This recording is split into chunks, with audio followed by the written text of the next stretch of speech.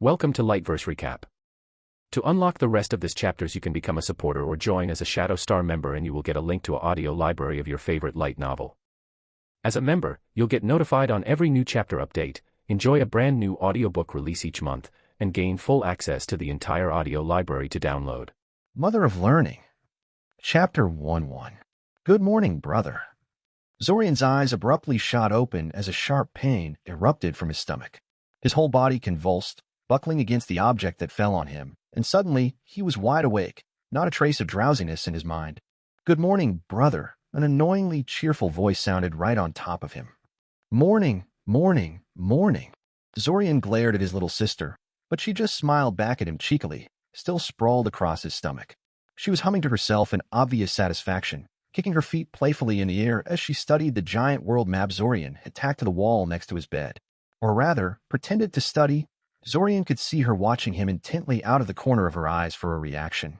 This was what he got for not arcane locking the door and setting up a basic alarm perimeter around his bed. Get off, he told her in the calmest voice he could muster. Mom said to wake you up, she said matter-of-factly, not budging from her spot. Not like this, she didn't, Zorian grumbled, swallowing his irritation and patiently waiting till she dropped her guard. Predictably, Kiriel grew visibly agitated after only a few moments of this pretend disinterest. Just before she could blow up, Zorian quickly grasped her legs and chest and flipped her over the edge of the bed. She fell to the floor with a thud and an indignant yelp, and Zorian quickly jumped to his feet to better respond to any violence she might decide to retaliate with. He glanced down on her and sniffed disdainfully. I'll be sure to remember this the next time I'm asked to wake you up. Fat chance of that, she retorted defiantly. You always sleep longer than I do. Zorian simply sighed in defeat. Damn the little imp, but she was right about that. So, she began excitedly, jumping to her feet. Are you excited? Zorian watched her for a moment as she bounced around his room like a monkey on caffeine. Sometimes he wished he had some of that boundless energy of hers. But only some. About what? Zorian asked innocently, feigning ignorance. He knew what she meant, of course, but constantly asking obvious questions was the fastest way of frustrating his little sister into dropping a conversation he'd rather not have. Going back to academy, she whined, clearly aware of what he was doing. He needed to learn some new tricks. Learning magic. Can you show me some magic? Zorian let out a long-suffering sigh. Kiriel had always treated him as something of a playmate of hers, despite him doing his best not to encourage her, but usually she remained within certain unspoken boundaries. She was downright impossible this year, though, and Mother was wholly unsympathetic to his pleas to rein her in. All he did was read all day long, she said, so it wasn't as if he was doing anything important. Thankfully, the summer break was over, and he could finally get away from them all. Kiri, I have to pack. Why don't you go pester Fortov for a change? She scowled at him unhappily for a second and then perked up, as if remembering something, and quickly ran out of the room. Zorian's eyes widened when he realized what she was up to a second too late. No, he yelled as he ran after her, only to have the bathroom door slammed into his face. He pounded on the door in frustration. Damn it, Kiri. You had all the time in the world to go to the bathroom before I woke up. Sucks to be you, was her only answer. After hurling a few choice curses at the door, Zorian stomped off back to his room to get dressed. She would be inside for ages, he was sure, if only to spite him. Quickly changing out of his pajamas and putting on his glasses, Zorian took a moment to look around his room. He was pleased to note Kiriel hadn't rummaged through his stuff before waking him up. She had a very fuzzy notion of other people's privacy. It didn't take Zorian long to pack. He had never really unpacked, to be honest, and would have gone back to Syoria a week ago if he thought Mother would have allowed it. He was just packing his school supplies when he realized with irritation that some of his textbooks were missing. He could try a locator spell, but he was pretty sure he knew where they had ended up. Kiriel had a habit of taking them to her room, no matter how many times Zorian told her to keep her sticky little fingers away from them. Working on a hunch, he double-checked his writing supplies and, sure enough, found they had been greatly depleted. It always happened. Every time he came home, Kiriel would raid his school supplies. Putting aside the ethical problems inherent in breaking into your brother's room in order to steal his things, what on earth was she doing with all those pencils and erasers? This time he specifically bought extras with his sister in mind, but it still wasn't enough. He couldn't find a single eraser in his drawer, and he bought a whole packet of them before coming home. Why Kiriel couldn't simply ask Mother to buy her some books and pens of her own was never really clear to Zorian. She was the youngest and the only daughter, so Mother was always happy to spoil her, The dolls she talked Mother into buying her were 5 times more expensive than a couple of books and a stack of pencils. In any case, while Zorian had no delusions about ever seeing his writing supplies again, he really needed those textbooks. With that in mind, he marched off to his sister's room, ignoring the keep-out warning on the door, and quickly found his missing books in their usual location, cunningly hidden under the bed, behind several conveniently placed stuffed animals. His packing done, he went downstairs to eat something and see what Mother wanted from him. Though his family thought he simply liked to sleep in, Zorian actually had a reason for being a late riser. It meant he could eat his food in peace, as everyone else had already had their breakfast by then. Few things annoyed him more than someone trying to strike up a conversation while he was eating, and that was precisely the time when the rest of his family was most talkative. Unfortunately, Mother wasn't willing to wait for him today, and immediately descended upon him when she saw him coming down. He didn't even finish his descent down the stairs, and she had already found something about him she didn't like. "You don't really intend to go out looking like that, do you?" she asked. "What's wrong with this?" asked Zorian. He was wearing a plain brown outfit, little different from the ones other boys wore when they were going into the city. It seemed just fine to him. "You can't go out looking like that," his mother said with a long-suffering sigh. "What do you think people will say when they see you wearing that?" "Nothing." Zorian tried. "Zorian, don't be so difficult," she snapped at him. "Our family is one of the pillars of this town. We're under scrutiny every time we leave the house. I know you don't care about such things, but appearances are important to a lot of people. You need to realize you're not an island, and you can't decide things as if you were alone in the world. You are a member of this family, and your actions inevitably reflect on our reputation. I will not let you embarrass me by looking like a common factory worker.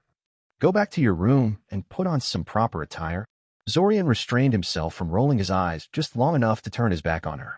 Maybe her guilt trip would have been more effective if this was the first time she tried it on him. Still, it wasn't worth the argument, so he changed into a pricier set of clothes. It was totally excessive, considering he'd be spending the whole day in a train, but his mother nodded approvingly when she saw him coming down the stairs. She had him turn and pose like a show animal for a while before pronouncing him fairly decent. He went to the kitchen, and to his annoyance, Mother followed after him. No eating in peace today, it seemed. Father was thankfully on one of his business trips, so he wouldn't have to deal with him today. He entered the kitchen and frowned when he saw a bowl of porridge already waiting for him on the table. Usually, he made his own breakfast, and he liked it that way, but he knew his mother never accepted that. This was her idea of a peace gesture, which meant she was going to ask something of him he wouldn't like. "I figured I'd prepare something for you today, and I know you've always liked porridge," she said. Zorian refrained from mentioning he hadn't liked it since he was about 8. "You slept longer than I thought you would, though. It's gone cold while I've waited for you." Zorian rolled his eyes and cast a slightly modified heat water spell on the porridge, which was instantly returned to a pleasant temperature. He ate his breakfast in silence while Mother talked to him at length about a crop-related dispute one of their suppliers was involved in, dancing around whatever topic she wanted to broach. He effortlessly tuned her out. It was practically a survival skill for every child in the Kaczynski family, as both mother and father were prone to protracted lectures on every subject imaginable, but doubly so for Zorian, who was the black sheep of the family and thus subjected to such monologues more frequently than the rest. Thankfully, his mother thought nothing of his silence, because Zorian was always as silent as possible around his family. He had learned many years ago that this was the easiest way of getting along with them. "Mother," he interrupted her, "I just woke up via Kiri jumping on me. I haven't had a chance to go to the bathroom, and now you're pestering me while I'm eating. Either get to the point or wait a couple of minutes while I finish breakfast." "She did it again?" his mother asked, amusement obvious in her voice. Zorian rubbed his eyes, not saying anything, before surreptitiously pocketing an apple from the bowl on the table while his mother wasn't looking. There were a lot of annoying things Kiriel did again and again, but complaining about it to Mother was a waste of time. No one in this family was on his side. "Oh, don't be like that," his mother said, noticing his less than pleased reaction. "She's just bored and playing with you. You take things way too seriously, just like your father." "I am nothing like my father," Zorian insisted, raising his voice and glaring at her. This was why he hated eating with other people. He returned to his breakfast with renewed vigor, eager to finish this as soon as possible. "Of course you're not," Mother said airily, before suddenly switching the subject. "Actually, this reminds me of something. Your father and I are going to Koth to visit Diamond." Zorian bit the spoon in his mouth to prevent himself from making a snide comment. It was always Diamond this, Diamond that. There were days when Zorian wondered why his parents had 3 other children when they were clearly so enamored of their eldest son. "Really? Going to another continent just to visit him? What, were they going to die if they didn't see him for a year? What's that got to do with me? Zorian asked. It will be an extended visit, she said. We'll be there for about 6 months, most of it spent traveling from one place to another. You and Fortov will be at the academy, of course, but I'm worried about Kiriel. She's only 9, and I don't feel comfortable bringing her along with us. Zorian paled, finally catching on to what she wanted of him. Hell, no. Mother, I'm 15, he protested. So, she asked, your father and I were already married when we were your age. Times change. Besides, I spend most of the day at the academy, Zorian responded. Why don't you ask Fortov to take care of her? He's a year older, and he has his own apartment. Fortov is in his 4th year, his mother said sternly. He's going to graduate this year, so he has to focus on his grades. You mean he said no? Zorian concluded out loud. And besides, she continued, ignoring his remark, I'm sure you're aware of how irresponsible Fortov can be at times. I don't think he's fit to raise a little girl. And whose fault is that? Zorian grumbled quietly, loudly dropping his spoon and pushing the plate away from him. Maybe Fortov was irresponsible because he knew mother and father would simply dump his responsibilities onto Zorian if he just played dumb long enough. Didn't that ever occur to her? Why did it always fall to him to deal with the little imp? Well, he wasn't going to get saddled with this. If Fortov was too good to take care of Kiriel, then so was Zorian. Plus, the little tattletale would undoubtedly report everything he did back to mother without a second thought. The best thing about attending a school so far from home was that he could do whatever he wanted with his family being none the wiser, and there was no way he was going to give that up. Really, this was just a transparent ploy by his mother to spy on him, so she could lecture him some more about family pride and proper manners. I don't think I'm fit for that either, continued Zorian a little louder. You said only a few minutes ago that I'm an embarrassment to the family. We wouldn't want to corrupt little Kiri with my uncaring attitude. Now would we? I didn't, Dash. No. Zorian shouted. Oh, have it your way, she huffed in resignation. But really, I wasn't suggesting, Dash. What are you talking about? Kiriel called out from behind him. We were discussing what a rotten brat you are. Zorian shot back immediately. No, you weren't.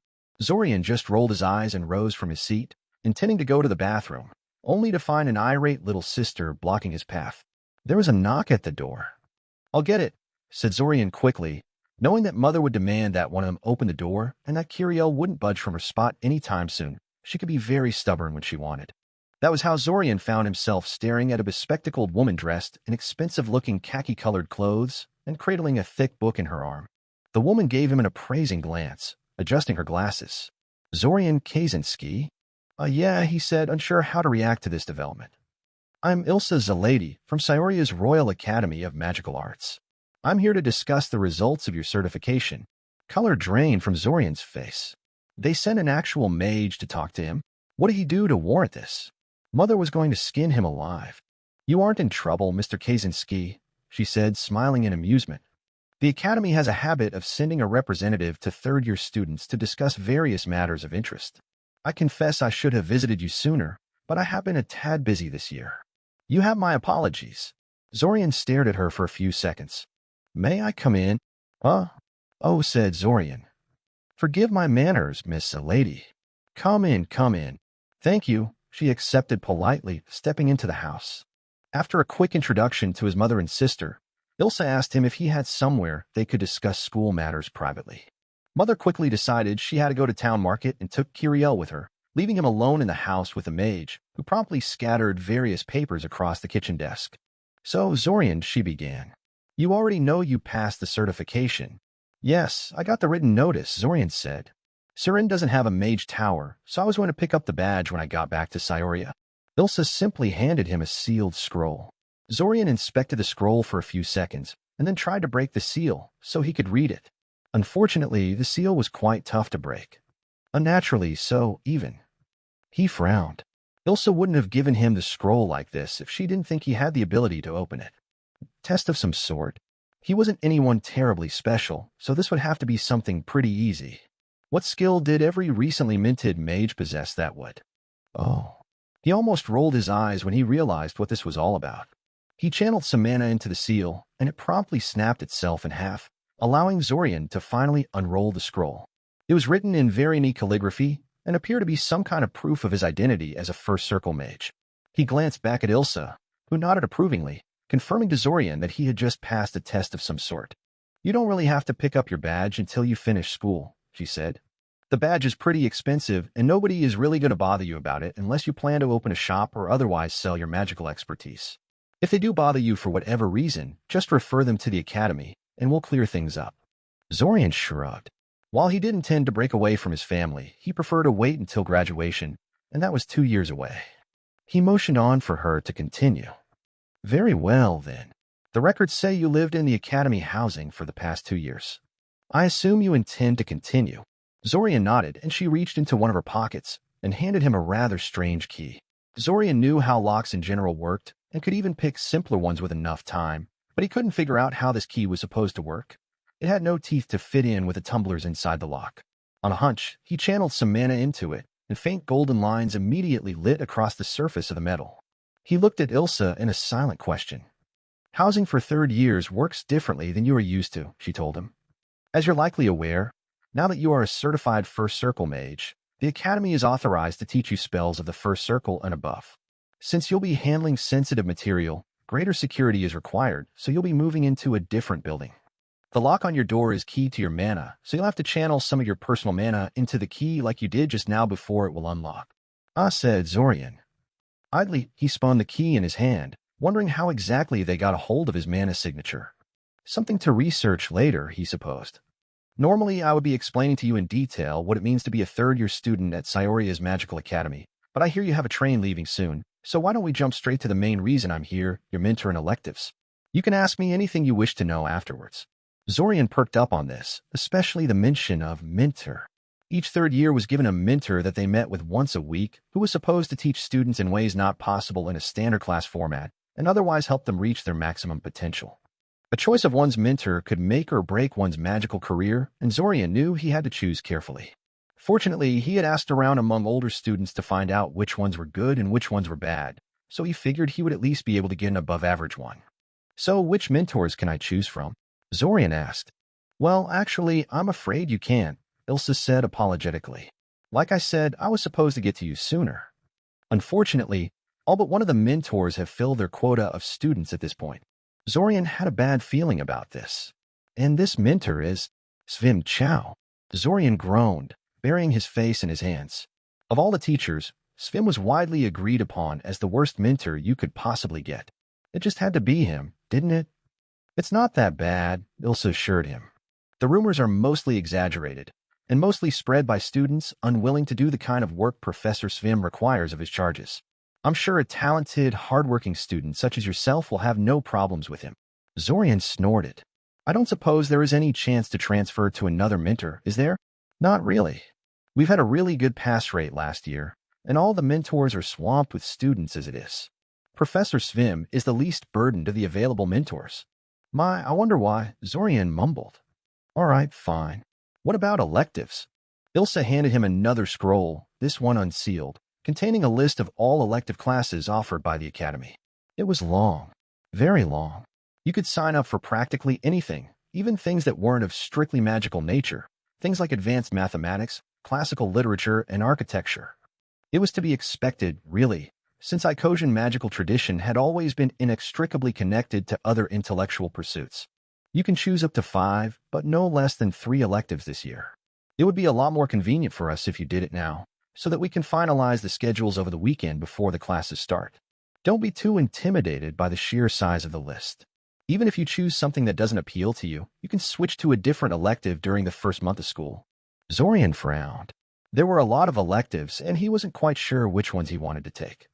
He'd already gotten shafted in the mentor department, so he really couldn't afford to screw up here. This would take a while. Please don't take this the wrong way, Miss Lady, but would you mind if we take a short break before we go any further with this? Of course not, she said. Is something the matter? Not at all, assured Zorian. It's just that I really need to go to the bathroom. Probably not the best way to make a first impression. Kiriel was so going to pay for putting him in this position. Break. Zorian trailed after his family in silence as they entered Serin's train station, ignoring Fortov's exuberant greeting of some friends of his. He scanned the crowd on the train station for any familiar faces, but predictably, came out empty. He didn't really know all that many people in his hometown, as his parents loved reminding him. He felt his mother's gaze on him as he unsuccessfully searched for an empty bench, but refused to look back at her. She would take that as permission to initiate conversation, and he already knew what she would say. "Why don't you join Fortov and his friends, Zorian?" "Because they're immature jackasses, just like Fortov, that's why." He sighed, looking at the empty train tracks with annoyance. The train was late. He didn't mind waiting as such, but waiting in the crowds was pure torture. His family would never understand, but Zorian hated crowds. It wasn't any tangible thing, really. It was more like large gatherings of people projected some kind of presence that weighed down on him constantly. Most of the time it was annoying, though it did have its uses. His parents stopped taking him to church when they realized that dragging him into a small hall packed with people resulted in vertigo and fainting in a matter of minutes. Fortunately, the train station wasn't currently crowded enough to produce such intense effects, but Zorian knew prolonged exposure would take its toll. He hoped the train wouldn't take too long, because he didn't relish spending the rest of the day with a headache. Fortov's loud laughter broke him out of such gloomy musings. His older brother didn't have such problems, that's for sure. Like always, he was cheerful, sociable, and had a smile that could light up the world. The people he was surrounded with were clearly enthralled with him, and he stood out among them at first glance, despite having the same thin build that Zorian did. He just had that kind of presence around him. He was like Daimin in this way. Only Daimin had actual skills to back up his charm. He scoffed, shaking his head. Zorian didn't know for sure how Fortov had been accepted into a supposedly elite institution like Sayoria's magical academy, but he strongly suspected father had greased a few palms to get Fortov in. It wasn't that Fortov was stupid, so much as lazy and completely unable to focus on a task, no matter how critical. Not that most people knew that, of course, the boy was charming as hell, and very adept in sweeping his inadequacies under the metaphorical rug. His father always joked that Fortov and Zorian each got a half of Daimin in them. Fortov got his charm, and Zorian his competence. Zorian had never liked his father's sense of humor. A whistle pierced the air, and the train entered the station with a high-pitched squeal of metal wheels breaking against the tracks. The original trains were steam power machines that billowed smoke wherever they went and consumed unholy amounts of coal to keep going, but this one was powered by the newer technomagic engines that consumed crystallized mana instead. Cleaner, cheaper, and required less maintenance. Zorian could actually feel the mana radiating off the train as he approached, though his ability to sense magic was too underdeveloped to tell him any details. He had always wanted to look around the engine room of one of these things, but could never figure out a good way to approach the train operators. But that was a thought for another time. He gave a brief goodbye to Mother and Kiriel and entered the train to find himself a seat. He intentionally chose an empty compartment, something that was surprisingly easy to find. Apparently, despite the gathered crowd, few of them would be taking this particular train. 5 minutes later, the train gave another ear-splitting whistle and began its long journey towards Saioria. Break. There was a sharp crackling sound, following by the sound of a bell ringing. "Now stopping in Corsa," a disembodied voice echoed. A crackling sound again. "I repeat, now stopping in Corsa." "Thank you." The speakers crackled one last time before turning silent. Zorian released a long sigh of irritation and opened his eyes. He hated trains. The boredom, the heat, and the rhythmic thumping sounds all conspired to make him sleepy, but every time he finally drifted off to sleep, he was rudely awoken by the station announcer. That this was the very purpose of that announcer, to wake up passengers who would sleep through their destination, was not lost on Zorian, but was no less annoying because of it. He looked through the window, only to see a train station like any other. In fact, it was completely identical to the previous 5, down to the blue outline on the big white tablet saying Corsa. Apparently, the station builders were working off some kind of template these days. Looking at the station platform they were stopping at, he could see a large crowd of people waiting to get on the train. Corsa was a major trading hub, and a lot of newly minted merchant families lived here, sending their children to Sayoria's prestigious academy to become mages and mingle among children of other influential people. Zorian found himself wishing that none of his fellow students joined him in his compartment, but he knew it was an idle dream. There were too many of them, and his compartment was completely empty aside from him. He did all he could to make himself comfortable in his seat and closed his eyes again. The first person to join him in his compartment was a chubby, glasses-wearing girl in a green turtleneck. She gave him a cursory glance and started reading a book in silence. Zorian would have been ecstatic with such an agreeable traveling companion, but soon enough a group of 4 other girls came in and took the remaining 4 seats for themselves. The newcomers were very loud and prone to giggling fits, and Zorian was sorely tempted to get up and find himself a new compartment to occupy. He spent the rest of the trip alternating between looking through the window at the endless fields they were passing and exchanging annoyed glances with a green turtleneck girl who seemed similarly irritated by the other girl's antics. He knew they were getting close to Scioria when he could see trees on the horizon. There was only one city on this route that was this close to the Great Northern Forest, and the trains otherwise avoided getting close to so infamous a place. Zorian picked up his bag and went to stand by the exit. The idea was to be among the first to disembark, and thus avoid the usual crowding that always occurred once they got to Scioria, but he was too late. There was already a crowd at the exit when he approached. He leaned on the nearby window and waited, listening to animated conversation between 3 first-year students beside him, who were talking excitedly amongst themselves about how they were going to start learning magic and whatnot. Boy, were they going to be disappointed. The first year was all theory, meditation exercises, and learning how to access your mana consistently. Hey, you. You're one of the upperclassmen, aren't you? Zorian looked at the girl talking to him and suppressed a groan of irritation. He so did not want to talk to these people. He had been in the train since early morning. Mother had given him a nasty lecture because he hadn't offered Ilsa something to drink while she was in the house, and he was in no mood for anything. I suppose you could describe me as such, he said cautiously. Can you show us any magic? She asked eagerly. No, said Zorian flatly. He wasn't even lying. The train is warded to disrupt mana shaping. They had problems with people starting fires and vandalizing compartments. Oh, the girl said, clearly disappointed. She frowned, like trying to figure something out. Mana shaping, she asked cautiously. Zorian raised an eyebrow. You don't know what mana is. She was first year, yes, but that was elementary. Anyone who went through elementary school should know at least that much. Magic, she tried lamely. Grunted Zorian. The teachers would so fail you for that. No, it's not magic. It's what powers magic, the energy, the power that a mage shapes into a magical effect. You'll learn more about it in lectures, I guess. Bottom point is no mana, no magic. And I can't use any mana at the moment. This was misleading, but whatever. There was no way he was explaining things to some random stranger, especially since she should already know this stuff. Okay. Sorry to bother you then. With a lot of squealing and steam-letting, the train stopped at Scioria's train station, and Zorian disembarked as fast as he could, pushing past the odd first years staring at the sight before them. Scioria's train station was huge, a fact made obvious by the fact that it was enclosed, making it look more like a giant tunnel. Actually, the station as a whole was even larger because there were 4 more tunnels like this one, plus all the support facilities.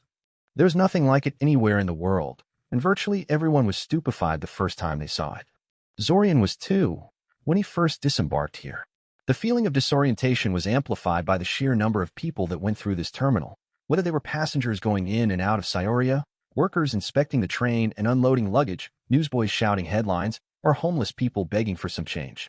As far as he knew, this massive flow of people never really ceased, even at night, and this was a particularly busy day. He looked at the giant clock hanging from the ceiling and, finding out he had plenty of time, bought himself some bread from the nearby bakery, and then set course for Scioria's Central Plaza, intending to eat his newly acquired food while sitting on the edge of the fountain there. It was a nice place to relax. Scioria was a curious city. It was one of the most developed and largest cities in the world, which was at first glance strange, as Scioria was dangerously close to monster-infested wilderness and wasn't in a favorable trade location. What really catapulted it to prominence was the massive circular hole on the west side of the city, probably the most obvious dungeon entrance ever, and the only rank 9 mana well known to exist. The absolutely massive quantities of mana gushing out from the underworld had made the spot an irresistible magnet for mages. The presence of such a huge number of mages made Scioria unlike any other city on the continent, both in the culture of the people living there and, more obviously, in the architecture of the city itself.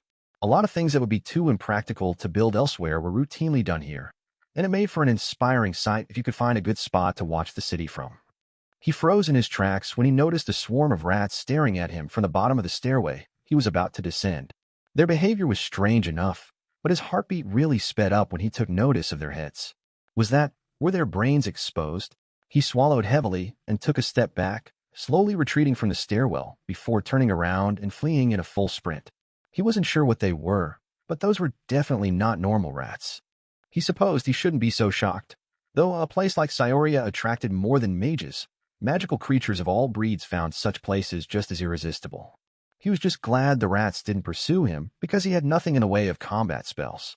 The only spell he knew that could be used in a situation like this was the Spook Animals spell, and he had no idea how effective that would have been against such clearly magical creatures.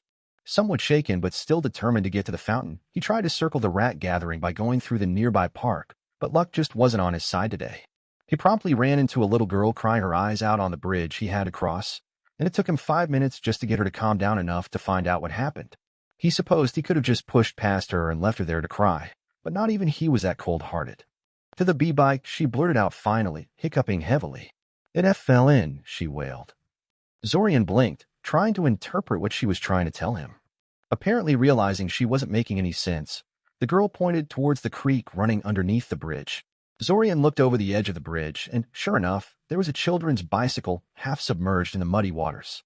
Zorian said. "Wonder how that happened." "It fell in," the girl repeated, looking as if she was going to cry again. All right, no need for waterworks, I'll get it out, okay?" Zorian said, eyeing the bicycle speculatively. "You'll get dirty," she warned quietly. Zorian could tell from her tone of voice that she hoped he would get it out anyway. "Don't worry, I have no intention of wading through that mud," Zorian said. "Watch." He made a few gestures and cast a levitate object spell, causing the bike to jerkily rise out of the water and into the air. The bike was a lot heavier than the objects he usually practiced with, and he had to levitate the bike a lot higher than he was used to, but it was nothing outside his capabilities. He snatched the bike by its seat when it was close enough and placed it on a bridge. "There," Zorian said. "It's all muddy and wet, but I can't help you there. Don't know any cleaning spells." "Okay." She nodded slowly, clutching her bicycle like it was going to fly out of her hand the moment she let go. He bid her goodbye and left, deciding his relaxing time at the fountain just wasn't meant to be. The weather seemed to be worsening pretty quickly, too. Dark clouds were brewing ominously across the horizon, heralding rain. He decided to simply join the diffuse line of students trudging towards the academy and be done with it. It was a long way from the train station to the academy, since the station was on the outskirts of the city and the academy was right next to the hole. Depending on how physically fit you were and how much luggage you had to drag around, you could get there in an hour or two. Zorian wasn't particularly fit, what with his skinny physique and shut-in ways, but he had purposely packed light in anticipation of this journey. He joined the procession of students that was still streaming from the train station in the direction of the academy, ignoring the occasional first-year struggling with excessive baggage. He empathized with them because his asshole brothers didn't warn him to keep the luggage at a minimum either, and he was like them the first time he arrived at the train station, but there was nothing he could do to help them. The threat of rain and bad luck aside, he felt invigorated as he drew closer to academy grounds. He was drawing on the ambient mana suffusing the area around the hole, replenishing the mana reserves he spent levitating that girl's bicycle. Mage academies are almost always built on top of mana wells for the express purpose of exploiting this effect. An area with such high ambient mana levels is a perfect place for inexperienced mages to practice their spellcasting. Anytime they run out of mana, they can supplement their natural mana regeneration by replenishing their mana reserves from their very surroundings. Zorian took out the apple he still carried in his pocket and levitated it over his palm. It wasn't really a spell, so much as raw mana manipulation, a mana shaping exercise that was supposed to help mages improve their ability to control and direct magical energies. It looked like such a simple thing, but it took Zorian 2 years before he mastered it fully. Sometimes he wondered if his family was right and he really was too focused on his studies. He knew for a fact that most of his classmates had much more tenuous control over their magic, and it didn't appear to be inhibiting them too much. He dismissed the mana construct holding the apple in the air and let it fall down on his palm. He wished he had some kind of rain protection spell. The first drops of rain were already starting to fall. That, or an umbrella. Either would work just fine, except an umbrella didn't require several years of training to use. "Magic can be such a ripoff at times," said Zorian gloomily.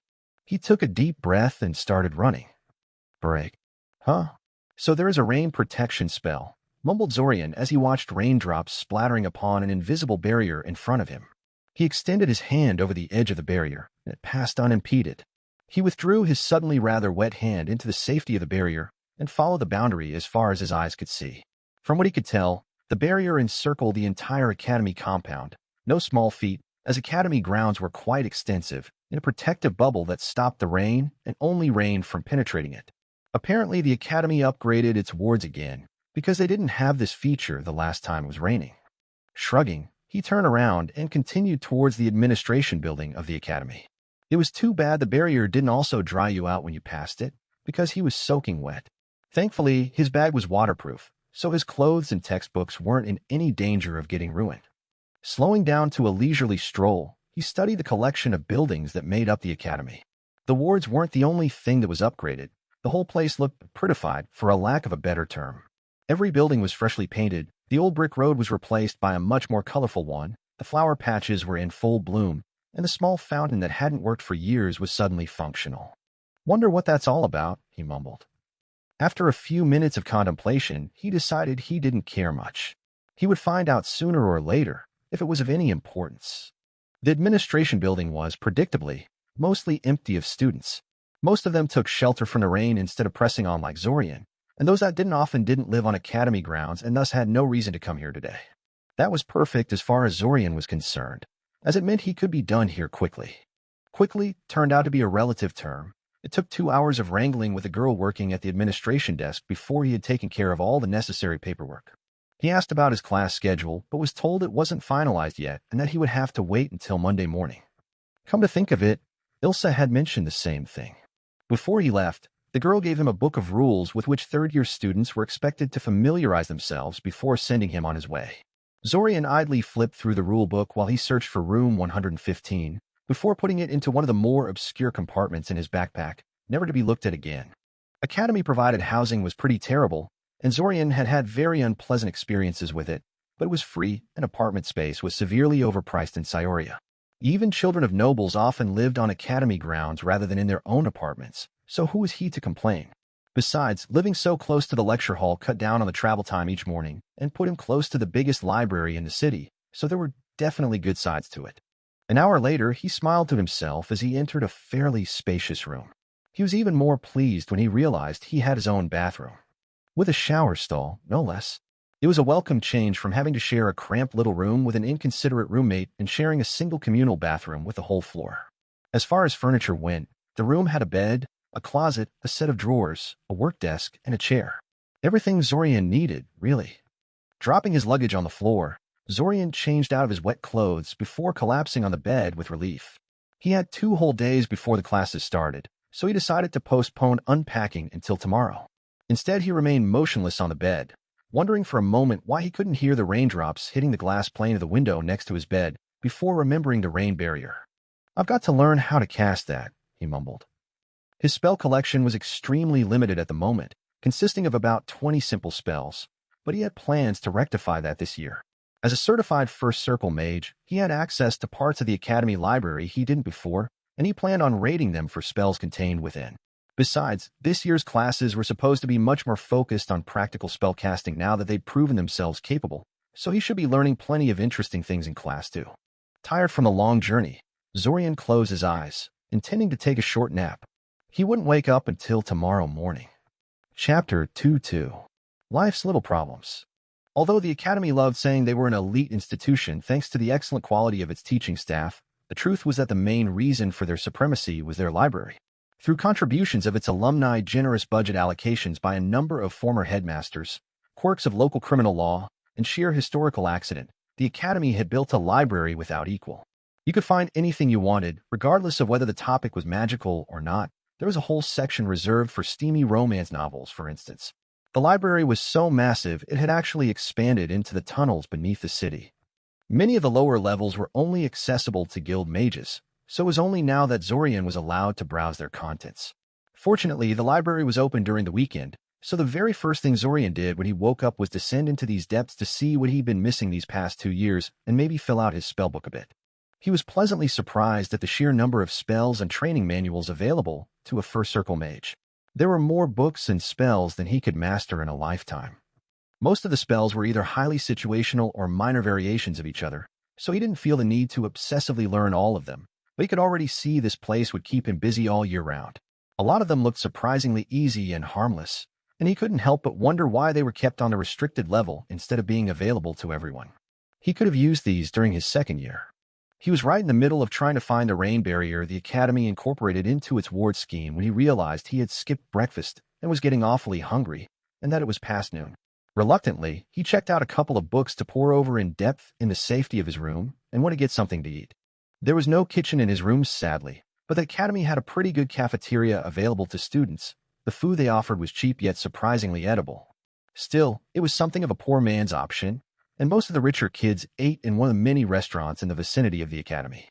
That's why Zorian was a bit shocked when he entered the cafeteria and realized that changes to the academy weren't only in exterior appearances. The cafeteria was positively sparkling, and all the tables and chairs were brand new. It was weird to see the place so clean.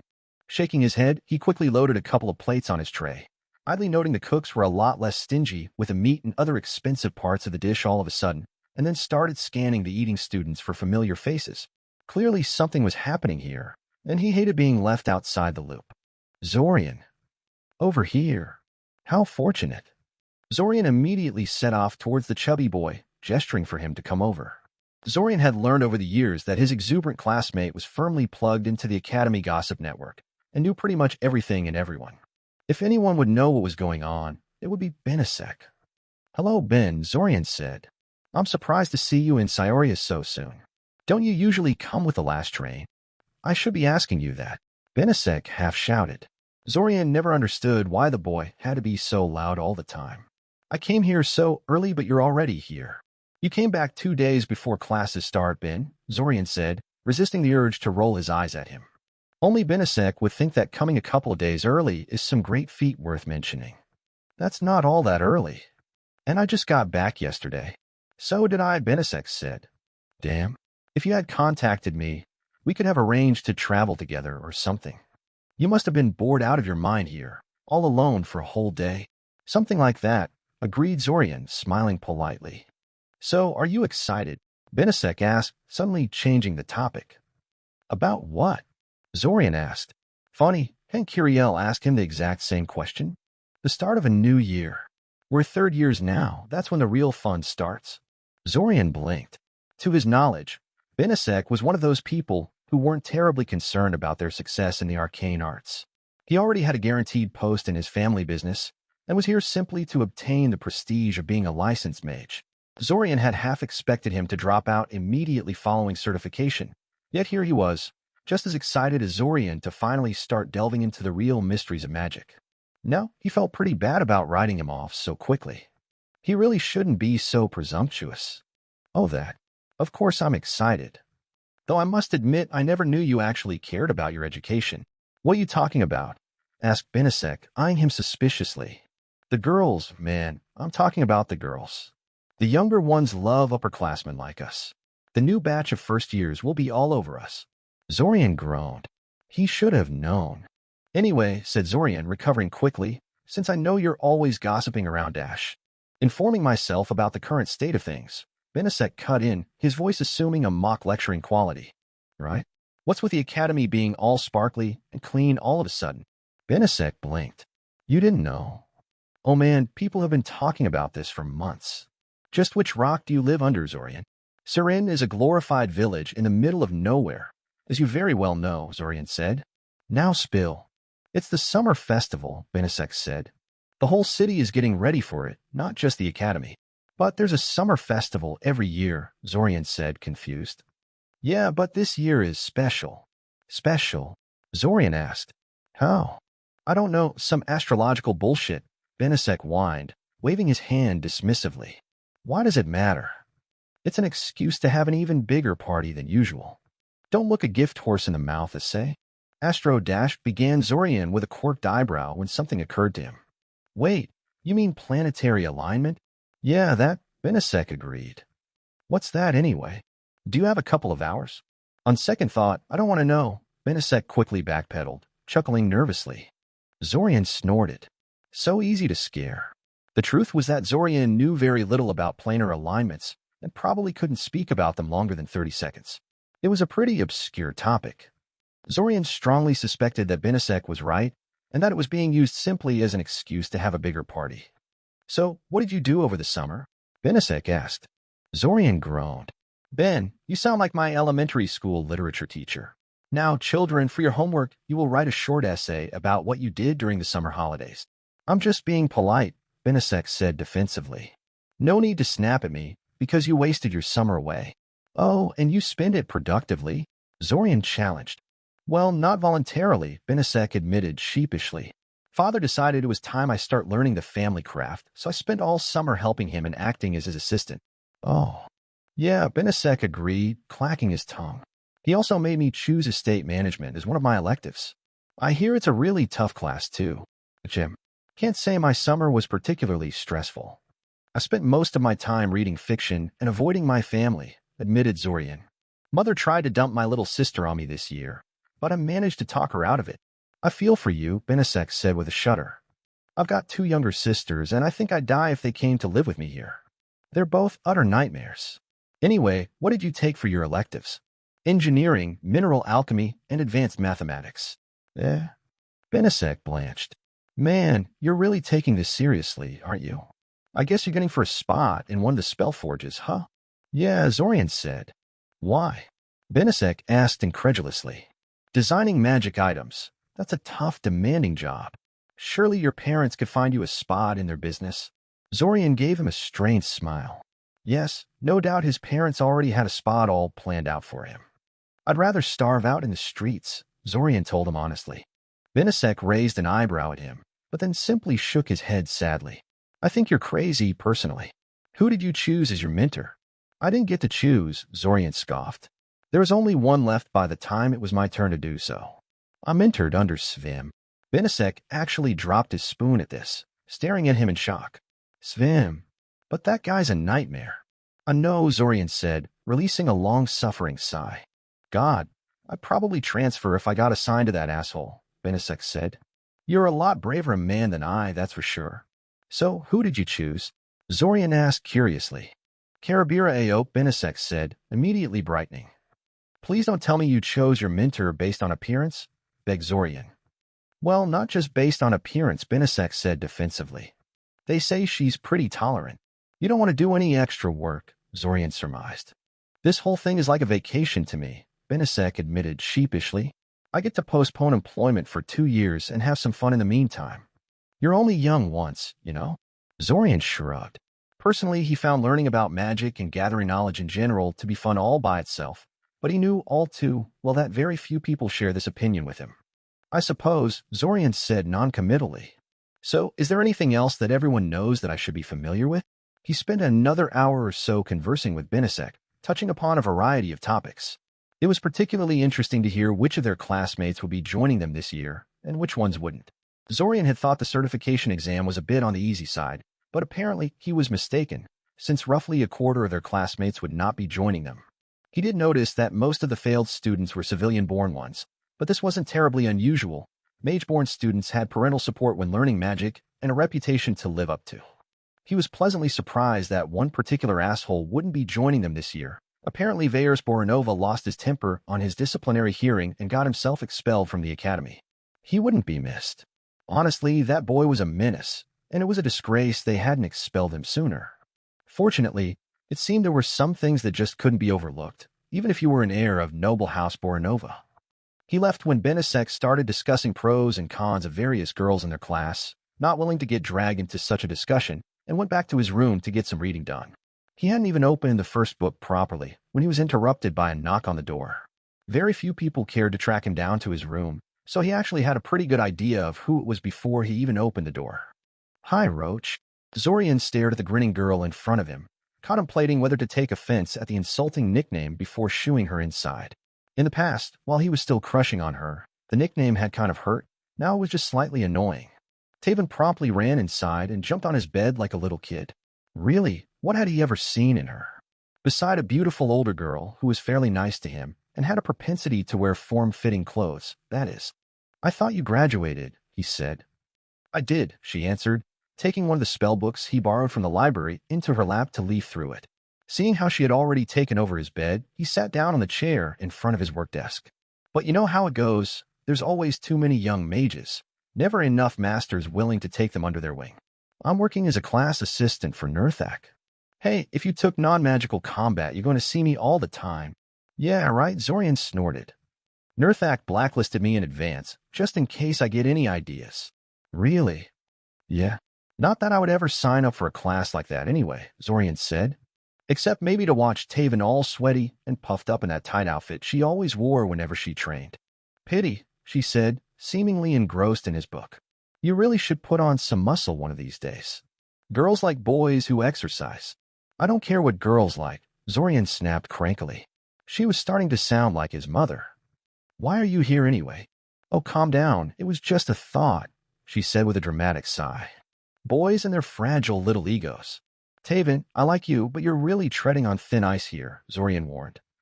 I came here to ask if you would join me and a couple of others on a job tomorrow, she said, throwing the book aside and finally getting to the point of her visit. A job? Zorian asked suspiciously. Yeah. Well, more like a mission. You know those job postings people tack onto the big board inside the administrative building? Zorian nodded. Whenever a mage in the city wanted something done for cheap, he posted a job offer there for interested students. The payout was generally miserable, but students had to collect points by doing these, so everyone had to do a number of them. Most people didn't start doing these before their 4th year, unless they really needed the money, and Zorian fully intended to follow this tradition. There is a pretty nice one there, Taven said. It's actually just a simple find and retrieve in the tunnels below the city that dash. A sewer run? Asked Zorian incredulously, cutting her off. You want me to go on a sewer run? It's good experience. Taven protested. No, said Zorian, crossing his arms. No way. Oh, come on, Roach, I'm begging you. Taven whined. We can't apply until we find a 4th member of the team. Would it kill you to make this tiny sacrifice for your old friend? It very well might, Zorian said. You'll have 3 other people to protect you, she assured. We've been there hundreds of times and nothing really dangerous ever happens down there. The rumors are mostly exaggerated. Zorian snorted and looked away. Even if they really did keep him safe, it was still a trek through smelly, disease-ridden tunnels with 3 people he didn't really know, and who probably resented having to bring him along for the sake of a formality. Besides, he still hadn't forgiven her for that fake date she invited him on. She may not have known he was crushing on her at the time, but it was still a pretty insensitive thing she did that evening. Also, he might feel a little more inclined to help if she stopped calling him Roach. It was not nearly as cute as she thought it was. Okay, how about a bet, she tried. No, Zorian promptly refused. She let out an affronted cry. You didn't even hear me out. You want to fight, Zorian said. You always want to fight. So she pouted. You chickening out? You're admitting you'd lose to a girl. Absolutely, Zorian deadpanned. Both of Taven's parents were martial arts practitioners, and they had taught her how to fight since she could walk. Zorian wouldn't last 5 seconds against her in hand-to-hand combat. Hell, he doubted anyone in school would do much better. Taven waved her hands in the air in a frustrated gesture and promptly collapsed on his bed, and for a moment Zorian actually thought she was accepting defeat. Then she sat up and folded her legs under her until she was sitting in a lotus position. The smile on her face was giving Zorian a bad feeling. So she began cheerfully. How have you been? Zorian sighed. This was not how he intended to spend his weekend. Break. 2 days later, Zorian was well settled into his new room, and it was Monday morning. Rising early was pure torture after he had gotten into the habit of sleeping in, but he managed. He had many flaws, but a lack of self-discipline wasn't one of them. He had managed to fend off Taven after 3 hours of verbal wrangling, though he was in no mood for anything after that and put off reading for another day after her visit. In the end, he spent the entire weekend lazing around, actually somewhat impatient for the classes to start. The first class of the day was Essential Invocations, and Zorian wasn't quite sure what it was supposed to teach. Most of the other classes on his schedule had a clear subject of study, visible from the very name of the subject, but invocation was a general term. Invocations were what most people thought about when someone said magic, a few arcane words and strange gestures, and poof. Magic effect. It was actually more involved than that, or a lot more involved, but that was the visible part, so that's what people focused on. Clearly, the Academy felt the class was important, because they had a period scheduled for it every day of the week. As he approached the classroom, he noticed a familiar person standing in front of the door with a clipboard in her hands. This, at least, was a familiar sight. a.k.a. Strohs had been the class representative for his group since their first year, and she took her position very seriously. She gave him a harsh look when she noticed him, and Zorian wondered what he had done to annoy her now. You're late, she stated when he got close enough. Zorian raised an eyebrow at this. The class doesn't start for at least 10 more minutes. How can I be late? Students are supposed to be in the classroom and ready for class 15 minutes before the class starts, she stated. Zorian rolled his eyes. This was ridiculous, even for a.k.a. Am I the last person to arrive? No, she conceded after a short silence. Zorian walked past her and entered the classroom.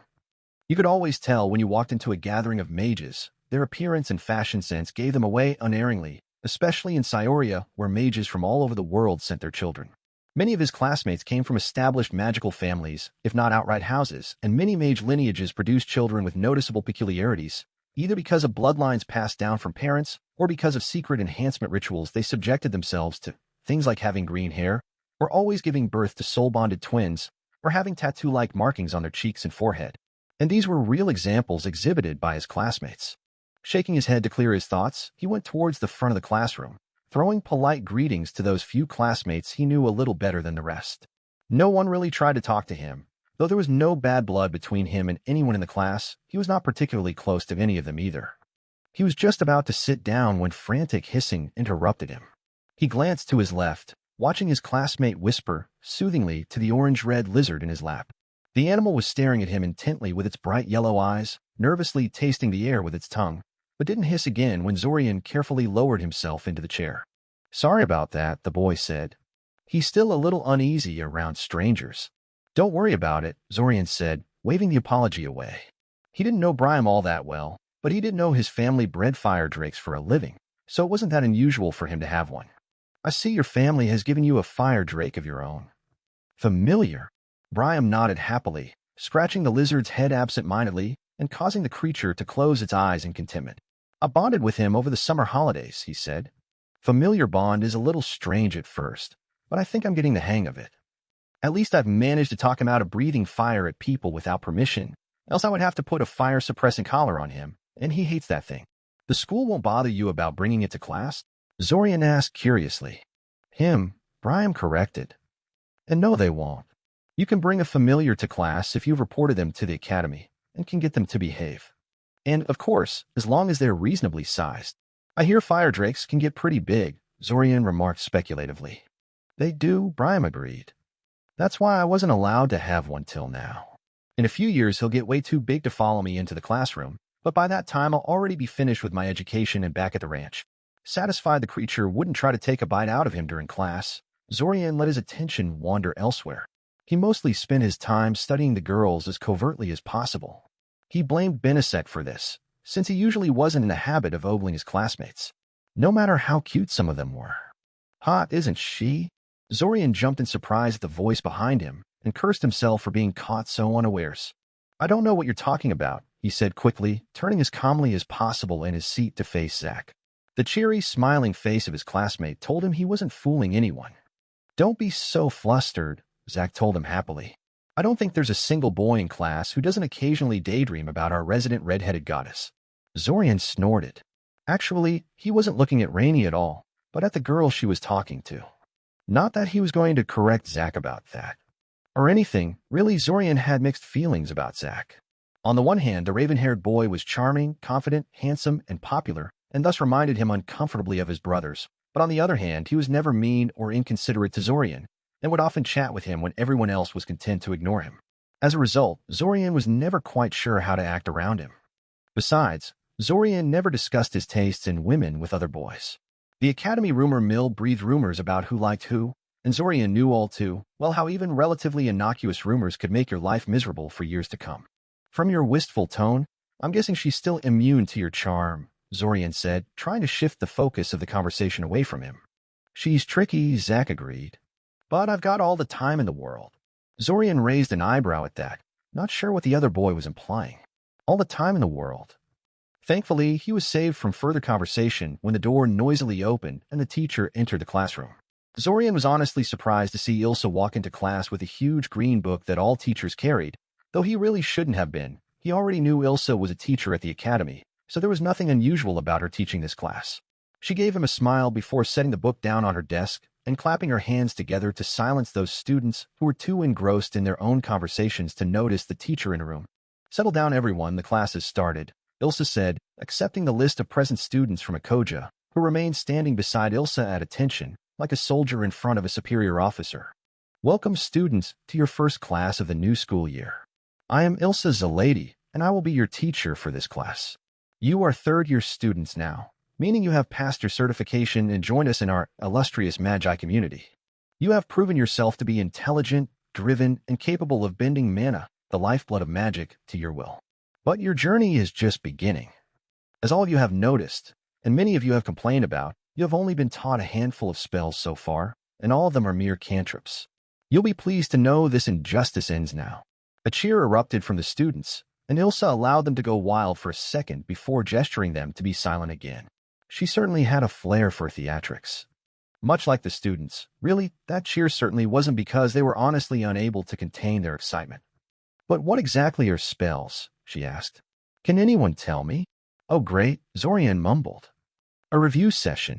Hesitant mumbling erupted in the classroom until Ilsa pointed to one particular girl, who repeated her answer of structured magic. Indeed, spells are structured magic. To cast a spell is to invoke a particular mana construct. A construct that is, by its very nature, limited in what it can do. This is why structured spells are also called bounded spells. The shaping exercises you have been doing for the past 2 years, the ones that you all think are a useless chore, are unstructured magic. In theory, unstructured magic can do anything. Invocations are simply a tool to make your life easier. A crutch, some would say. To cast a bounded spell is to sacrifice flexibility and force mana into a rigid construct that can only be modified in minor ways. So why does everyone prefer invocations? She waited for a few moments before continuing. In an ideal world, you would learn how to perform all your magic in an unstructured manner, bending it to your will as you please. But this is not an ideal world. Unstructured magic is slow and hard to learn, and time is precious. And besides, invocations are good enough for most purposes. They can do amazing things. Many of the things you can accomplish with invocations have never been reproduced using unstructured magic. Others. She took out a pen from her pocket and placed it on a table before casting what Zorian recognized as a simple torch spell. The pen erupted in soft light that illuminated the room. Well, at least now he knew why the curtains were closed in the classroom. It was hard to effectively demonstrate light spells in broad daylight. The spell was nothing new to Zorian, though, since they were taught how to cast it last year. The torch invocation is one of the simplest spells, and one that you should already know by now. It is comparable to the light-emitting shaping exercise that you should also know by now. Ilsa then launched into an explanation about the relative advantages and disadvantages of the torch spell compared to the shaping exercise, and how it related to structured versus unstructured magic in general.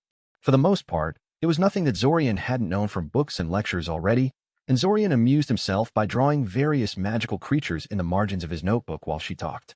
From the corner of his eye, he could see a.k.a. and a number of other people furiously writing everything down, even though this was just a review session, and they almost certainly had all of this already written in their last year's notebooks. He didn't know whether to be impressed with their dedication or disgusted by their single-mindedness. He did notice, however, that some of the students had animated their pens to copy down the entire lecture while they listened.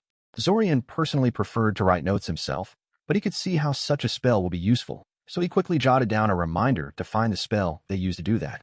Ilsa then began discussing dispelling, another topic they had covered exhaustively during the previous year, and also one of the key areas they had to be proficient in to pass the certification process. To be fair, it was a complex and vital topic. There is no one-size-fits-all solution to effectively dispelling a structured spell, and without knowing how to dispel your own spells, experimenting with structured magic could be disastrous. Still, one would think the Academy would assume they knew it by now and move on. Somewhere along the line, Ilsa decided to spice up her explanation with examples and performed some kind of summoning spell that resulted in several stacks of ceramic bowls popping into existence on her table. She told a.k.a. to distribute the bowls to everyone, and then had them use the levitate object spell to make the bowls hover over their tables. Compared to levitating that little girl's bicycle out of the river, this was insultingly easy.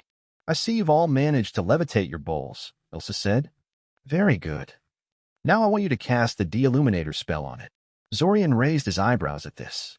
"What would that achieve?" "Go on," Ilsa urged. "Don't tell me you have already forgotten how to cast it."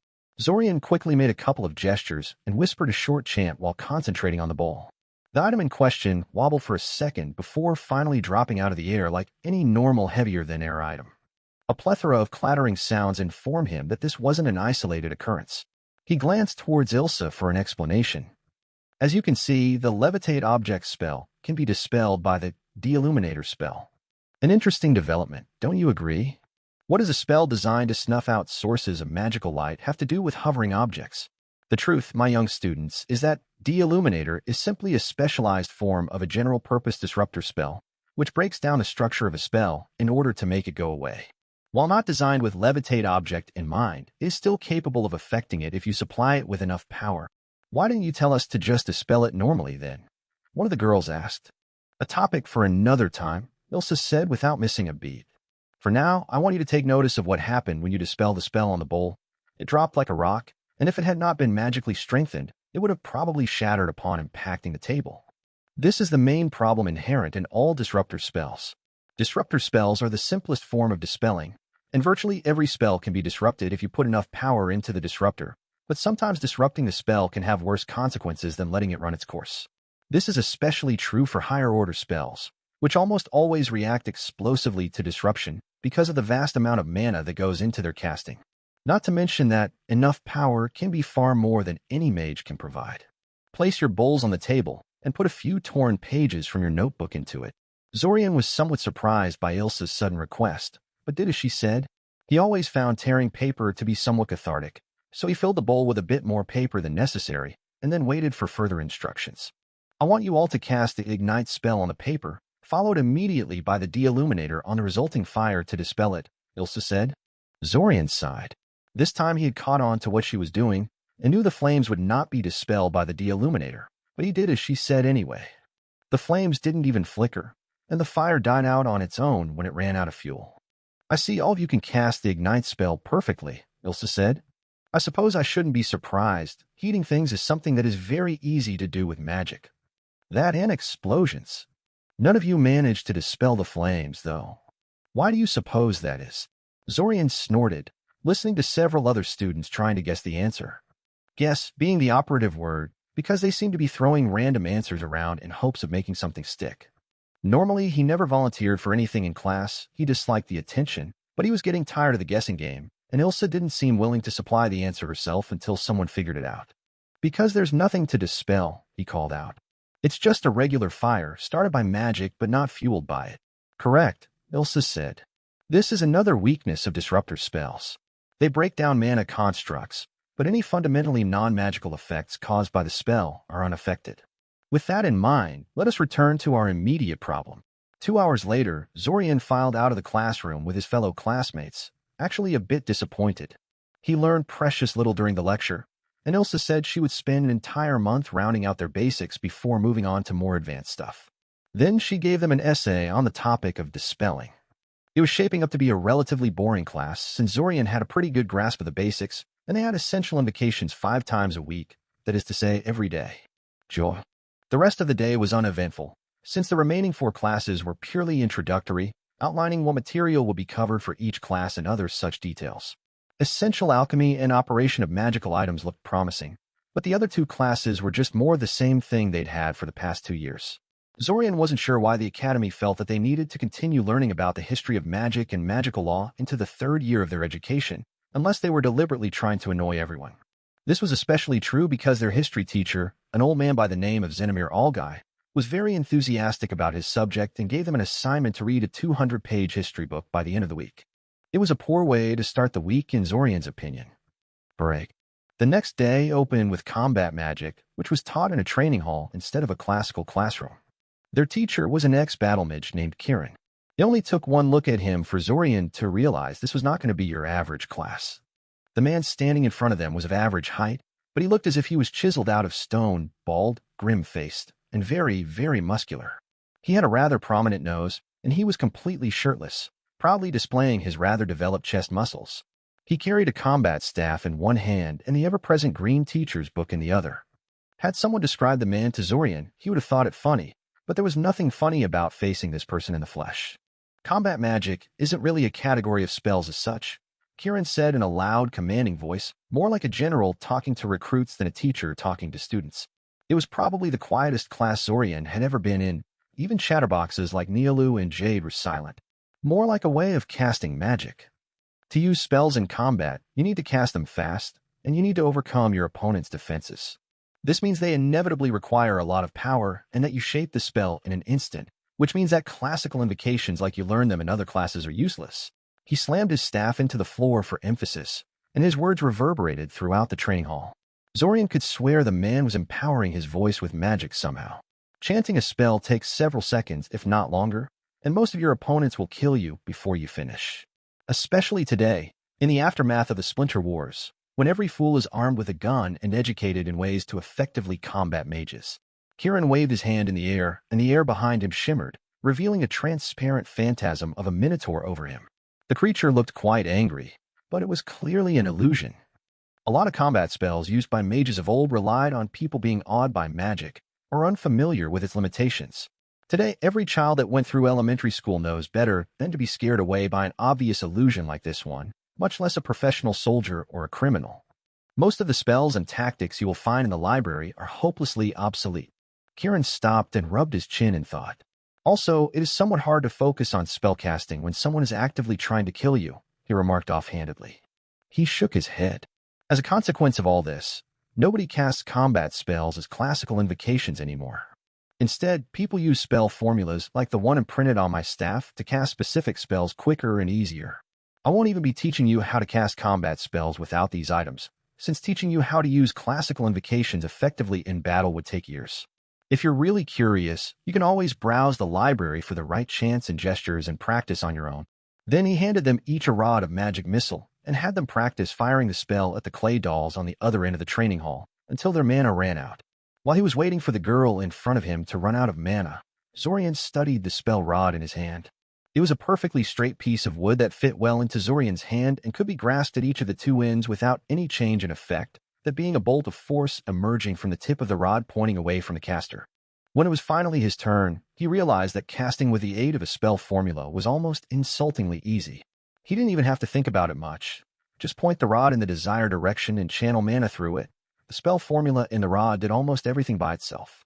The real problem was that Magic Missile took a lot more mana than any other spell that Zorian had encountered, and he had burned through his mana reserves in only 8 shots. Drained of mana and a little disappointed in how quickly he ran out, Zorian observed Zack as he fired Magic Missile after Magic Missile with lazy confidence. Zorian couldn't help but feel a bit envious of the boy. The amount of mana Zack had to have used by now was easily 3 or 4 times bigger than his maximum. And Zack didn't appear to be slowing down at all either.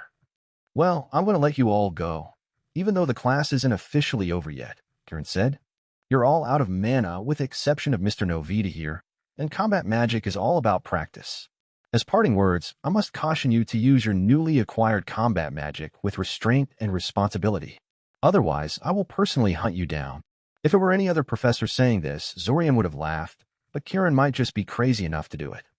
Then it was time for spell formula class, which was the very branch of magic that was used to build the focusing aids they used in their combat magic class. Their teacher, a young woman with gravity-defying orange hair that stood up like the flame of a candle, reminded Zorian of Xenomir Allguy with her enthusiasm for the subject. Zorian actually liked spell formulas, but not quite as much as Nora Bull thought was appropriate. Her recommended reading included 12 different books, and she immediately announced that she would be organizing bonus lectures each week for those interested in learning more. Then she gave them a short test. It had 60 questions to check how much they remembered from their last 2 years. She then wrapped up the class by telling them to read the first 3 chapters from one of the books on her recommended reading list for the next class, which was tomorrow. After that, the rest of the day was like a relaxation period in comparison. Break. Zorian knocked on the door in front of him, nervously fidgeting in place. The first week of school was rather uneventful, aside from finding out that advanced mathematics was also taught by Nora Bull, and she was similarly enthusiastic about that subject as well, giving them another preliminary test and more recommended reading. Still, it was now Friday, and it was time to meet his mentor. Come in, a voice sounded from the room, and Zorian swore he could feel the impatience in the voice already, like the man felt Zorian was wasting his time before he even saw him. He opened the door and came face to face with Svim Chow, the notorious mentor from Hell. Zorian could tell straight from his facial expression that Svim didn't think much of him. Zorian Kaczynski. Sit down, please, Svim ordered, not even bothering to wait for an answer. Zorian barely caught the pen the man threw at him the moment he sat down. Show me your basic 3, his mentor ordered, referring to the shaping exercises they were taught in their second year. He had heard about this part. No one had ever mastered the basic 3 enough to impress Svim. Sure enough, Zorian had barely begun levitating the pen when he was interrupted. Slow, Svim pronounced. It took you a full second of concentration to snap into a proper mindset. You must be faster. Start over. Start over. Start over. Start over. He kept saying that again and again, until Zorian realized it had been a whole hour since they had started with this. He had completely lost track of time in his attempt to focus on the exercise, instead of his growing desire to ram the pen into Svim's eye socket. Start over. The pen immediately rose into the air, before Svim was even done talking. Really, how could he possibly get any faster than this with the exercise? He lost focus when a marble collided with his forehead, disrupting his concentration. You lost focus, Svim admonished. You threw a marble at me, protested Zorian, unable to quite accept that Svim had really done something so childish. What did you expect would happen? I expected you to maintain focus on the exercise anyway, Svim said. Had you truly mastered the exercise, such a minor disturbance would not have impeded you. It seems I have once again been regretfully proven right.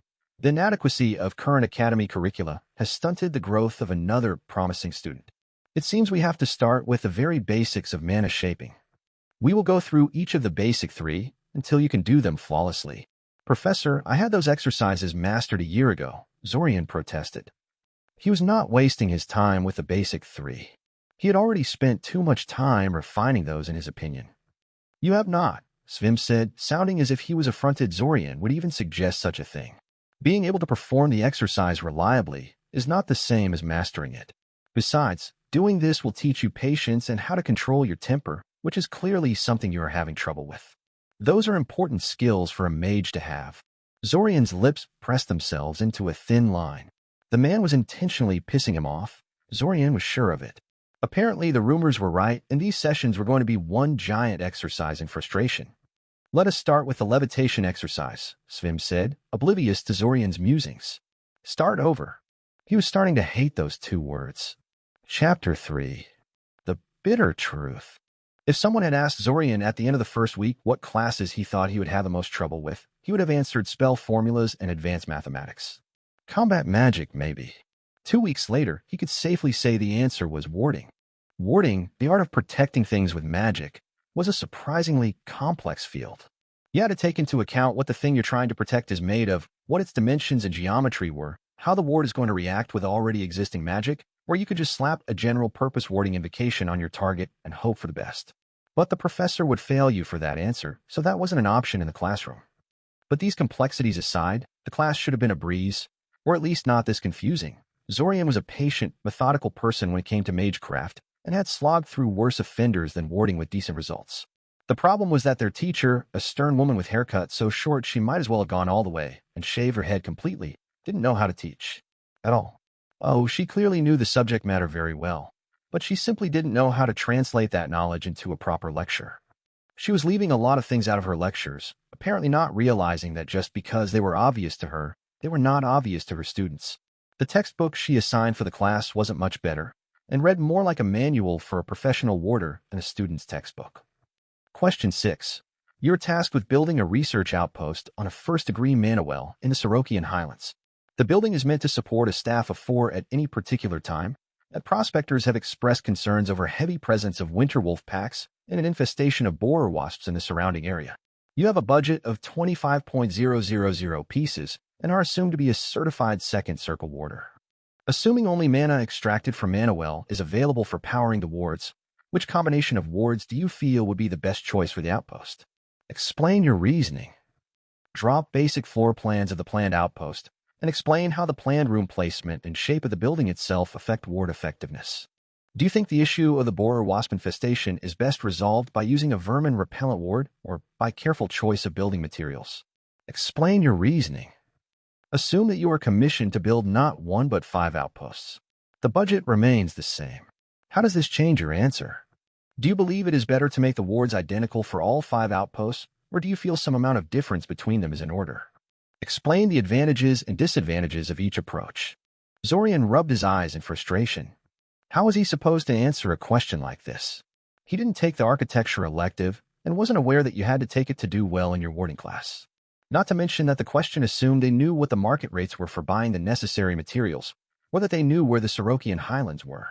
Zorian was quite good at geography, and he had no idea, though considering the presence of monsters like winter wolves, he suspected they were somewhere in the northern forest. At the very least, he knew how to answer the third part of the question. The correct answer was definitely wards. Even if the outpost was made inedible to borer wasp larvae, it would still make a prime place to build nests. Considering how territorial those insects were, you didn't want them living anywhere near you. Theoretically, the careful choice of materials options would free up mana that would otherwise be spent on maintaining vermin-repellent wards, but those wards required very little mana flow to stay active, especially if they were keyed specifically to borer wasps. His thoughts were interrupted by a girlish giggle coming from the back of the classroom. Zorian didn't even have to turn around to know what was happening. Zach was entertaining the students around him again. He wished the teacher would penalize the guy for the disruption he was causing, especially in the middle of an exam, but Zach was a bit of a darling to the stern woman because he was the only student acing her exams. No doubt the guy had already finished his test with 100% accuracy. Which, by the way, made no sense whatsoever. During their first 2 years, Zach was a below-average student, more distinguished because of his charm than magical talent. Kind of like a nicer version of Fortov, actually. This year, though, he was acing everything. Everything. He had a wealth of knowledge and a work ethic he hadn't had at the end of their second year, far in excess of what could be gained through the normal passage of time.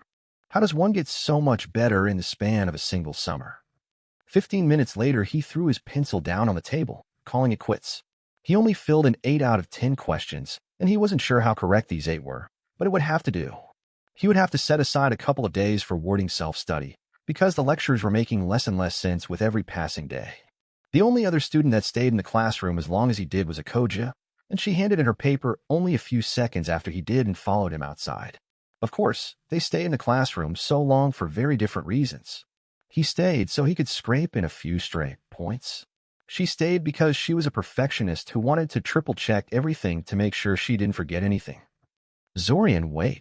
Zorian slowed down and allowed a.k.a. to catch up to him.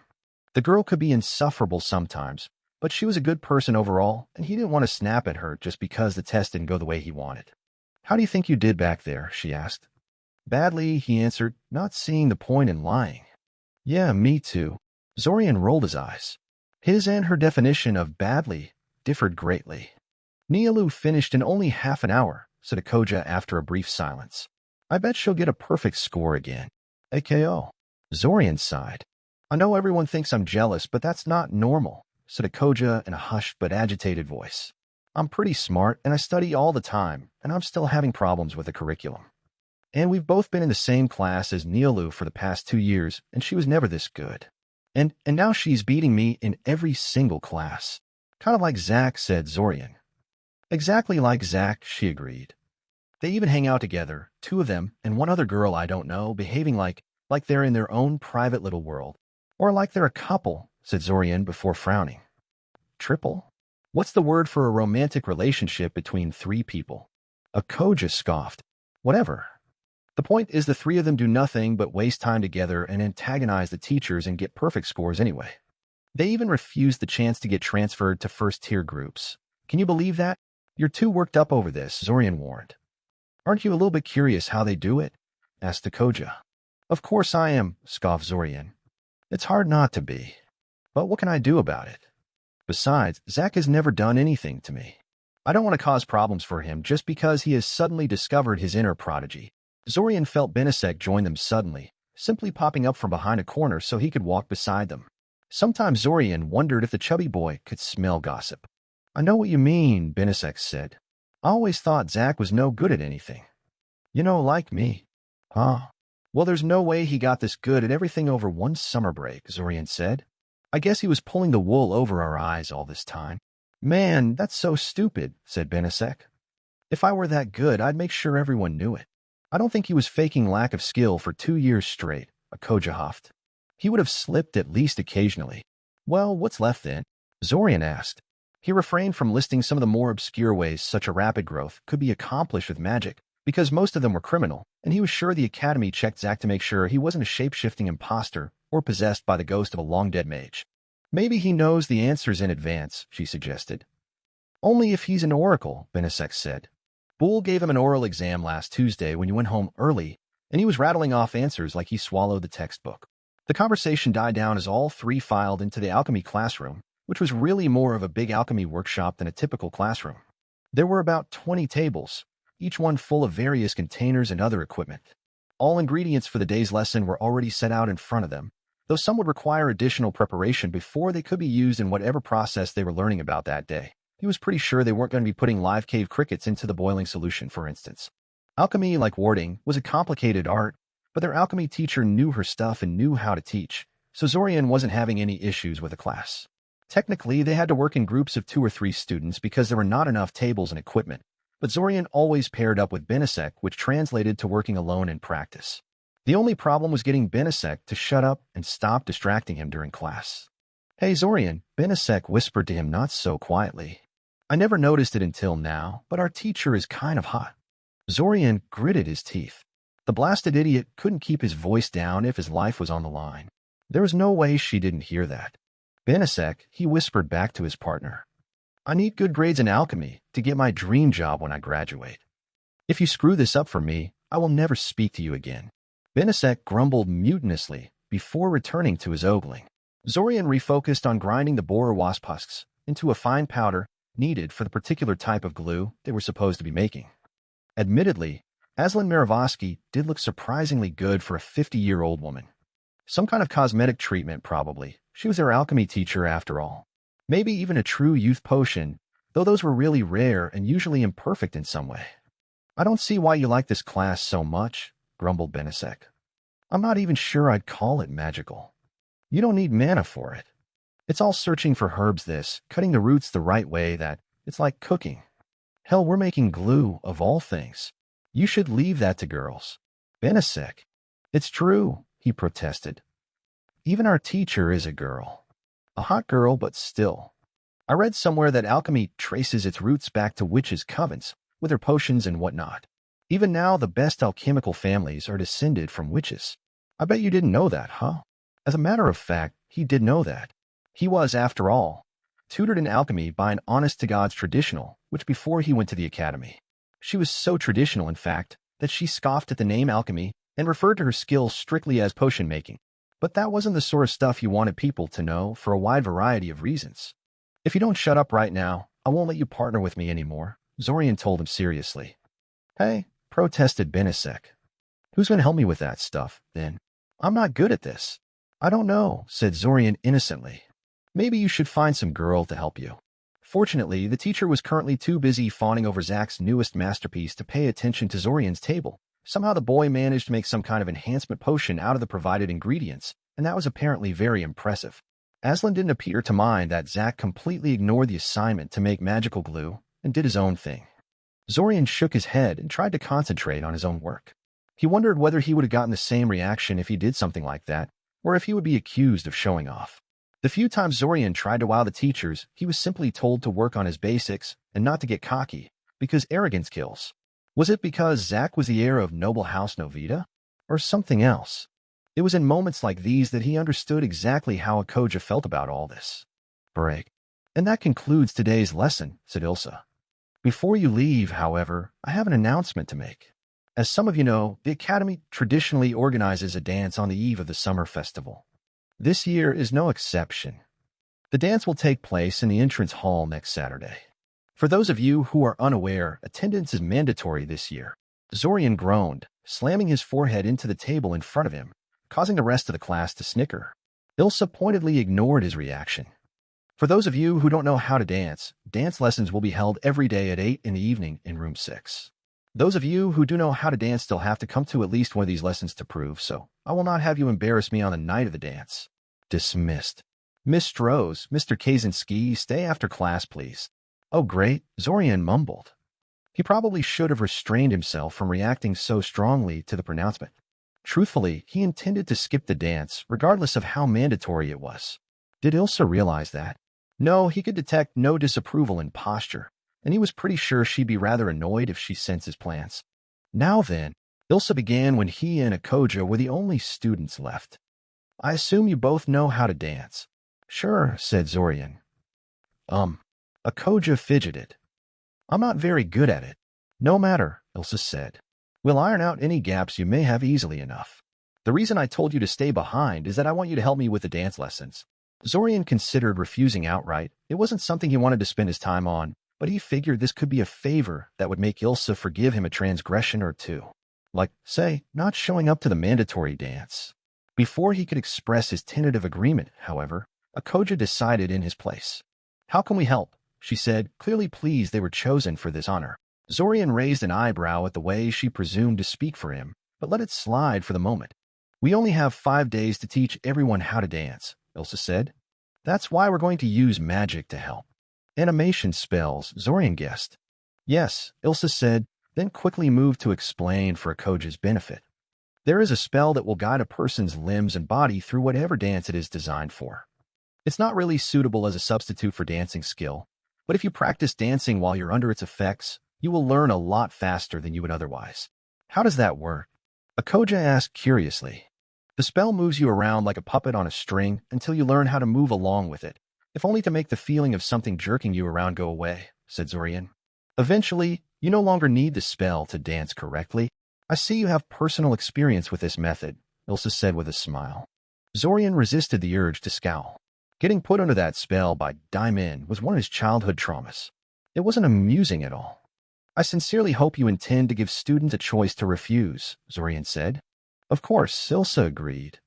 Though those who refuse this method will have to attend at least 3 sessions instead of 1, so I expect most will choose this option instead of the traditional one. In any case, I want you two to help me cast the spell on people during the lessons. I expect I'll have to dispel and recast the spell often, and I could use some help. And why did you choose us specifically? Zorian asked. You both have decent control over your magic, and you seem responsible enough to be taught such a spell. Animation spells targeting people are restricted material, after all, and not something normally available to students. Huh? So how did Daimin get a hold of it then? In his 2nd year, no less? Well, whatever. At least knowing how to cast the spell will make it easier to counter it in the future. Anything else? Ilsa asked. Very well, then. Come to my office after the last class, and I'll set up some dummies for you to practice on before moving on to people. Poorly controlled, the spell is intensely uncomfortable. We don't want to give anyone traumas. Zorian narrowed his eyes. He didn't. Not even Daimin would. Oh, who is he kidding? Of course he would have. Practicing such a spell on your own, little brother was right up Damon's alley. Miss Strohs, you can leave. I have something else to discuss with Mr. Kaczynski. Ilsa began to speak the moment Akoja was gone, catching Zorian somewhat by surprise. He shook his head to clear his thoughts, trying to ignore his annoyance with Daimin in favor of paying attention to what Ilsa was saying. So, Zorian, she said with a faint smile, how are you getting along with your mentor? He's having me work on my basic 3, Zorian told her flatly. We're still on a levitation exercise. Yes, even after 4 weeks, Svim was still making him levitate a pencil over and over again. Start over. Start over. Start over. The only thing Zorian learned in those sessions was how to dodge marbles that Svim kept throwing at him. The jerk seemed to have an endless supply of those things. Yes, Professor Svim likes his students to have a firm grasp of the basics before moving on to advanced topics, Ilsa agreed. That or he hates his students. Zorian personally thought his theory was a lot more plausible. Well, I just wanted to tell you that you might be able to change mentors soon, Ilsa said.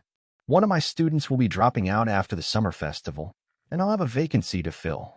Unless something comes up, you're almost certain to be the one I pick. That is, if you're actually interested in a transfer. Of course I'm interested, Zorian half-shouted, much to Ilsa's amusement. He frowned for a moment. Unless you also plan to throw marbles at me. Is that some kind of standard training method? No, Ilsa chuckled. Svim is special that way. Well, I just wanted to see how you feel about this before doing anything. Have a nice day. It was only after he was out of the classroom that he realized this development greatly complicated his plan to skip out on the dance. He couldn't afford to annoy his potential new mentor too much, else he'd be stuck with Svim for the rest of his education. Well played, Professor. Well played. Break. Why can't we just cast that spell ourselves once the dancing starts? Zorian let out a long-suffering sigh. You can't make an animation spell, do something you don't know how to do yourself. You don't know how to dance, hence you cannot animate anyone to dance either. Also, how are you going to break the spell once the dance ends if you can't move your arms where you want them to be? This really isn't the sort of spell you should be casting on yourself.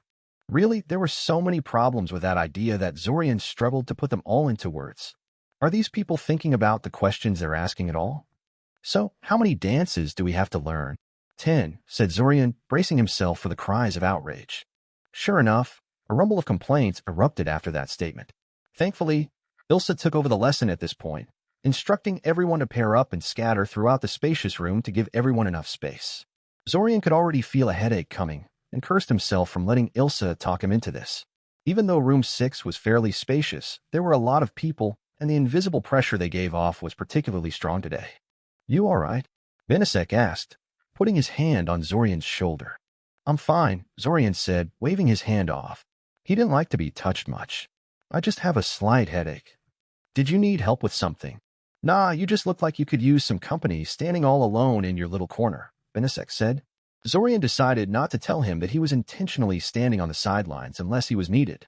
Benasek wasn't the sort of person who understood the need for some breathing room. "Say, who was your date for the dance anyway?" Zorian suppressed a groan. Of course, Benasek would want to talk about that.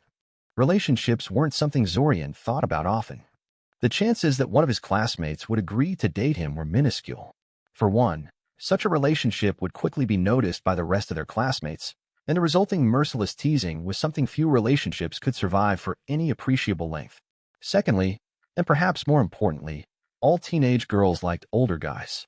Dating a guy that was 2 or 3 years her senior seemed to be a status symbol for a girl, and a majority of them loudly disparaged the male population their own age as crass and immature.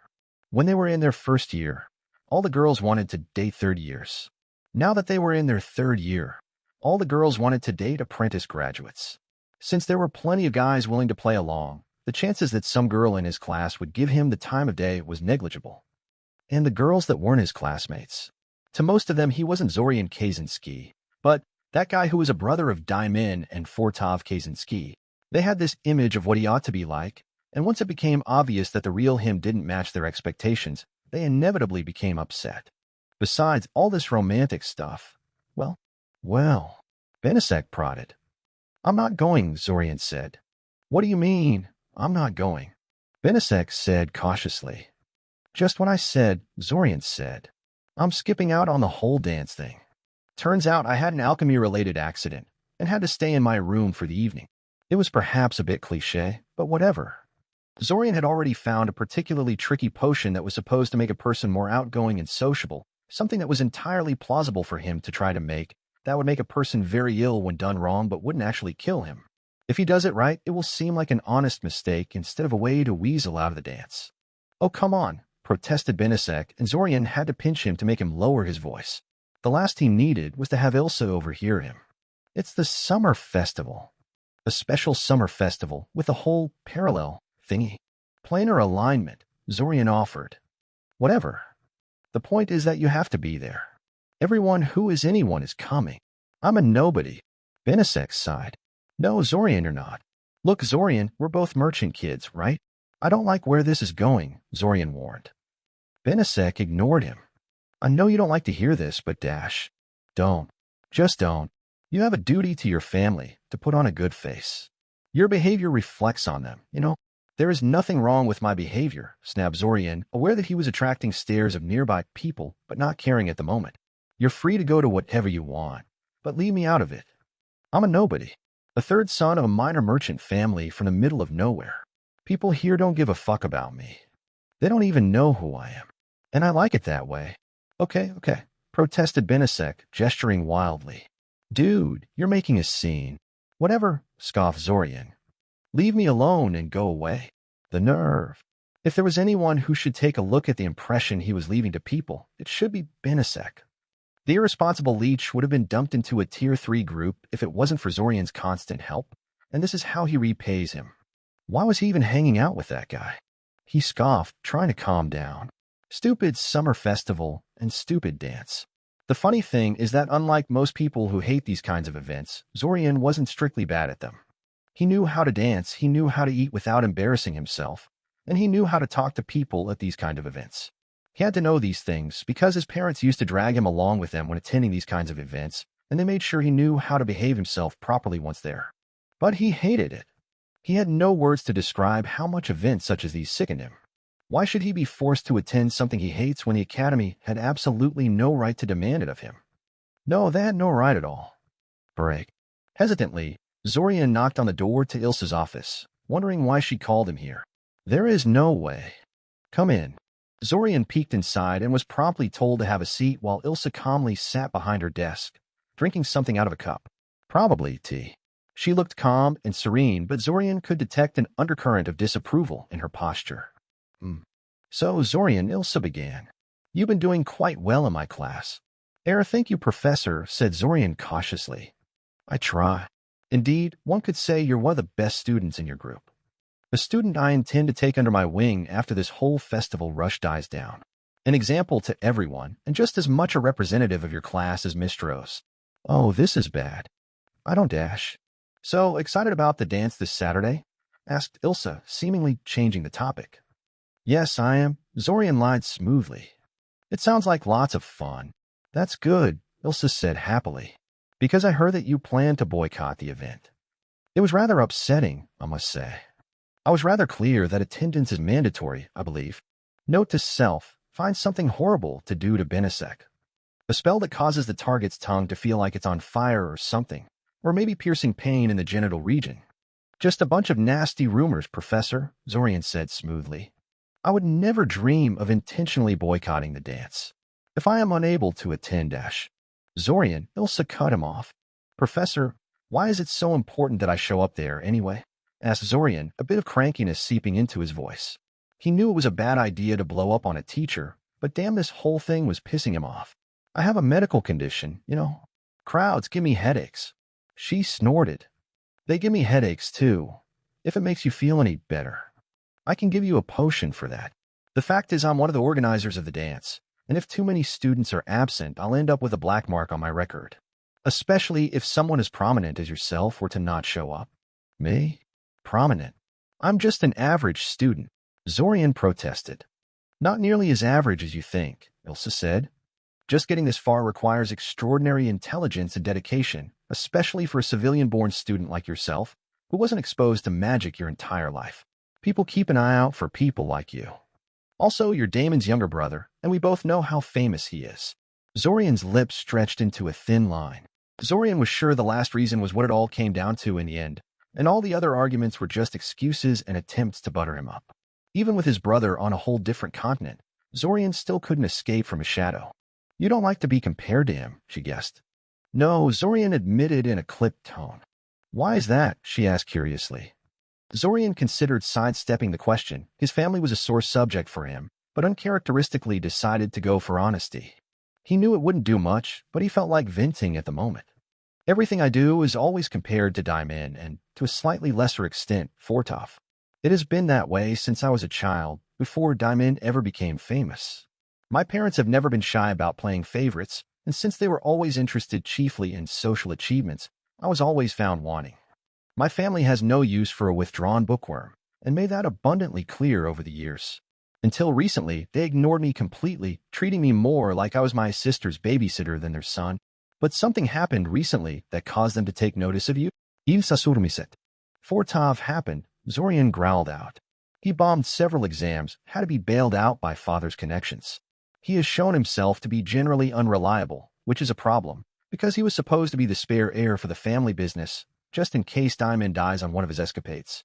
So now I am suddenly taken out of the metaphorical closet so they can groom me for the role. But you don't want to be the spare, she guessed. I don't want to be involved in Kaczynski family politics, period.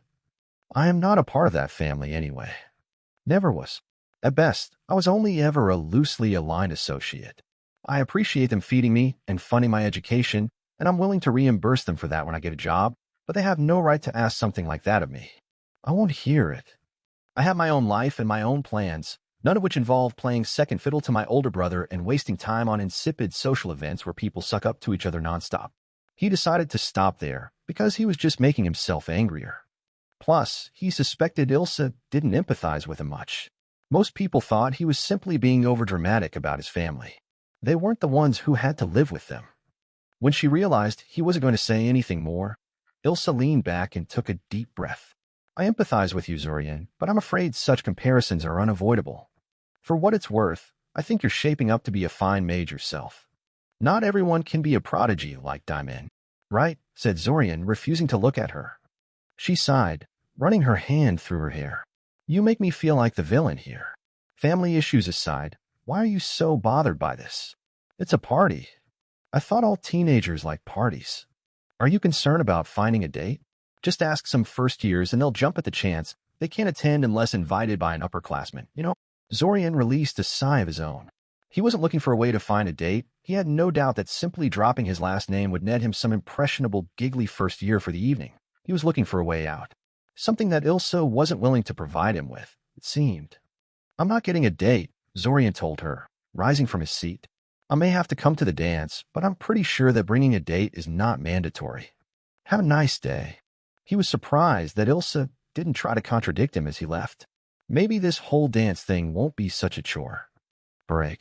Zorian trudged through the corridors of his residence building wearily, not in any real hurry to get to his room. The teachers had refrained from giving them any substantial homework over the weekend, knowing that everyone would be too preoccupied with the summer festival to get any work done.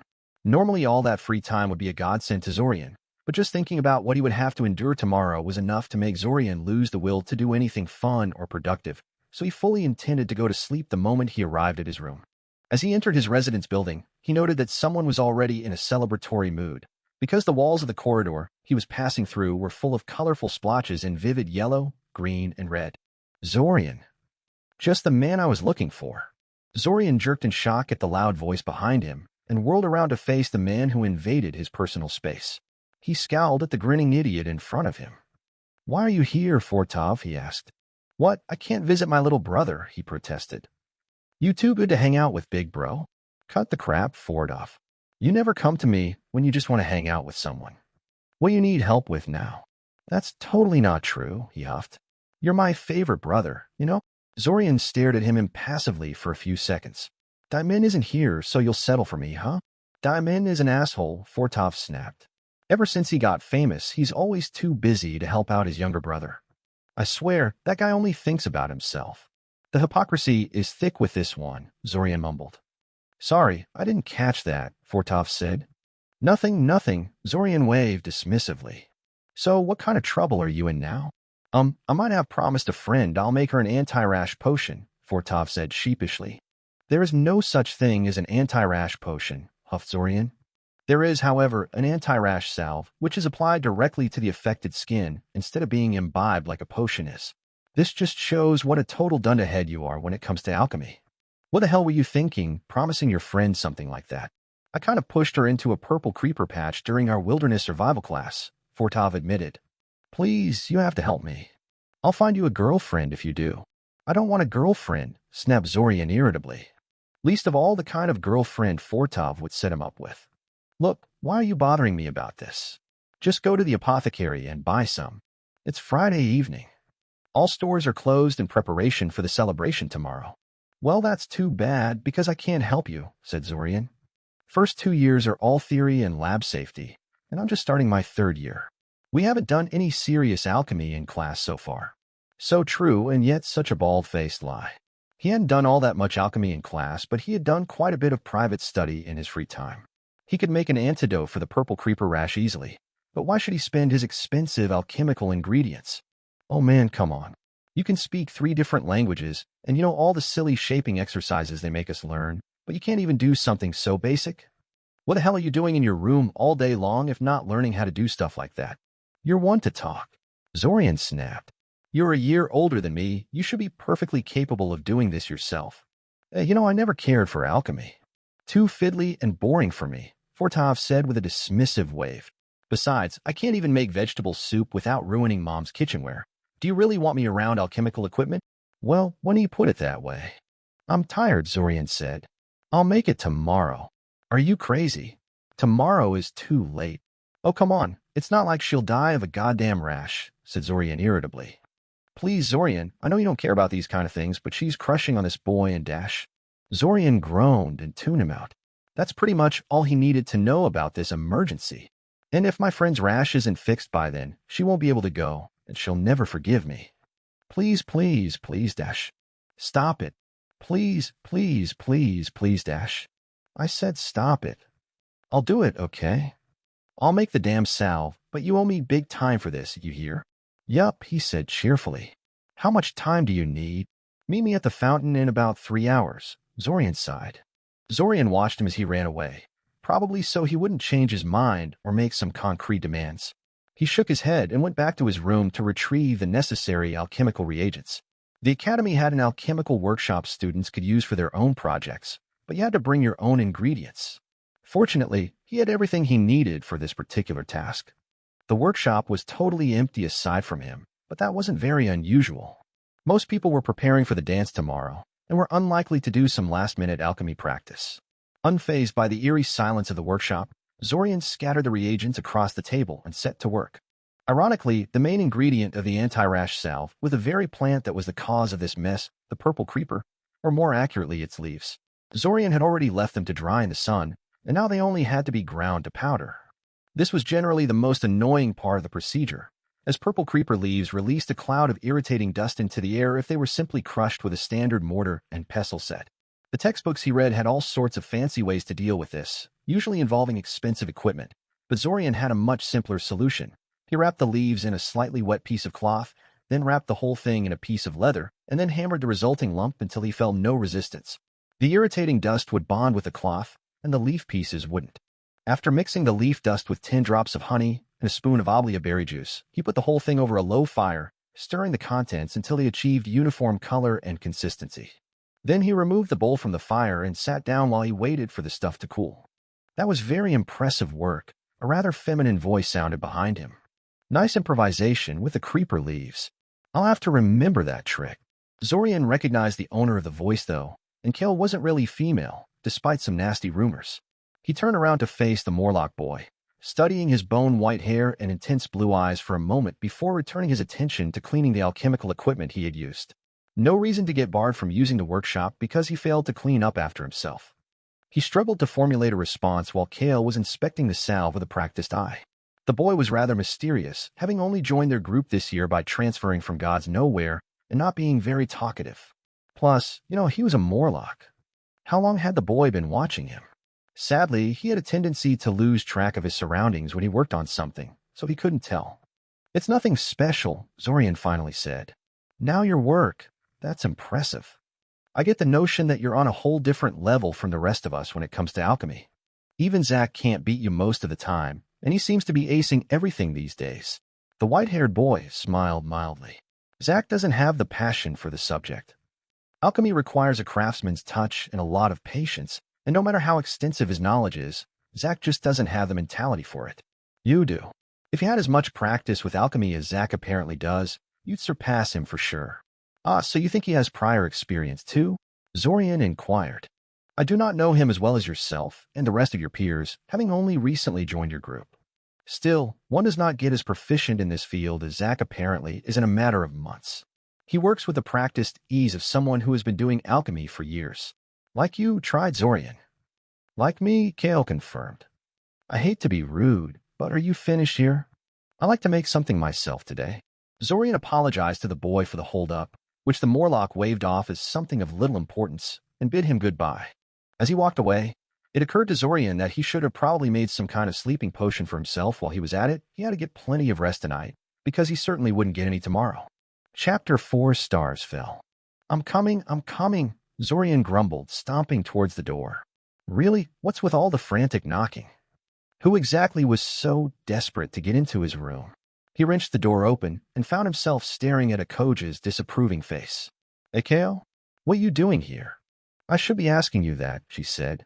Why are you still at home? The dance is 2 hours away, Zorian interrupted. I can get to the dance hall in 10 minutes. Honestly, Zorian, why do you always have to wait for the last possible moment to do something? Don't you realize what a bad example you're setting? Time is precious, Zorian said. And I will repeat my question. What are you doing here? I don't think it's your usual habit to seek people out when they're not early enough for your tastes. Miss, a lady told me to get you, a.k.a. admitted. Zorian blinked. It seems Ilsa wanted to make sure he didn't forget. Huh? While the idea had occurred to him, he knew that would never fly. She also said you couldn't find a date, so that will be me for the evening. A.k.a. continued in a more subdued tone, suddenly finding the doorframe interesting enough to merit examination. Zorian scowled. How does refuse to bring a date become couldn't find a date? It seemed that Ilsa, like his mother, had a tendency to translate his words into whatever was most convenient to her purposes. The two of them would get along quite well, Zorian suspected.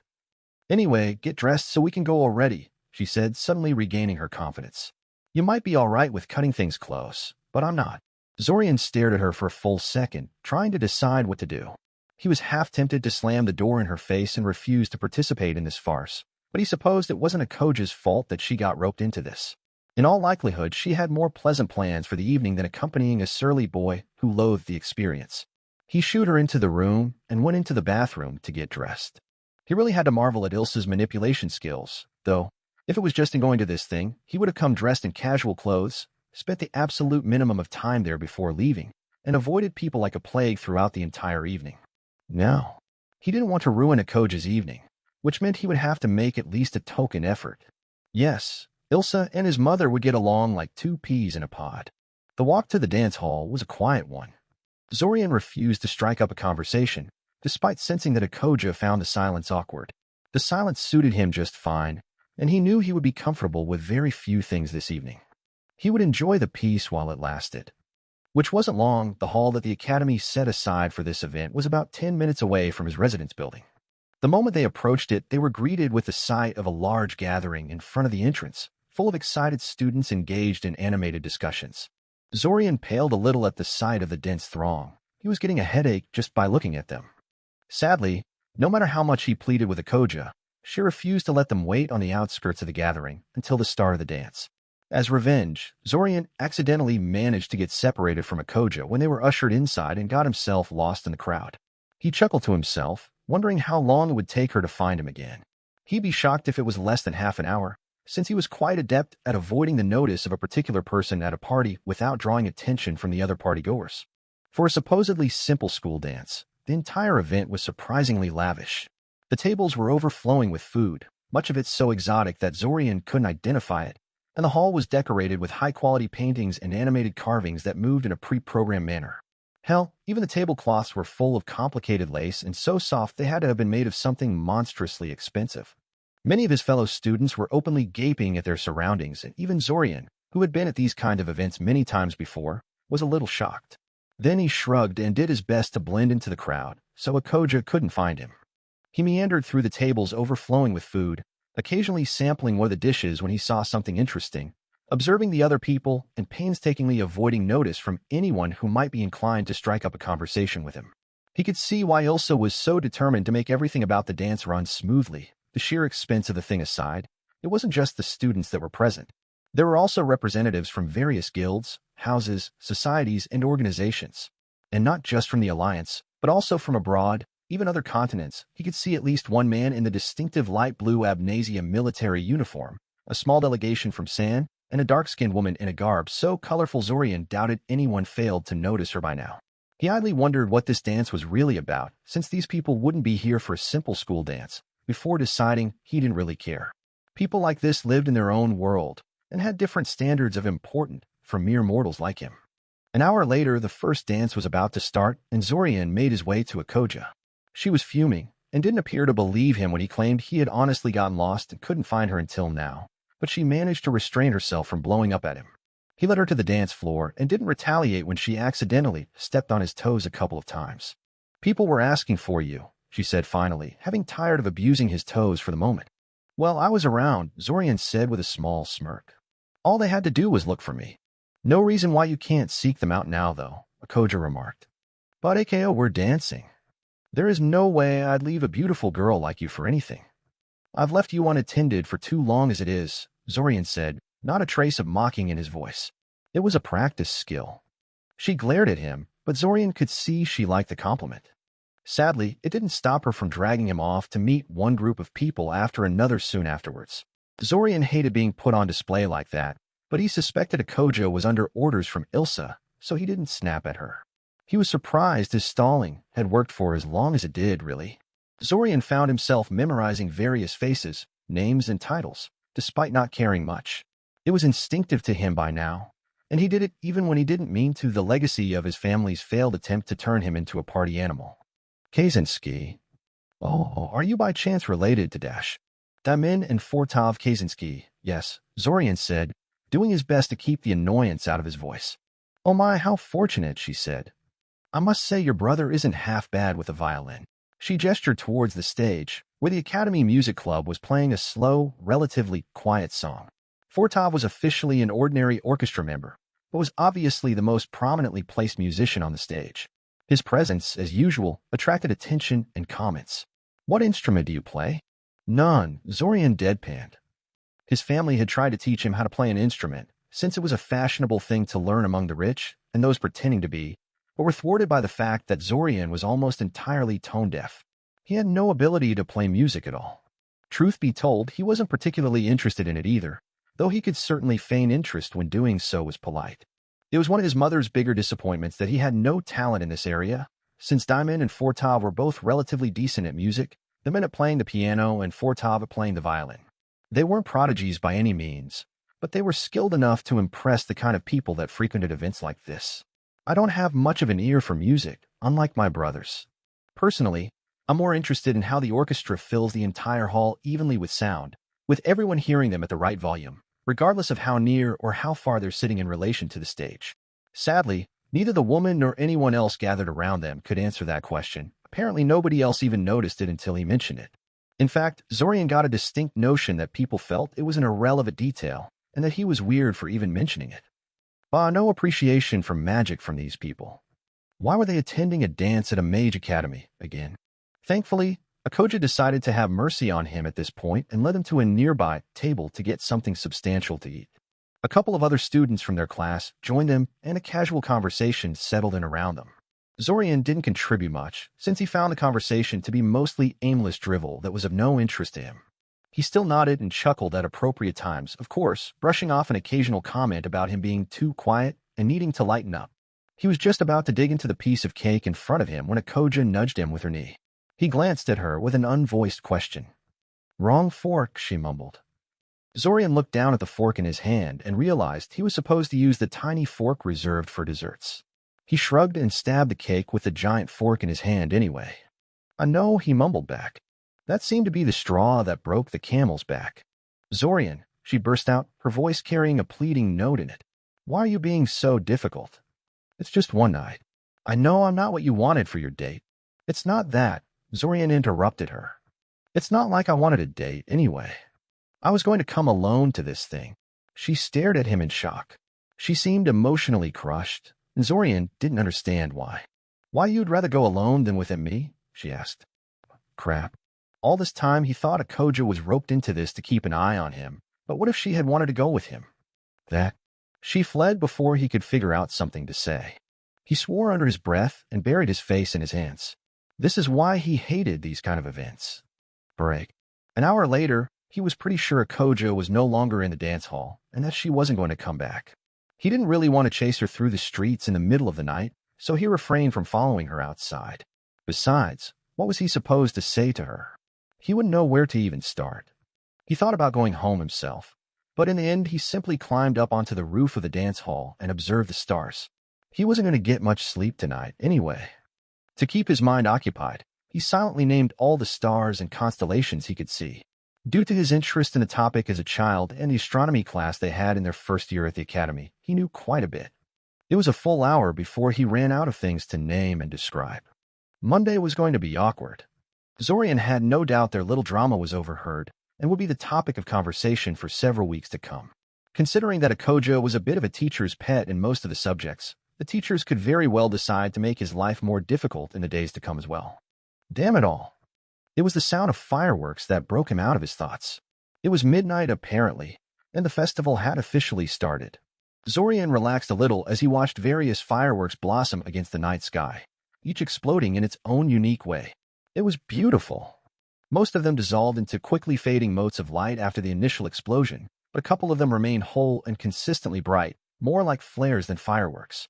They arced through the sky before dipping down and falling back to Earth like falling stars. He frowned. Weird. Shouldn't they be exploding by now? The flare falling closest to him slammed into the nearby Academy residence building and detonated. The explosion was so loud and so bright that Zorian was momentarily blinded and deafened, stumbling back and collapsing to his knees as the entire building shook beneath his feet. Blinking spots out of his vision, his ears still ringing from the sound of the explosion, Zorian scrambled back to his feet. He stared at the spot where the stricken residence building once stood. Virtually the entire building had been leveled to the ground. Everything flammable in the vicinity of the impact site was burning, and strange flaming shapes were emerging from the epicenter of the destruction. Wait a minute, that's his residence building. He collapsed to his knees again as the implications of this hit him. If he had opted to stay in his room like he had originally planned, he'd have been dead right now. It was a sobering thought. But what the hell was happening here? That was no firework, that's for sure. It looked and sounded more like a high-level artillery spell. It was hard to tell if it was simply a consequence of his hearing being damaged, but he noticed the faint sounds of celebration had stopped. Looking over the city, he noticed that what happened to the residence building wasn't an isolated occurrence. Wherever one of the flares hit, it left devastation in its wake. He only had a few seconds to ponder this before he noticed another batch of flares start ascending into the sky from the distance. This particular barrage was not masked by fireworks, so it was pretty obvious that they were artillery spells. They were under attack. As the flares started dropping back to Earth, Zorian began to panic. What the hell was he supposed to do? Running away would be pointless since he didn't know what the flares were targeting. He could very well be running straight into the area of effect if he ran blindly. Wait a minute, why does he have to do anything? There are a bunch of capable mages in the building. He should just notify them and have him handle it. He rushed down into the dance hall. He had barely stepped onto the stairway when he ran into Ilsa and Kieran. Zorian, what are you doing here? Ilsa demanded. I just went out for some fresh air, Zorian fumbled. But that's not important right now. I agree, Kieran said. Kid, what was that blast? Don't tell me this is something you did. Hardly, Zorian said. Some kind of flares are falling all over the city, destroying everything they hit. Looks like some kind of powerful artillery spell. Ilsa and Kieran shared a look between each other before turning back to him. Go join a.k.a. and the others in the dance hall, Ilsa told. We'll see what is happening and teleport everyone into the shelters if necessary. The both pushed past him and rushed to the roof, leaving Zorian to stumble into the dance hall in a daze. A.k.a. wasn't in the dance hall. She left. Because of him. She was out there, maybe even already dead. He shook his head and banished such thoughts out of his mind. He took out his divination compass and quickly cast a divination spell to locate her. He wasn't sure if it was going to work, since the spell he used could only find people you were familiar with, in other words, friends and family. Thankfully, it seemed that being classmates with her was enough of a connection for the spell to work. He took a deep breath to steel his nerves. He was liable to get himself killed, but, well, it was kind of his fault. He didn't think he could live with himself if a.k.a. ended up dead because of him. Like an intangible ghost, he weaved between agitated students and foreign dignitaries, ignored and unhindered, until he was near the exit. He slipped out of the building and then broke into the run in the direction indicated by the needle of his divination compass. Break. Trolls were pretty nasty creatures. There were several subspecies, but all of them were large 3-meter-tall humanoids with tough leathery skin and supernatural regenerative abilities, so strong they were able to reattach severed limbs simply by holding them to the matching stump for a few moments. The most numerous and famous subspecies was the forest troll, which had vivid green skin and roamed throughout the great forested expanse in the north. As Zorian watched a troop of trolls strut through the streets, smashing windows and howling unintelligibly, he reflected that it was fortunate the acrid smoke wafting from the nearby burning buildings masked his scent. His textbooks all said a forest troll's sense of smell was frighteningly good. Normally, he would have wondered what such a large gathering of forest trolls was doing in the middle of a human city, relatively far away from their native lands, but the blades and maces they were holding told him all he needed to know.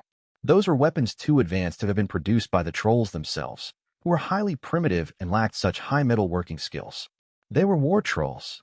Somebody armed these creatures and set them loose on the city. Once they were gone, Zorian relaxed a little and tried to figure out what to do.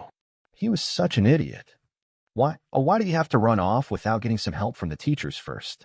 Then again, he assumed the flares were the only danger, in which case getting to a.k.a. wouldn't be an issue, assuming a stray flare didn't get him. Instead, he found the city overrun with monsters. This wasn't some kind of a terrorist attack like he assumed. It was a full-blown invasion. Sadly, the option to return to the dance hall was closed to him. A lot of the invading forces were converging toward the academy, cutting off his retreat path. With that in mind, Zorian set out towards a.k.a. He kept himself in the shadows, knowing the invaders would quickly notice anyone caught in the open, such as that boy standing there. Is that Zack? Over here, Zack shouted, waving his hand in the air. I'm over here, you stupid animals. Come and get me. Zorian gaped at the reckless stupidity of what he was witnessing. What the hell was that idiot doing? No matter how talented a student he was, there was no way Zack could stand up to the sort of monstrosities that were stalking the city at the moment. But it was too late to do anything. Attracted by Zack's shouting, the trolls came running back, giving a single collective battle cry before charging at the boy foolish enough to attract their attention. Zorian could tell from Zack's posture that he intended to fight the trolls, which he thought was pretty crazy. What could he do against a creature that regenerates from virtually any wound done to it? Only fire and acid could do permanent harm, and they didn't.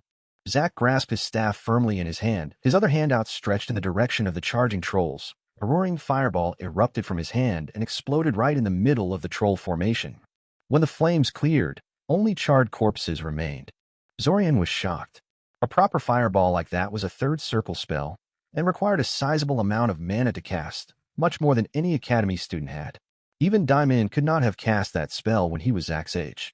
Yet not only had Zack successfully done it, he didn't even appear drained from the action. Indeed, when a flock of iron beaks attacked soon after, raining their deadly feathers at the boy, Zack simply erected an aegis, a freaking aegis, around himself and peppered the birds with tiny fireballs that homed in on their targets, like magic missiles made out of fire. Zorian was transfixed by the sight of his classmate effortlessly fighting off hordes of monsters single-handedly. So much so that he almost failed to notice one of the winter wolves attacking Zack had stealthily broken off from the main pack and was sneaking up on him. Almost. Thankfully, some primal instinct alerted him to the danger, and he threw himself to the side, narrowly avoiding the creature's deadly pounce. Zorian cursed himself as he watched the winter wolf reorient itself with startling ease for something so large, ready for another pounce. He really should have expected to be targeted, considering the amount of attention Zack was drawing to himself. He should have used Zack's fighting as a distraction and fled while he had the chance. Now it was too late. Zorian knew he was not fast enough to outrun a winter wolf, and he had no combat spells with which to defend himself. Or rather, no spell rods and such. If he survived the evening, he would definitely learn a few combat invocations, obsolete as they may be. It was a big if, though. A shining bolt of force slammed into the winter wolf's head, causing it to explode in a gory mess of blood and bone fragments. Zorian didn't know whether to be disgusted that he was showered by some of the bloody mess or relieved he would live for a little while longer. He also noted that the effects of the bolt were a bit strong for a regular magic missile. He supposed this was just another example of Zack's baffling proficiency with combat magic. Zorian, what the hell are you doing here? Zorian looked at Zack speculatively. Noticing the trail of corpses left in the other boy's wake, Zorian eyed the staff in his right hand and the belt full of spell rods. For all his seeming recklessness, Zack certainly came prepared. He was half tempted to ask the boy the very same question, but decided that would be needlessly antagonistic. Zack did just save his life, after all. He decided to go for honesty. Maybe the other boy would be willing to help him get to a considering his awe-inspiring fighting skills. Searching for a She left the dance a while before the attack, and it's kind of my fault. Zack groaned. Man, and I even went to the trouble of making sure you go to the dance, too.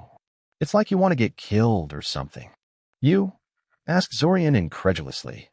You're the one that told Ilsa I wasn't planning to go. All this time I've blamed Benisek. How did you even know about it?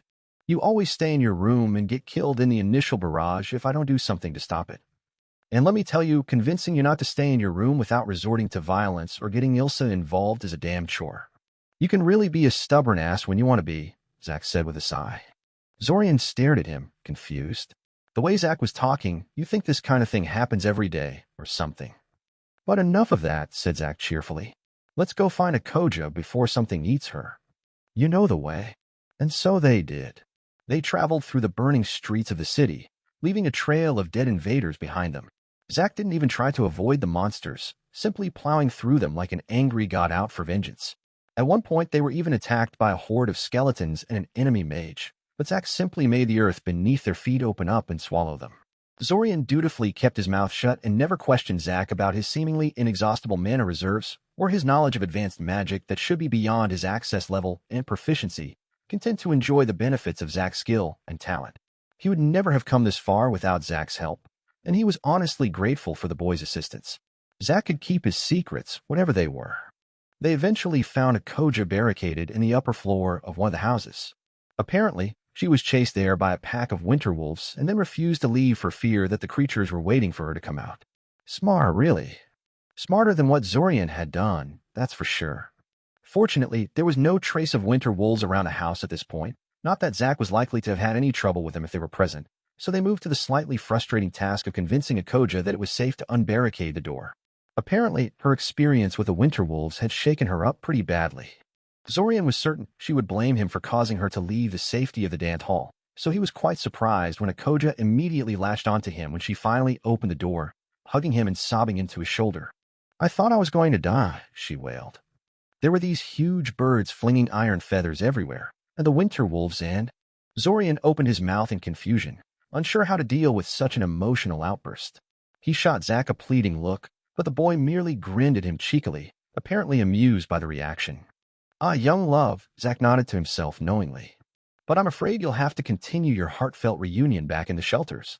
"Yes," a.k.a. shouted immediately, raising her face out of Zorian's shoulder. She totally ignored Zack's jab about them being in love, though Zorian suspected it was because she hadn't even heard that part. She was still clutching his torso with an iron grip, as if afraid he'd disappear if she let go. It was kind of painful, but he refrained from telling her so. "The shelters. We'll be safe there." Zack flinched back for a moment before catching himself. It was so quick a.k.a. didn't appear to have noticed, but Zorian did. So the shelters weren't safe either. But apparently they were still safer than where they were right now, because Zack appeared determined to go through with it. "Great," said Zack cheerily, clapping his hands in satisfaction. He took one of the spell rods out of his belt and handed it to a.k.a. "You hold on too, Zorian." "What is that?" Zorian asked suspiciously. The rod had none of the markings that might identify what it was for, which made Zorian a bit leery of it. Using unknown magical objects without identifying what they're for was a big no-no if you wanted to remain healthy and alive into your old age. "It's a teleport rod," Zack said. "It's programmed to transport whoever is holding it to the shelters. I've set it to a 30-second delay, so hold it before you're left behind." "But what about you?" a.k.a. asked. "You need to hold on too before it activates." No," Zack said, waving her off. "I still have unfinished business here." "Unfinished business?" a.k.a. protested. "Zack, this isn't a game. These things are going to kill you." "I'm perfectly capable, Dash." Zorian wasn't sure what tipped him off exactly. He just got a vague feeling of dread and knew he had to react immediately, much like what happened when the winter wolf tried to get a jump on him earlier. Wrenching himself free from a.k.a.'s grip with a sudden jerk, he pushed Zack out of the way of the incoming spell. An angry red ray surged through the air in front of them, passing right where Zack's head was only a few moments ago, and hit the wall behind them. The jagged beam of red light bit deep into the wall, gouging a deep trench in it and shrouding the area in a cloud of fine dust. "Crap," Zack said. "He found me." "Quick, hold the rod before Dash." a.k.a. winked out of existence as the rod teleported her away to safety. "It activates," finished Zack in a long-suffering tone. "Damn it, Zorian, why didn't you hold on?" "You'd be dead then," Zorian protested. He wasn't going to let a person who helped him so much tonight die from a stray spell if he could help it. Besides, whoever had cast it would surely fall to Zack's magical might, just like the rest of the creatures and enemy mages they had encountered so far. Just how bad could this enemy caster be, really? A sudden gust of air blew the dust away, and a gaunt humanoid figure stepped into view. Zorian actually gasped in surprise as he took in the appearance of the thing in front of them. It was a skeleton wreathed in sickly green light. Its bones were black with a strange metallic sheen, as if they were not bones at all, but rather a facsimile of a skeleton made out of some kind of black metal. Encased in gold-decorated armor, with a scepter held tightly in one of its skeletal hands and a crown full of purple gemstones, the creature looked like some long-dead king risen from the dead. It was a lich. It was a thrice-damned lich. Oh, they were so going to die. The lich swept its empty eye sockets over them. As Zorian's eyes met the black pits that once held the lich's eyes, an uncomfortable feeling washed over him, like the lich was peering into his very soul. After less than a second, the lich lazily shifted its attention to Zack, apparently dismissing Zorian as something of no consequence. "So," the lich spoke, its voice resonant with power, "you're the one that has been killing my minions." "Zorian, run away while I deal with this guy," Zack said, clutching the staff in his hand. Without waiting for a response, Zack launched a barrage of magic missiles towards the lich, who retaliated with a trio of purple beams as it erected an aegis around itself with a single wave of its bony hand. Two of them were aimed at Zack, but sadly enough the lich saw fit to aim one towards Zorian's retreating form. While it failed to hit Zorian directly, the beam's impact with the nearby ground created a sizable explosion that drove stone shrapnel into his legs. The pain was immense, and Zorian collapsed on the ground in an instant, unable to take a single step further. Over the next 5 minutes, Zorian painfully dragged himself behind a nearby cart, hoping that it would shield him from at least some of the destructive power that was being thrown around in the battle. Zack was keeping the Lich occupied enough that it didn't send any more spells after Zorian, which was fortunate because Zorian was no longer in any state to evade them. He watched with growing unease as Zack and the Lich exchanged various destructive spells that Zorian couldn't even identify, realizing with rising dread that his prediction of their grisly death was well-founded. No matter how good Zack was, he was not even in the same league as the Lich. The thing was toying with the other boy, and was bound to tire of the game, sooner or... He winced as a spear-like red bolt punched straight through Zack's aegis and impaled the boy through his flank. He suspected the hit was in a non-vital spot only because the Lich wished to gloat a little more, and his suspicions were all but confirmed when the creature didn't finish Zack off with anything destructive, opting instead to hurl Zack into the air with a single casual gesture. Zack collided with the wall near where Zorian was taking cover and groaned in pain. Apparently not in any sort of hurry, the Lich approached slowly. It seemed unconcerned that Zack was rising shakily to his feet, a spell rod clenched tightly in his left hand. Zorian could see that his right hand was pressed tightly against the bleeding wound on his flank. "You put up quite a fight, child," the Lich said. "Impressive for someone who is supposed to be a mere academy student." "Not impressive enough," Zack gasped out, the spell rod dropping from his hand as he clutched the wound on his flank with both hands, apparently in great pain. "I guess I'll have to try harder next time." The Lich chuckled. It was a strange sound, hardly fitting the creature. "Next time? Silly child, there will be no next time. There is no way I'm letting you live, surely you know that." "Bah," Zack spat, straightening himself with a grimace. "Enough talking, just get it over with. You seem surprisingly unconcerned considering you're about to die," the Lich remarked conversationally. "Oh, whatever," said Zack, rolling his eyes. "It's not like I'll be dead for good." Zorian looked at Zack incredulously, not really understanding what Zack was getting at. The Lich seemed to understand, though. "Ah, I see," the Lich said. "You must be new to soul magic if you think this makes you invulnerable. I could just trap your soul in a soul jar, but I have a much better idea." The Lich casually gestured towards Zorian, and he suddenly felt his entire body freeze up as if it was encased in some alien force. Another wave, and Zorian was hurled with great speed towards the shocked Zack, where he painfully slammed into the other boy. They both ended up on the ground in a tangle of limbs, and Zorian was relieved that at least the unknown force paralyzing him was gone. "It doesn't matter if your soul can be reincarnated elsewhere if someone mutilates it beyond recognition before it gets there," the Lich said. "After all, the soul may be immortal, but no one said it cannot be altered or added to." Dimly, Zorian could hear the Lich chanting in some strange language that definitely wasn't standard Icosian used in traditional invocations, but any curiosity about this was washed away by a wave of pain and unidentifiable wrongness that suddenly slammed into him. He opened his mouth to scream, but then his world suddenly erupted into bright light before suddenly going completely black. Chapter 5 started over. Zorian's eyes abruptly shot open as sharp pain erupted from his stomach. His whole body convulsed, buckling against the object that fell on him, and suddenly he was wide awake, not a trace of drowsiness in his mind. "Good morning, brother," an annoyingly cheerful voice sounded right on top of him. "Morning, morning, morning." Zorian stared at Kiriel in shock, trying to understand what happened. The last thing he remembered was the Lich casting that spell at him and Zack, and then blackness. His eyes darted left and right, taking in his surroundings and confirming his suspicions. He was in his room, back in Siren. That didn't make any sense, though. He was pleased that he survived the whole experience, but at the very least he expected to wake up in the hospital or something. And Kiriel shouldn't be this casual with him after he went through so harrowing an experience. Not even she was this inconsiderate. Besides, this entire scene was eerily familiar. "Kiri, yes. What day is it?" Zorian asked, already dreading the answer. "Thursday." He scowled. "I meant date, Kiri. 1st of Chariot. You're going to the academy today. Don't tell me you forgot," Kiriel prodded. Literally, she accompanied her words with a well-placed jab at his flank, sticking her bony little index finger in between his ribs. Zorian slapped her hand away, hissing in pain. "I did not forget." Zorian snapped. He stopped there. What was he supposed to tell her? Frankly, he had no idea what was going on himself. "You know what?" he said after a moment of silence. "Never mind that. I think it's high time you got off of me."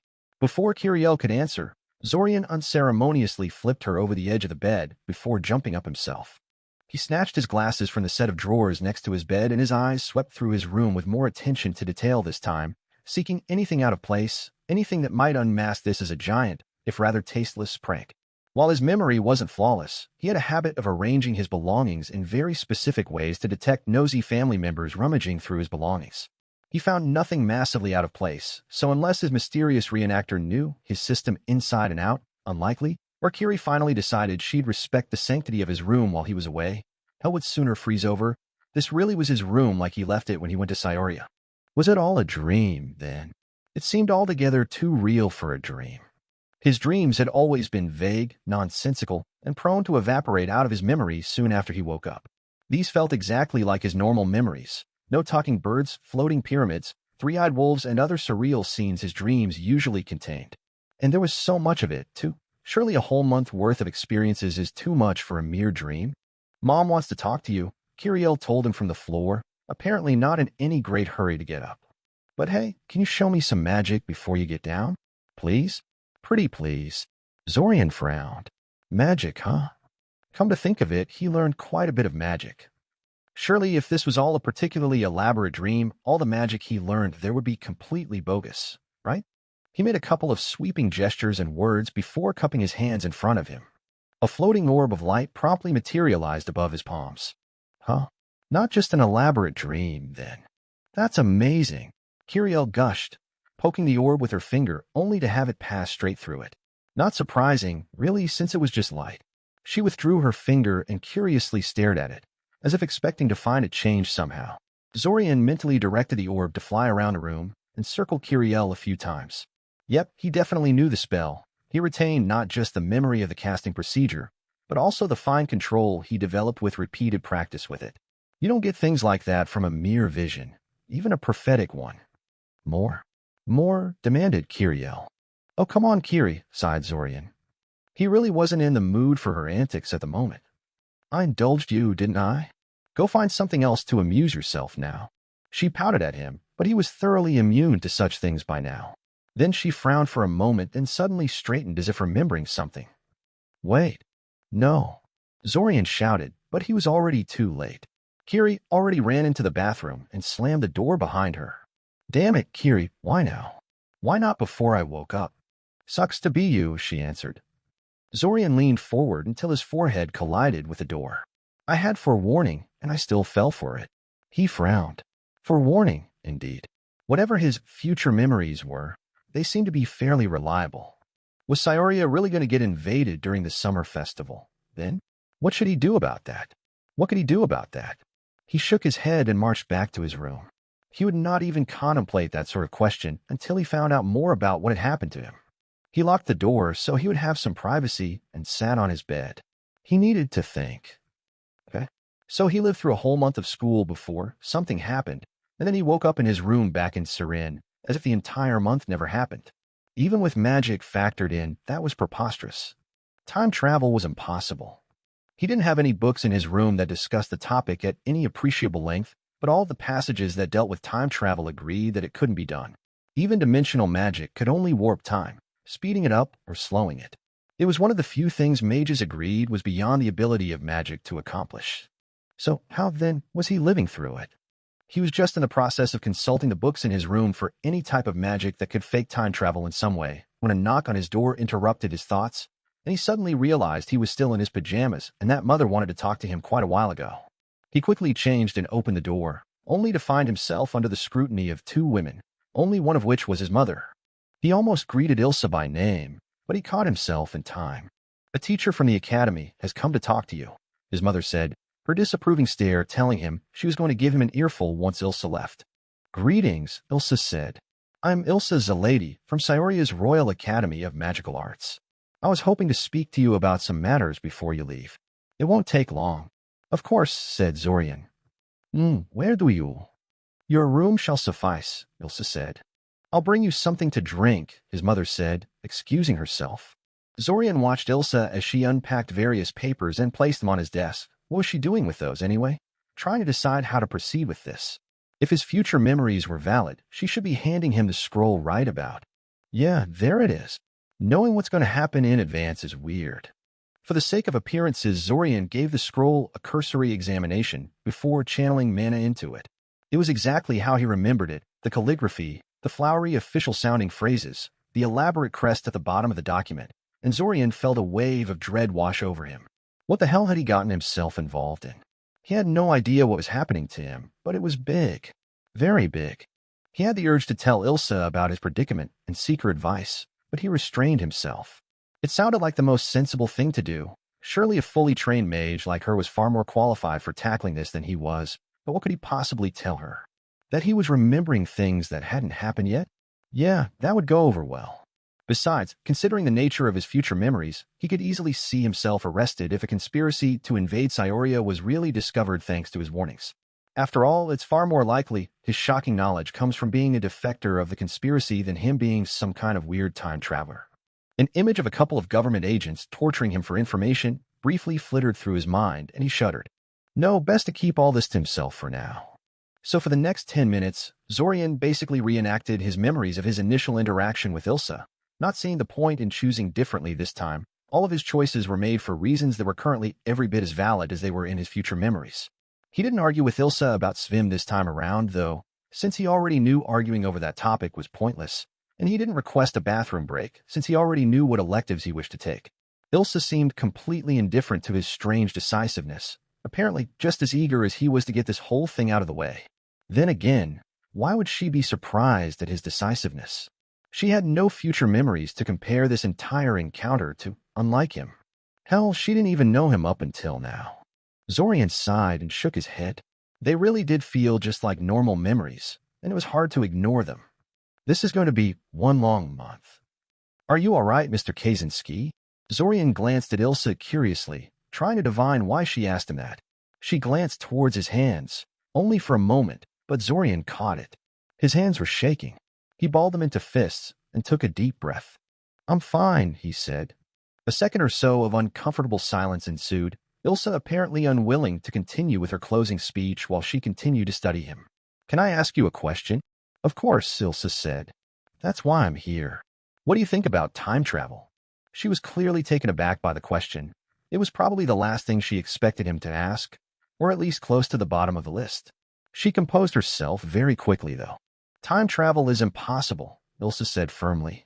Time can only be dilated or compressed, never skipped or reversed. Why? Asked Zorian, honestly curious. He had never actually seen an explanation for the impossibility of time travel, though that might be because he wasn't terribly interested in the topic up until now. Ilsa sighed. I admit I'm not particularly knowledgeable about the details, but our best theories indicate that going against temporal currents is utterly impossible. As in draw a square circle impossible, not leap over the ocean impossible. The river of time flows only in one direction. Beyond that, innumerable attempts have been made in recorded past, all ending in failure. She gave him a sharp look. I sincerely hope you won't waste your talents on such a fool's quest. I was just curious, Zorian said defensively. I was just reading a chapter discussing limitations of magic and wondered why the author was so certain time travel is impossible. Well, now you know, Ilsa said, getting up. Now, if that's all, I really should be going. I'll be happy to answer any further questions on Monday after class. Have a nice day. Zorian watched her leave and shut the door behind her before collapsing back on his bed. Definitely a long month. Break. For once, the train ride didn't put Zorian to sleep. He had subtly prodded Mother with some sensitive topics when she tried to scold him, and he was pretty sure this wasn't some kind of elaborate illusion, unless the illusionist was aware of some very closely kept family secrets. And he seemed far too lucid for this to be some kind of induced hallucination. As far as he could tell at the moment, he really did travel back in time. He had spent most of the train ride writing down everything of importance he could think of in one of his notebooks. He didn't really think the memories were going to fade anytime soon, but it helped him organize his thoughts and notice details he might have otherwise missed. He noted that he forgot to retrieve his books from under Kiri's bed in all the confusion, but decided it didn't matter. If the classes were anything like they were the last time around, he wouldn't need them for the duration of the first month. It was that last spell the Lich performed on him and Zack. Zorian was sure of it. The trouble was, Zorian had no idea what the spell was. Even the words were unfamiliar. Standard incantations used Icosian words as their base, and Zorian knew enough of Icosian to get a general feel of a spell just by listening to what the caster's chanting, but the Lich used a different language for his incantation. Fortunately, Zorian had a really good memory and remembered most of the chant, so he wrote it down in his trusty notebook in phonetic form. He was pretty sure he wouldn't find the spell itself anywhere within his clearance level, as the spell was probably highly restricted and kept out of reach of first circle mages like him, but he would see about identifying the language and finding a proper dictionary in the Academy library. The other clue to this whole thing was Zack himself. The boy was capable of fighting a Lich, a freaking Lich, for several minutes before succumbing to it. Even though the Lich had been toying with him, it was still pretty impressive. Zorian would put Zack on par with a third circle mage, and probably more. What the hell was that guy doing with Academy students then? Something was definitely strange about Zack, though Zorian had no intention of confronting the guy directly until he found out more about what's going on. For all he knew, it could be one of those, you know about us, so now we have to kill you sort of things. He would have to tread carefully around the Novita air. Zorian slammed the notebook shut and ran his hand through his hair. No matter how he looked at it, this whole situation seemed utterly crazy. Did he really have memories from the future, or was he simply going insane? Both possibilities were terrifying. He was in no way qualified to tackle something like this on his own, but he didn't know how to get other people to help him without being carted off either to a madhouse or an interrogation chamber. He resolved to think about it later. As in tomorrow later. This whole thing was simply too weird, and he needed to sleep on it before he decides anything. "Excuse me, is this seat free?" Zorian glanced at the speaker, recognizing her after a second of recollection. The nameless green turtleneck girl that joined him in his compartment when they took a stop at Corsa. Of course, the last time she didn't bother to ask for permission before taking a seat. What changed? It didn't matter. What did matter is that last time she was soon followed by 4 other girls. Very loud, very obnoxious girls. No way he'd be spending the rest of the train ride listening to their banter again. Yeah, he nodded. In fact, I was just leaving. We're stopping at Corsa, right? Good day, miss. And then he quickly grabbed his luggage and went to search for another compartment, abandoning the girl to her fate. Maybe these future memories are good for something, after all. Break. Bam. Roach. Bam. Bam. Bam. Roach, open the thrice damned door. I know you're in here. Zorian rolled over in his bed and groaned. What the hell was Taven doing here this early? No, wait. He snatched the clock from his dresser and brought it in front of his face. She wasn't early, he just slept past noon. Huh? He distinctly remembered going straight to the academy from the train station and falling asleep minutes after reaching his room, yet he still overslept like this. Apparently dying and then awakening in the past is tiresome business. Bam, bam, bam, bam, bam. I'm coming, shouted Zorian. Stop banging on my door already. Naturally, she just kept banging on it with more enthusiasm. Zorian rushed to make himself presentable and stomped towards the door. Wrenching the door open, he gave Taven a withering look, which she promptly ignored. Finally, she said, "What the hell took you so long?" "I was sleeping," Zorian ground out. "Really?" "Yes, ground out. But dash." "I was tired," Zorian snapped. "Very tired." "And what the hell are you waiting for?"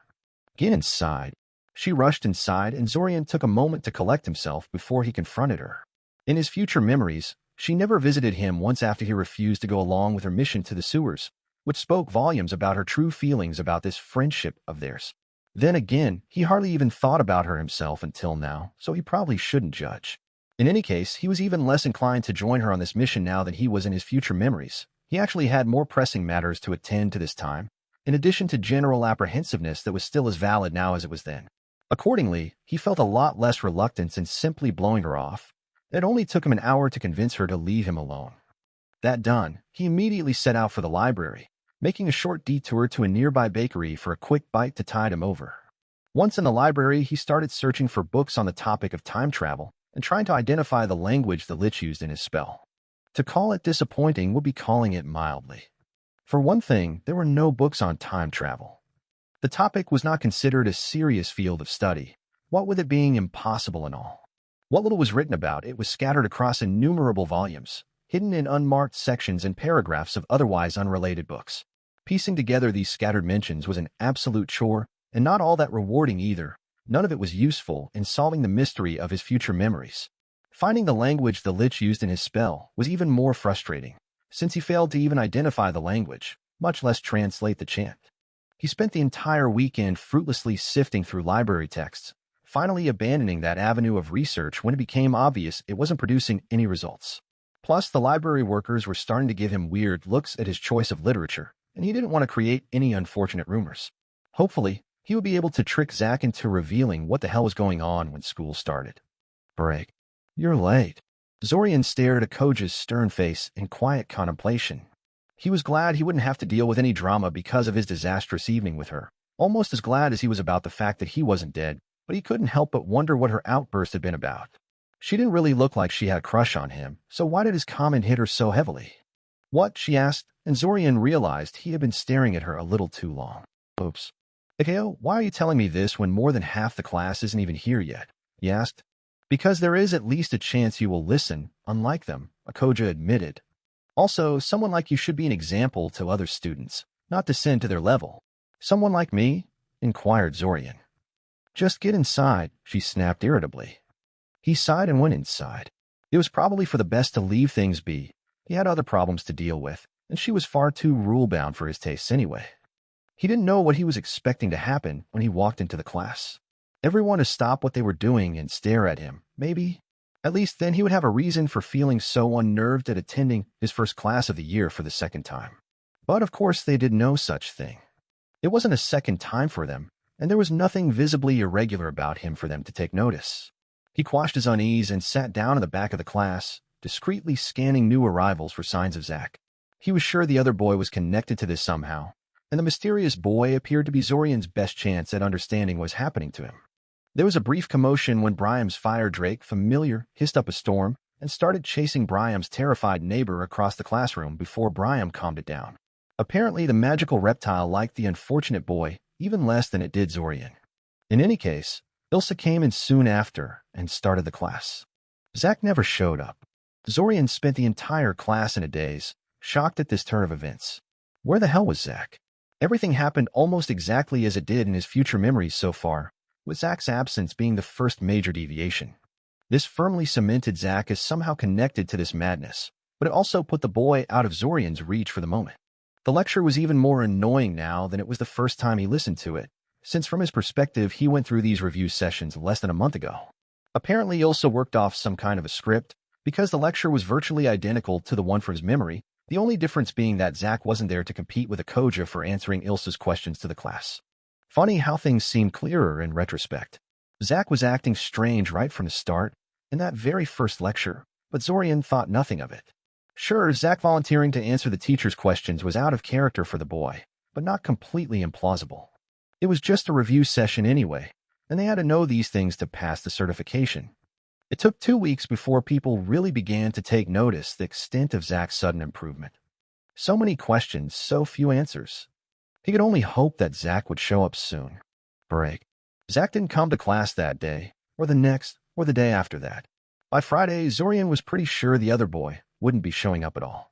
According to Benesek, Zach simply disappeared from his family mansion on the very same day that Zorian took the train to Scioria, and nobody had seen a hint of him ever since.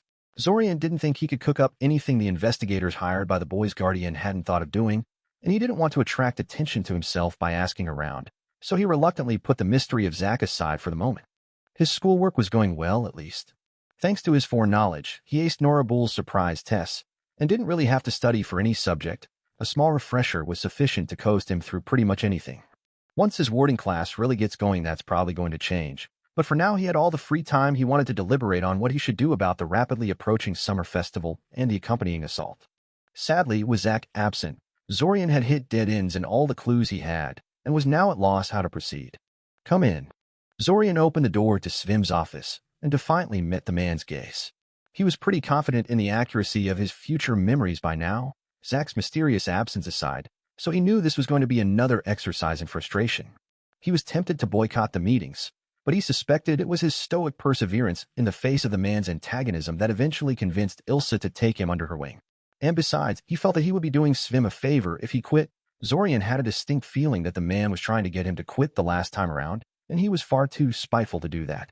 He sat down without prompting, a little disappointed that the man hadn't remarked upon his intentionally rude gesture. Zorian Kaczynski? Svim asked. Zorian nodded and expertly snatched the pen that the man had thrown at him out of the air, having expected it this time. "Show me your basic 3, the man ordered, not in the least bit surprised at the feat of coordination. Instantly, without even an extra deep breath, Zorian opened his palm, the pen practically jumping out of his palm and into the air. "Make it spin," Svim said. Zorian's eyes widened. What happened to start over? His current attempt wasn't any worse than what he displayed during their last session before that fateful dance, and Svim's only response that night had been start over, just like any other time. What changed now? "Are you having problems with hearing?" Svim asked. "Make it spin." Zorian blinked, finally realizing he should be focusing on the current session instead of his memories. "What? What do you mean, make it spin? That's not part of the basic 3. Svim sighed dramatically and slowly took another pin and levitated it over his own palm. Instead of just hanging in the air like Zorian, however, Svim's pen was spinning like a fan. "I have no idea how to do that," Zorian admitted. "We weren't taught how to do that in classes." "Yes, it is criminal how badly the classes are failing our students," Svim said. "Such a simple variation of a levitation exercise should not be beyond the grasp of a certified mage. No matter, we shall correct this deficiency before we move on to other matters." Zorian sighed. "Great. No wonder no one ever mastered the basic 3 to Svim's liking if the man keeps redefining what mastered means. There were probably hundreds of small variations of each of the basic 3, enough to spend decades learning them all, so little wonder no one could exhaust them all in 2 measly years, especially considering Svim's standards for labeling the skill mastered. "Go on," Svim urged. "Start." Zorian focused intensely on the pen hanging above his palm, trying to figure out how to do that. It should be relatively simple. He just had to affix a stabilization point in the middle of the pen and put pressure on the ends, right?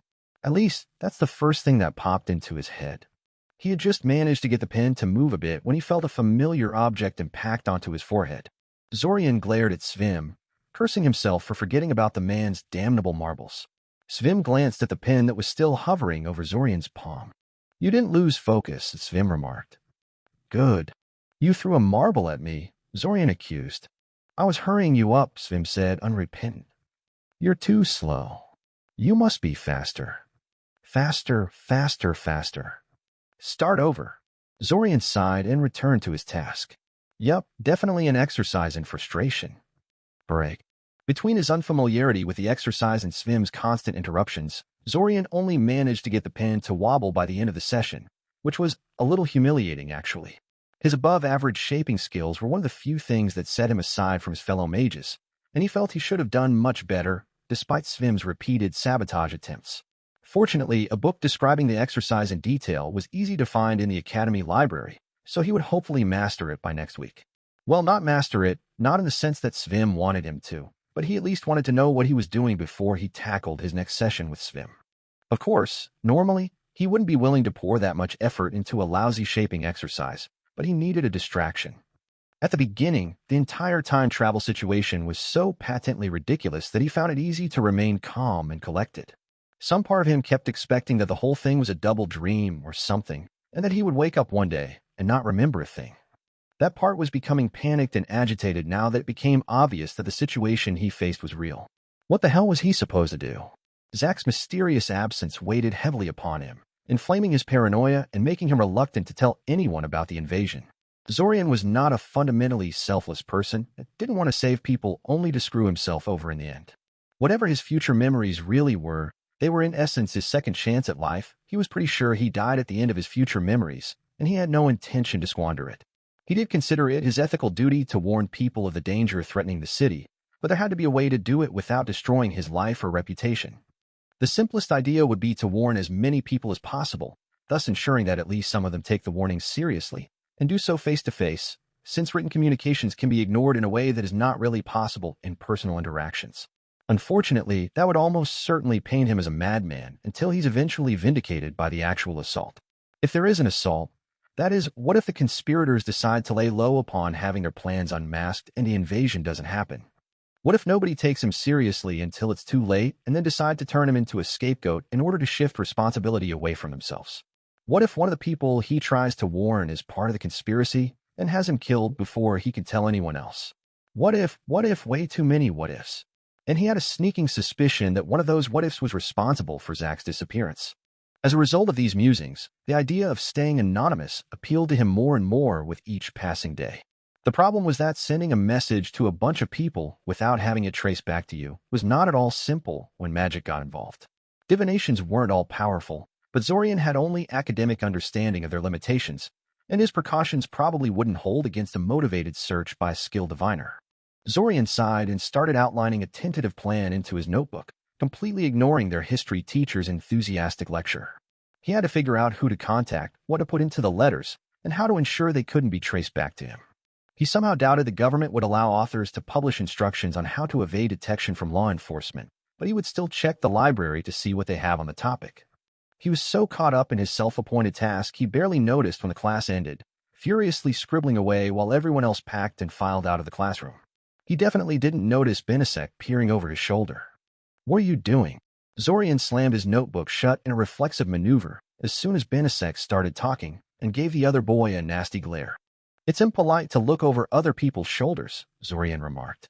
"Jumpy, aren't we?" smiled Benisek, loudly dragging a chair from the nearby table so he could sit on the other side of Zorian's table.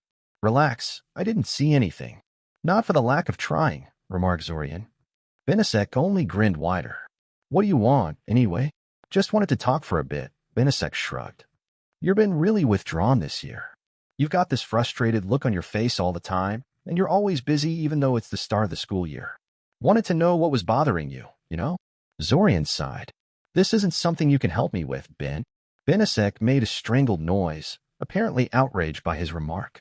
"What do you mean I can't help you? I'll have you know I'm an expert on girl trouble." Now it was Zorian's turn to make a strangled noise. "Girl trouble?" "Oh, come on," Benisek laughed. "Constantly distracted? Spacing out in the middle of the class? Making plans for sending anonymous letters? It's obvious, man. Who's the lucky girl?" "There is no lucky girl," Zorian growled. "And I thought you didn't see anything." "Listen, I don't think sending anonymous letters is a good idea," Benisek said, completely ignoring his remarks. "That's so, first year, you know.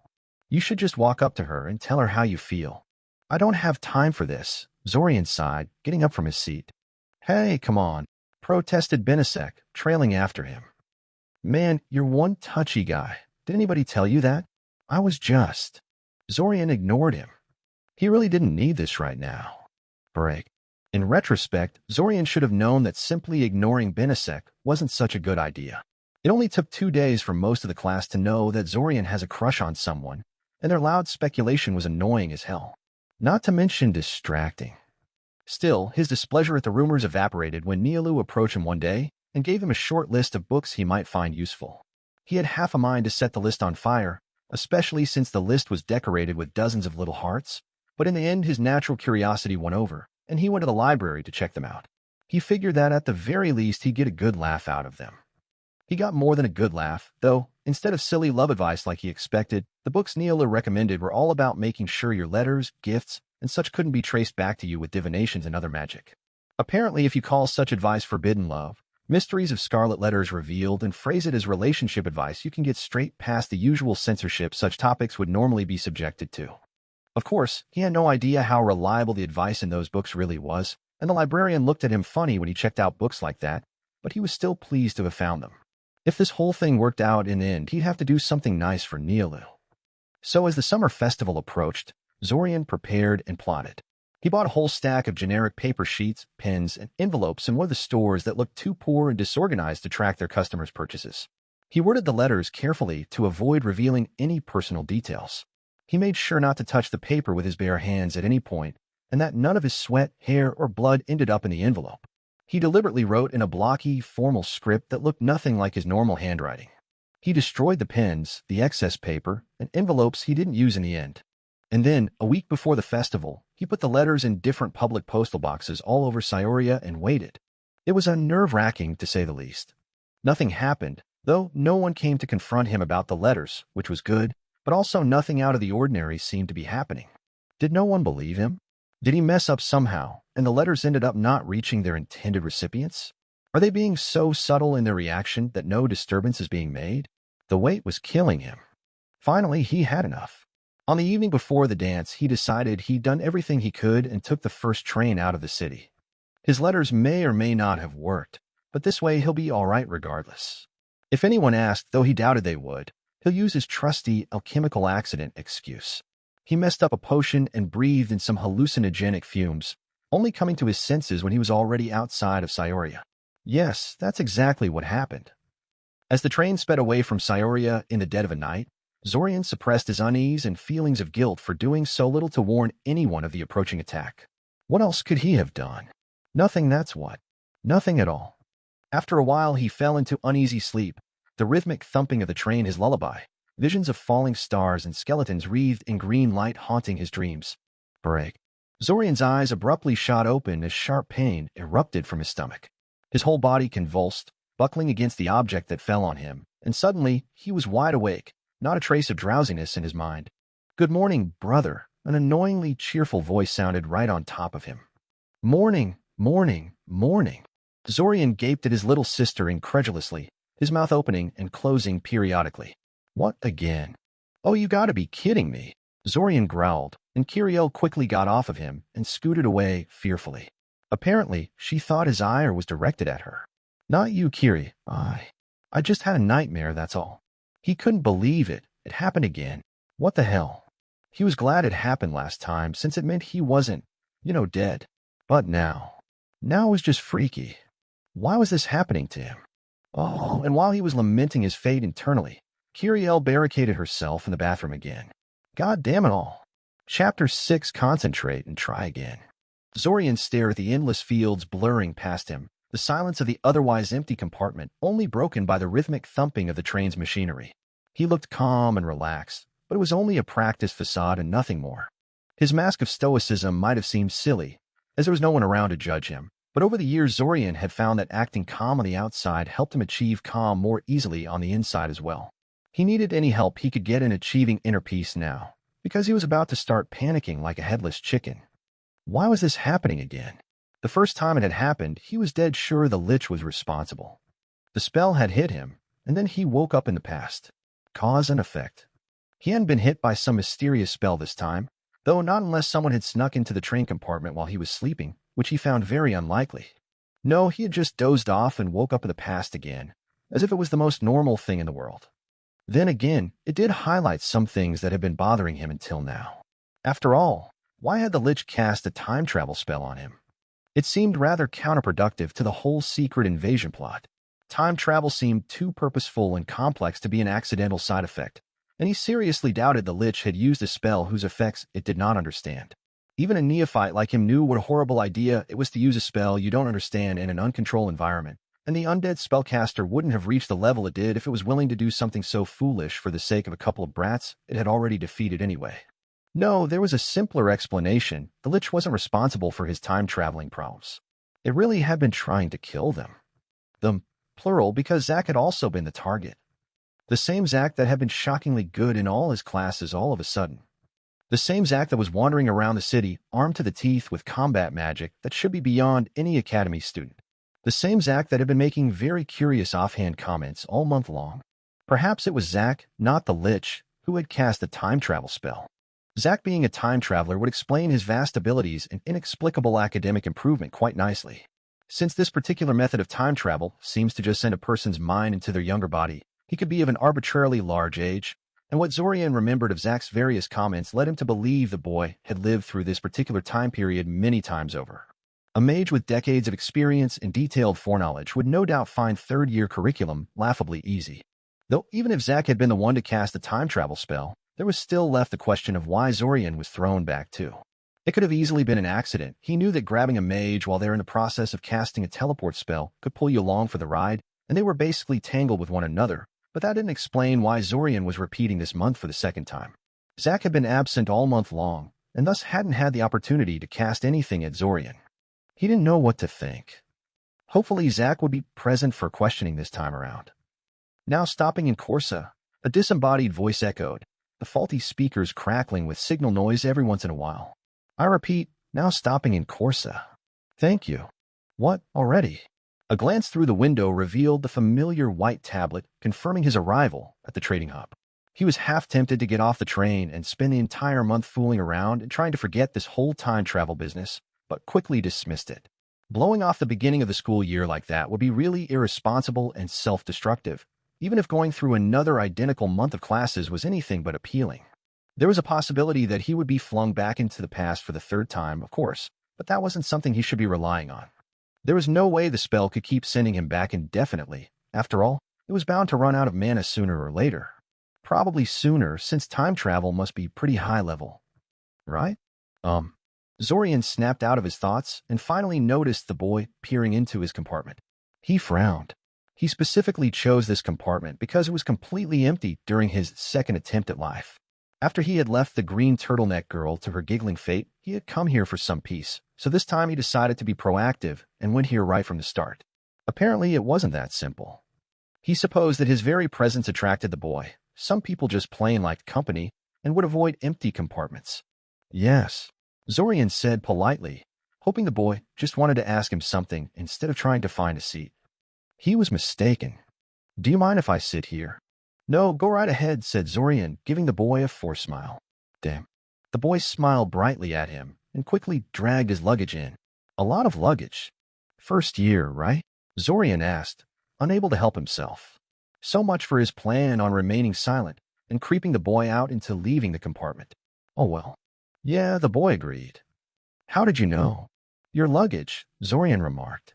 You do realize the academy grounds are pretty far from the main station? Your arms are going to fall off by the time you get there. The boy blinked. Apparently, he didn't know. It's really not that bad, right? Zorian shrugged. You better hope it doesn't rain. Haha, the boy laughed nervously. I'm sure I'm not that unlucky. Zorian smirked. The benefits of foresight. Or was it hindsight? Language really wasn't designed with the possibility of time travel in mind. I didn't introduce myself. The boy suddenly blurted out. I'm Bjorn Ivorin, Zorian Kaczynski. The boy's eyes lit up immediately. Like Diamond Kaczynski, yes, Zorian said, suddenly finding the window incredibly interesting.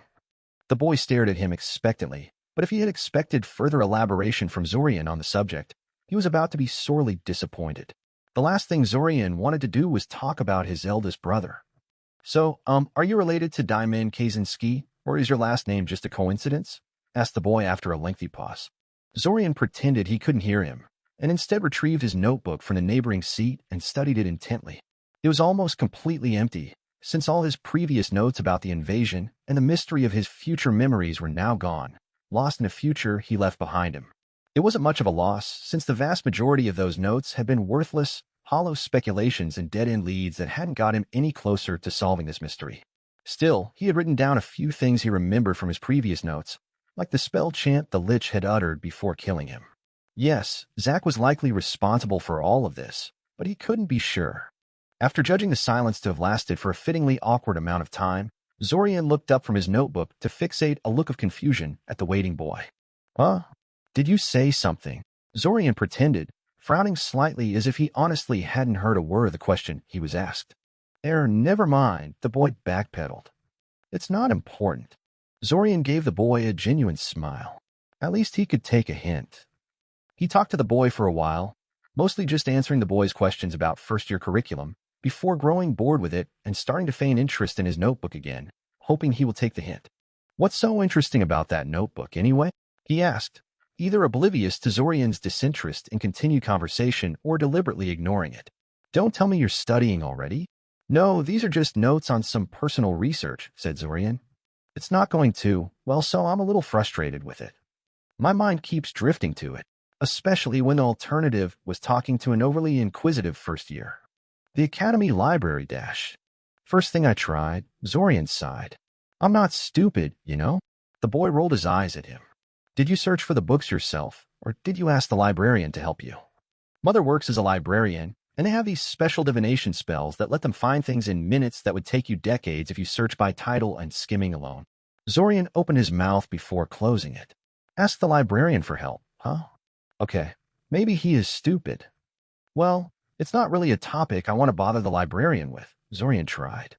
Which was true, but he knew he'd end up trying it anyway. Maybe I could find the spells themselves in the spell repository? But no, if they are anything like other divination spells, it's using them correctly and interpreting the results that's the problem, not casting them. You could always get a job in the library, the boy offered.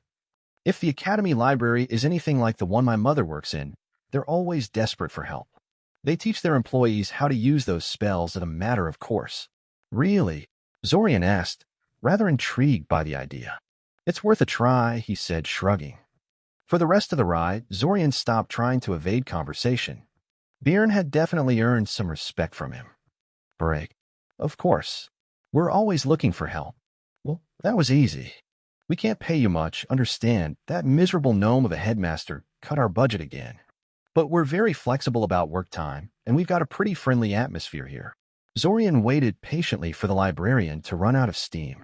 She was an unassuming middle-aged woman at first glance, but the moment she had begun speaking, he realized her looks were rather deceiving. She was cheerful and had a sort of indescribable energy about her.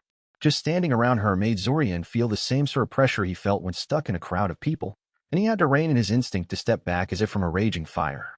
I'm guessing you don't get many work offers then. Zorian tried. Why is that? Shouldn't people be fighting tooth and nail to work in a place like this? It's a pretty famous library. She snorted, and Zorian could swear he could feel the derision and a touch of bitterness in the seemingly innocuous sound. Academy regulations require us to only hire employees that are first circle mages or higher. Most graduates have better paying and more glamorous options than this. She waved her hand towards rows or bookshelves around them, reducing us to hiring students. Who are? She suddenly stopped and blinked, as if remembering something. But anyway, enough of that, she said, clapping her hands and beaming at him. From this day on, you're one of the library assistants. Congratulations. If you have any questions, I'll be glad to answer them. It was only through superhuman willpower that Zorian stopped himself from rolling his eyes at her. He never agreed to anything, merely inquired about the possibility of employment, and she undoubtedly knew that. But oh well, he did want the job, and not just because he was hoping to learn some nifty new spells and translate the Lich's chant. He suspected that library employees got to access parts of the library that would normally be restricted to him as a first circle mage, and that was just too much of a temptation to pass up. Question 1, said Zorian. How often do I come to work? She blinked, surprised for a moment. No doubt she expected him to protest her presumptuousness. Well, when can you come? Between the classes and the need for study time and other commitments, most of our student employees work once or twice a week. How much time can you set aside for this? The classes are pretty easy at this point, Zorian said. We're mostly doing the review of our second year, which I know like the back of my hand. Setting aside one day for unexpected developments, I could be here 4 times a week. My weekends are mostly free too, if you need any help then.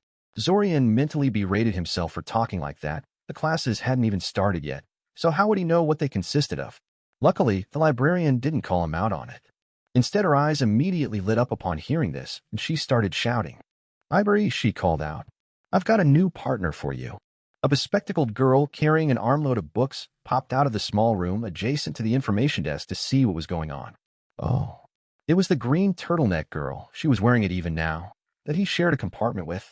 Except he had chosen a seat on the other side of the train this time, so they never met on the train. Oh well, probably wouldn't have mattered anyway. Anyway, I believe some introductions are in order, the librarian said. I am Kirathishli Korosova, one of the few actual librarians in this place. This pretty lady, she gestured towards the turtleneck girl, who blushed at the praise and shifted uncomfortably, clutching the stack of books tighter in her arms, is our resident busy little bee Ivory Ambercomb. Ivory has been working here since last year, and I don't know what I'd do without her. Ivory, this is Zorian Kaczynski. The girl suddenly perked up at this. Kaczynski? As in younger brother of Diamond Kaczynski, Zorian said, unable to suppress a small sigh.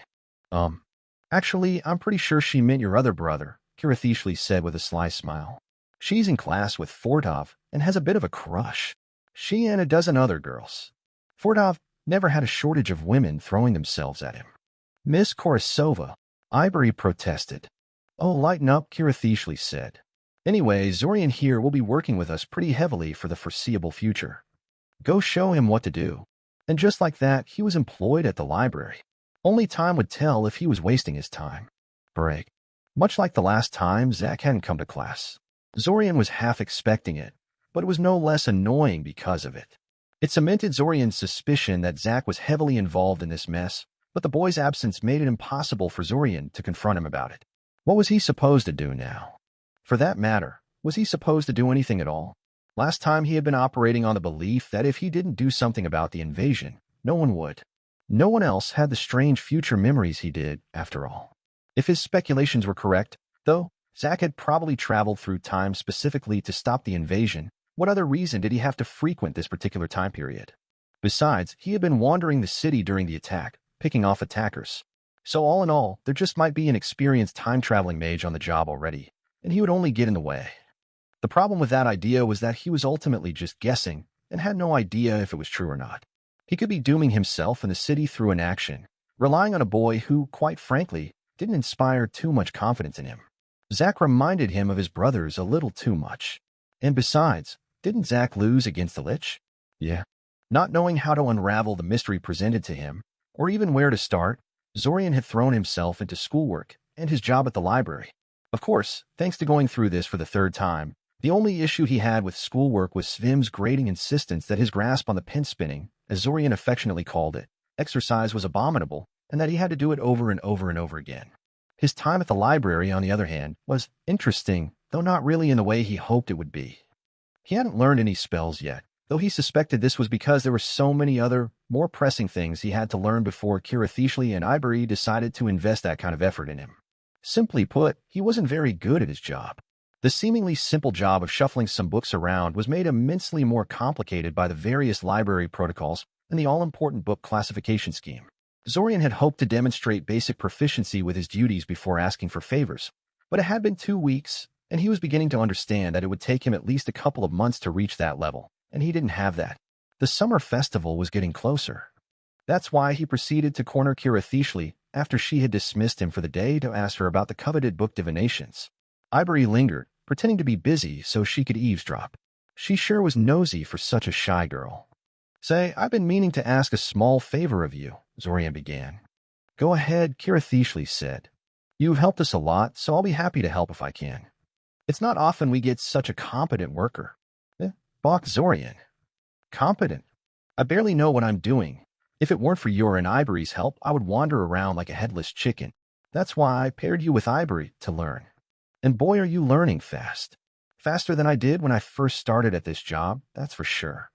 To be honest, I usually give only the simplest and most tedious jobs to student employees, but since you're more dedicated than them, I've given you the advanced course. Zorian said after a short silence. I'm flattered. And he really was. Anyway, I was wondering about bookfinding divinations. I've been searching for a pretty obscure topic, and I'm not going anywhere with it. Kirathishli said, slapping her forehead. How could I forget about that? Of course, I'll teach you. We teach all our long-term workers those. They're a bit tricky to use, though, so it will take a while to learn how to use them properly. Ivory will show you how. Though you can always tell me what exactly you're looking for, and I'll do my best to help you out. I know this library like the back of my hand, you know. Zorian debated the merit of showing her the Lich's chant, since he suspected it was something that could get him into a lot of trouble just for asking about it, but saw no other way.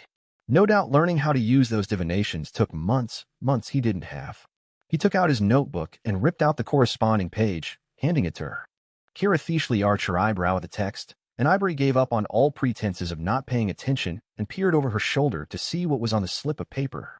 It's an unknown language, Zorian clarified. I don't even know which one, really. Tricky, Kirathishli remarked. Finding a written reference based on a phonetic pronunciation of a word you don't even understand is a tall order, even with divinations. You should just find an expert in languages to help you if it's so important. You should try Xenomir, piped in Ivory. Our history teacher, asked Zorian incredulously. He also teaches linguistics, Ivory said. He's a polyglot. Speaks 37 languages. Whoa. Yeah, Ivory agreed. He should at least know what language that is, even if he can't read it. He's pretty helpful if you approach him nicely. I doubt he'll turn you away. Interesting. Break. Mr. Kaczynski, what can I do for you? Xenomir Allguy was old. Really old. He wore blue robes, actual robes, like the Magi of old, and had a carefully sculpted white beard. Despite his advanced age, he moved with a spring in his step, and his eyes had sharpness that most people half his age lacked. Zorian hadn't taken the linguistics elective, but he knew from his history class that Xenomir cared about his subject almost as much as Norabul did about runes and mathematics, though he at least understood that most students didn't share his passion for the subject. I was told you can help me with some translation, Zorian said. I have a pretty fragmentary recording of an unknown language in phonetic form, and I was hoping you could at least tell me what kind of language it is.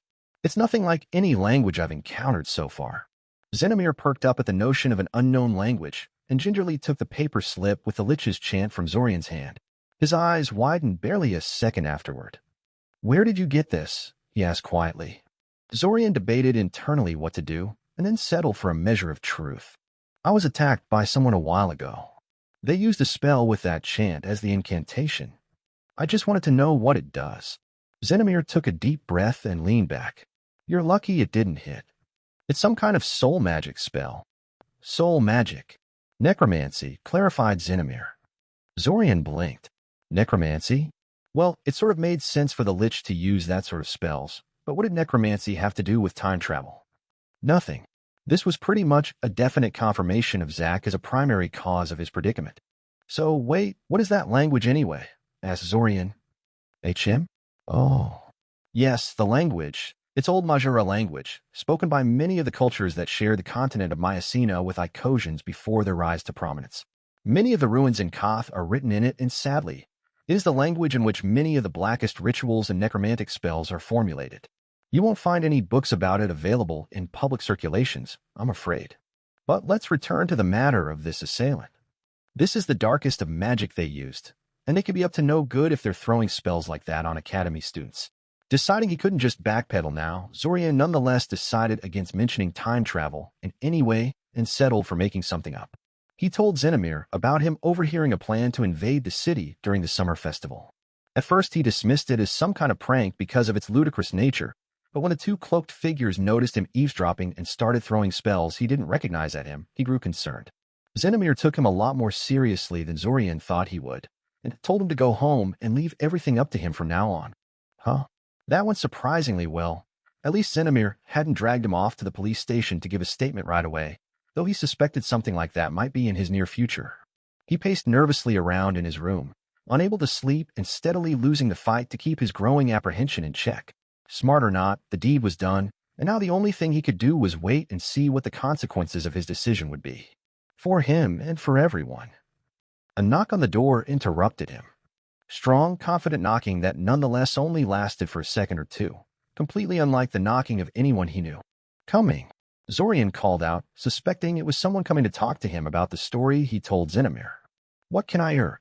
Zorian stared dumbly at the blade sticking out of his chest, his mouth opening in an unvoiced scream.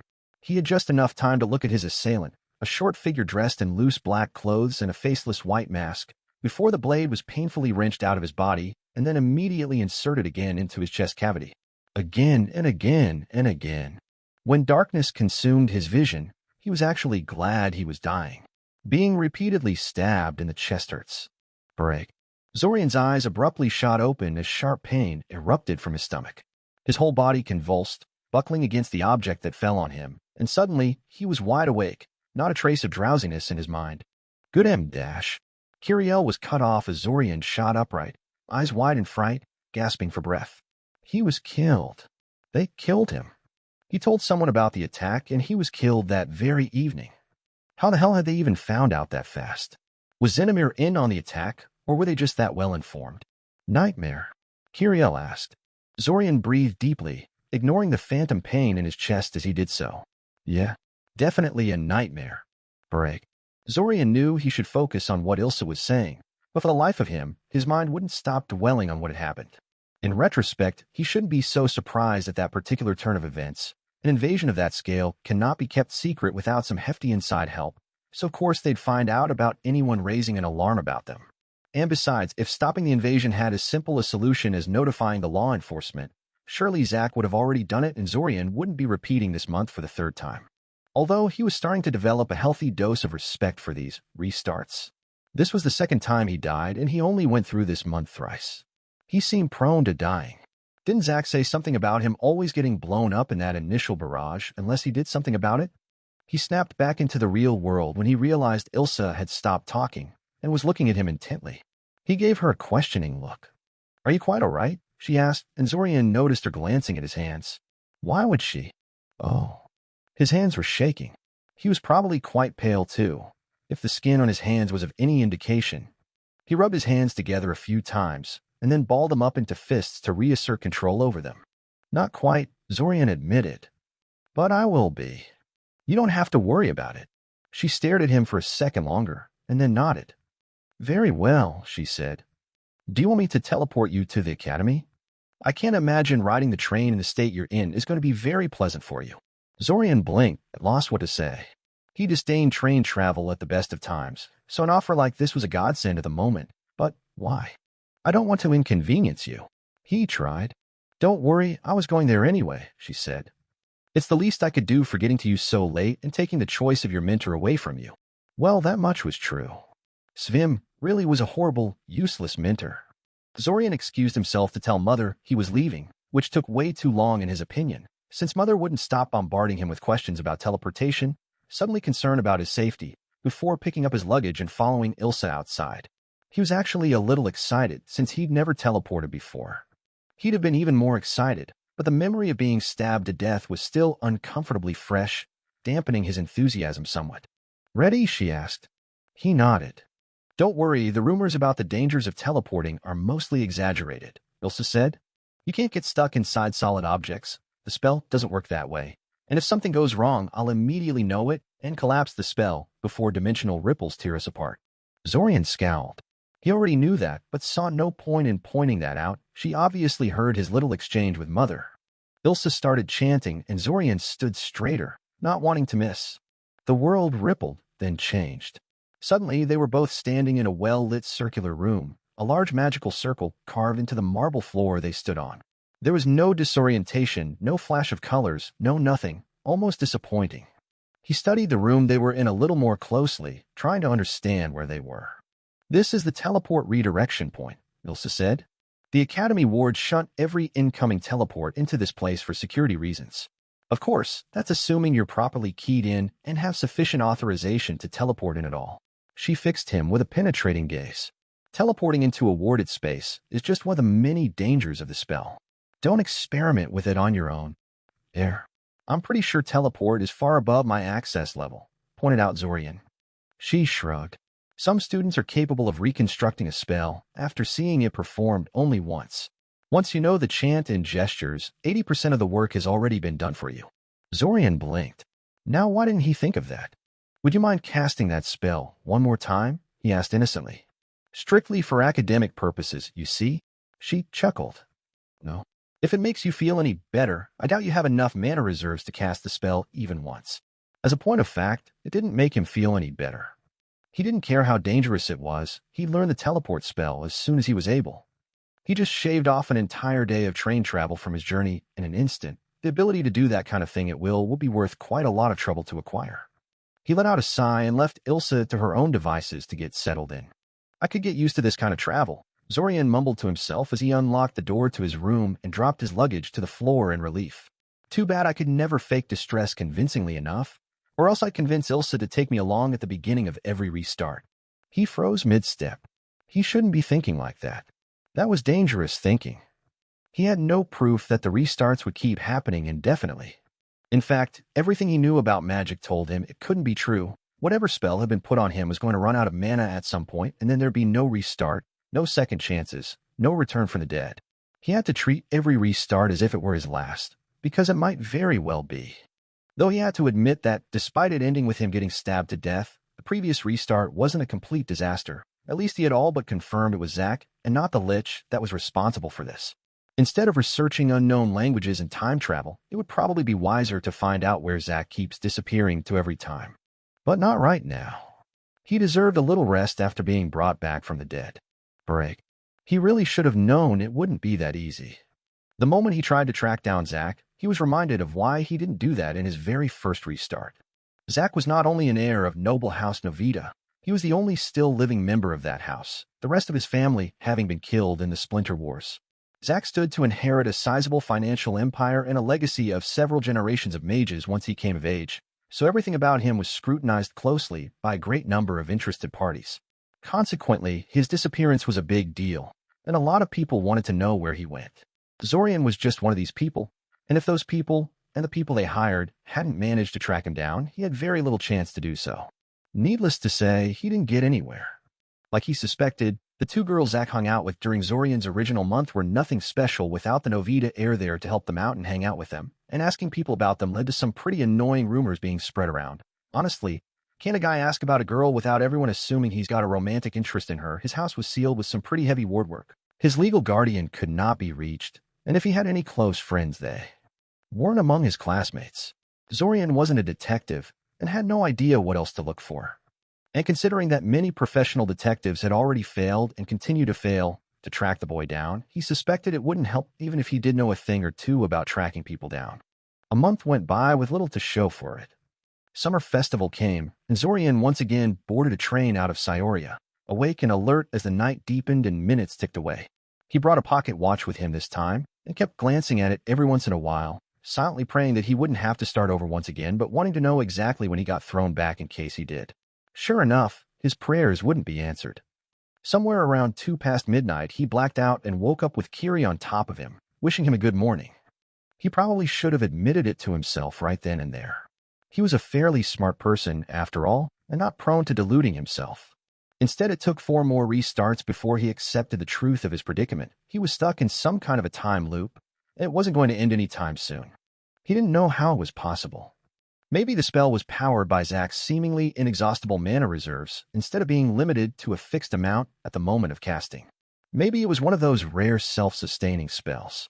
Hell, maybe it reached into the heart of the world and drew power from the world dragon itself.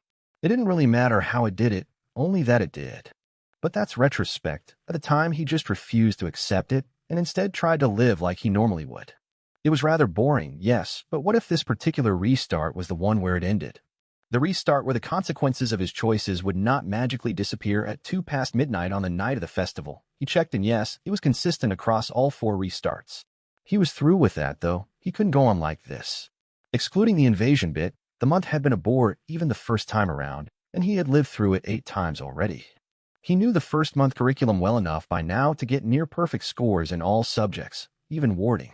It had little effect on how people treated him, as he found out.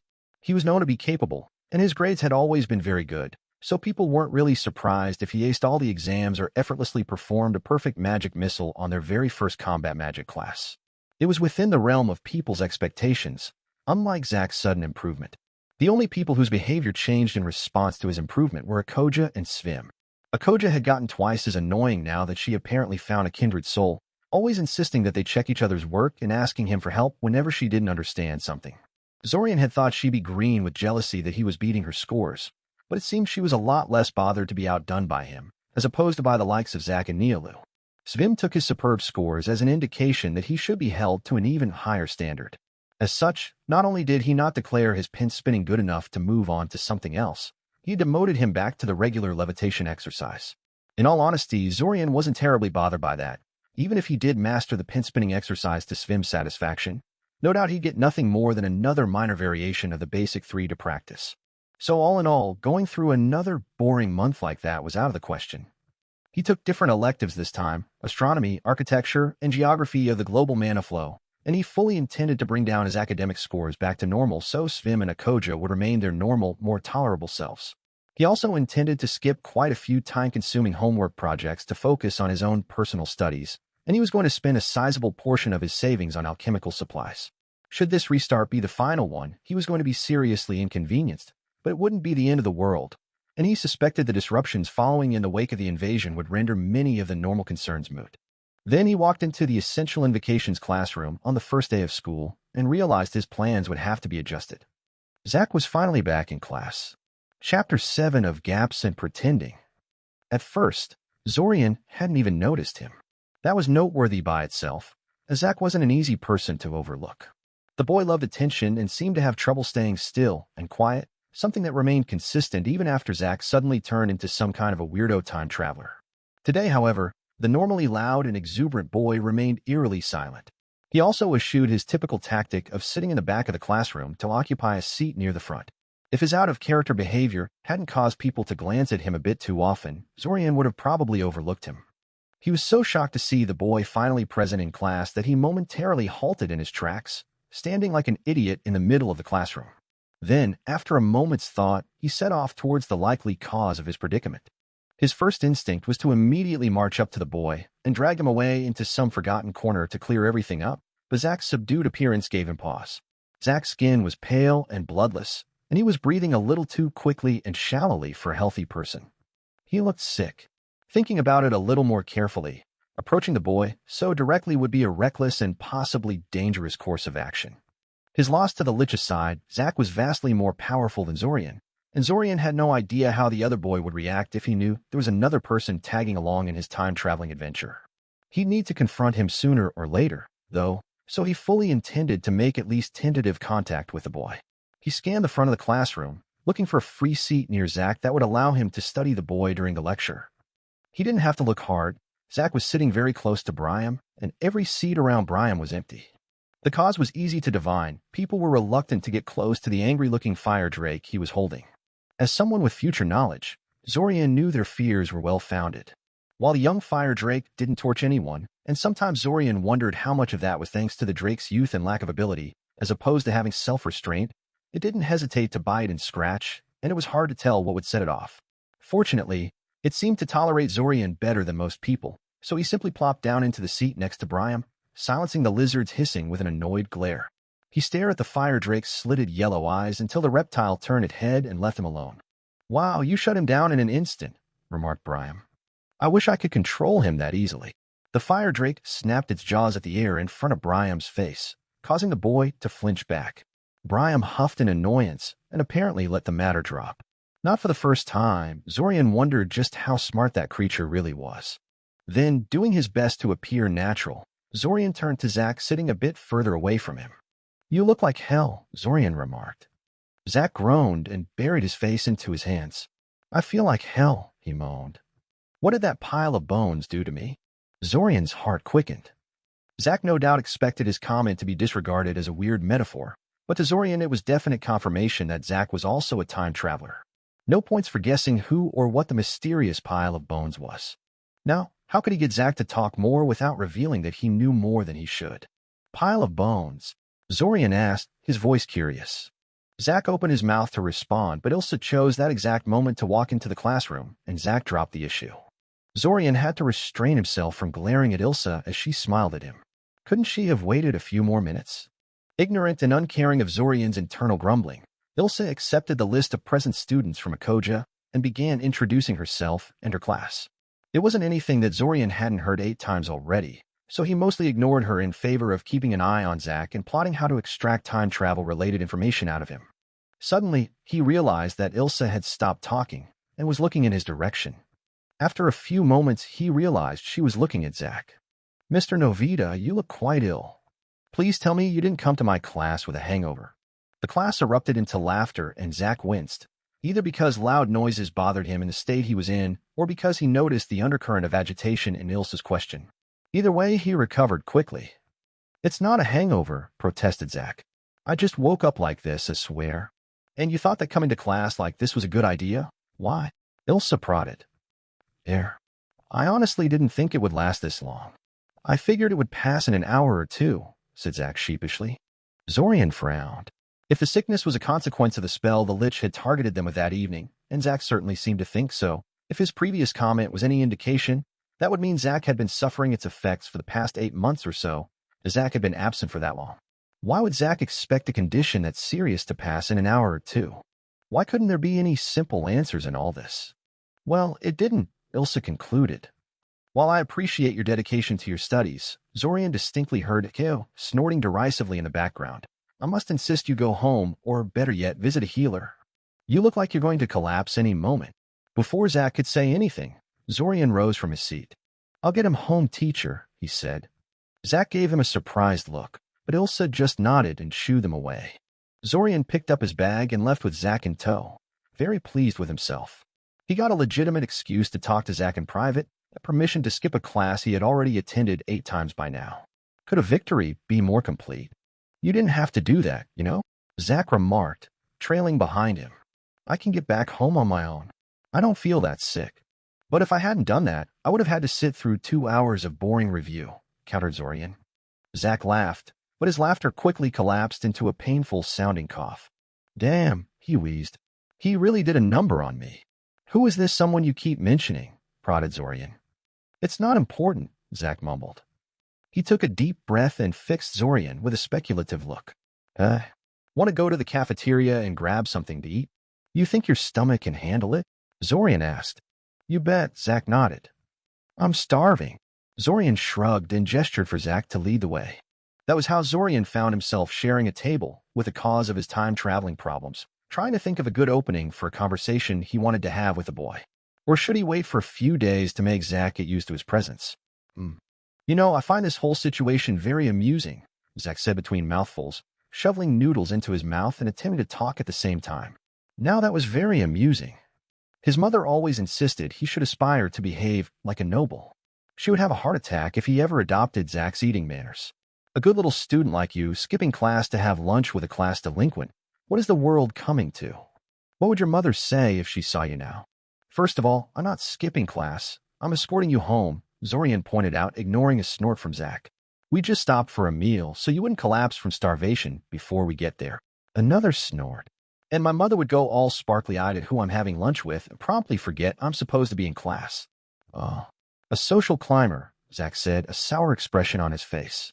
Say no more. At least you're male, so she wouldn't try to pair us. Well, I do have a 9-year-old sister. Don't go there, Zach warned. Fine, agreed Zorian. He didn't particularly want to continue in that avenue, anyway. So are you going to tell me who roughed you up, or what? You're a lot nosier than I remember, Zach huffed. What makes you think someone roughed me up? Your offhand comments aren't as oblique as you imagine them to be, Zorian said. Whatever, Zach scoffed. I just breathed in some weird fumes while I was messing with my alchemy set yesterday, that all. The trusty alchemical accident excuse. So cliché, yet so effective. Zorian had used it quite a few times himself. In any case, he wasn't willing to let go so easily. He decided to risk it and try to provoke a reaction from the boy. Must have been some really weird fumes. The after effects almost looked like soul magic exposure, Zorian speculated loudly. Zorian had expected some kind of reaction from Zach, but what he got was quite a bit stronger than what he had imagined. Zach immediately sat straighter in his seat, eyes wide in realization. Of course. That's why I'm still suffering the effects, even after the revert. The son of a bitch targeted the very thing that gets sent back, my soul. There was an eerie silence in the cafeteria as everyone stared at the crazy boy shouting nonsense in a crowded dining hall.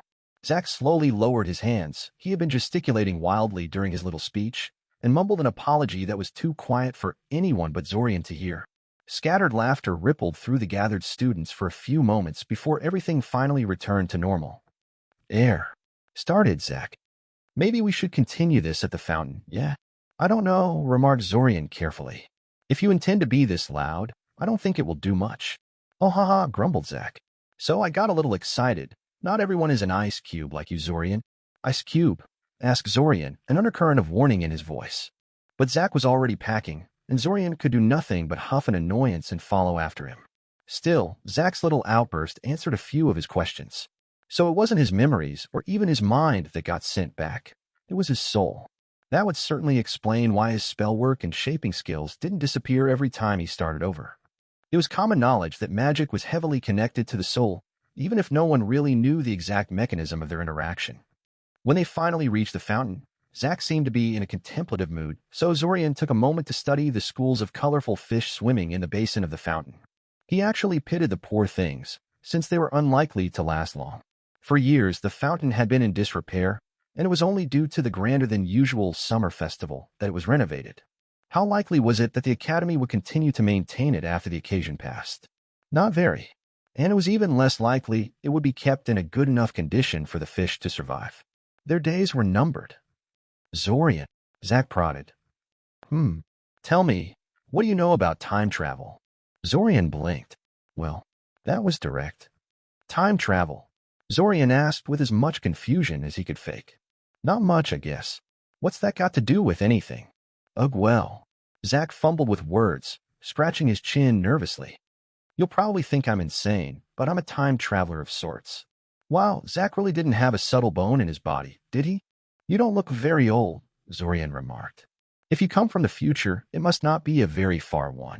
No, it's more like the whole world resets itself on the night of the summer festival, and I'm the only one who remembers what happened. That was an interesting way of explaining it. though the idea of a spell affecting the whole world was even more ridiculous than the idea of working time travel magic. I've lived through this month of God at least 200 times by now, continued Zack. Honestly, I'm starting to lose count. Wait, you're talking about it like you can't stop it, said Zorian, unable to keep a tiny bit of alarm out of his voice. Luckily, Zack appeared to be too agitated to notice. That's just it. I don't know if I can stop it, Zack shouted, before he realized what he was doing and quieted down so as to not attract unneeded attention. I was hit by this spell in the previous revert, and its effects didn't completely go away when I reverted into the past. Zorian frowned. Previous revert? What about the other 7? Did Zack somehow skip those, or did he simply not remember them? It occurred to Zorian that the after effects of the Lich's spell could have been even more serious than what he was currently looking at. What if Zack had spent the past 7 restarts in a coma? Though that begged the question of why his guardian had reported him as missing instead of bringing a healer. I guess it really was a soul magic spell, like you said, continued Zack. I need to watch out for those from now on. Anyway, at first I thought it's just some nasty sickness that'll pass, and to a degree I was right. I already feel a lot better than I did this morning. It's just that it wasn't only my body that was affected. My mind has been a little spotty ever since I woke up. Oh no. I don't remember how I started this time loop, concluded Zack, confirming Zorian's fears, or whether it was me who started it in the first place. My memory is full of blanks like that at the moment. I'm hoping it will all come back to me, but Zorian stared at the other boy, stony-faced. Basically, they were both in deep shit. Zack seemed to interpret Zorian's serious look a little differently, though. You don't believe me, he concluded. It's pretty far-fetched, Zorian said. If he hadn't lived through it, he wouldn't have believed him, no. But I'm a pretty open-minded guy. Let's pretend you're right for the moment. What's that got to do with me? Zack arched an eyebrow at him, apparently incredulous about something. He said. You're really different from your other self. My other self? Zorian asked curiously. Yeah, Zack nodded. My memory may be spotty about some things, but I definitely remember you. Mostly because you kept dying at the start of the attack. Zack mumbled the last sentence in a quiet voice that probably wasn't meant to carry, but did. Zorian pretended he didn't hear it. You're different than you used to be, Zack said. You were more irritable, and always busy with something or other. You never believed me when I tried to tell you about the whole time travel thing. You thought I was trying to make fun of you. Well, that kind of story sounded exactly like something his brothers would try to fool him with. And Zack did have a great many things in common with those two already. You've changed, Zack concluded. You're a lot calmer. More laid back, I guess. Zorian frowned. He didn't think he changed that much in personality, but he supposed it would be hard to not change when going through something like this. To say nothing of the fact that more than 8 months had passed since the restart started for Zorian. So, wait, why did I change then? Zorian asked. Didn't you say the whole world resets itself? Don't know, Zack shrugged, then gave him a speculative look. Come to think of it, you were there too, weren't you? Zorian gave him a confused look. He wasn't going to get baited that easily. No, of course you don't remember, Zack sighed. Do you at least feel a little different lately, or something? Come to think of it, yes, confirmed Zorian. I chose different electives than I intended to, for no good reason really, and I did a bunch of other strange things ever since I came to Scioria. Zorian's motivation for saying that was twofold. First of all, he wanted to see how Zack would react to the idea of another person going through the time loop with him. Secondly, he wanted to lay the groundwork for an explanation why he'd be acting differently in every restart, in case he decided not to tell Zack about himself. He was surprised that Zack was so willing to believe him, though. Apparently, even after all this time, nearly 17 years, if the other boy was to be believed, Zack still hasn't developed an ability to effectively read people. That or Zorian really was that good of an actor. Strange, was all Zack said. Yeah, Zorian agreed. So, any advice a time traveler can tell a mortal like me? A secret spell of awesomeness, maybe? To be honest, most of the spells I know are combat ones, Zack admitted. I'm really good at combat magic, which is good because I need to be good at it. There is something I'm trying to stop. Something involving the mysterious adversary that messed you up, tried Zorian. He really wanted to work the invasion into the conversation, but didn't know how to justify knowing anything about it. Do you remember how that happened, at least? Grunted Zack. Mostly. I distinctly remember you being there, but you probably died right at the start of the battle. No offense, Zorian, but you aren't much of a fighter, and then I stupidly charged in, thinking myself invulnerable. Why would you ever think that? Zorian asked, honestly confused. That you're invulnerable. I mean, doesn't it strike you as dangerously arrogant to perceive yourself as invincible? Do you know how many times I've died in these reverts? Protested Zack. My memory is failing me again, but it was a lot. You tend not to take it too seriously after a while. And it's not like I was too far off. I just have to watch out for necromancy next time, right? Not just necromancy, Zorian replied with a heavy sigh. There is also mind magic to worry about. Aside from the obvious possibility of ending up as a mind thrall, you could also end up with more than a few gaps in your memory. You have your whole mind blanked out. Then there is a possibility of having a haze forced upon you if you're too careless, which also bind to the soul as far as I know. Some creatures, such as wraiths, eat souls. That's another thing to worry about. And there are a couple of methods of sealing away a mage's ability to do magic, which might very well stay with you when you revert. Zack was silent, but Zorian could have sworn he had gotten even paler as he listened to Zorian speak. And that's just a couple points off the top of my head, finished Zorian. I'm only an academy student, and I don't know anything. It's obvious that you are not invulnerable. Okay. Zorian swallowed heavily. That was close. It was fortunate that Zack was so oblivious, because had the situation been reversed, he would have called Zack out on it ages ago.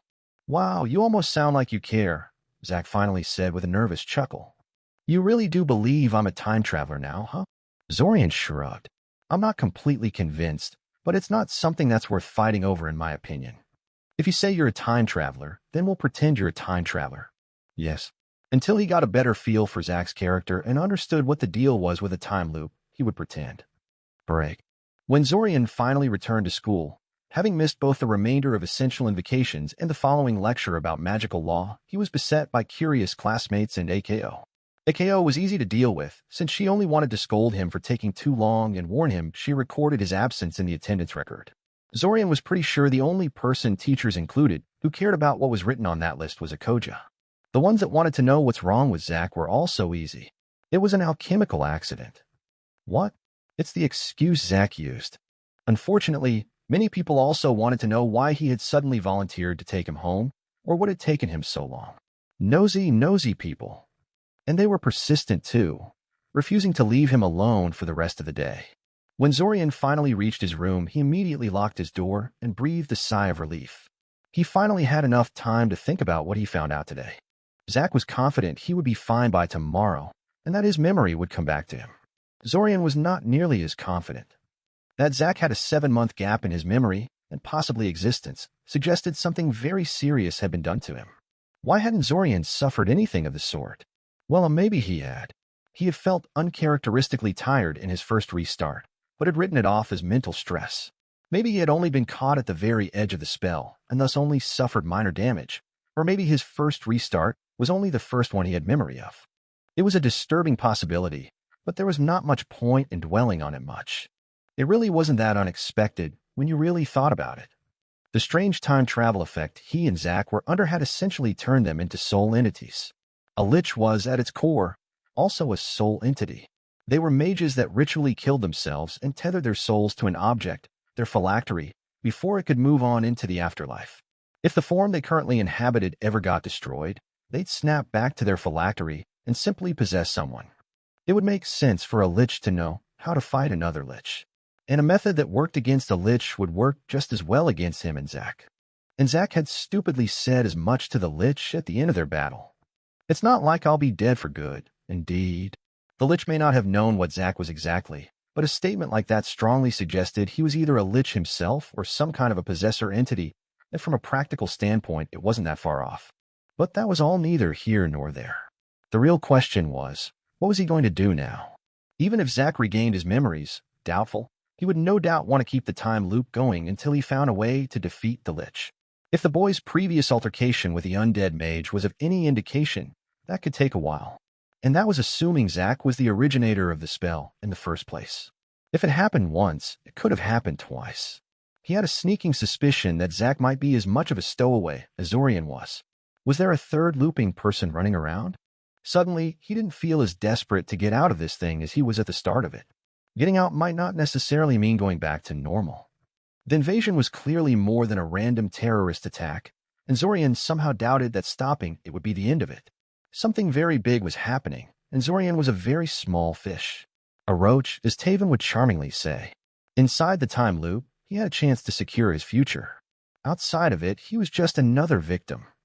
Besides, if Zack was to be believed, normal for Zorian meant getting killed at the start of the invasion. He didn't care much for that kind of normal. In fact, the more he thought about it, the more it seemed to him this whole thing was a giant opportunity rather than an annoyance. Once upon a time, when Zorian was younger, he dreamed of being a great mage. The sort that legends were made of, the kind that revolutionized whole fields of magic all by themselves. In time, this dream died as it became clear he didn't have the talent, the work ethic, or the right connections to make that happen. He was just a slightly above average civilian-born student with no special advantages to his name. But now, he had all the time he needed to build up an advantage over his peers and become truly great. Greater than Diamond. He shook his head, abandoning that train of thought. He was getting ahead of himself. He needed something more concrete than a fuzzy notion of greatness to guide him, a clear set of goals to achieve, and courses of action to pursue. Right now, the only thing he could think of was harassing Zack for some tips, raiding the library for more spells, and leveraging his curious monetary situation to improve his alchemical skills. He was leery about relying on Zack for help. Even if the boy would be cooperative, there was only so much he could learn from the other time traveler without revealing that he too retained his memories each time they reverted to the past. The library was full of spells, of course, but anything serious, that is, that could be used for combat, crime, or spying, was restricted, and he knew from talking to older students that teachers were really stingy with permission slips. Not even Fortov succeeded in getting one. He could charm a troll into not eating him. Honing his alchemy skills was definitely an option. The only reason he focused more heavily on invocation thus far was because he had to buy any ingredients he wished to work with, and he was trying to save money. Any serious study of alchemy required a lot of funds. Alchemical ingredients were expensive, with his saving accounts spontaneously refilling after each restart. However, monetary concerns didn't limit him as much as they did before. It wasn't much, to be honest. He needed a better plan. With another sigh, Zorian pulled out his trusty notebook and began to plot and write. "Break. Something I can do for you, Sonny?" asked Kieran. "The class has been dismissed, in case you didn't notice." I noticed. "I just wanted to talk to you about something," Zorian said. Kieran gestured him to keep talking. "I hope you don't find it insulting, but your stated program seems a bit easy. Practicing magic missile for a whole month seems rather pointless to me, since I already have a pretty good grasp on it."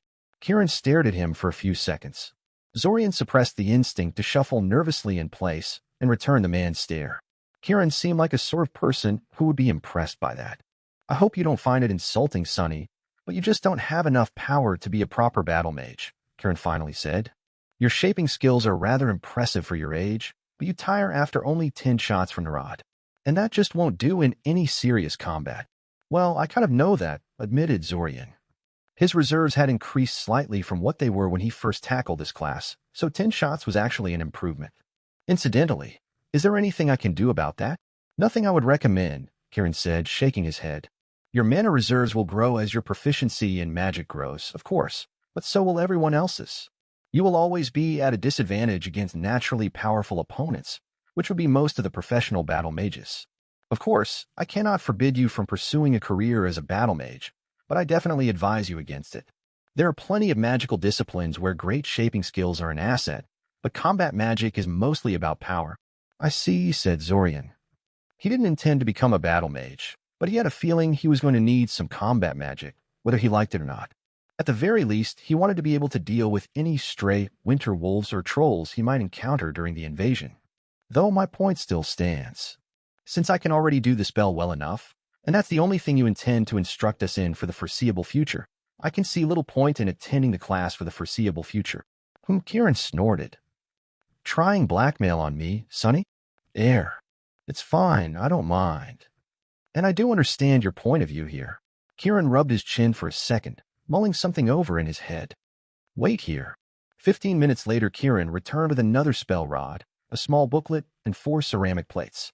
He threw the plates towards Zorian, who hastily caught them before they shattered upon the ground. "Good reflexes," Kieran complimented.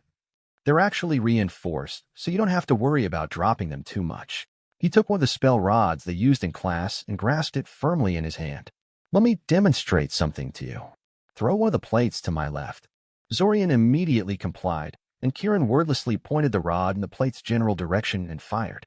He was wide of the mark, but the bolt of force actually homed in on the plate anyway, curving through the air to intercept it. The plate shattered into dust and sharp fragments. Again, Kieran snapped. Zorian threw another plate, and another bolt of force sped towards it. This one was different, however. It was longer and thinner, like an oversized needle. It hit the plate, but instead of smashing it to pieces, it went right through it, punching a hole through the center before dissipating. "Throw the last two together," Kieran instructed. 2 plates flew into the air, and Kieran once again pointed the rod in their general direction. Zorian waited for the bolt of force, but none was forthcoming. Instead, both plates were suddenly cut in half by some unseen blades. Kieran lowered his hand and began to speak. "The reason I'll be spending so much time on Magic Missile is because it's a very versatile spell," Kieran spoke. "In its simplest form, it takes the form of a shining bolt of force that travels in a straight line, delivering concussive blasts of force to whatever it impacts. This variant is often called the Smasher, and it is a very simple and effective spell. A skilled mage can do so much more with it, however. You can use animation magic to make it home in on a target. You can sharpen it into a point that will pierce things instead of batter them, or a line to cut them, the piercer and cutter, respectively. You can fire multiple missiles instead of one or a swarm, even if you have the reserves and skill to pull it off. And, of course, you can make the projectile invisible." "Invisible?" asked Zorian. "Yes," Kieran agreed. "A perfectly cast force spell is completely transparent. The light show you usually see is magical leakage resulting from an imperfect spell boundary.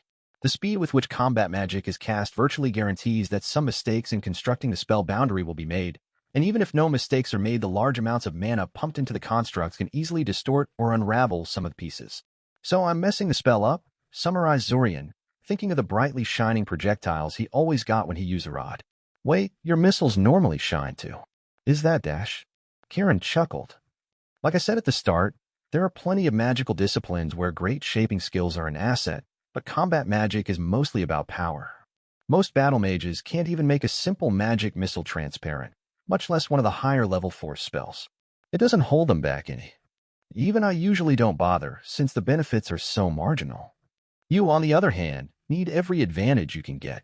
Kieran pushed the spell rod and the accompanying booklet into Zorian's hands.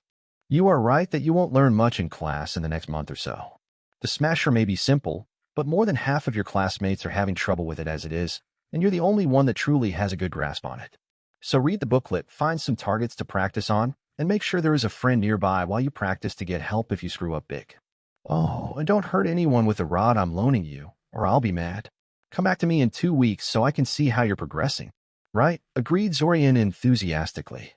This went a lot better than he thought it would. "Now get lost." Kieran gestured towards the door. "You've wasted my entire coffee break already." "Break."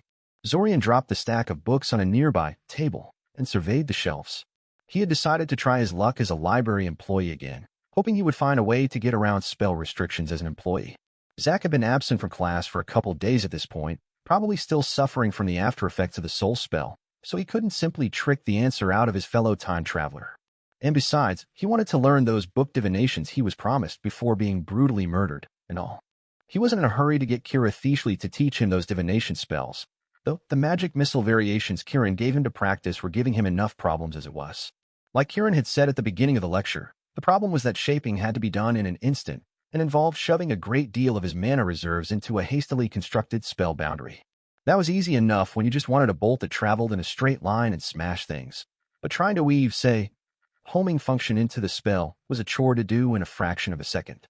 To say nothing of trying to eliminate all the little imperfections and make the bolt transparent. Which is not to say he made no progress. He could make the bolt curve toward a target, even if his aim was a little off, and he managed to make a flawless piercer yesterday. "Progress. You're pretty good at this stuff," Ivory remarked beside him, putting a book on the shelf. "I'm surprised. Usually, it takes a while for people to really understand the system we use here. I guess you worked in a library before, huh?" Yeah, agreed Zorian. It was technically true. It was surprisingly similar to this one in organization. "It's not really surprising," Kira Thieshley said behind him, causing him to jump in surprise. "All state libraries use the same organizing system. It's a standard enforced by the Society of Librarians. Hell, even the systems of other splinter nations are pretty similar. Because they all used to be part the same country, guessed Zorian. It is debatable whether or not the old alliance could be considered a unified state, Kirathishli said. The name says it all, really. It was an alliance more than anything. Arguably, it was the attempt to turn it into a state that led to the Splinter Wars.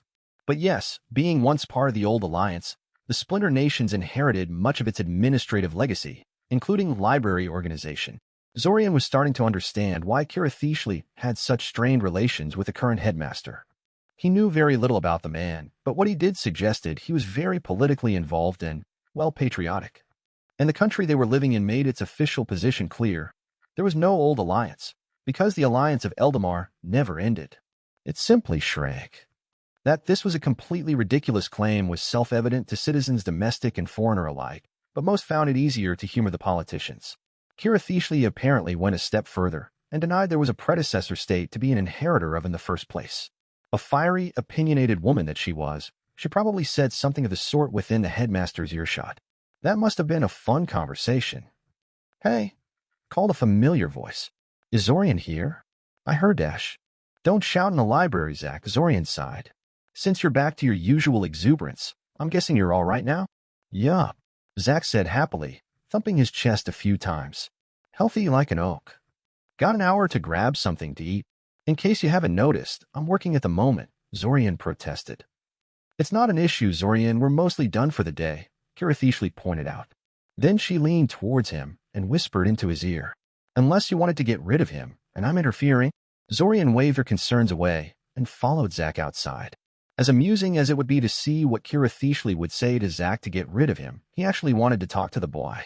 So, how come you sought me out? Zorian asked. He thought he'd have to hound the boy to get more information, but it seemed Zach had taken a liking to him. He didn't know whether to be pleased or annoyed by that. It was convenient, but it increased the chances that he'd realize something was off with Zorian. You're the most interesting person I know of at the moment, and the only other person who believes me about time travel, except Nialu, Zach said. Nialu asked Zorian incredulously. She's an avid reader of speculative fiction and mysteries, and is very imaginative and open-minded, said Zach. A naive dreamer, her father would say. It was surprisingly easy to convince her I'm really a time traveler. I guess she wants to believe it's true. Said Zorian. He supposed that he knew now why Zach involved Nialu so much the first time he went through this month. He still didn't know who the other girl was, though, and didn't know how he might work her into the conversation. How many people did you try to convince, anyway? Asked Zorian. All of our classmates and teachers, the headmaster, and the heads of every police department in the city. A couple of nobles and other influential people. How persistent. Not very successful, I imagine, Zorian guessed. That's putting it mildly, Zach sighed. Zorian frowned, suddenly realizing something. Why did Zach try to convince all those people he was a time traveler? That didn't sound like something a time traveler that came specifically to stop the invasion would do. It sounded more like something Zorian briefly considered when he realized how utterly over the head he was, but ultimately decided to scrap the idea because he expected the results to be more or less identical to what Zach got. Zach, began Zorian carefully. What about those gaps in your memory? Aren't they? They're still there, Zach scowled. I'm pretty sure they're not increasing anymore, though, thank the gods. Agreed Zorian. So you don't know how you achieve this time travel magic, then? I looked it up, and it's supposed to be impossible, you know? As impossible as drawing a square triangle, in fact. Well, it's clearly not that impossible, is it? Zach countered. But no, I have no idea how I did that. If you did that, agreed Zorian. From your comments, I'm getting a feeling you started these reverts as a common academy student. And I mean no offense, but the Zach I remember wasn't really the kind of person capable of inventing any spell, much less something as concept-breaking as time travel. Zach chuckled nervously. You're probably right. I used to be really bad at this whole mage business, didn't I? But enough of such depressing topics, because I've got good news for you. Oh, Zorian asked curiously. Yes, Zach confirmed. I heard you've been trying to learn combat magic. Where did you hear that? Protested Zorian. Kieran told the rest of the teachers told the administrative staff told the janitors and other low-paying workers, they told the students, and the students told me, finished Zach. What does it matter? What matters is that I'm very good at combat magic thanks to the reverts, and that I've decided to teach you. Think of it as a reward for believing me. Zorian gave Zack an incredulous look. He was going to help him out on his own free will. Just like that. No need for any plotting or subtle maneuvering. Almost disappointing. What? Zack protested. It's true. I really am good at combat magic. In fact, that's the field I'm most talented at. Oh, now that's a wonderful opening. Not that I don't believe you, but how exactly did you get so good at combat magic? Asked Zorian. I mean, mages are really stingy about sharing combat magic. Even with these reverts, why would they share them with an academy student like you? Especially since you're, known to be irresponsible, Zack finished for him. To be honest, I didn't get the spells I know legally. I wouldn't recommend my methods of acquiring combat magic to anyone who isn't a time traveler. You tend to die a lot. Oh, yeah. But you have me, so there's that. Quietly wondering what he was getting himself into, Zorian followed after him. Chapter 8 Perspective. Here we are, said Zack happily, twirling around with his hands outstretched. What do you think? Zorian studied the meadow in front of him, his eyes darting back and forth with suspicion. At first glance, the area was just a large patch of grass surrounded by a ring of trees, but Zorian couldn't help but notice signs of obvious neglect. The grass was too wild and tall, and the space between trees was full of young saplings fighting for their own place under the sun. It was a good place to practice combat magic at, but also a good place to hide a body in. In an even remotely normal situation, Zorian wouldn't be caught dead following a complete stranger into a creepy, isolated place like this one. Oh, how far his perspective had shifted.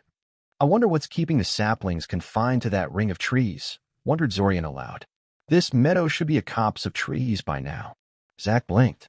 I never thought about that, he admitted. You notice the strangest thing, Zorian.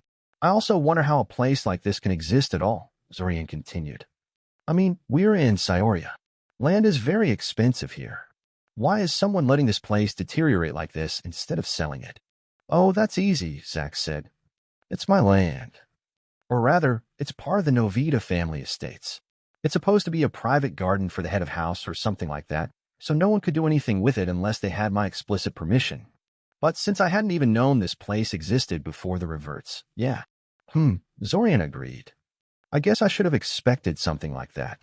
Your home is pretty close from here, isn't it? You know where I live? Zack asked, surprise evident in his voice. Crap. What to say? Of course I know where you live, Zorian said, looking at Zack like the boy was an idiot for asking. Who doesn't know where the Novita estate is located? A lot of people, probably. Zorian himself certainly hadn't known, not until he tried to track Zack down in one of the restarts. I'm pretty famous, aren't I? Zack said, grinning widely. Note to self, Zack is easy to distract by appealing to his pride. Yeah, sighed Zorian. So, is the great Novita going to help me learn combat magic like he promised or not? Daylight's burning. Zack snapped his fingers, apparently remembering just why they came here in the first place. His hands blurred into a sequence of gestures, and several humanoids made of earth rose from the ground on the other side of the clearing. Zorian gaped. Now that was impressive. Zack didn't even have to chant anything to cast that spell, and he went through the gestures with such speed Zorian had trouble remembering what they even were. Plus, those earthen constructs weren't just immobile statues, they moved. It was in times like this that Zorian remembered he was dealing with a vastly superior mage that had him beat in virtually every conceivable way. It was humbling, to say the least. Wow, he said out loud. It's not as impressive as it looks, Zack said. They're nearly useless in actual battle. They make good targets, though, since they're pretty resilient and reform each time you mess them up. Zack fired a quick magic missile at one of the statues to demonstrate, hitting it square in the chest. The earthen construct took a step back from the force of the bolt, and a web of cracks erupted from the impact point, but the cracks quickly sealed themselves shut and the construct otherwise completely ignored the attack. I don't believe this, Zorian stated incredulously. What do you mean? Zack asked. They're just animated earth, so it's dash. Not them, Zorian protested. The magic missile. No chant, no gestures, no spell formula, no nothing. You just pointed your finger at the target and produced a magic missile, which, admittedly, was a gesture. Not one that should be sufficient to produce a magic missile, though. Oh, that, Zack said, waving his hand dismissively. That's not terribly special either. That's just reflexive magic. When you cast a spell enough times dash, mana shaping becomes instinctive, and you can start leaving out spell components, finished Zorian for him. Any serious mage had at least a couple of spells they knew, so intimately they could leave out a couple of words and gestures and still get working. But getting a spell to work with something as simple as pointing a finger would take years. Zack simply grinned from ear to ear. Which, I guess you had, Zorian concluded, feeling rather stupid. This time travel thing is really convenient, isn't it? How many reflexive spells do you have, anyway? You mean how many are as reflexive as the magic missile I just showed you? Shield, Hurl, Recall, Flamethrower, and a couple of other easy combat spells. There are a lot of spells I'm familiar with, but I can't exactly throw fireballs by pointing my fingers. Right, said Zorian sourly. He was getting way past humbling and straight into feeling mightily inadequate territory. Better steer the conversation back to the lesson before Zack completely demoralized him. So where do we start? Kieran gave you a spell rod and told you to practice magic missile, didn't he? Asked Zack. Yeah, confirmed Zorian. Well, let's see how that's working out for you first, said Zack, waving his hand in the direction of the earthen constructs. Fire a couple of missiles at the mud people. Mud people? Asked Zorian incredulously. Is that Dash? Probably not, Zack admitted. I kind of forgot the official name of the spell, so I just refer to it as Create Mud People. It doesn't matter all that much since the spell is obscure and obsolete, and virtually no one except me uses it. I guess, agreed Zorian. He was tempted to ask more, but figured he would never get to actual spell practice if he kept distracting Zack with his questions. He pointed the spell Rod Kieran gave him at the closest, Mud Person, and fired. He was a bit surprised when the construct tried to sidestep his magic missile instead of soaking the spell like it did when Zack targeted it, but that didn't save it. He had enough control of the spell to alter the missile's flight path accordingly, even if he couldn't get the bolt to home in on the target on its own. Of course, the bolt did very little actual damage to the construct, and even that repaired itself quickly. Undeterred, Zorian kept firing. His next shot was a piercer aimed at the head of the construct, which succeeded in hitting it squarely in the forehead but failed to actually punch through the animated earth. He tried to shape the next bolt into a cutter, but all he got was a diffuse blob of multicolored light that popped like a soap bubble halfway to the target. The next two were regular smashers, one of which missed when its target leaned to the side at the last moment before the bolt hit him. Zorian stopped at this point, not wanting to completely deplete his mana reserves. He demonstrated pretty much everything he achieved so far anyway. Zack clapped over dramatically, completely ignoring the mild glare Zorian sent his way. You've only been practicing, what, for a couple of days? Asked Zack. Zorian nodded. And you can direct your bolts already? You're a lot better than I thought you'd be. Oh, asked Zorian, a hint of warning in his voice. And why is that? Let me ask you this instead. How many magic missiles can you cast before you run out of mana? Asked Zack. 10, answered Zorian. He didn't see what that. Oh. Normally learning time corresponds to mana capacity, doesn't it? Yup. The bigger your mana reserves, the longer you can train each day, confirmed Zack. It means mages with larger reserves tend to learn faster than their less gifted compatriots. Assuming everyone is equally dedicated and equally good at shaping mana, noted Zorian. Assuming that, agreed Zack. Though the difference in mana reserves tends to overshadow almost everything else. Do you know how many magic missiles I can cast before I run out of mana? Zorian hadn't forgotten Zack's seemingly inexhaustible mana reserves that he demonstrated during the invasion, and was aware that the number must be pretty high. Still, there was a limit to how big your mana reserves could get. The booklet Kieran gave him said average mages can fire somewhere between 8 to 12 magic missiles before running out of mana, while very gifted ones could manage as much as 20 or 30.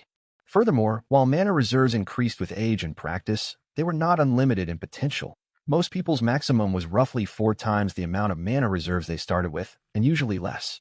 Assuming Zack was in the above-average range, something his comments and attitude strongly suggested, and that he achieved his maximum due to the time loop. 50, he tried. 232, said Zack smugly. Zorian almost dropped the spell rod in shock, but in the end settled for staring at Zack like he just swallowed a live chicken. 232. What the hell? Admittedly, I'm at the extreme high end when it comes to mana reserves, Zack said. Understatement of the century. And unlike you, I've spent years building them up, so they're as high as they're ever going to be. Still, even if you had a lifetime of practice, you'd probably never go over 40. That would make my reserves almost 6 times larger than yours. Quite a disadvantage to make up for. No kidding, agreed Zorian. I'm guessing that's where you come in. Unless you brought me here just to tell me how much I suck compared to you. Huh. I admit the look on your face when you realized how awesome I am was absolutely priceless, but that's just a bonus, said Zack. He beckoned for Zorian to come closer, and Zorian complied, allowing Zack to cast a completely unfamiliar spell on him. Zorian felt the spell seep into his eyes, foreign mana straining against the innate magical resistance possessed by every living creature, and briefly considered snuffing the spell out before it took root. Not because he thought the spell was harmful, mind you, but out of principle. Zack just cast a spell on him without asking for permission or explaining what the spell did, which was a major breach of magical etiquette no matter how you looked at it. In the end, he decided not to be that spiteful and simply reeled in his magical resistance, allowing the spell to do its work unopposed. You already have control over your magical resistance? Asked Zack. Sweet. I usually have to teach people how to do that first.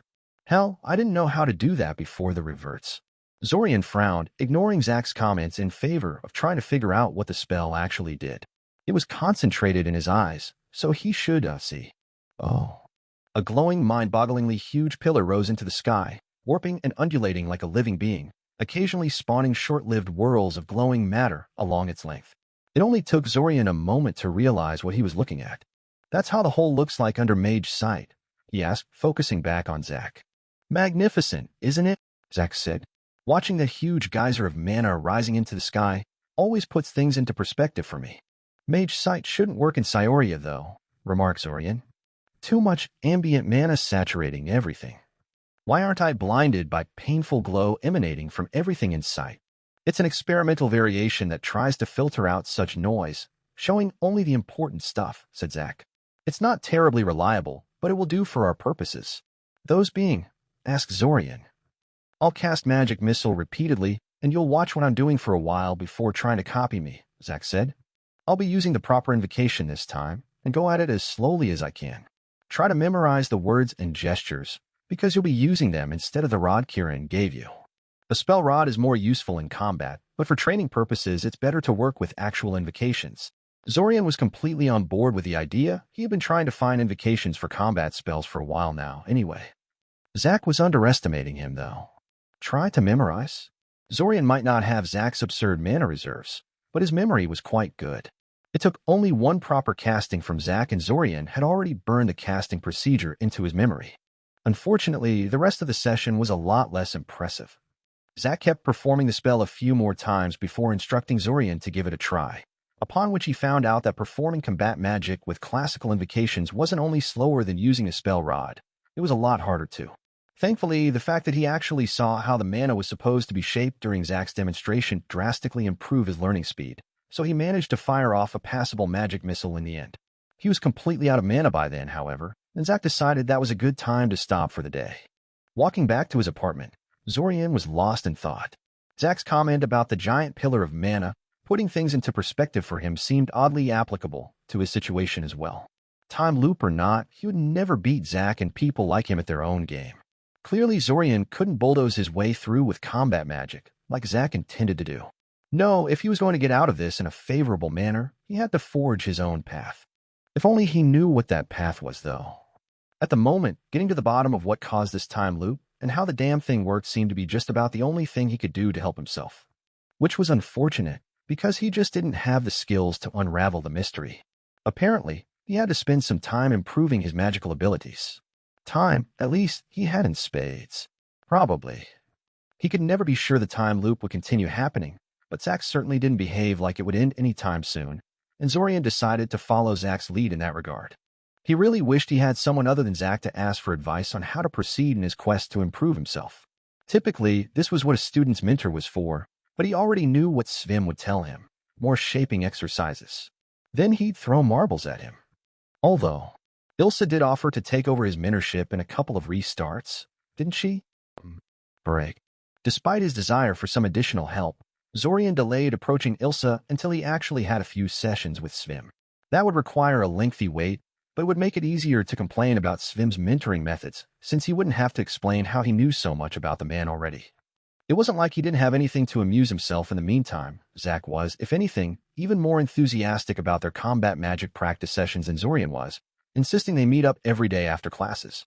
After 2 weeks of such practice, Zorian was not only able to weave a proper homing function into the magic missile spell, but also learned how to cast shield and flamethrower spells as well. He was keenly aware that his ability to cast such spells would amount to exactly 0 against a human battle mage, but he also knew they weren't the only threats he faced. Those spells might buy him a second or two against a winter wolf or a troll, which could be the difference between life and death. Zach returned to classes the day after their first practice session, apparently completely recovered. For a guy that lost a good chunk of his memory, he was surprisingly exuberant. Zorian admired his fellow time traveler for his ability to maintain good cheer in poor circumstances, but Zach's attention-grabbing behavior only made his inexplicable improvement in skill that much more noticeable. It was almost a repeat of the very first time he lived through this month, only instead of hanging out with Nialu and that other mystery girl, Zach was hanging out with him.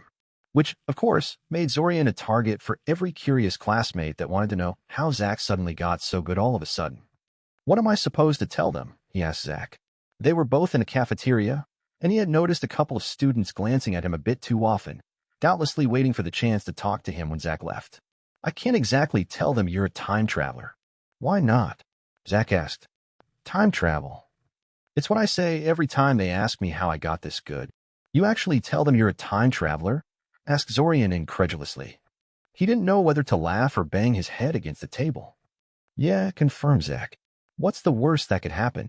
Zorian felt a pang of phantom pain in his chest where, in another timeline, a masked assassin stabbed him through and killed him. Did Zach honestly never experience consequences like that when trying to convince people of his story? Then again, he said he tried to convince them he was a time traveler, not that he told them about the invasion. In fact, he didn't actually tell Zorian about that either. He danced around the topic whenever Zorian tried to lead the conversation in that particular direction. "This could have all been avoided if you just held back a little in classes," Zorian sighed. "I kind of like the attention," Zach admitted. "Really?" asked Zorian. "I'm only going through this once, and I'm already sick of it." "You're saying the novelty of all that attention still hasn't worn off after, what, more than a decade?" "Oh, come on. Do you really think I spend these reverts attending classes of all things?" scoffed Zach. "That got seriously old after the third revert or so. I spend most of the time doing my own thing. Hell, usually I'm not even near Syoria. I only attend the classes when I want to relax or when I am feeling nostalgic. The only reason why I'm here right now is because I got kind of roughed up in my last revert, and I'm still trying to sort out the holes in my memory." "Oh, and because you've kind of caught my interest." "Why did I catch your interest, though?" asked Zorian. "Not that I'm complaining or anything, but how come you're willing to invest so much time in me? Isn't it all going to be useless in the next revert?" "That's a pretty cold way of thinking about things," Zach said. "I don't really think like that. I try to get to know all of our classmates in these reverts, even though some of them were pretty uncooperative with the idea, and I've never thought of it as a waste of time. This is the first time I've gotten you this friendly, and I have no idea what exactly I did to cause that. It's best to make use of it while I can." Now, he was starting to feel pretty bad. Not only had he never tried to get to know any of his classmates during the reverts, the idea had never even occurred to him. And this wasn't the first time Zach had insinuated that Zorian was kind of a jerk to him in the past. Just what had happened between Zach and past Zorian to leave that much of an impression? "I see," said Zorian uncertainly, not knowing how to respond to that. "I really do wonder about you, though," Zach continued. "You're so different from the Zorian I knew. I'm starting to wonder if you're really the same person." "Who else would I be?" asked Zorian, honestly at a loss as to where Zach was going with this. He didn't appear to have figured out that Zorian was reverting, as he would say. So what was he getting at? "I think I may have shifted timelines or something," Zach said. Zorian gave him an incredulous look. "Shifted timelines?" That's his explanation. Really? Really, really? He almost revealed himself right then and there, just so he could tell him how silly that was. Almost. Or something, deadpan Zorian. "What?" protested Zach. "It could happen." "Do you know how temporal mechanics work?" "No, didn't think so. I did look up a couple of books about time travel after our first meeting," said Zorian. It was a lie, of course, but only a small one. He had sifted through time travel-related text, just not in this particular restart. "And learned nothing," concluded Zach. "It's a total wasteland. All they write about is about various ethical dilemmas and time paradoxes and whatnot. That was the first and last time I set foot in the Academy library, let me tell you." Zorian gave him a strange look.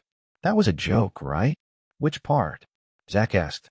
"The part where you only visited the Academy library once," clarified Zorian. Well, tried Zach, chuckling nervously.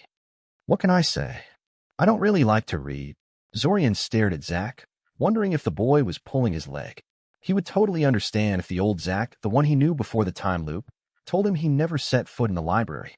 He wouldn't be terribly unique in that regard. Lots of students never visited the library before their third year, since they couldn't access the spell repository before their certification anyway.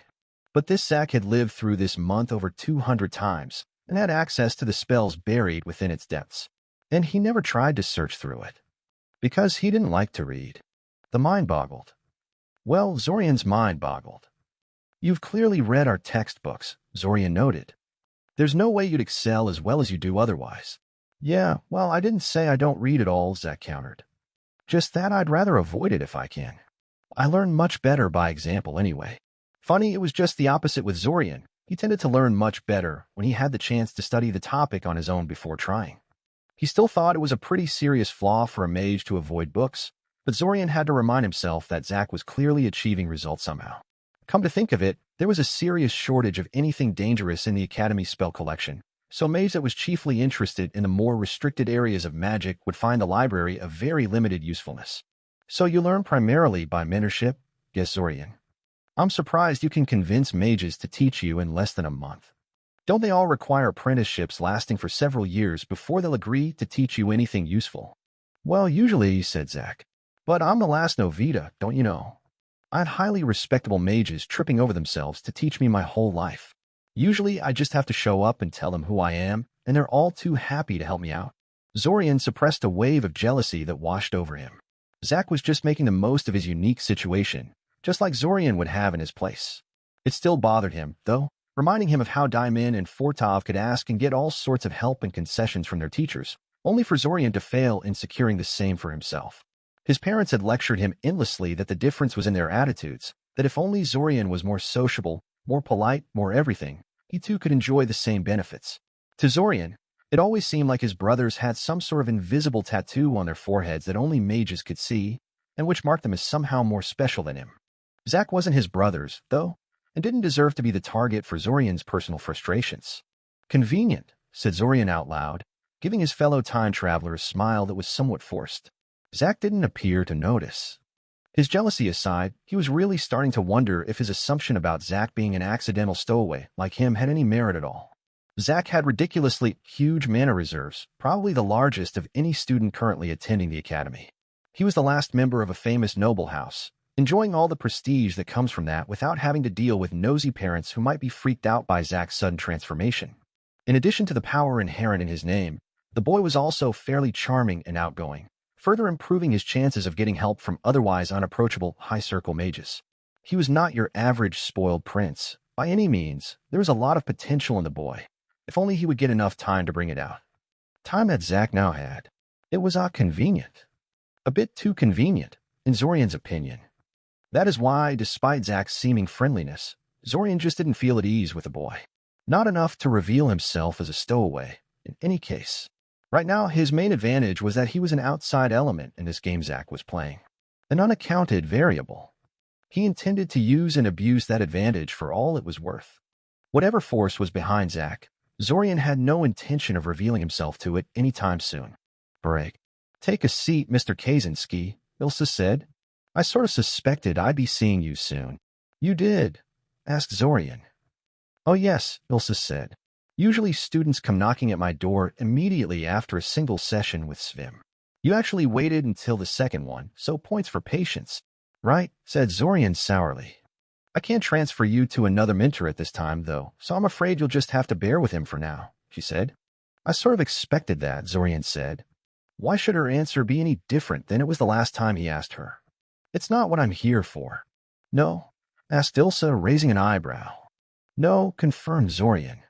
Since everything I've heard and experienced about Svim suggests we'll never progress beyond the basic 3, I've decided to be proactive about self-study.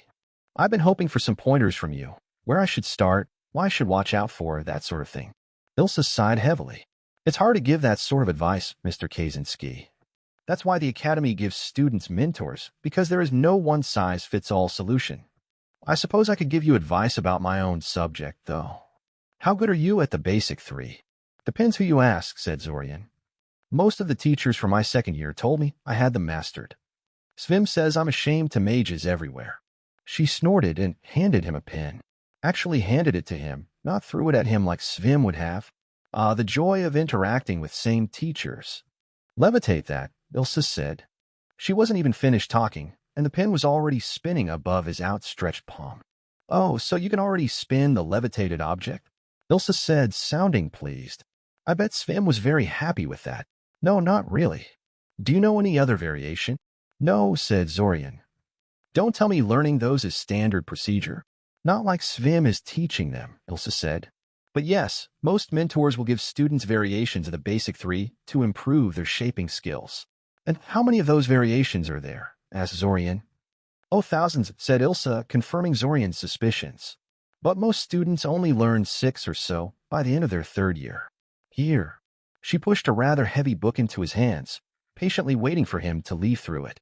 It was apparently a book describing 15 particularly interesting variations of the basic 3-5 for each exercise. Let me guess, you want me to learn everything inside this book? Zorian sighed. That would be a pretty neat trick, Ilsa snorted. Didn't you hear what I said? Most people learn 6 or less in a year. You'll probably be finished with the academy by the time you've learned everything inside that book. Assuming you want to, of course. I'm not making you do anything. 6 in a year, huh? Asked Zorian carefully, an idea forming in his mind. That's right, Ilsa confirmed. So what if I could master all 15 before this month is done? Asked Zorian. Ilsa stared at him for a second before bursting into laughter. It took her a few seconds to calm down. My, aren't you the confident one?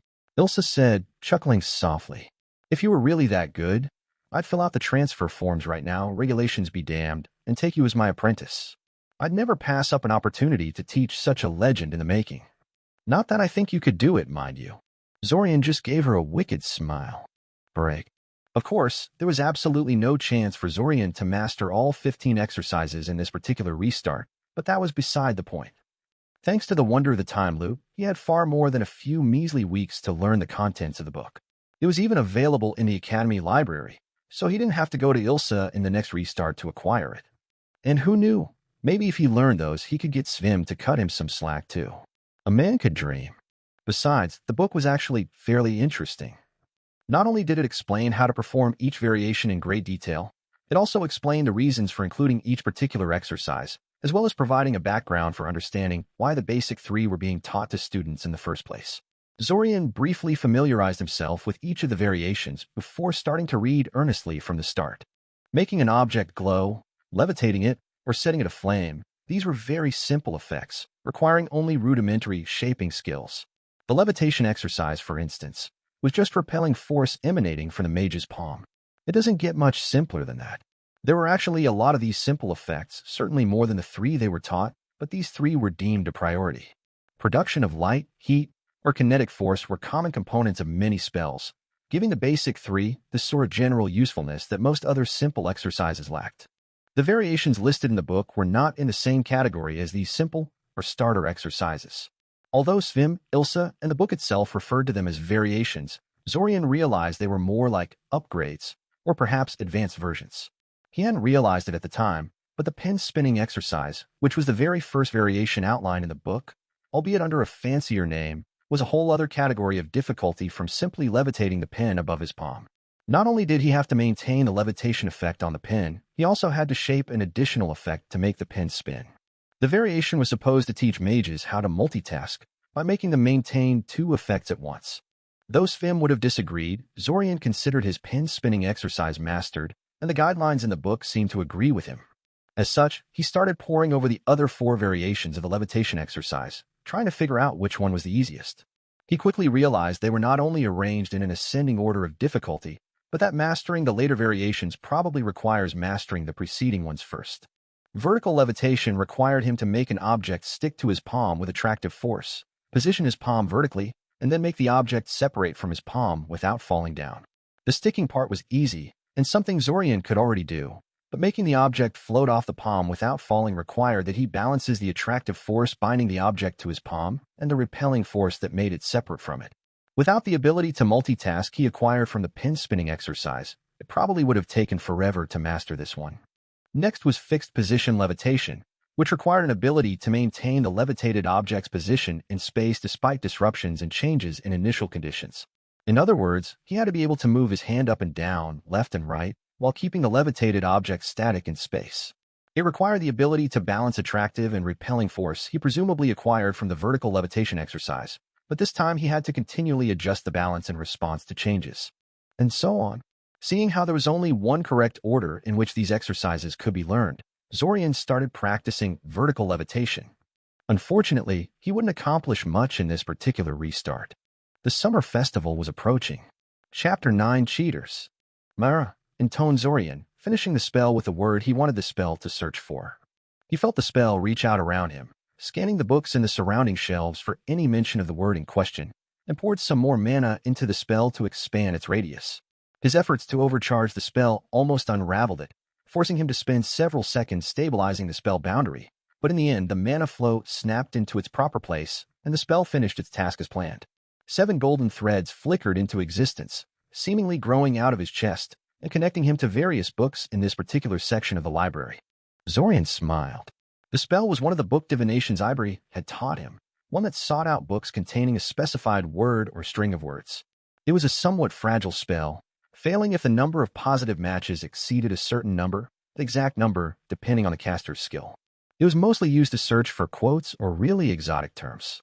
Exotic terms like, say, the dead language of Majara. Zenimir hadn't been kidding when he had told Zorian that he wouldn't be able to find any books about it. There were no books specifically about the Majara language, and very few books even mentioned it. Up until now, he had only found 13 other books that contained the word, and most of them only in the form of a throwaway comment or two.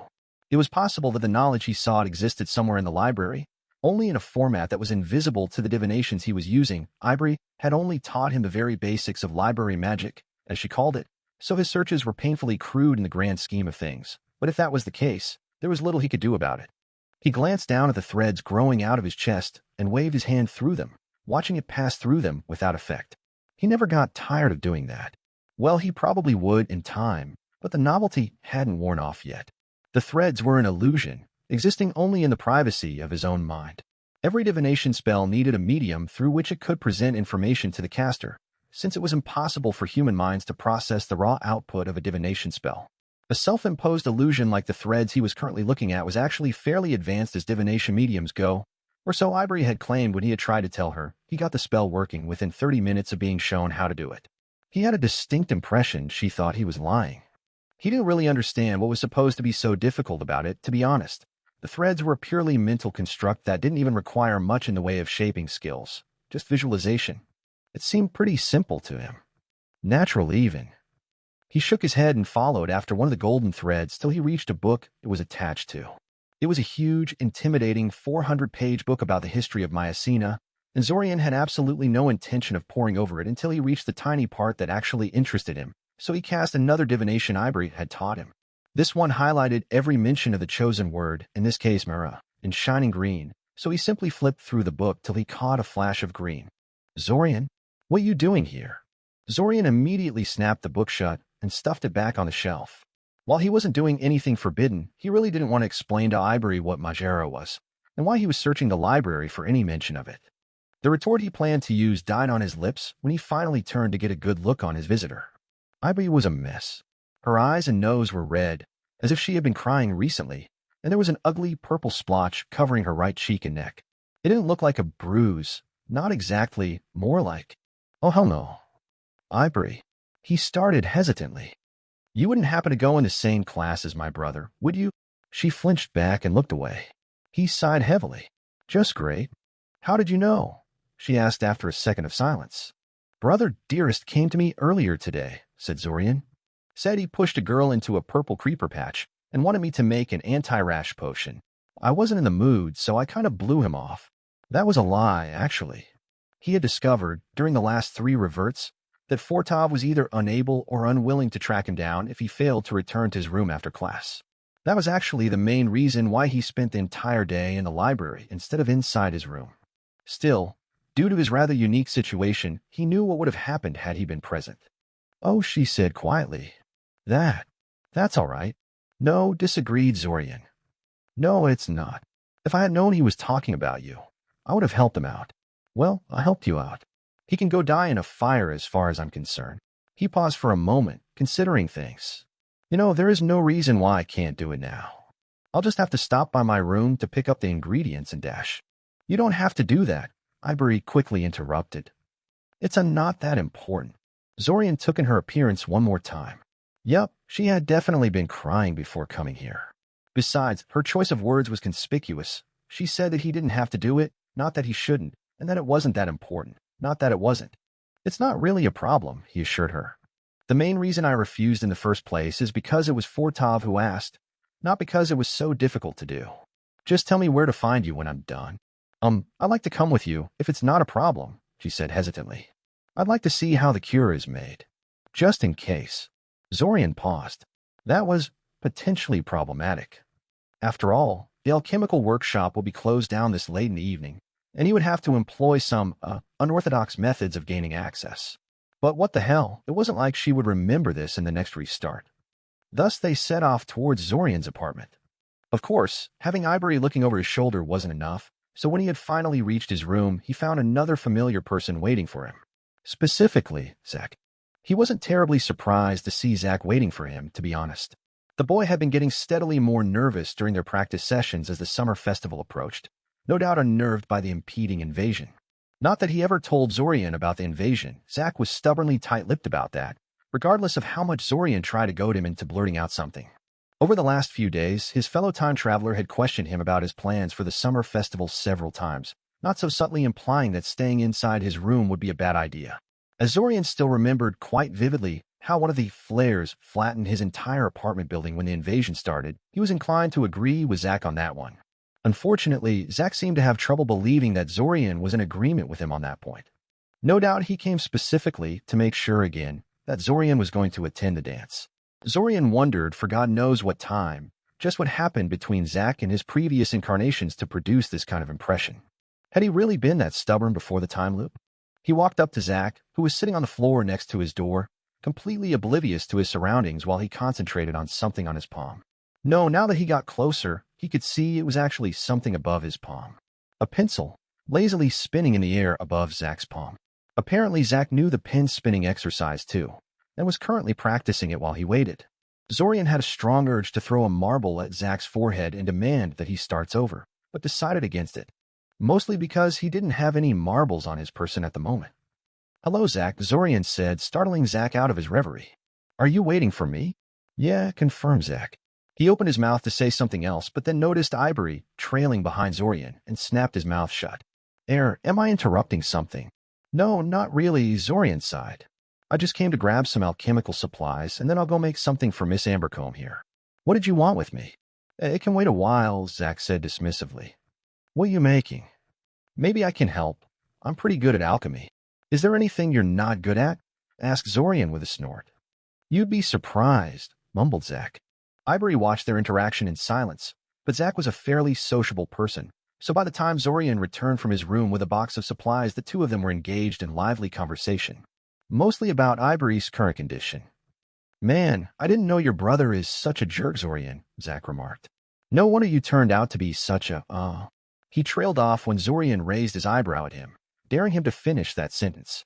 Ivory's reaction was more vocal. He's not a jerk, she protested. He didn't mean for this to happen. He should have fixed it, though, Zach insisted. Intentionally or not, it was his fault. He shouldn't have dumped his responsibility on his little brother like this. Nobody forced Zorian to do anything, Ivory said. He's doing this out of his own free will. Right, Zorian? Right, agreed Zorian. I'm doing this because I want to. He actually agreed with Zach, but chose not to say so.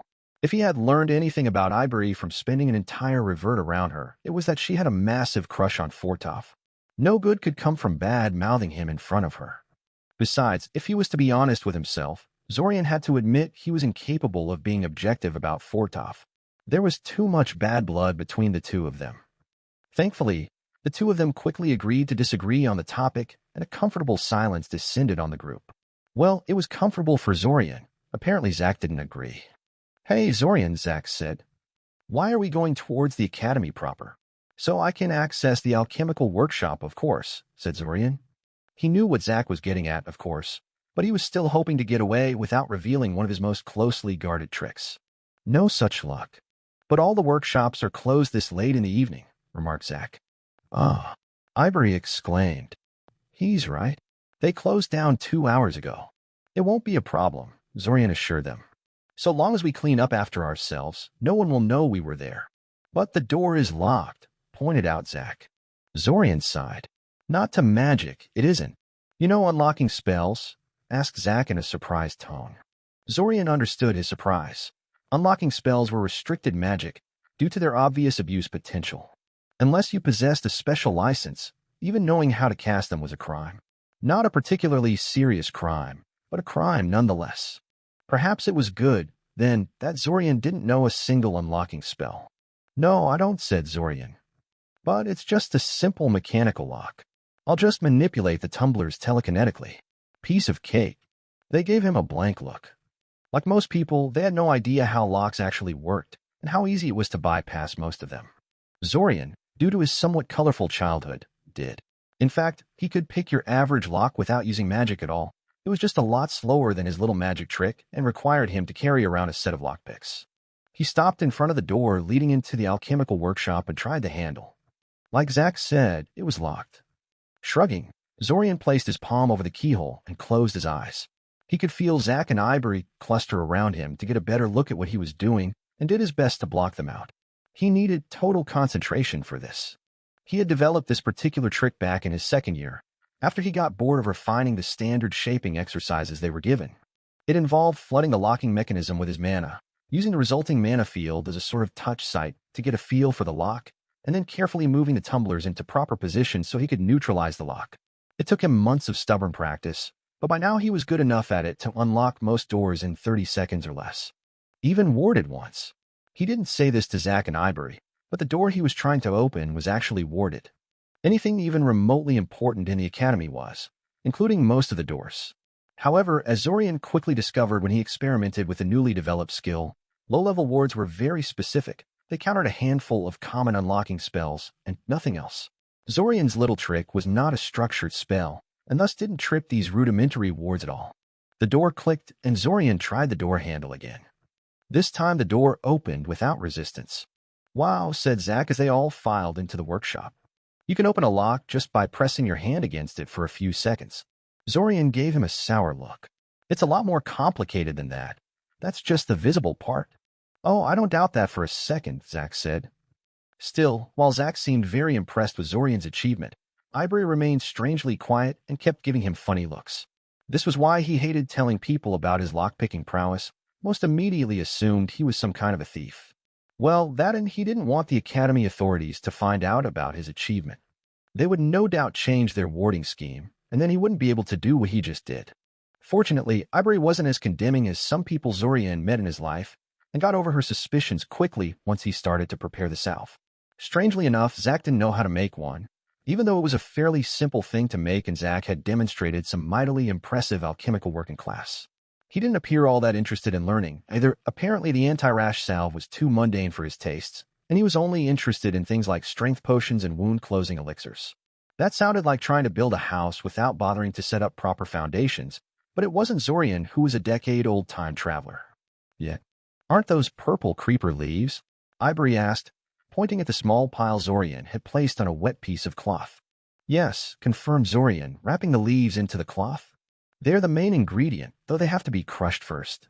Alchemical manuals usually claim you have to reduce the leaves into powder, but it's not really necessary to go that far. You just have to use more leaves otherwise, but it's not like purple creepers are in short supply.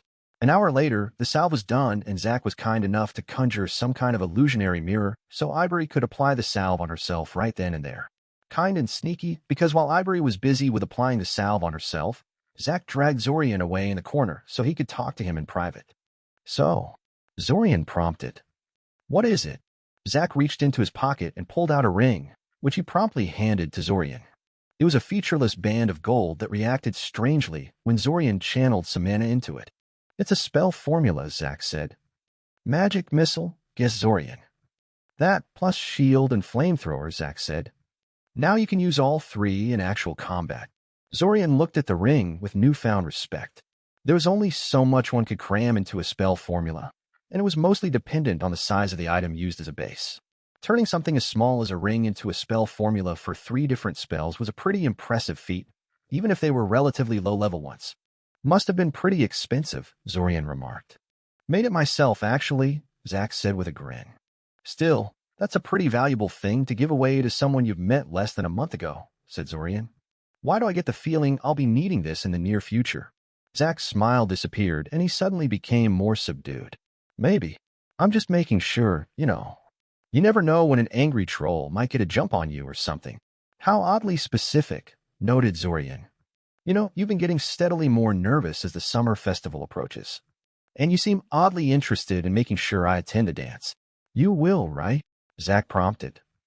Yes, I told you I will half a dozen times already, huffed Zorian. What's so important about the dance, anyway? What's going to happen there, oh great traveler from the future? You have to see it to believe it, Zack sighed.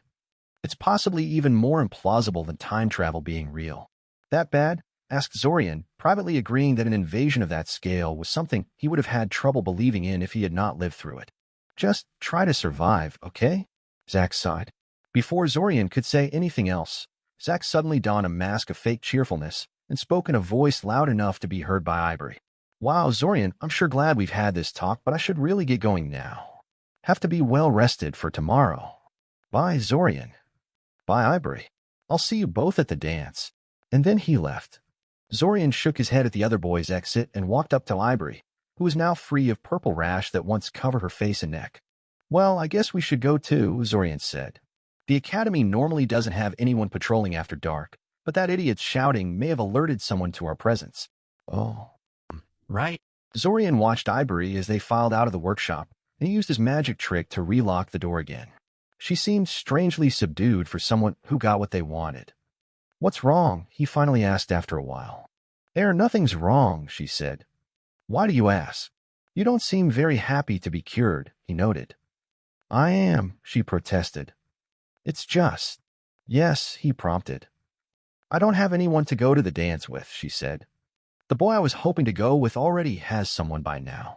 If her unnamed boy was Fortov, probably, considering her obvious crush on him, then yes, he most certainly did. In fact, he probably had 1 week in advance, so there was never much chance of her going with him in the first place. But he didn't feel the need to crush her dreams like that. Then you'll just have to do the same thing I will and go to the dance all by yourself, won't you? Concluded Zorian. She suddenly stopped and gave him an appraising glance. You don't have anyone to go with either, she asked. Zorian closed his eyes and swore in his head. He really walked into this one, didn't he? Break. Zorian was nervous. Ever since his very first restart, he had been studiously avoiding the city on the day of the festival, not willing to get caught up in the invasion again. Being present within city limits could easily result in his grisly death, after all, and back then he wasn't sure whether his current restart would be his last. That wasn't an option anymore. Unless he wanted to clue in Zack that there was something wrong with him, he didn't. Bottom line was, he was stuck attending the dance with the unexpected addition of Ivory as his date for the evening. He wasn't exactly happy with that, actually. He didn't really have much of a plan for the evening, except to wait and see what would happen, but Ivory's presence at his side would no doubt limit him. Not to mention that he still remembered his disastrous evening with a and had very little desire to live through a repeat performance, consequences erasing time loop or not. Speaking of his evening with a Zorian had to admit one thing about Ivory. She was a lot more reasonable and considerate than a was. She didn't drag him out of his room 2 hours before the event, or make him wait smack in the middle of the huge throng of people gathered at the entrance, or drag him off to chat with a bunch of people who only cared about him being Damon's and Fortov's brother. She was also more interested in scanning the crowd for any trace of Fortov than paying attention to him, but that was okay. He was under no illusion that she had asked him out because she was actually interested in him. After a while, he decided to have mercy on her and informed her that Fortov was already inside, preparing for tonight's performance along with the other members of the Academy Music Club. Naturally, Zack's entrance was in the boy's usual flamboyant style. He had caught everyone's attention when he had shown up with not 1, but 2 dates for the evening. Zorian didn't recognize either girl, and then further wooed people by demonstrating some very impressive and attention-grabbing dancing. Apparently, Zack had learned more than magic during these restarts. Zorian clapped with the others when Zack finally finished showing off, and considered the merits of sinking some time into a non-magical skill. Not dancing, though. Or any other high society skill, for that matter. Honing those beyond the elementary level he had already grasped would require him to construct a mask so thorough he wasn't sure he'd be able to take it off afterwards. The benefits weren't worth selling his soul over, even metaphorically. "This is a lot fancier than I thought it would be," Ivory noted, fingering the lacy tablecloth in front of her. "It's obviously more than just a school dance," agreed Zorian. "I'm guessing the Academy was organizing some kind of event for foreign dignitaries this year, and then decided to simply merge it with the school dance for whatever reason." "I guess," Ivory said. "They did invest a lot into making everything look good this year, and I doubt they did it for our sake." Ivory looked at the far end of the table, where Zack was entertaining a small crowd around him, his two escorts nowhere to be seen. After a few seconds of this observation, she turned to Zorian and stared at him strangely. "What?" Zorian said, a little unnerved by her stare. "I've been meaning to ask you." She began hesitantly. "What is it between you and Zack? I mean, I know you're friends with him, but how did that come about? You seem very different from one another." "It's a recent thing," said Zorian. "And it was mostly Zack's doing, to be honest. All I did was escort him home after he got sick in class one day, and he decided we were best friends after that. I sort of went along with the flow. So you don't know about, his sudden growth and skill," guessed Zorian. He was actually surprised she hadn't questioned him about that sooner. Almost everyone else did. Of course, she would get the same shameless lie that he fed to everyone who questioned him about it. "I have no idea how that happened, but I can tell you it's real and not some kind of a trick like many people have been suggesting. He has been tutoring me in combat magic for a while now, and he really knows his stuff." "Yeah, I heard you were doing that," Ivory said, causing Zorian to frown. Being associated with Zack had made people disturbingly interested in his activities, no matter how mundane or irrelevant they may be. Having people scrutinize his every action like they had been doing for this past month was a novel experience. Novel and unwelcome. "Kieran has been kind of impressed with your growth, you know?" "Yeah, at least until he found out that Zack was involved, at which point it simply became one more thing that made Zack such a mystery, rather than a product of Zorian's own talent. Obviously, Zack had some kind of secret teaching technique on top of everything else. Obviously. But it's not like he was still bitter or anything." "Impressed, right?" said Zorian sourly. "So what do you think is behind Zack's amazingness?" Well, it's kind of silly," Ivory said. Zorian gestured for her to go on. He always loved to hear the explanation people thought up to explain the mystery that was Zack. Much of the speculation wasn't serious, so much as attempts to think up the most imaginative or the funniest solution to the problem. So he doubted Ivory's explanation was any sillier than some of the stuff he had been hearing all month long. His personal favorite was that Zack performed an ancient ritual where you eat another person's brain in order to get their knowledge. "Time dilation," Ivory said after a brief moment of hesitation. Zorian blinked. "Oh, Ivory. So close, and yet so far away." "I don't think any hasting spell is that effective, to be honest," said Zorian. "Zack isn't just a little better than he was. I personally put him around third circle at least. I actually don't think he has any reason to attend the classes anymore, except that he finds it amusing to do so and flaunt his knowledge to everybody." "I kind of noticed that," Ivory said, glancing momentarily to the small group of people surrounding Zack. "But I wasn't thinking of hasting magic." "Do you know what the Black Rooms are?" Zorian shook his head in negative. "There are rumors that powerful nations like ours have special training facilities that use extreme levels of time dilation. You go inside the facility, spend a couple of months or even years inside, and when you get out, only a day or two have passed outside." Zorian's eyebrows rose at the description. If one of the major powers had something like that, why weren't the effects more keenly felt? None of the successor states were shy about using their power, and would have surely used such a tool to churn out trained mages on a mass scale by now. "It's just a rumor," Ivory quickly added. "Something between a conspiracy theory and an urban legend. I only know about it because one of my friends loves those kinds of things, and she keeps insisting there is one such facility in the tunnels beneath the city. Supposedly they consume massive amounts of mana, so they must be located at mana wells. And the hole is the biggest mana well there is," Zorian noted. "What's the explanation for such secrecy surrounding them? You think they'd be using it pretty intensively." "They can't," Ivory said. "Or at least that's how the story goes. They have some kind of severe limitations on their use. Exactly how countries pick who gets to use the Black Rooms is where the conspiracy theory part comes in. The more conventional theories suggest they're simply fancy facilities for training Black Ops super agents. The wilder ones are, well, wild." "It's a neat theory," Zorian hummed speculatively. Far closer to reality than anything else he'd heard, though he'd never say that aloud. even as a joke. If she could take such a far-fetched rumor seriously, there was a good chance she might actually believe him upon hearing the truth, and that would be very awkward at the moment. Maybe he should try to convince her in one of the next restarts? Something to think about, at least. But if Zach had spent years in one of those black rooms, why hasn't he visibly aged? And why exactly would they let Zach use one of those? Well, he didn't have to literally spend years, Ivory said. It's not that anything he's done is that advanced. A couple of months of intense tutoring could probably produce the effects we're looking at.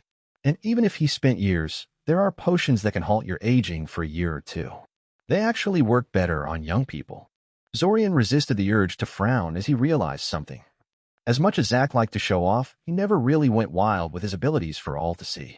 If Zach had showed the sort of magic he did during the invasion, neither Ivory nor anyone else would be dismissing Zach's prowess as not advanced so easily. Then again, perhaps that was the whole point. Extremely skilled Zach was surprising, maybe even shocking to those who knew him before the change. Instant Archmage Zach would be probably alarming in the extreme and inspire a matching attitude in people around him. Perhaps Zach's behavior was a lot more calculated than he thought it was. As for why him, Ivory continued. Well, he's a Novita. They were quite influential before their eventual fall, and I don't just mean in the sense of being rich. They had their fingers everywhere. I could easily see some of that old influence surviving to this very day. Zach is the last of his line, and the fate of his house rests upon his shoulders.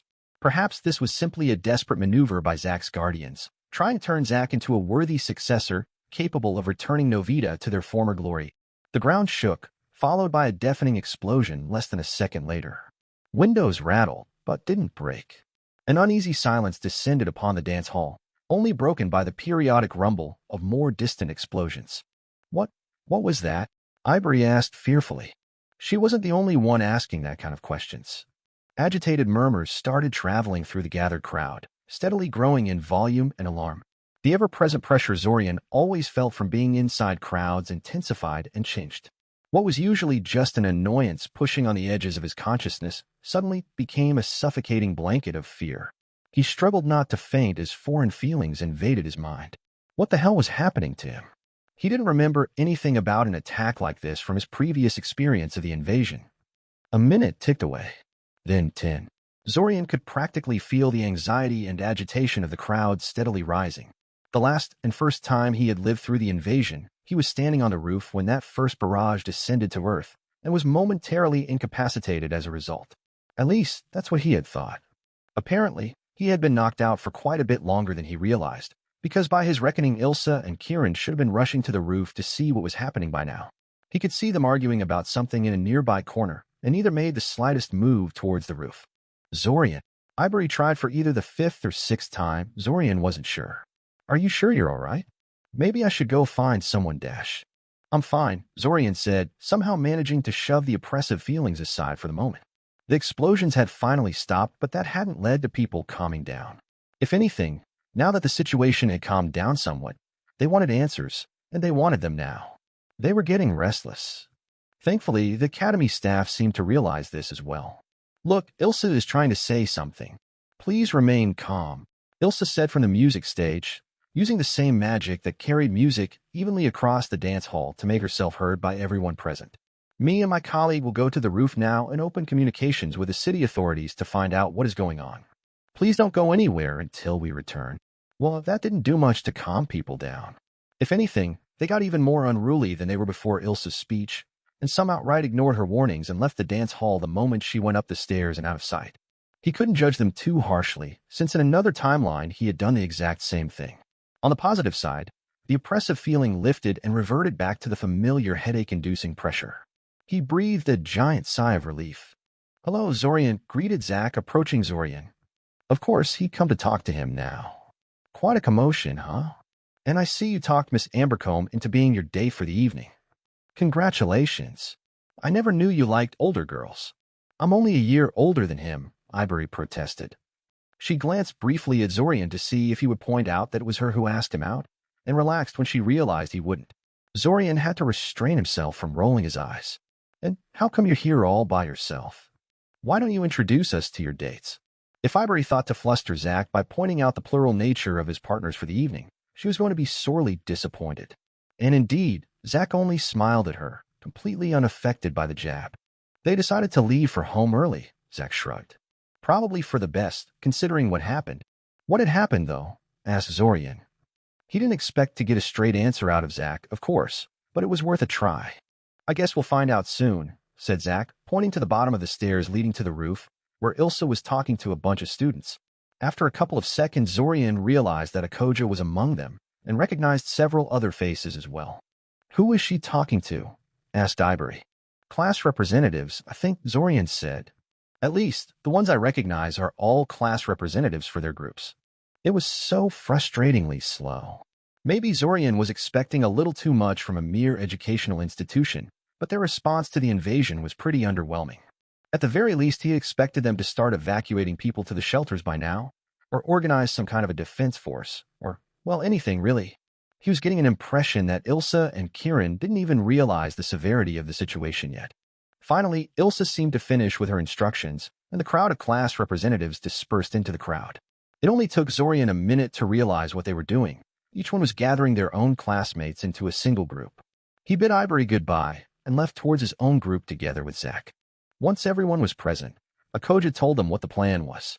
The academy was going to use their limited teleportation capabilities to get foreign dignitaries and other important people out of the city, and the students were going to descend into the tunnels beneath the city to reach the shelters on foot with no teachers present to guide and defend them, because they had other duties currently, and class representatives had to know the evacuation routes to get the job anyway. Zorian looked at Zach to gauge his reaction, and saw that the boy's expression was grim and focused. All right, Zach mumbled. Show time. Zorian had a bad feeling about this. Break. Surprisingly, it wasn't Zach who raised the alarm. It was Rainey, of all people. How exactly she detected the winter wolves 5 minutes before they showed up, he had no idea, but noticed them she did, and she immediately raised the alarm. A lot of students didn't believe her, but most weren't willing to risk it. The entire procession of students started to move faster towards a small cylindrical building that marked the staircase leading down into the shelters. They never made it there before the winter wolves reached them. Zorian wasn't a soldier and would never call himself an expert on tactics, but what the throng of students did upon sighting the horde of winter wolves coming after them still struck him as monumentally stupid. They scattered. The ones closest to the dungeon entrance rushed towards it, but the others immediately sought the closest shelter. He could hear Zach's frantic shouting, telling people not to separate from the main group, but it was in vain. Cursing, Zorian snatched a.k.a. by the wrist before she could bolt towards the nearby apartment building and wordlessly pointed towards the dungeon entrance. For a moment, he thought about explaining his reasoning in more detail, but he knew he didn't have enough time for that. He let go of her and started running, hoping she would have the presence of mind to follow. Thankfully, she did follow him, as did several other students that witnessed the silent exchange and realized the importance of it. As they ran, more people joined them, seeking safety in numbers. Around him, chaos reigned. The winter wolves were pouring in by the hundreds, and unlike the fleeing students, they were frighteningly well coordinated. Small groups of 3 to 4 wolves detached themselves periodically from the main body to intercept lone targets before rejoining the horde, using their superior numbers to flank and outmaneuver their opponents. Their white fur and the surprising silence with which they moved made them seem like an army of ghosts risen from the underworld to punish the living. Screams, shouting, flashes of light, and canine howls of pain, too. Not every student was helpless. Up ahead, Zach was defending the entrance to the tunnels viciously, sending swarm after swarm of force projectiles that hit far harder than your run-of-the-mill magic missile, felling scores of winter wolves with each volley. A number of people reached the safety of a nearby building and promptly barricaded themselves inside, ignoring the pleas of those outside to let them in. Just as Zorian thought they would make it to the entrance without incident, his luck ran out. A large group of 30 or so winter wolves noticed them and moved to intercept. The group halted immediately, unsure what to do as the pack continued to get closer. They had to go through it to reach the shelters, but fighting the wolves was suicide. Zach was busy incinerating a group of war trolls that finally made their appearance and wouldn't be able to help for a while. I told you I should have brought my sword, one of the boys groused. But no, it's not suitable for a school dance, you said. You're too paranoid for your own good, you said. Oh, shut up, a female voice snapped back. Zorian resisted the urge to fire off a couple of missiles at the approaching winter wolves. Even shaped as piercers, they weren't guaranteed to kill in one shot something as resilient as a winter wolf, and he still tended to fail quite often when he tried to weave a homing function in them, so there was no guarantee he would even hit anything. He had to use his mana intelligently. Not everyone thought so, however. A number of people had a spell formula hidden on them in the form of a ring or a necklace, much like he did, and they threw missile after magic missile into the advancing wolves. Only one girl was capable of casting a proper homing bolt, so most of them missed, and when they did hit, they were just smashers, so they didn't kill any of them. They did, however, slow the pack down and force it to cluster together, since the girl that could fire homing bolts targeted any wolf that tried to detach from the pack to flank them. And that gave him an idea. The moment the pack got close enough, Zorian fired an overpowered flamethrower straight into their front lines. Clustered together as they were, most of them were caught in the blast. The winter wolves, notoriously weak to fire, howled in fear and agony. That's when someone else fired another flamethrower into their ranks, this one much bigger and hotter than Zorian's, and the winter wolves promptly turned and fled. The ones that still lived, that is. Zorian turned to see who cast the other flamethrower and was surprised to see Brian there, staring smugly at the charred corpses in front of him. He was holding his fire drake in his arms like a living weapon, and the little lizard was licking its chops like it wanted to eat its kills. So much for his theory that the drake was too young to breathe fire. After a moment of shock at the sudden reversal, they all scrambled into the building housing the dungeon entrance and immediately descended into the tunnels below. Zorian was immediately intercepted by a worried Ivory, who seemed extremely relieved that he was alive.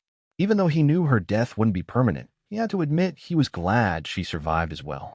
Though now that he could sit down and think about it a little, it wasn't that unusual she had survived.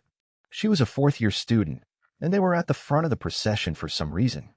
That was very unfortunate because fourth-year students were presumably much more capable of defending themselves than third-year ones, and they were the ones who reached the safety of the shelters first, leaving their younger compatriots to fend for themselves. "I didn't know you had any fire spells," Brian noted from his left, stroking his familiar affectionately. "I guess that's one of the things Zach has been teaching you this past month, huh?" "Yeah," Zorian admitted. He gave the fire lizard a dubious look, and the reptile stared back at him challengingly. "Did you really bring your familiar to the school dance?" "Oh, no way," Brian laughed. "I'm not that attached to him. No, I used a recall spell to summon him to my side when the winter wolves started pouring in." "Isn't summoning pretty mana-intensive, though?" Zorian asked. "Not if you're summoning your familiar," Brian said. "We're bound together. He and I connected through the soul. It's a lot easier and a lot less taxing to cast certain spells where they concern him." "Huh," Zorian hummed. An hour went by, with little to show for it. Zorian listened to stories of people around him, trying to put some sense into what had transpired and thinking what he could change in the next restart to make this evacuation thing less of a fiasco. His thoughts were interrupted when a group of teachers finally stumbled into the shelters. There were 6 of them, and they looked tired and frightened, much like the students who had gathered around them for explanations and assurances.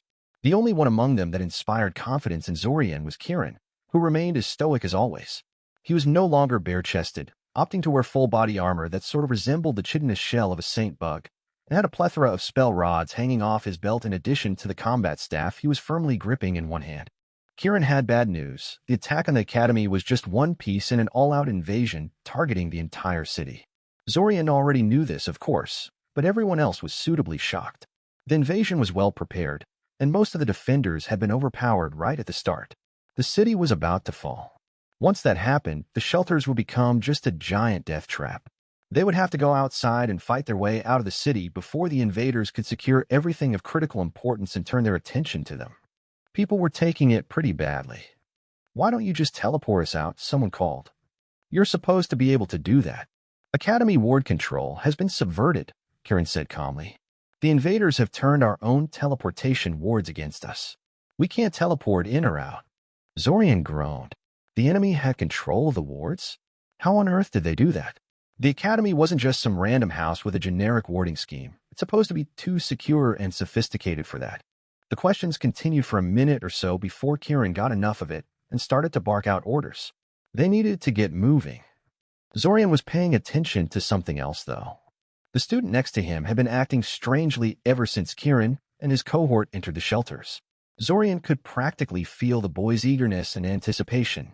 For what, he couldn't say, but he had a feeling it was nothing good. That is why, when the boy threw a vial full of sickly green liquid on the floor and smashed it with his foot, Zorian held his breath and fired a smasher straight into the boy's chest. Foul-smelling green smoke erupted from the broken vial, and the shelters erupted into chaos. Zorian couldn't see anything through the no-doubt poisonous smoke, but the sounds of fighting were unmistakable. He stumbled through the smoke, trying to find an end to it, and failing. He could tell from the hacking students around him that breathing in would be a bad idea. Thank God it didn't also irritate the eyes. He'd never be able to cast a shield in time to stop a magic missile from smashing into his face. A circular plane of force flickered into existence in front of him, soaking the hit. The shield wavered for a second but held.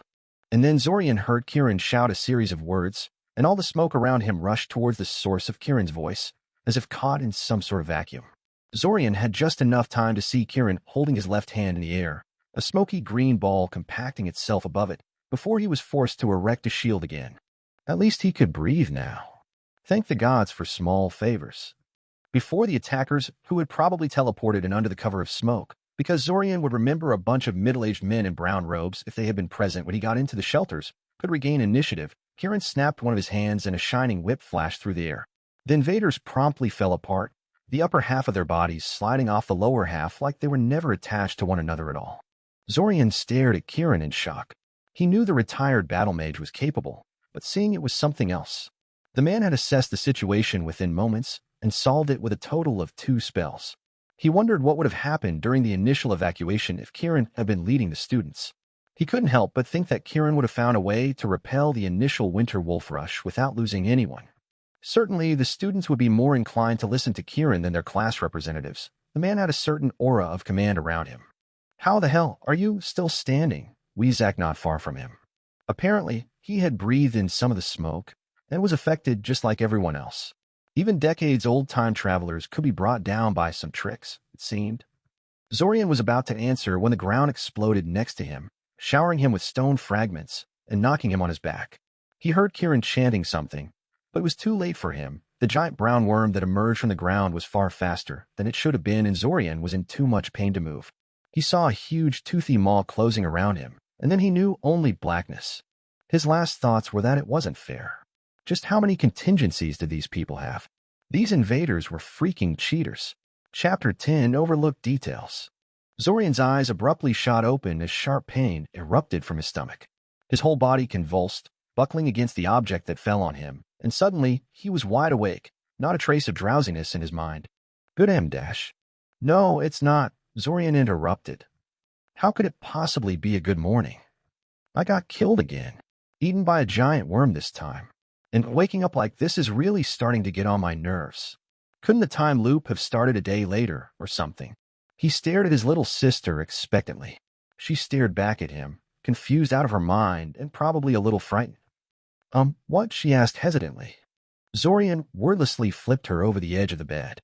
She fell to the floor with a thud and an indignant yelp, and Zorian quickly jumped to his feet to better respond to any violence she might decide to retaliate with. Having learned his lesson during previous restarts, he immediately set out towards the bathroom before she could get her bearings. She realized what he was doing quickly, but by then he had already locked the door behind him.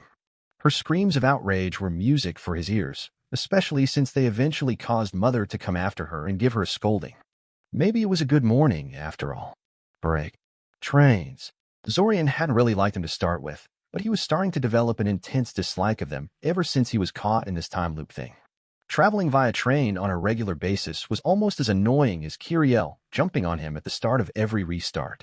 He had toyed with the idea of killing time by striking conversation with Ivory, so she'd be familiar with him when he got a job at the library, but scrapped the notion after a while, mostly because he decided not to apply for the job in this restart. Working at the library like he had been doing was fairly time-consuming, and he had a much more promising project to work on, mastering all the shaping exercises in Ilsa's book so he could woo her into taking him as her apprentice.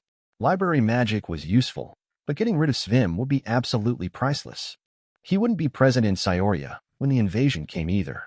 Not in this restart, nor in any near future one. Even if he had to reveal his secret to Zack because of it, he'd take the first train out of town on the eve of the summer festival. He knew that the smart, responsible thing to do would be to stay in the city and note what was happening, how the invasion was progressing, and what could be done to stop it. He knew it, but it was too much for him. And not just because getting himself involved in that mess seemed to invariably lead to his death either. The emotional roller coaster of the evacuation was very hard on his nerves, but that was just a symptom of the real problem. He struggled with his thoughts for a moment, trying to identify the root of the problem. Every reason he could think of felt not right, and then it clicked. It was the helplessness. Every time his thoughts strayed towards the topic of the invasion, he couldn't shake the notion that the forces arrayed against him were vastly beyond his ability to handle, and that the only reason he survived as long as he had was through sheer dumb luck. It occurred to him that the manner of his most recent death could easily be an allegory for this entire invasion. So you repelled a murderous pack of winter wolves and reached safety, helped foil a traitorous ambush, and now you think the worst is over? No, stupid. A giant worm suddenly jumps out of the ground and bites your head off. How are you supposed to fight something like that? How is he supposed to fight something like that? Maybe he shouldn't. A lot of things about the invasion seemed implausible. About as implausible as Zack becoming a super prodigy over the span of a single summer, Zorian learning all 15 shaping exercises in Ilsa's book within the span of a month, or time travel being real. What if his theory of there being a third time traveler was correct, and that someone was the mastermind behind the invasion? It would explain a lot. Then again, it would also pose a lot of questions on its own, like why hadn't this hostile time traveler dealt with Zack already? The Lich had already proved it was very much possible to hurt people like Zack and Zorian, and was working for the invading forces already. Regardless, he intended to involve himself again with the invasion only after he acquired some serious magic, or after he calmed down somewhat and felt emotionally capable of facing the situation. Whichever came first. It's not like he could study the invasion in any great detail if he kept dying at the very start of it, anyway. Eventually, the train arrived in Syoria, and Zorian began his long trek toward the academy. He wasn't in a hurry this time because he had finally found a spell to protect himself from rain in the last restart and was eager to try it. Well, he had actually found several protective spells meant to deal with rain and other adverse weather, but only one was within his ability to actually cast. That was okay, though, since the rain barrier spell was the one best suited for his purposes anyway. It offered the most complete protection, at the cost of being horribly draining to maintain. He could see why the mana drain would be a serious problem for people who wanted to use the spell extensively, but Zorian only needed it to last for an hour or two in an exceptionally mana-rich area of Syoria. Also, being encased in an invisible sphere that repelled water was just plain more impressive than the more subtle, sophisticated warts. The barrier actually worked on water in general, not just raindrops, so he didn't even have to worry about stepping into puddles and soaking his footwear. Seeing water on the road part before him like in front of some kind of celestial emissary was mightily amusing. Also a bit of an ego boost, which is something he sorely needed after being so thoroughly outmatched during the invasion of the previous restart. He probably never used the spell after getting out of the time loop, since an umbrella was good enough for most occasions and didn't consume any mana, but finding a store that sold them along his usual route from the train station had proved surprisingly difficult, which, now that he thought about it, suggested that he probably would use the spell from time to time, since he doubted this would be the only time in his life he'd find himself without an easily acquired umbrella. He shook his head. He really shouldn't be fantasizing about what he'd do after getting out of the time loop, since it didn't appear that would happen anytime soon. He had to concentrate on the present, and boy did that sound weird, considering his situation. Like, what was he going to do with Zack? He was sorely tempted to just admit everything to the boy and have them try to figure out this mess together. Surely 2 heads are better than 1. Impulsive he may be, but Zack couldn't have gotten as far as he did without having a good head on his shoulders. He didn't feel entirely comfortable with that idea, though he strongly suspected there was more to Zack than it appeared, and he hated to charge in without knowing what he was getting himself into. He decided to see how Zack interacted with him in this restart before deciding. Break. Zorian. Over here. Zorian glanced towards the happy-looking Benisek, waving at him like a lunatic, and wondered what he should do. He didn't really want to talk to him. Benisek might be his closest friend among the student body, but he was also rather irritating at times, and it's not like he could tell Zorian something he didn't already know at this point. In the end, he sighed in defeat and trudged over to the grinning boy. Time loop or no, it felt wrong to blatantly snub someone so visibly happy to see him, especially since he shared so much history with Benisek. He did find it interesting that Benisek was present in the cafeteria at this time, since that wasn't his usual behavior in the restart Zorian experienced so far. These kind of unexplained divergences happened all the time, which was to be expected. There were at least 2 time travelers wandering around the time loop, changing things both inconsequential and crucial, but it was surprising to see a change this soon into the time loop. It had only been a day since he arrived in Syoria. Usually it took at least a week until everything went off the rails, and even then a lot of things repeated themselves. Most teachers followed some kind of a fixed teaching plan, for example, and rarely deviated from it. As far as he knew, Fortov always came looking for him for help with a purple creeper salve, even though his accident with Ivory only happened near the very end of the time loop. which, now that he thought about it, suggested the accident wasn't so accidental after all. Kind of suspicious for an accident to be so insensitive to changes. You just got to Syoria, didn't you? Benesek prompted excitedly the moment Zorian sat down beside him. Zorian nodded hesitantly. Benesek was only ever this excited when talking about a particularly hot girl, or when he got a hold of particularly juicy gossip material. Hopefully it was the latter, because there was no way Zorian would be staying otherwise. You're so not going to believe this, Benesek said excitedly. You know Zach Novita, last scion of the noble house Novita? He went to class with us these last 2 years. Of course it's Zach. He really should have known. Of course I know him, Zorian said. He is very memorable. He is, blinked Benesek. He shook his head. I mean, of course he is. I kind of didn't expect you to know, though, since he's kind of a failure as a mage and you never interacted with him much. Zorian shrugged. Truth be told, it was very rare for him to forget someone's name, regardless of how often he had interacted with them or how long it had been since he last saw them. Even before the time loop, Zorian would have instantly known who Benesek was referring to. Anyway, Benesek continued, Zach escaped from his family mansion yesterday. What? Asked Zorian incredulously. What do you mean, escaped? Why would he need to escape from his own mansion? Well, that's the question, isn't it? Benesek said. Apparently, he had an argument with his guardian that eventually descended into a full-blown magical duel. A duel which, get this, Zach won. Half of the mansion was trashed, and Zach fled into the city and has yet to be found. They're searching for him everywhere.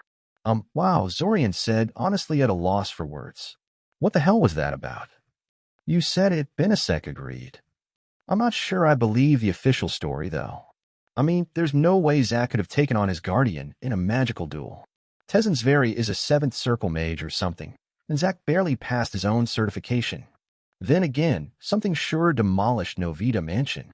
How do you know this? Asked Zorian. It's all over the newspapers, said Benesek. Besides, everyone is talking about it. I can't believe one of our classmates would be involved in something like that. What do you think, Zorian? Ben, I honestly don't know what to think about that, said Zorian. And he really meant it. He didn't doubt for a second that Zach could beat the stuffing out of his guardian 7th circle or not. The man was a politician, as far as Zorian knew, not a battle mage. But why would he want to do that? I suppose he won't be coming to class this time then, mused Zorian out loud. Then again, he would not have put it past Zach to just walk into class one of these days as if nothing was wrong. I doubt it, Benesek laughed. Did he kill anyone? Asked Zorian. Benesek shook his head in the negative. So, basically, he didn't do anything that serious. What's the worst that can happen to him if he simply turns himself in? Well, Tezen must not be too happy with him now, and he's too influential to brush off even for someone like Zach, said Benesek. Attacking one of the elders of Eldamar is actually a fairly serious crime, and Tezen could really ruin Zach's day if he was inclined to pursue satisfaction.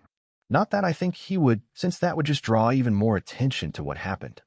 This whole thing is a giant political scandal for him. I'm guessing Zach will come back after a month or so, after he cools off a bit, and Tezen will magnanimously forgive him everything. Zorian was silent. Zach had told him that it was rare for him to spend a restart in Syoria, and even rarer for him to attend classes. In light of that, it had been foolish of him to expect Zach to be around in this restart. Zach may have found Zorian interesting in the previous restart, but probably not that interesting. Still, this was more than a little strange. If he had wanted to leave and do his own thing, couldn't he have just walked out of his mansion one day and kept going? Who would have stopped him? His guardian? Why would Tezen do that? The man was clearly very hands-off in his dealings with his charge, as evidenced by Zach's frequent absences from school during the last 2 years, as well as Zach's abysmal performance prior to the time loop. There was no obvious answer, and Zorian didn't feel like trying to track down Zach. He probably couldn't find him, even if he tried, and he had more attainable goals to pursue. Like getting out of Svim's merciless clutches. What could be more important than that? Break. The rest of the restart was pleasantly uneventful.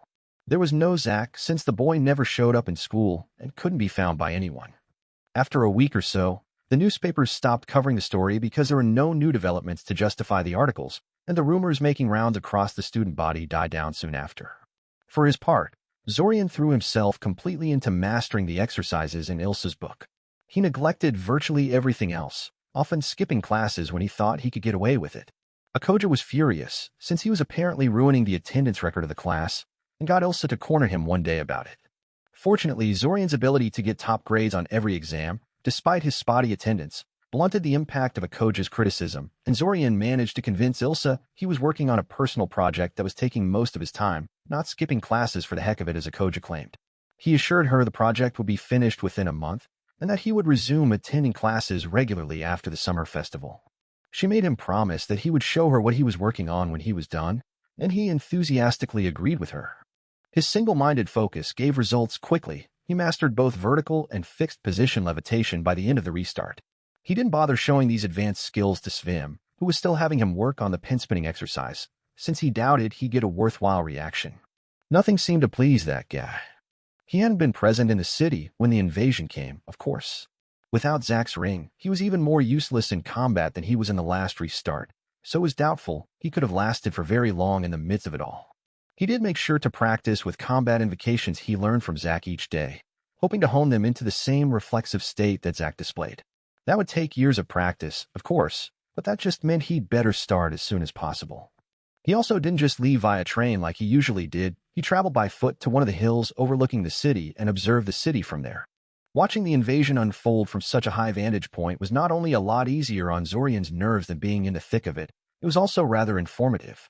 It was interesting to see how the invasion played out in broad terms.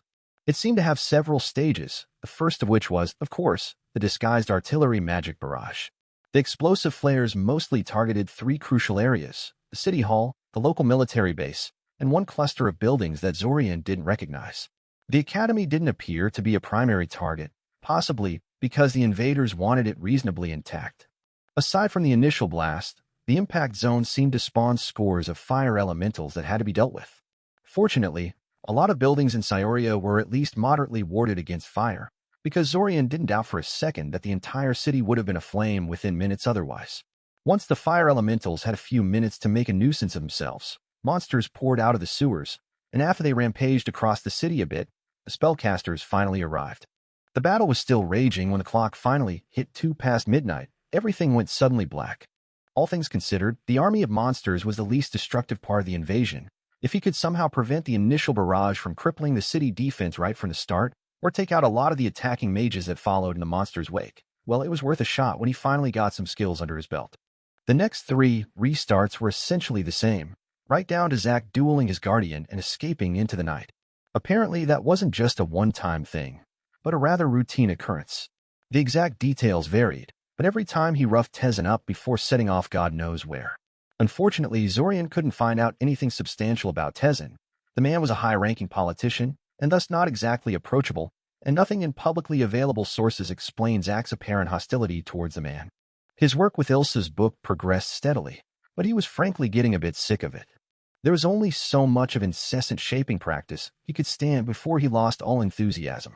Besides, Ilsa said most students go through them at a rate of 6 per year, and he was already more effective than that, something that he attributed to his unusual focus in the matter. How many people could afford to focus all their energies on shaping exercises? There were so many things vying for the typical student's attention that shaping exercises no doubt ended up near the bottom of their priorities. That was why he was currently in Ilsa's office, trying to see if he could get something out of her without mastering quite the entire book. "What can I do for you, Mr. Kaczynski?" Ilsa asked. "Well, I'm a bit concerned about the program you outlined in your first class," said Zorian. "I'm not sure I'll get anything out of it since I already have a solid grasp on all the topics you mentioned." Ilsa raised an eyebrow at him. "Hey, it worked on Kieran. Why wouldn't it work on Ilsa too?" "I see," she said after a second of silence.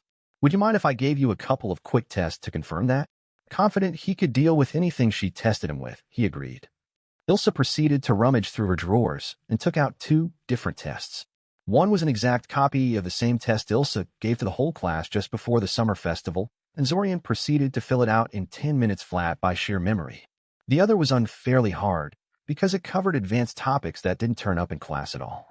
Zorian only managed to fill out a quarter of the questions before time was up, and he was fairly sure not all of his answers were correct. Ilsa skimmed through them quickly and then nodded to herself. "Your theoretical knowledge is pretty spotty," Ilsa said with a theatrical sigh, and Zorian had to stop himself from scowling. That was such bullshit.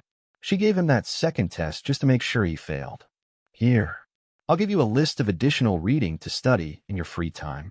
2 minutes later, Zorian found himself practically pushed out of the door, a piece of paper with hastily scribbled writing in his hand. He glared at the list of book titles, very much tempted to incinerate it on the spot. He was supposed to start on the variations of the flame-producing exercise anyway. But he didn't. He would not be defeated that easily. If he could survive Svim's mentoring methods this long, he could definitely read a couple of theoretical manuals. He would be back. She could be sure of that. Break. Good morning, brother. Morning, morning, morning. Good morning, Kiri, said Zorian pleasantly. Thank you for waking me up. Kiriel stared at him for a couple of seconds, and then huffed in disappointment at his lack of reaction and got off of him all on her own. Well, damn, he should have tried that ages ago. You're no fun, she accused. Zorian simply nodded in agreement. Mom wants to talk to you, Kiriel said. Could you show me some magic before you go, though? Please. Well, why not? He quickly cast the floating lantern spell, causing an orb of light to spring into existence above his palm. He had the orb fly around the room while he repeated the spell 2 more times, producing a different colored orb each time. The books Ilsa had told him to read were mostly boring crap, but they did tell him something rather interesting. All those variations he had been practicing had more uses than just improving his shaping skills. Apparently, they also allowed him to adjust certain spells more to his liking. The same variation of the light-emitting exercise that allowed him to produce colored light also enabled him to change the color of the glowing orb produced by the floating lantern spell. Mastering a whole bunch of light-related exercises would apparently also make light-based invocations more powerful and less mana-intensive, and the same principle applied to other groups of spells as well, such as fire-related exercises improving invocations based around fire and heat, and levitation-based ones improving spells relying on telekinetic forces. He was a lot less annoyed at having to go through all those shaping exercises when he found that out. Hell, if they were that useful, he'd probably see if he could find more of them when he ran out of the ones in Ilsa's book. More. More. Kiri demanded. Distracting Kiri with a few more orbs, Zorian quietly slipped out of the room and went to the bathroom before Kiri could realize what was happening. Why was she always so intent on getting there first anyway? That was horribly petty, even for Kiriel. He'd have to ask her in one of the restarts. Unfortunately, he sort of forgot he filled his entire room with multicolored orbs of light by the time Ilsa came around to visit, so he thought nothing about inviting her into his room. He hastily swept his hand in front of him, casing them all to wink out of existence, but it was too late. Isla had already seen them and was looking at him curiously. That's not really a second-year spell, Ilsa remarked, her eyes boring into his own. Diamond can be a pretty good teacher when he wants to be, said Zorian with a cheeky smile, shamelessly relying on Damon's fame to deflect any concerns. Teaching first circle spells like that one to uncertified mages was illegal, but if Zorian ever learned something in his life, it was that Diamond can get away with anything. And you know how to produce something other than white light, Ilsa noted. Impressive. I guess this should be easy for you, then. She handed him a very familiar scroll, and Zorian was just about to flood it with mana to break the seal when he realized something was wrong. Ilsa was studying him like a hawk, expectant and alert. She had never shown this much interest in his scroll opening before, so what made this one special? He stared at the scroll for a couple of seconds, unable to see any difference from the scroll he was used to. Even the symbols on the seal were the same. Wait. A few moments later, he remembered where he saw the symbols inscribed on the seal and promptly felt like banging his head against the wall or something. What? Those sneaky little. He had been doing it wrong. All this time he had been simply pouring mana into the seal to break it, when instead he had to channel mana into it in very specific ways so he could peel it off intact. It said so right at the goddamn seal. It required more mana control than simply flooding the seal with mana, but it was nothing he hadn't already been capable of, even before the time loop. All this time he had thought the symbols on the seal were purely ornamental in nature, but no, they were instructions. Instructions written in a somewhat obscure form, but still. How could he have missed that? He directed his mana to flow along the sides of the seal, causing it to pop off without resistance. Well done, Ilsa said with a smile. Not many students have such a firm grasp on their magic at this stage. I see someone is continuing in Damon's footsteps. Zorian smiled back politely. He mustn't scowl. He mustn't scowl. Unfortunately, I'm in a bit of a hurry, so we'll have to continue this conversation later, Ilsa said. Visit me in my office when you get to Scioria. Now about your electives. Break. Ilsa stared at him. He stared back. She glanced towards the 2 completely filled-out tests on her desk and then returned her gaze towards him, this time with a speculative look. Zorian remained silent. It actually felt good to baffle someone like this, Zorian decided. Apparently, Ilsa wasn't as cold-blooded about improbable skills as Svim was. I must admit, I didn't quite expect this level of knowledge and shaping skill when I told you to come and see me, Ilsa said thoughtfully. That second exam I gave you is the one I give to students at the end of their third year, and you only got 2 of the questions wrong. On top of that, 10 different variations of the basic 3, which is astronomical for a third-year student. She tapped her pen against the table, lost in thought. You may be a bit too advanced for what I intend to teach your group this year, Ilsa finally admitted. My class is mostly there to make sure the students don't have any obvious holes in their shaping skills and theoretical knowledge, and to teach them a few miscellaneous spells that are of general utility to most mages. You're way beyond that. What am I going to do with you? Transfer me away from Svim so you could teach such a promising student? Zorian tried. She laughed at him. Sorry, she said. You're good, but not that good. Besides, you should have it easier than most of Svim's 6 charges. What with your amazing shaping skills and all. You'd be surprised how little difference that makes to him, Zorian sighed.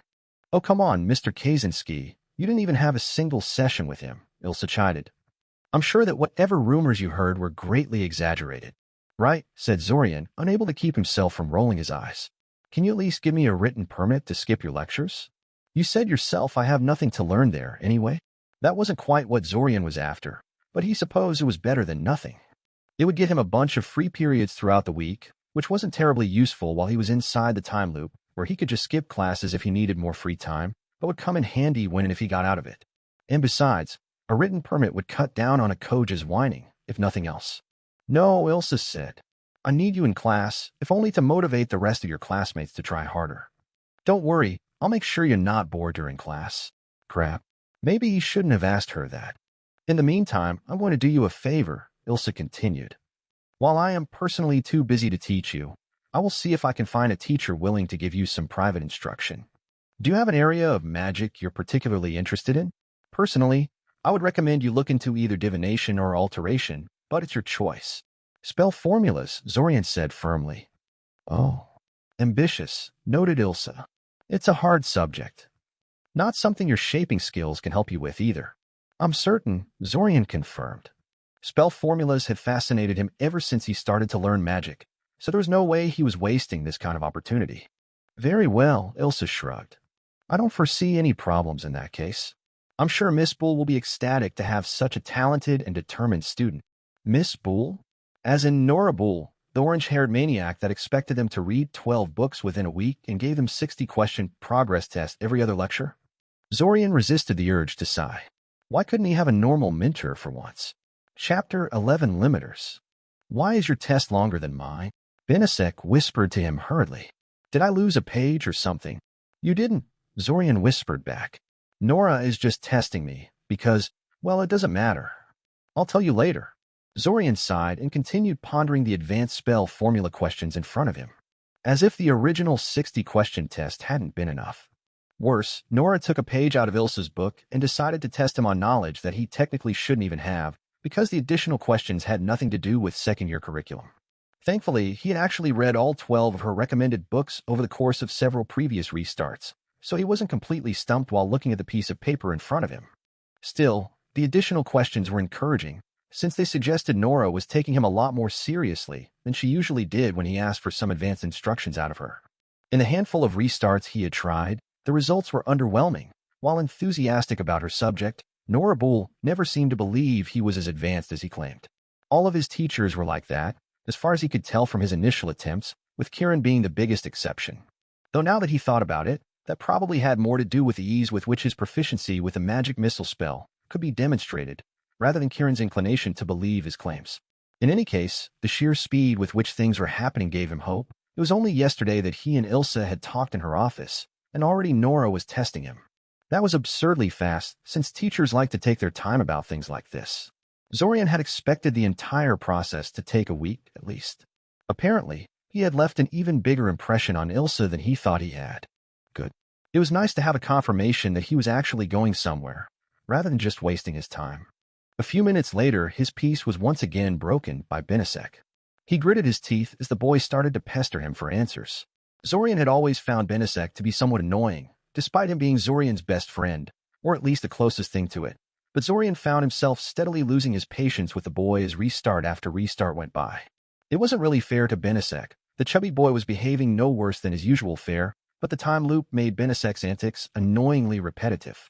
He quickly scribbled answers to a handful of questions on a piece of paper and thrust it at Benisek.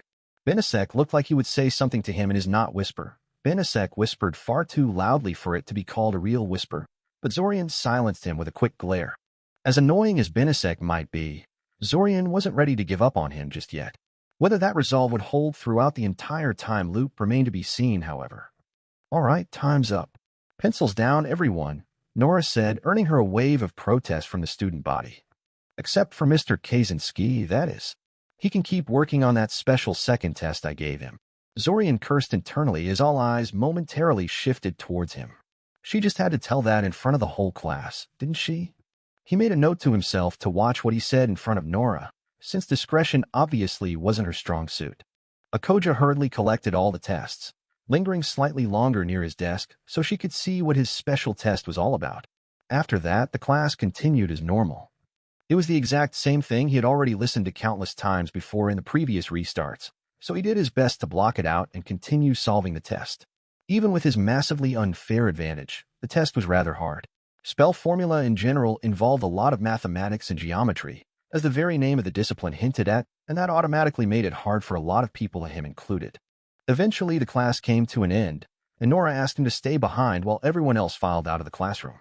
She immediately started to look over his tests when the last of his classmates left, and Zorian watched her intently for a reaction.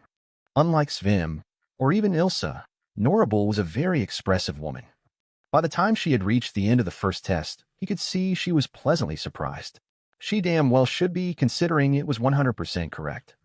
When she started inspecting the second test, though, her face quickly morphed first into shock and then barely restrained glee. Evidently, she liked what she saw. Finally, she set the test aside and met his eyes, giving him a penetrating gaze that actually caused Zorian to flinch a little. She reminded him of Zack and Kira Thieshley because she seemed to radiate a similar sort of vibrancy, for the lack of a better word. It was always a bit uncomfortable being around people like that, especially when they were focused solely on him like Nora currently was. Well, she began. I didn't expect that. Do you know why I gave you the second test? No, said Zorian. To scare me off? Exactly, Nora exclaimed. Exactly. Zorian blinked, unable to believe she actually admitted that to his face. Spell formulas require bravery. They require passion, continued Nora animatedly. Funny. Everyone else said they required patience and meticulousness. They require determination. Anyone who is scared off by this little thing here, she waved the second test in front of his face, will surely give up when we delve into the truly difficult parts of the discipline. I had to make sure you wouldn't bail out on me somewhere along the line. Zorian was starting to feel a little unnerved by Nora's outburst. Was he signing up for spell formula tutoring or cult membership? Of course, I didn't actually expect you to solve any of the questions correctly, Nora said. I just wanted to see if you'd leave it completely blank. Not that I'm complaining, far from it. Let's see. She went back to her desk and pulled out a stack of papers out of a drawer. She frowned as she leafed through them, apparently unhappy about their contents, before finally setting them aside with a sigh. After an entire minute of silence, she glanced towards him and shook her head, as if suddenly remembering he was still there. Tell me, what are spell formulas? She asked him. And I don't want to hear a textbook definition. I want to hear it in your words. Zorian opened his mouth for a moment, and then quickly snapped it shut as he considered what to say. Come on, Nora encouraged. Bravery, remember? Besides, I just want to know your opinion. There is no right answer. Huh? There might be no right answer, but Zorian knew from experience that there was always a wrong answer. Always. But he supposed that, in this particular instance, silence was the wrongest answer of them all. It's the practice of using geometric shapes and various sigils to modify spells, usually in order to strengthen wards or amplify spellcasting, said Zorian. Really? How do they do that? Asked Nora in mock curiosity. They limit mana flow along predetermined pathways, tried Zorian. Yes, agreed Nora. They limit, that's exactly what they do. I can't tell you how many mages think there's some kind of inherent amplifier or something. Drives me crazy, I tell you. Of course, most modern crafters use special materials that are inherent amplifiers, but that's something else entirely. Anyway, you know the point behind structured spellcasting, right? The narrower the effect of the spell is, the more mana efficient it becomes. Structured magic creates a spell boundary to forcibly narrow down effect space into something manageable for a human spellcaster. And spell formulas are the exact same thing, only with more pronounced benefits and drawbacks, said Nora. Since mages can take their time when crafting the spell formula, they limit the mana flow much more tightly than your typical invocation. This means bigger potential benefits, but also makes the spell even more inflexible. And, of course, the tighter spell boundary means there is less margin for errors, so designing a working spell formula is a lot harder than designing a working invocation. Zorian waited patiently until she was finished, not really sure why she was telling him these things. This was all basic theory that he had heard and read 1,000 times, but unwilling to interrupt. Unfortunately, it appeared he would have to wait to hear what the point of her little questioning was, because Nora suddenly looked at the clock hanging by the door and blanched when she realized how much time had passed. Sorry, Mr. Kaczynski, I guess I got carried away. You better go to the next class before I get you in trouble, Nora said apologetically. Zorian shrugged. He had intended to skip the next class one way or another, but it probably wouldn't impress her much if he told her that. I'll need a few days to set up a schedule, so I'll tell you the details via Ilsa. We'll have a blast working together, I can already tell. He was just about to leave when she suddenly started talking again. Oh, I almost forgot. Go see Ilsa sometime today. She has something she wants to talk to you about. Something about you returning a favor you owe her for setting this up. Now, why did that sound kind of ominous? Break. Scioria's main train station was always busy. There was a sort of hurried feeling suffusing the entire area that Zorian found either annoying or invigorating, depending on his current mood. When he was disembarking from the train, it served as a metaphorical bucket of cold water to wake him up from the long, sleepy journey, and he welcomed it. When he was simply standing on platform number 6, waiting for the train to arrive, it was oppressive and unwelcome, and he desperately wished he knew how to suppress it, especially since the damn train was 2 hours late. In order to amuse himself and pass the time, he had taken to harassing the numerous pigeons and sparrows milling around the place.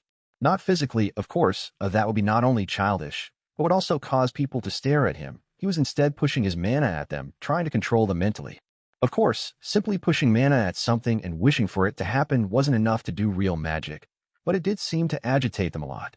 Typically, whatever bird he was concentrating on became increasingly erratic as seconds went by before fleeing away from the area after a minute or so.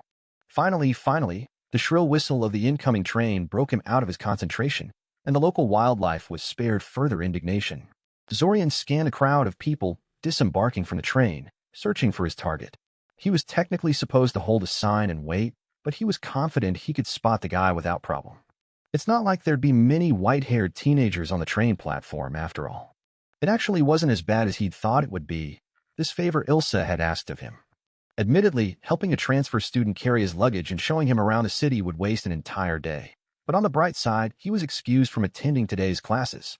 Besides, it would give him a legitimate excuse to approach Kale, the transfer student in question. The Morlock boy was a bit unapproachable even at the best of days, and Zorian had been thinking of trying to befriend him.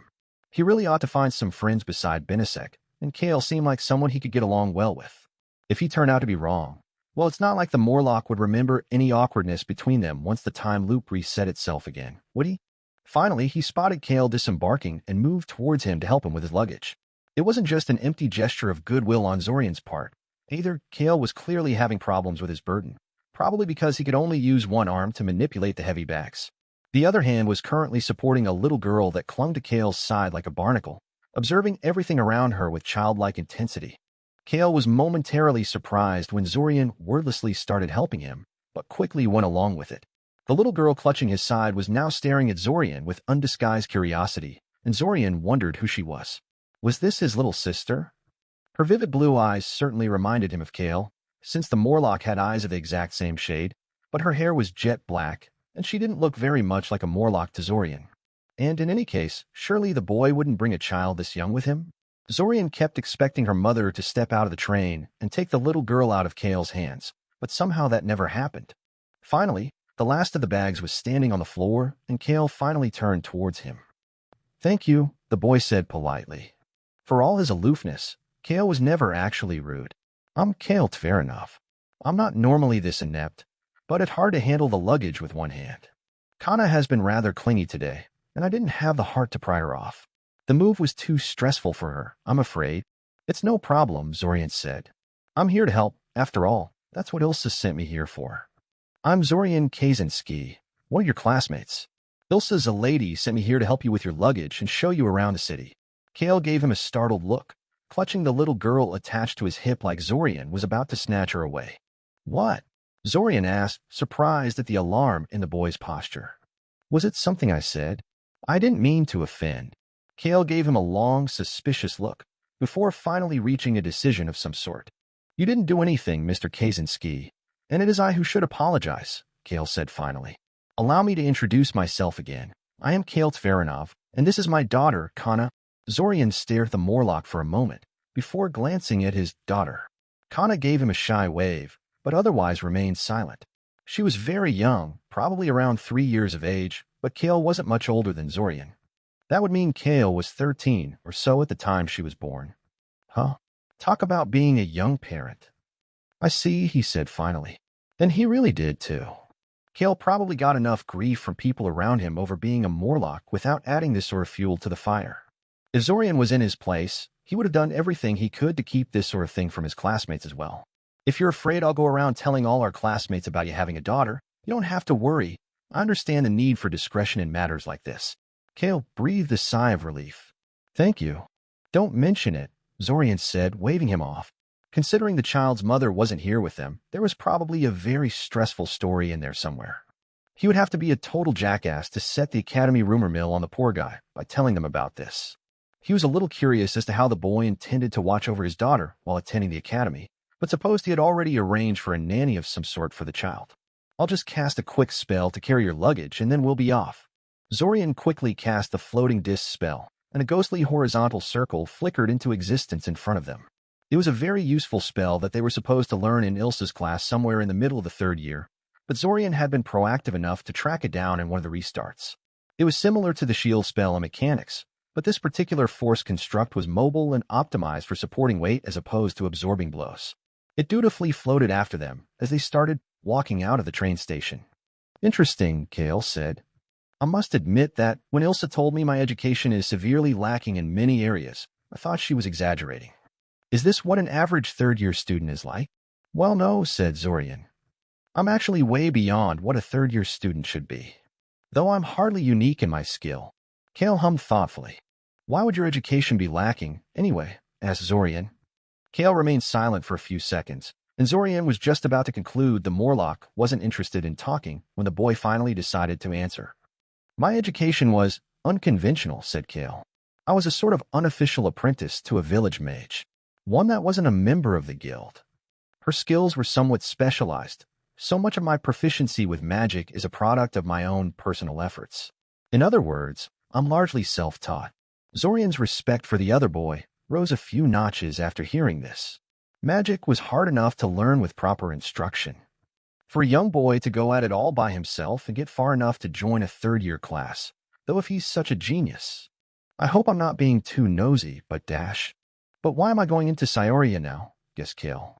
I got a pretty good offer from the academy, and it wasn't like I had anyone stopping me from leaving. My parents died when I was young, and my teacher, she got sick during the weeping, as did my wife. Kana is the only family I have left. Zorian flinched. Oh gods, I didn't mean . Kale shook his head. Don't worry about it, Mr. Kaczynski. If I was to fall apart every time someone broached that topic, I would have to become a hermit and avoid people completely. It is natural to be curious about these things. Zorian still felt pretty terrible. He had pretty much assumed Kale had gotten some girl pregnant and later had to take responsibility for the child. But no, the guy had been married and everything. A bit shocking to marry and have children so young in this day and age, but hardly unheard of. He studied Kale out of the corner of his eyes in a resulting silence. The boy looked very delicate, with pale, willowy physique and gentle facial lines. Coupled with his shoulder-length white hair, it gave him a rather feminine appearance. Nonetheless, the boy clearly had no shortage of inner strength if he could move on after losing so many people to the horrible sickness. Back in Sirin, there was a woman who had lost a husband and both sons to the bloody tears fever and never managed to move past that. She had actually blamed the entire Kaczynski family for her tragedy, claiming they had used their magic powers to curse her loved ones because of some petty disagreement. Zorian would be the first person to admit he and his family were no angels, but that was just absurd and kind of sad. There is no need to pity me, Mr. Kaczynski, said Kale, breaking him out of his thoughts. Oh, I don't pity you, Zorian said. I think you're very inspiring, actually. You're a single parent who somehow managed to find the time to teach himself magic to such a degree that a world-renowned institution like the Academy in Cyoria acknowledged your potential. They gave you a scholarship, didn't they? Kale nodded. I wouldn't be able to attend otherwise. They rarely give out scholarships, you know, Zorian said. About 5 to 6 of them each year. You must be pretty amazing to have caught their attention like that. It's mostly my medical expertise, Kale sighed. I made a vow to myself after. Well, you know, I swore to myself I would become the best healer of the age and make sure a tragedy such as the weeping can never happen again. Oh, wow. Zorian didn't know what to say to something like that. I made quite a lot of progress on that front, if you permit me to be a little immodest here, Kale said. But, well, it's complicated. We can talk later, if you're still interested. Me and Kana are rather tired from the journey, and I'd like to retire for the day. Kana especially. Zorian suddenly noticed Kana was starting to doze off on Kale's shoulder. She had been so quiet throughout his entire interaction with Kale that he had almost forgotten she's there. If only Kiriel could be that docile. Yeah, sorry about that. Zorian apologized. I got carried away, I guess. I'll have to give you a tour of the city some other time then. They spent the rest of the walk in comfortable silence. Break. You were absent yesterday. Zorian gave a.k.a. an annoyed look. She wasn't going to give him grief over that, was she? I was excused, he noted. I know, a.k.a. said. I was just wondering where you were. Zorian was about to tell her it wasn't her damn business where he went in his free time, but then he reconsidered. He was getting strange vibes off a.k.a., almost as if she was concerned about him. Very strange. Normally, he would write it off as just another weird thing a.k.a. did from time to time. The girl seemed to have logic all of her own sometimes, one that not even her obsession with rules could explain, but his recent conversation with Kale stopped him. Was he too dismissive of other people? Up until yesterday, Kale was simply that Morlock transfer student to Zorian. It brought back memories of his conversations with Zack and the other boys' remarks about Zorian's behavior in previous restarts, before he became aware of the time loop. I was doing a favor for Ilsa, Zorian said, showing our newest transfer student around the city and such. Oh, a.k.a. said, glancing at Kale for a moment. The white-haired boy was sitting several rows behind Zorian, silent and aloof as always. He gave virtually no indication that he knew Zorian was in the classroom, but Zorian could feel the Morlock's eyes on him from time to time. Who is he anyway? Kale Tveranov, Zorian answered. I didn't mean his name, a.k.a. huffed, realizing, after a few seconds of silence, that he wasn't going to say anything else. Not sure what else to tell you, Zorian shrugged. He sounded like a good person to me. He looks kind of arrogant, a.k.a. remarked. And girly. Well, how judgmental of you, Zorian remarked with a frown. You come off as a bit arrogant yourself, you know? Well, so much for being nice to a.k.a. She stomped off soon after that, shooting him a nasty glare. Resolving to be more understanding towards people was hard. Break.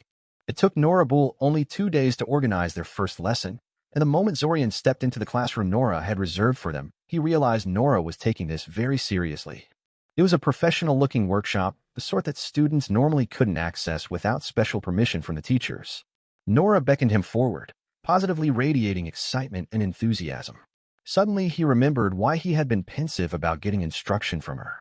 Considering the amount of homework and additional reading Nora assigned as a matter of course during her classes, Zorian dreaded finding out what she considered an appropriate workload for an actually talented student.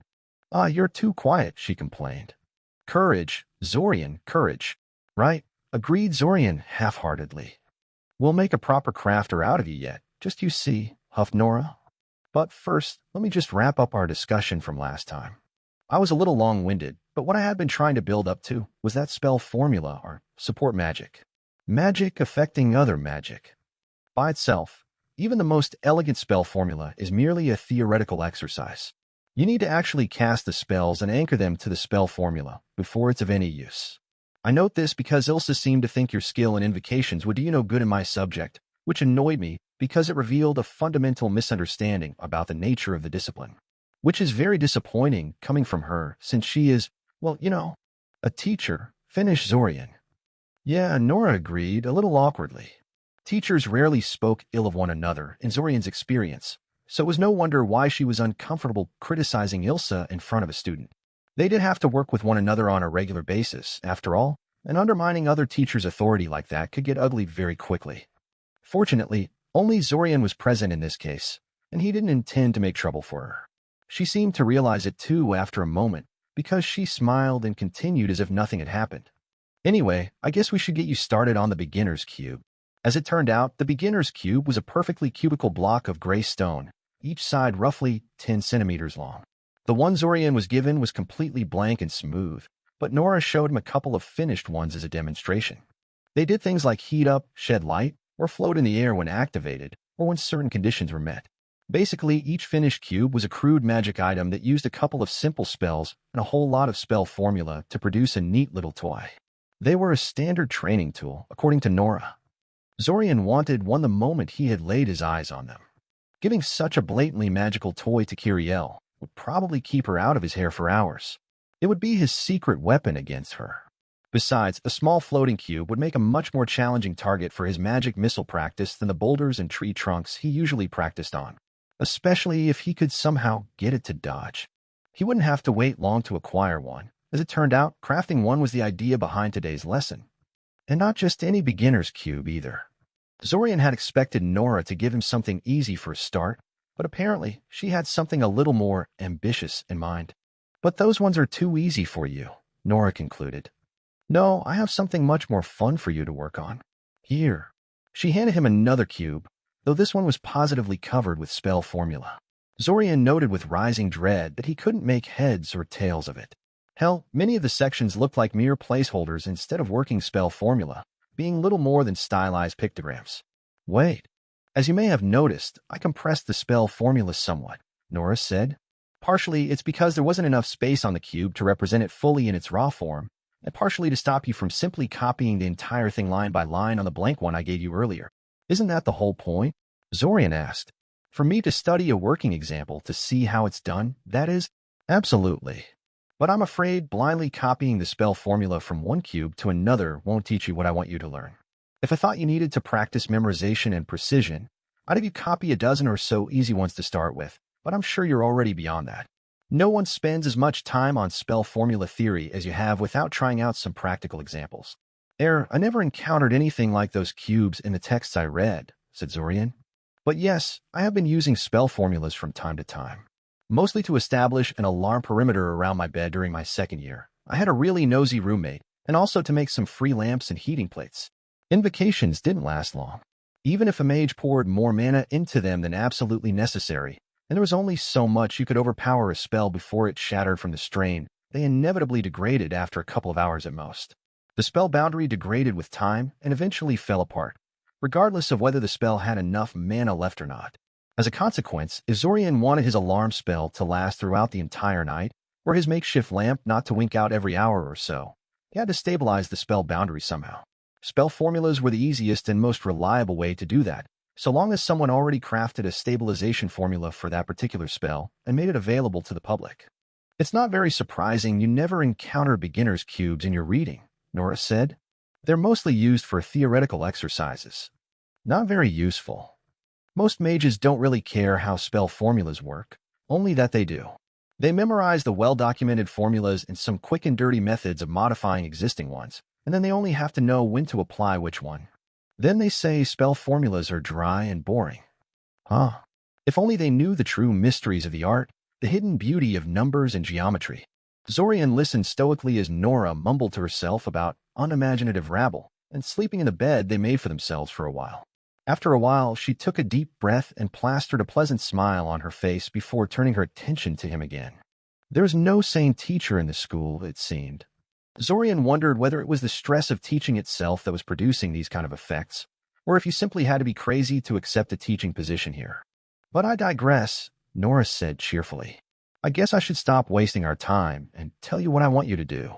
Here, let me demonstrate. Break. The cube Nora wanted Zorian to recreate was quite complicated. At its core, it was a glorified lamp using a simple torch spell as its base. It could be activated and deactivated verbally by saying one of the several command words, and it had to be able to tell when someone was referring to it specifically, as opposed to using the command word in some other context. It had 3 different brightness settings. It conserved mana by not shedding light from any side that was covered by something. The side resting on the floor didn't shine, for example, and wrapping it in a blanket would cause it to turn itself off. Each individual side could be turned on and off by tapping on it twice in quick succession.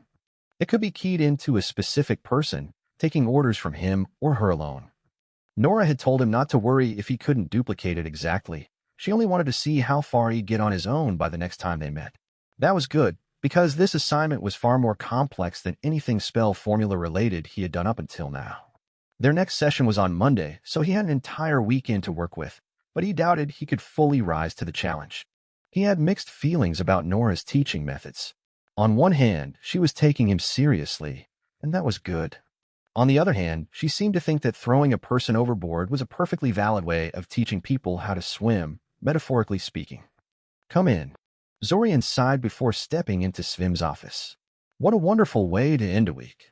For all her faults, he infinitely preferred Nora's way of teaching compared to that of Svim. "Zorian Kaczynski." "Sit down, please," Svim ordered, not even bothering to wait for an answer. Zorian caught the pen the man had thrown at him with practiced ease, and then promptly caused it to float off the palm of his hand, gently spinning in the air. Oops. He hadn't meant to do that. Oh well, let's see what the man will say about that. "Make it glow," Svim barked out without skipping a beat, completely unfazed by Zorian's skill. Zorian wasn't even surprised anymore. The pen promptly snapped back to his hand and erupted in soft, ghostly glow. He cycled through various colors without prompting from Svim, occasionally changing the intensity of the light just to prove he could. Svim arched his eyebrow at him.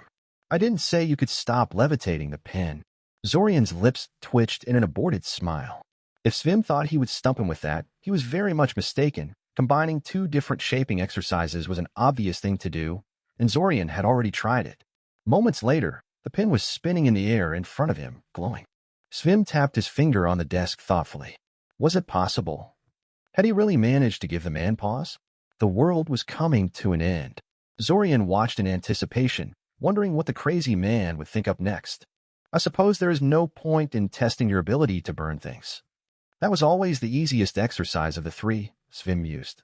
As a point of fact, Zorian was a bit deficient in the burning exercise, at least compared to the other 2. Not that he was going to tell that to Svim, of course.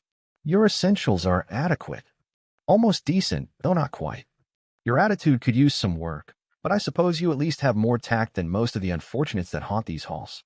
Plus, Miss Salady has appealed to me on your behalf, asking me to be not such a hardest towards you. As such, as much as I'd like to shake up your woefully shaky foundations, I'm going to reluctantly move on to something slightly more advanced."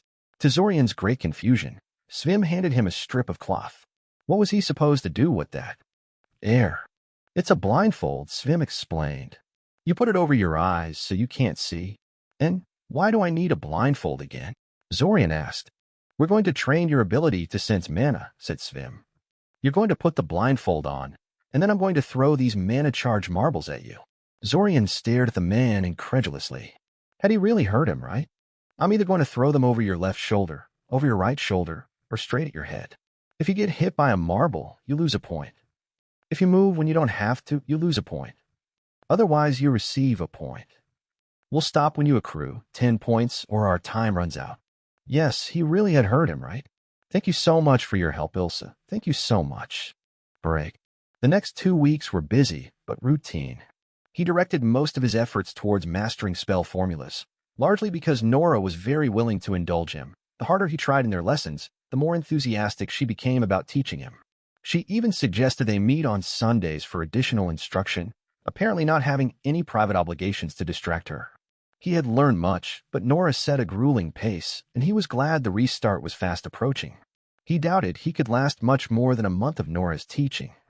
Interestingly, he seemed to be attracting attention from the teachers and students alike in this particular restart. Maybe it was him impressing Ilsa as much as he did. Maybe it was the way he quietly went with the insane workload Nora gave him. Or maybe Svim said something nice about him to the other teachers.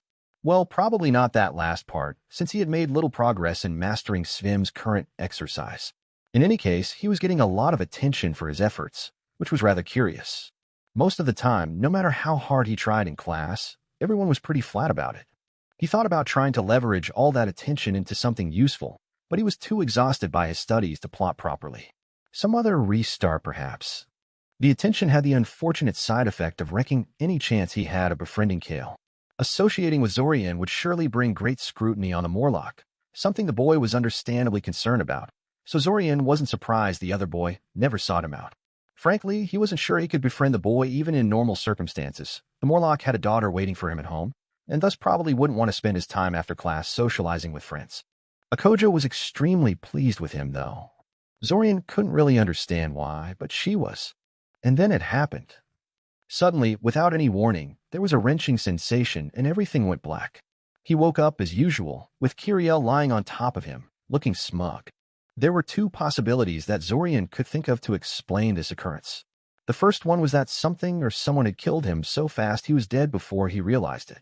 He was skeptical of this, as he had done nothing to warrant an assassination, and he couldn't think of any natural force that could kill so suddenly and thoroughly. He hadn't even felt any pain before he died. The second possibility was much more likely, and also much more worrying. While he was minding his business, learning spell formulas in Scioria, Zack was off somewhere in the world, doing insanely dangerous things. Zack died.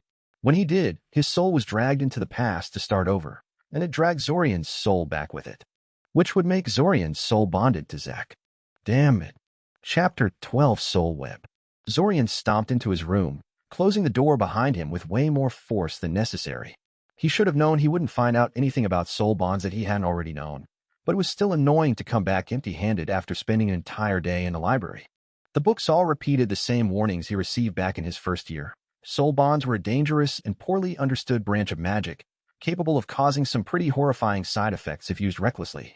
Every once in a while, some ill-informed couple decide that soul bonding themselves together would be the most romantic thing ever, only for everything to end up in tears and lawsuits a few months later when complications surface. The main issue was that one of the participants usually started to mentally and spiritually dominate the other, making them more like themselves in mind and soul, not to mention disturbingly obedient and deferential.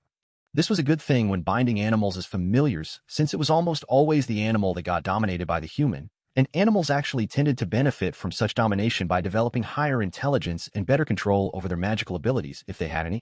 Sentient beings usually had issues with someone magically subverting their entire personality and worldview, however. At least until the soul bond finished, turning them into a servile clone, that is. Zorian ran a trembling hand through his hair and started to clean his glasses with the hem of his shirt to calm himself down. He really hoped he was wrong and that there was no soul bond between him and Zack. Zack had 6 times larger mana reserves than Zorian's theoretical maximum, was naturally more outgoing and confident, and thanks to being in the time loop far longer than Zorian, was probably decades older than him too. No points for guessing who'd be the dominant one between the two of them. The worst thing about it was that he couldn't even go to someone for help. He was pretty sure the soul bond, or whatever it was responsible for him looping around along with Zack. If he asked someone for help, they'd insist on severing the bond, an understandable sentiment and something he'd eagerly agree to in normal circumstances, which would cause him to lose everything he had gained inside the time loop, memories included, once Zack started over at the end of the month. Yeah, he was totally screwed. He took a couple of deep breaths and put his glasses back on. Maybe he was looking at things too fatalistically. Considering the sheer size of disparity between him and Zack, he should have experienced some pretty massive personality shifts by now, and he didn't notice anything of the sort. He certainly wasn't feeling submissive towards anyone, least of all Zack. Obviously, things weren't as bad as they seemed. He could very well be overreacting and overlooking some other, perfectly reasonable explanation for the unscheduled restart. Someone was knocking. Who could possibly? Oh, right. Taven. He sighed heavily. Just what he needed right now. The knocking turned into banging, prompting him to finally open the door. Hi, Roach. Hi, Taven, Zorian said in a slightly suffering tone. How nice of you to visit me. Do you want to come in? Taven promptly did what she always did once he let her inside. She jumped on his bed and made herself comfortable. Zorian shrugged and went after her. Best to get it over with quickly. Didn't you graduate? He asked. You said you were going to go into exploration after you graduate. What happened to that? She gave him a sour look. It's not that simple. No expedition is going to take a complete beginner like me with them. I need an established explorer to take me as an apprentice. I'm working on it. Funny, I heard you're working as a class assistant to Nurthak, Zorian remarked. Isn't that going to interfere with searching for another master? Well, sort of, she admitted. But I'm not literally searching for another job at this point. I'm actually trying to build up my reputation and get people to notice me by doing missions and such. In fact, that's what I came to talk to you about. I'd like you to join me and a couple of others on a job tomorrow. Sounds suspicious, Zorian said. What could a measly third year help you with? Fill out our numbers? Taven answered. We can't take the job until there are 4 or more of us, and we're 1 short of that. Well, why does the job require 4 people? Asked Zorian, knowing from previous restarts that this was the fastest avenue to shut down Taven's excuses. Surely the employer didn't put that there, just to be mean to groups like yours. It's supposedly dangerous, Taven huffed, folding her arms across her chest. The old man is overreacting. The spiders aren't even that big from what he told us. Spiders, prodded Zorian. Yeah, Taven said hesitantly, apparently realizing she probably shouldn't have mentioned that. Spiders. You know, hairy 8-legged dash. Taven, Zorian warned. Oh, come on, Roach, I'm begging you. Taven whined. I swear it's not as dangerous as it sounds. We've been in the tunnels hundreds of times, and it wasn't that dangerous at all. We can protect you easily. Hundreds of times? Asked Zorian dubiously. Well, 12 times at least, she relented. Zorian was just about to tell her no, like he usually did at this point, but then he stopped himself. He probably wouldn't be able to do anything remotely productive for at least a week, what with the possibility of a soul bond between him and Zack waiting heavily on his mind and all. A nice distracting stroll through the sewers might be just what the doctor ordered, so to speak. Sure, he said. Really? She squealed. Yes, really, confirmed Zorian. Just tell me where to meet you tomorrow before I change my mind. A few minutes later, Taven left, thanking him profusely and kissing him on the cheek for being a friend before running off to wherever she had been going, he supposed. He didn't ask, being too shocked by her kiss, innocuous as it may have been. He was a bit angry at himself for being so affected by a silly kiss on the cheek, but he supposed he shouldn't be too hard on his subconscious. She was his former crush, after all. He decided he had had enough of everything for the day and drank one of the sleeping potions he kept in his stash. Hopefully things would seem clearer after a good night's rest. Break. The next morning, he woke up a bit more level-headed than he had been after his visit to the library. Things didn't seem as hopeless as they had the day before. He had been jumping to conclusions and needed more information. He was tempted to skip classes for the day to have another go at the library, but he suspected that he lacked both the research skills and the access level to properly tackle a restricted topic like soul bonds. And besides, there was someone in his class he absolutely had to talk to, Brian, the guy with a fire drake familiar. Surely someone who was already soul bonded to another, even if it was to a magical animal instead of another human, could tell him more about those blasted things. I see your family has given you a fire drake of your own, he said conversationally, sitting down beside Brian and ignoring the threatening hissing of the fire drake. For some reason, the ill-tempered beast never saw fit to attack him in previous restarts, so he didn't think it would start now. Is he your familiar already? Yes, Brian confirmed, clearly pleased with that. I bonded with him just this summer, actually. A bit strange at first, but I think I'm getting the hang of it. Strange? Asked Zorian. How so? Well, it's mostly the bond being there, you know? Brian said. So the bond can be felt? Zorian said speculatively, trying not to let his excitement show. He didn't feel anything. Is that normal? Can everyone who is soul bonded feel their bond? No, not everyone, Brian chuckled. Only a tiny minority can, and nobody is sure why. I can, though. I guess I'm lucky that way. Zorian suppressed a scowl. He had been hoping that him not being able to sense any bonds meant there was none, but apparently that was no proof. Damn. You know, Zorian tried. I've always had an academic interest in familiars and soul bonds.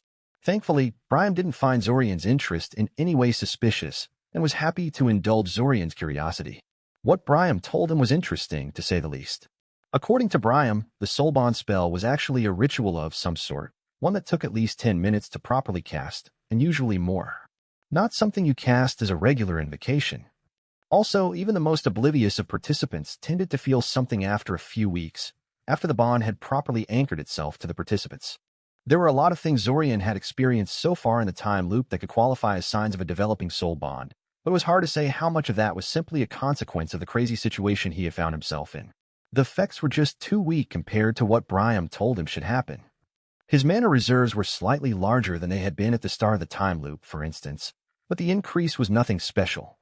It could just as easily be a consequence of his regular combat magic practice, instead of being caused by the soul bond trying to twist his soul to be more in line with Zack's. The spell that the lich cast on them definitely wasn't a ritual either, but then again, it was a lich. Who knew what kind of magic a creature like that had at its disposal? All in all, it would appear he was lucky. The link between him and Zack was either very weak or of a different type. Or perhaps it was only half-formed. According to Brian, the bond required physical proximity and a lot of personal interaction between participants to fully mature. It was why he carried his fire drake everywhere he went at this point in time. Considering he only interacted with Zack in one of the restarts so far, and that the boy spent virtually all of the restarts away from Cyoria, the bond may have never gotten the chance to solidify. If so, he must never allow it to fully form. He would avoid contact with the other time traveler from now on until he could figure out more about what was happening. Which, admittedly, could take a while.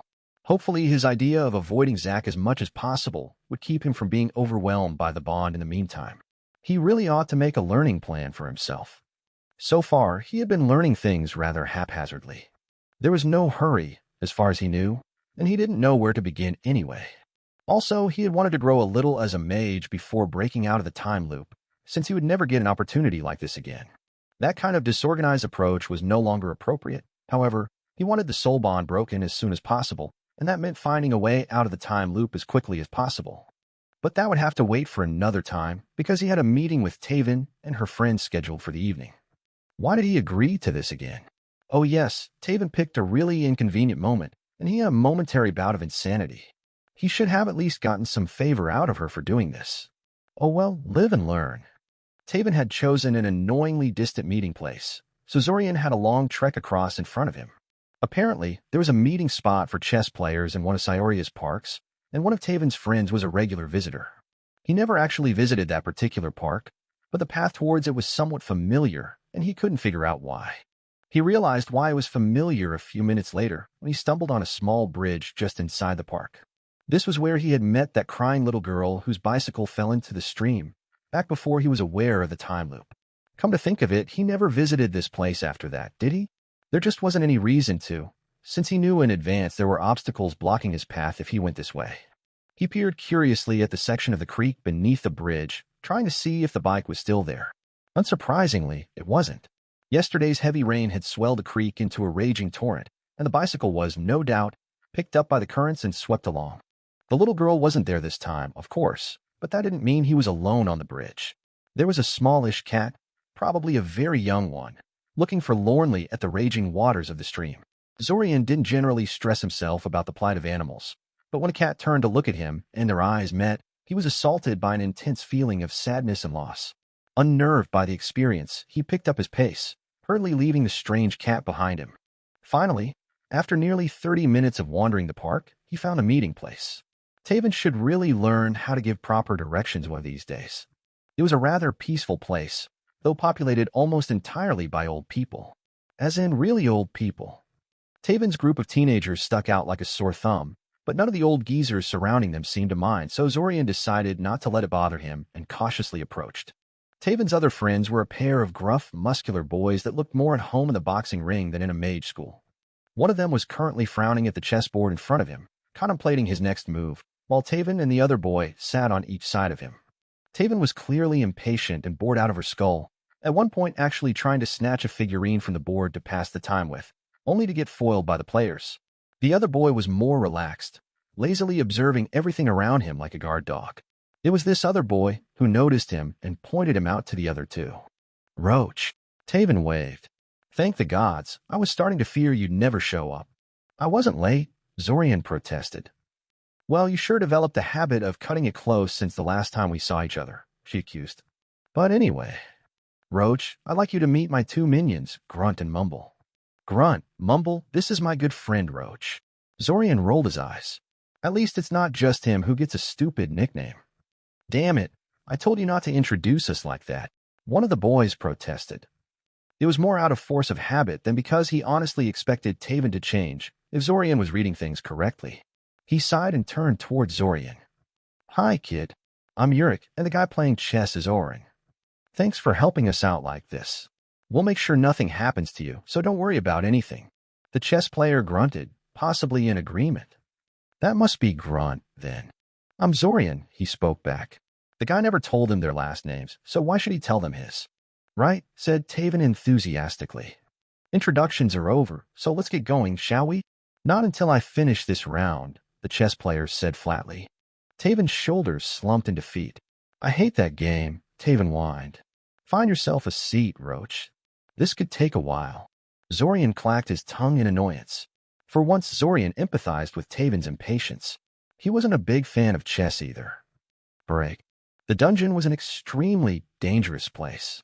Also known as the Underworld, the Labyrinth, and a million other names, it was a staggeringly extensive network of caves and tunnels that ran beneath the surface of the world. At first glance, the place seemed like every mage's dream come true. Ambient mana levels increased, the deeper one descended into the endless depths of the dungeon cave system, and the lower levels were practically swimming with useful minerals with fantastic magical properties. Unfortunately, mages were just one of the many creatures that thrived in such an environment. Monsters of all sorts lived in the tunnels, and the deeper one went the stronger and more alien they became. Even the greatest of archmages had to take care not to go too deep when exploring the dungeon, lest they come face to face with something they had no hope of defeating. Scioria, like many other cities, took advantage of the dungeon beneath it when the city was being built.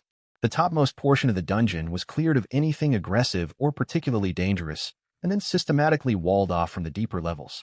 These tunnels were then modified into shelters, storage spaces, flood control systems, and the city's sewer system. Human settlements had used the dungeon as a sewer for so long that several species of oozes and other monsters adapted specifically to take advantage of this unique ecological niche, and humans often transplanted them from one city to the next when they built new settlements. Of course, the separation of this topmost layer from the deeper parts of the dungeon was never 100% effective, especially since many dungeon denizens were very capable diggers. Regular maintenance was required to keep the whole thing functioning properly.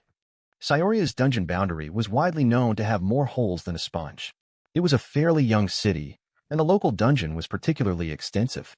It grew too big too fast, and a proper separation between layers was never finalized. That was probably why the invaders managed to smuggle an entire army of monsters into the city by having them pour straight out of the tunnels, though how exactly the invaders mapped out the deep dungeon well enough to find a route big enough for an army to pass through is anyone's guess. Just one more example of how ridiculously well prepared the enemy was, Zorian supposed. Despite the obvious danger, Zorian wasn't too worried about following Taven into the tunnels. Scioria's underground wasn't the safest place in the world, but it was by no means a certain death sentence either. And he doubted the invaders were currently in there, since a giant army of monsters living just beneath the city was absolutely impossible to hide. Regardless of how good the invasion organizers were, they would have to navigate their route on the day of the invasion to avoid detection. He would feel better if he had a focusing item for his combat magic, of course, but that was beyond his reach at this point. Nora's tutoring aside, he still wasn't good enough with spell formulas to make one from scratch, and he couldn't buy one without a permit. Unfortunately, their employer didn't seem to share Zorian's confidence. "This is the fourth member you found?" the old man demanded incredulously. "Did he even graduate yet?" Zorian looked at the scowling man waving towards him in a dismissive manner and promptly decided he could understand Taven's irritation with the guy. If the guy was so worried about their ability to deliver results, why didn't he hire an actual professional to recover his damn watch? Oh, that's right. He didn't want to pay a professional's wage. Frankly, Taven and her group were probably the best he could hope to get, considering where he looked for help. The job itself was simple enough. The old man lost a pocket watch in the tunnels while fleeing from a duo of giant spiders, and now they had to get it back. The old man tried to retrieve it, but when he came back to the spot where he had dropped it, it was no longer there. Personally, Zorian was sure it was eaten by an ooze or some other metal-eating scavenger living in the tunnels, but the old man insisted it was still intact and in the spider's possession. How he knew that was anyone's guess. What did a bunch of spiders, giant or otherwise, do with a watch? Were they like magpies collecting shiny items just because? "Nope," Zorian said, completely unrepentant. "I'm a third year." "A third year," the man squawked. "And you think you can survive down there? Do you even know any combat magic?" "Sure do," confirmed Zorian immediately. "Magic missile, shield, and flamethrower. That's all."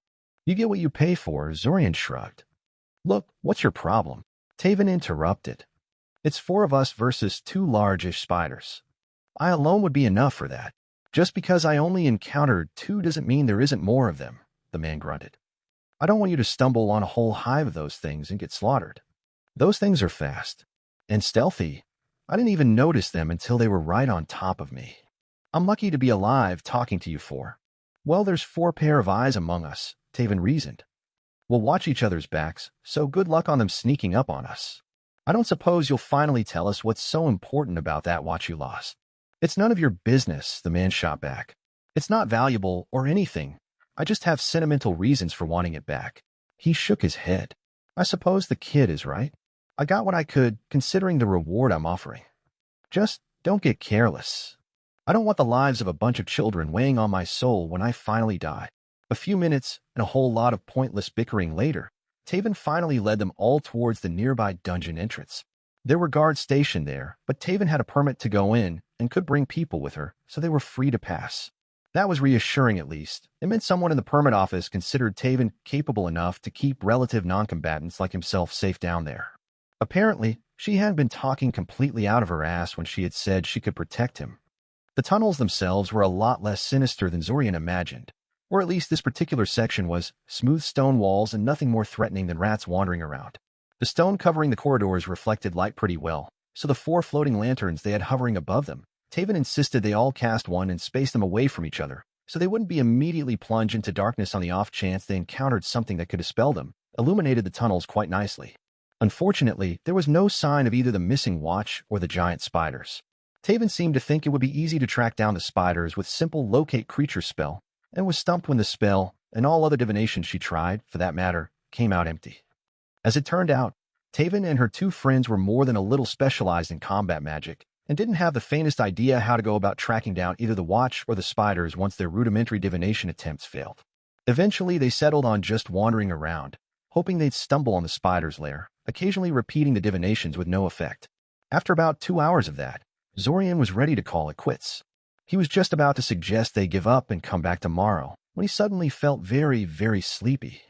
Being a mage required a great deal of mental discipline. Shaping mana correctly required focus and ability to visualize the desired result with crystal clarity.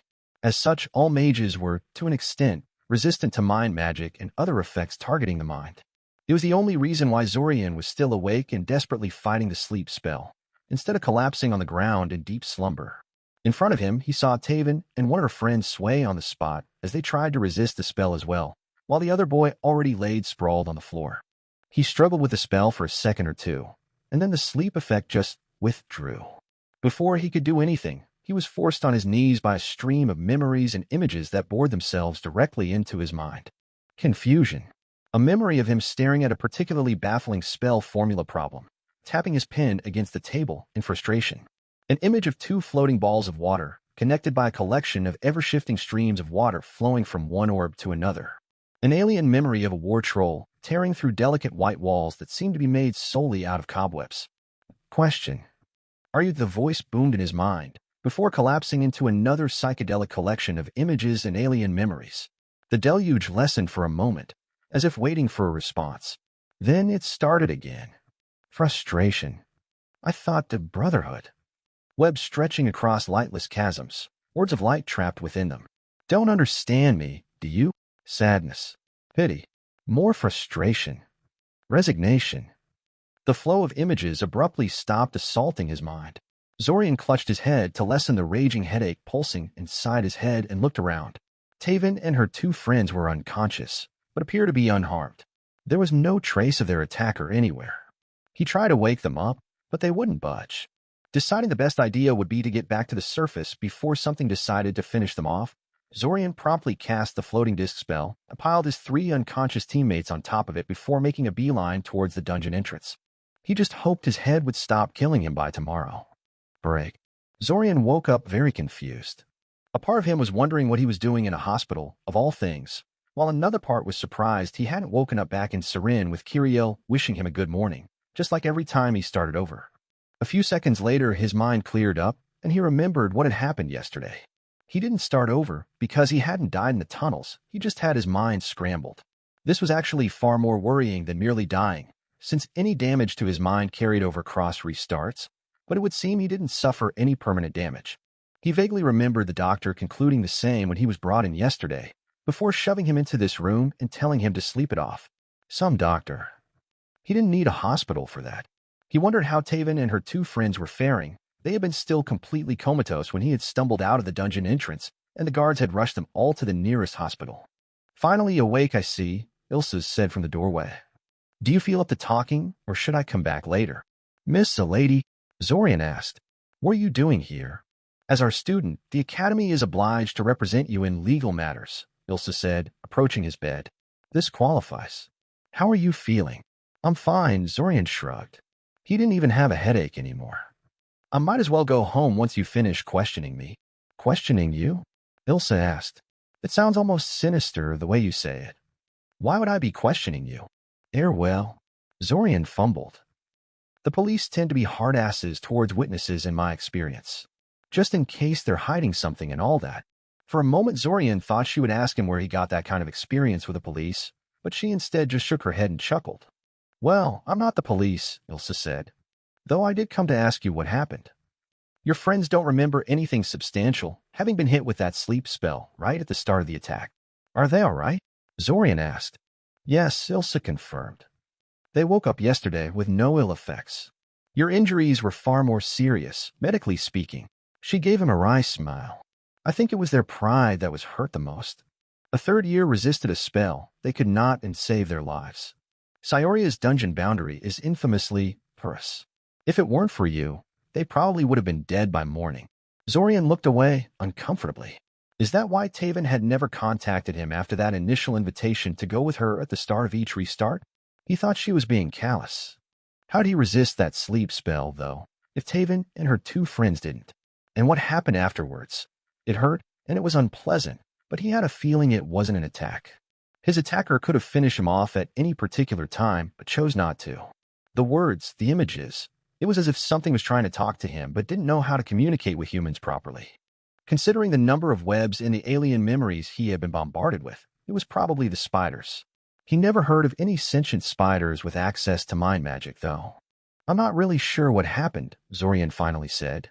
After the sleep spell failed, I was immediately bombarded by a barrage of images that almost made me black out. It was very painful and disorienting. After it stopped, I tried to get my bearings to respond to further attacks, but after a minute or so, I realized none were coming and decided to hightail out of there. I have no idea why the attackers stopped. Ilse hummed. There are lots of possibilities. Maybe instead of walking into a deliberate ambush, you simply stumbled upon someone who didn't want to be seen, and they moved to incapacitate you so they could slip away unnoticed. Maybe someone left a spell trap in that section of the tunnels for whatever reason, and you set off the trigger. Maybe you resisting 2 spells in a row intimidated them into leaving. We may never know, I guess. Yes, all valid possibilities. It certainly wasn't giant sentient telepathic spiders, no sir. Oh, and Zorian, Ilse continued.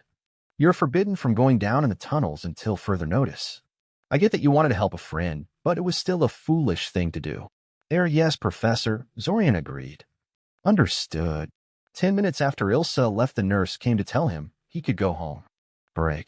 This is boring, Taven complained. Zorian cracked one of his eyes open so he could glare at her. You said you wanted to make it up to me, he reminded.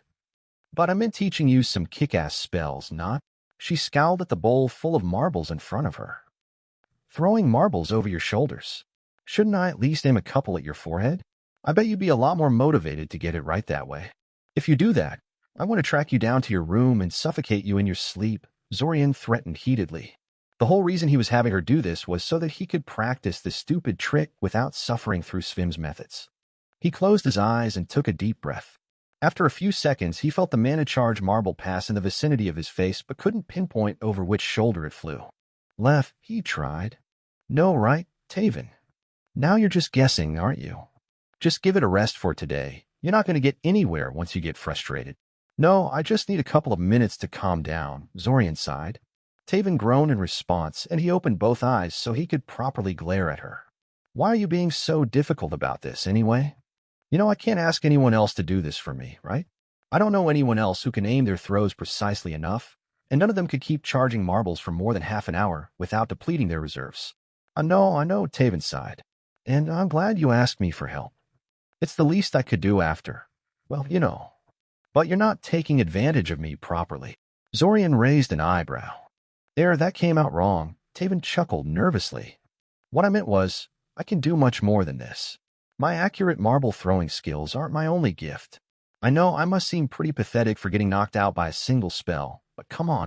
I never thought of you as pathetic because of that, Taven, Zorian sighed. But all right, what can the great Taven do for me? Teach you how to fight, of course, she grinned. The magical way, I hope, Zorian remarked warningly. You should never underestimate the usefulness of a fist to the face, even in a magical duel, Taven grunted. But yes, I meant the magical way. Were you telling the truth when you told the old guy who hired us you can cast magic missile, shield, and flamethrower?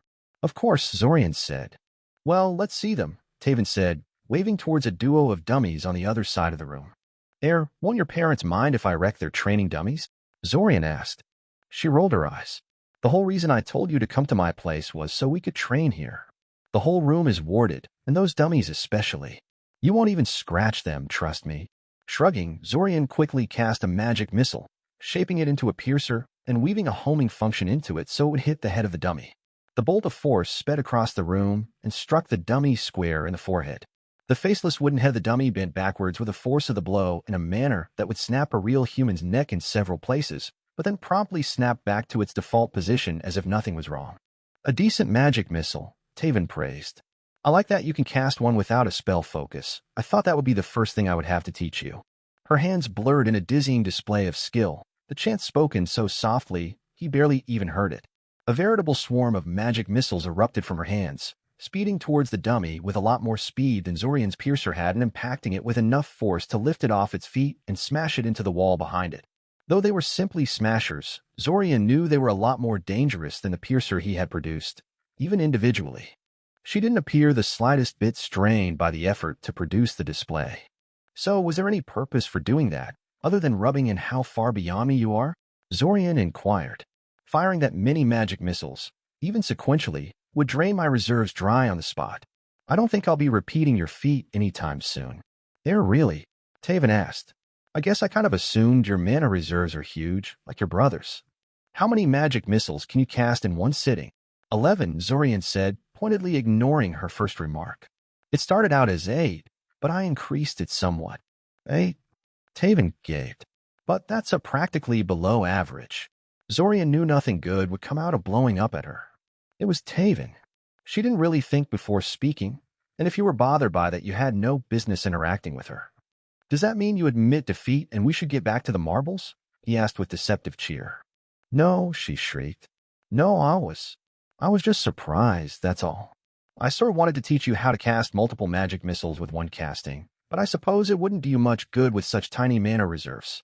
You should make your every spell count instead of going for quantity. Show me your shield and flamethrower while I think of something. After trying to burn a dummy to a crisp and failing, Zorian cast a quick shield, thinking just its existence would be enough of a proof for Taven.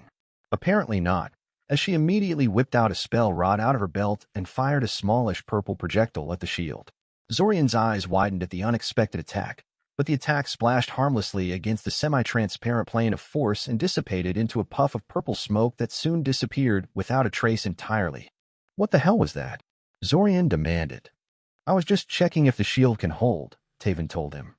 The spell is harmless, just a simple coloring bolt that carries some force to it. Zorian wanted to tell her his shield held against a hostile mage that was actually trying to kill him, but he couldn't really do that. He settled on giving her an annoyed look. Eventually, Taven admitted she couldn't think of anything at the moment and reluctantly started throwing marbles over his shoulders again. She made it clear to him, however, that she would enlist help from her parents in the coming days, and that this way of training was a one-time thing. Zorian managed to negotiate at least an hour of marble throwing each session, in addition to whatever crazy scheme she would come up with eventually.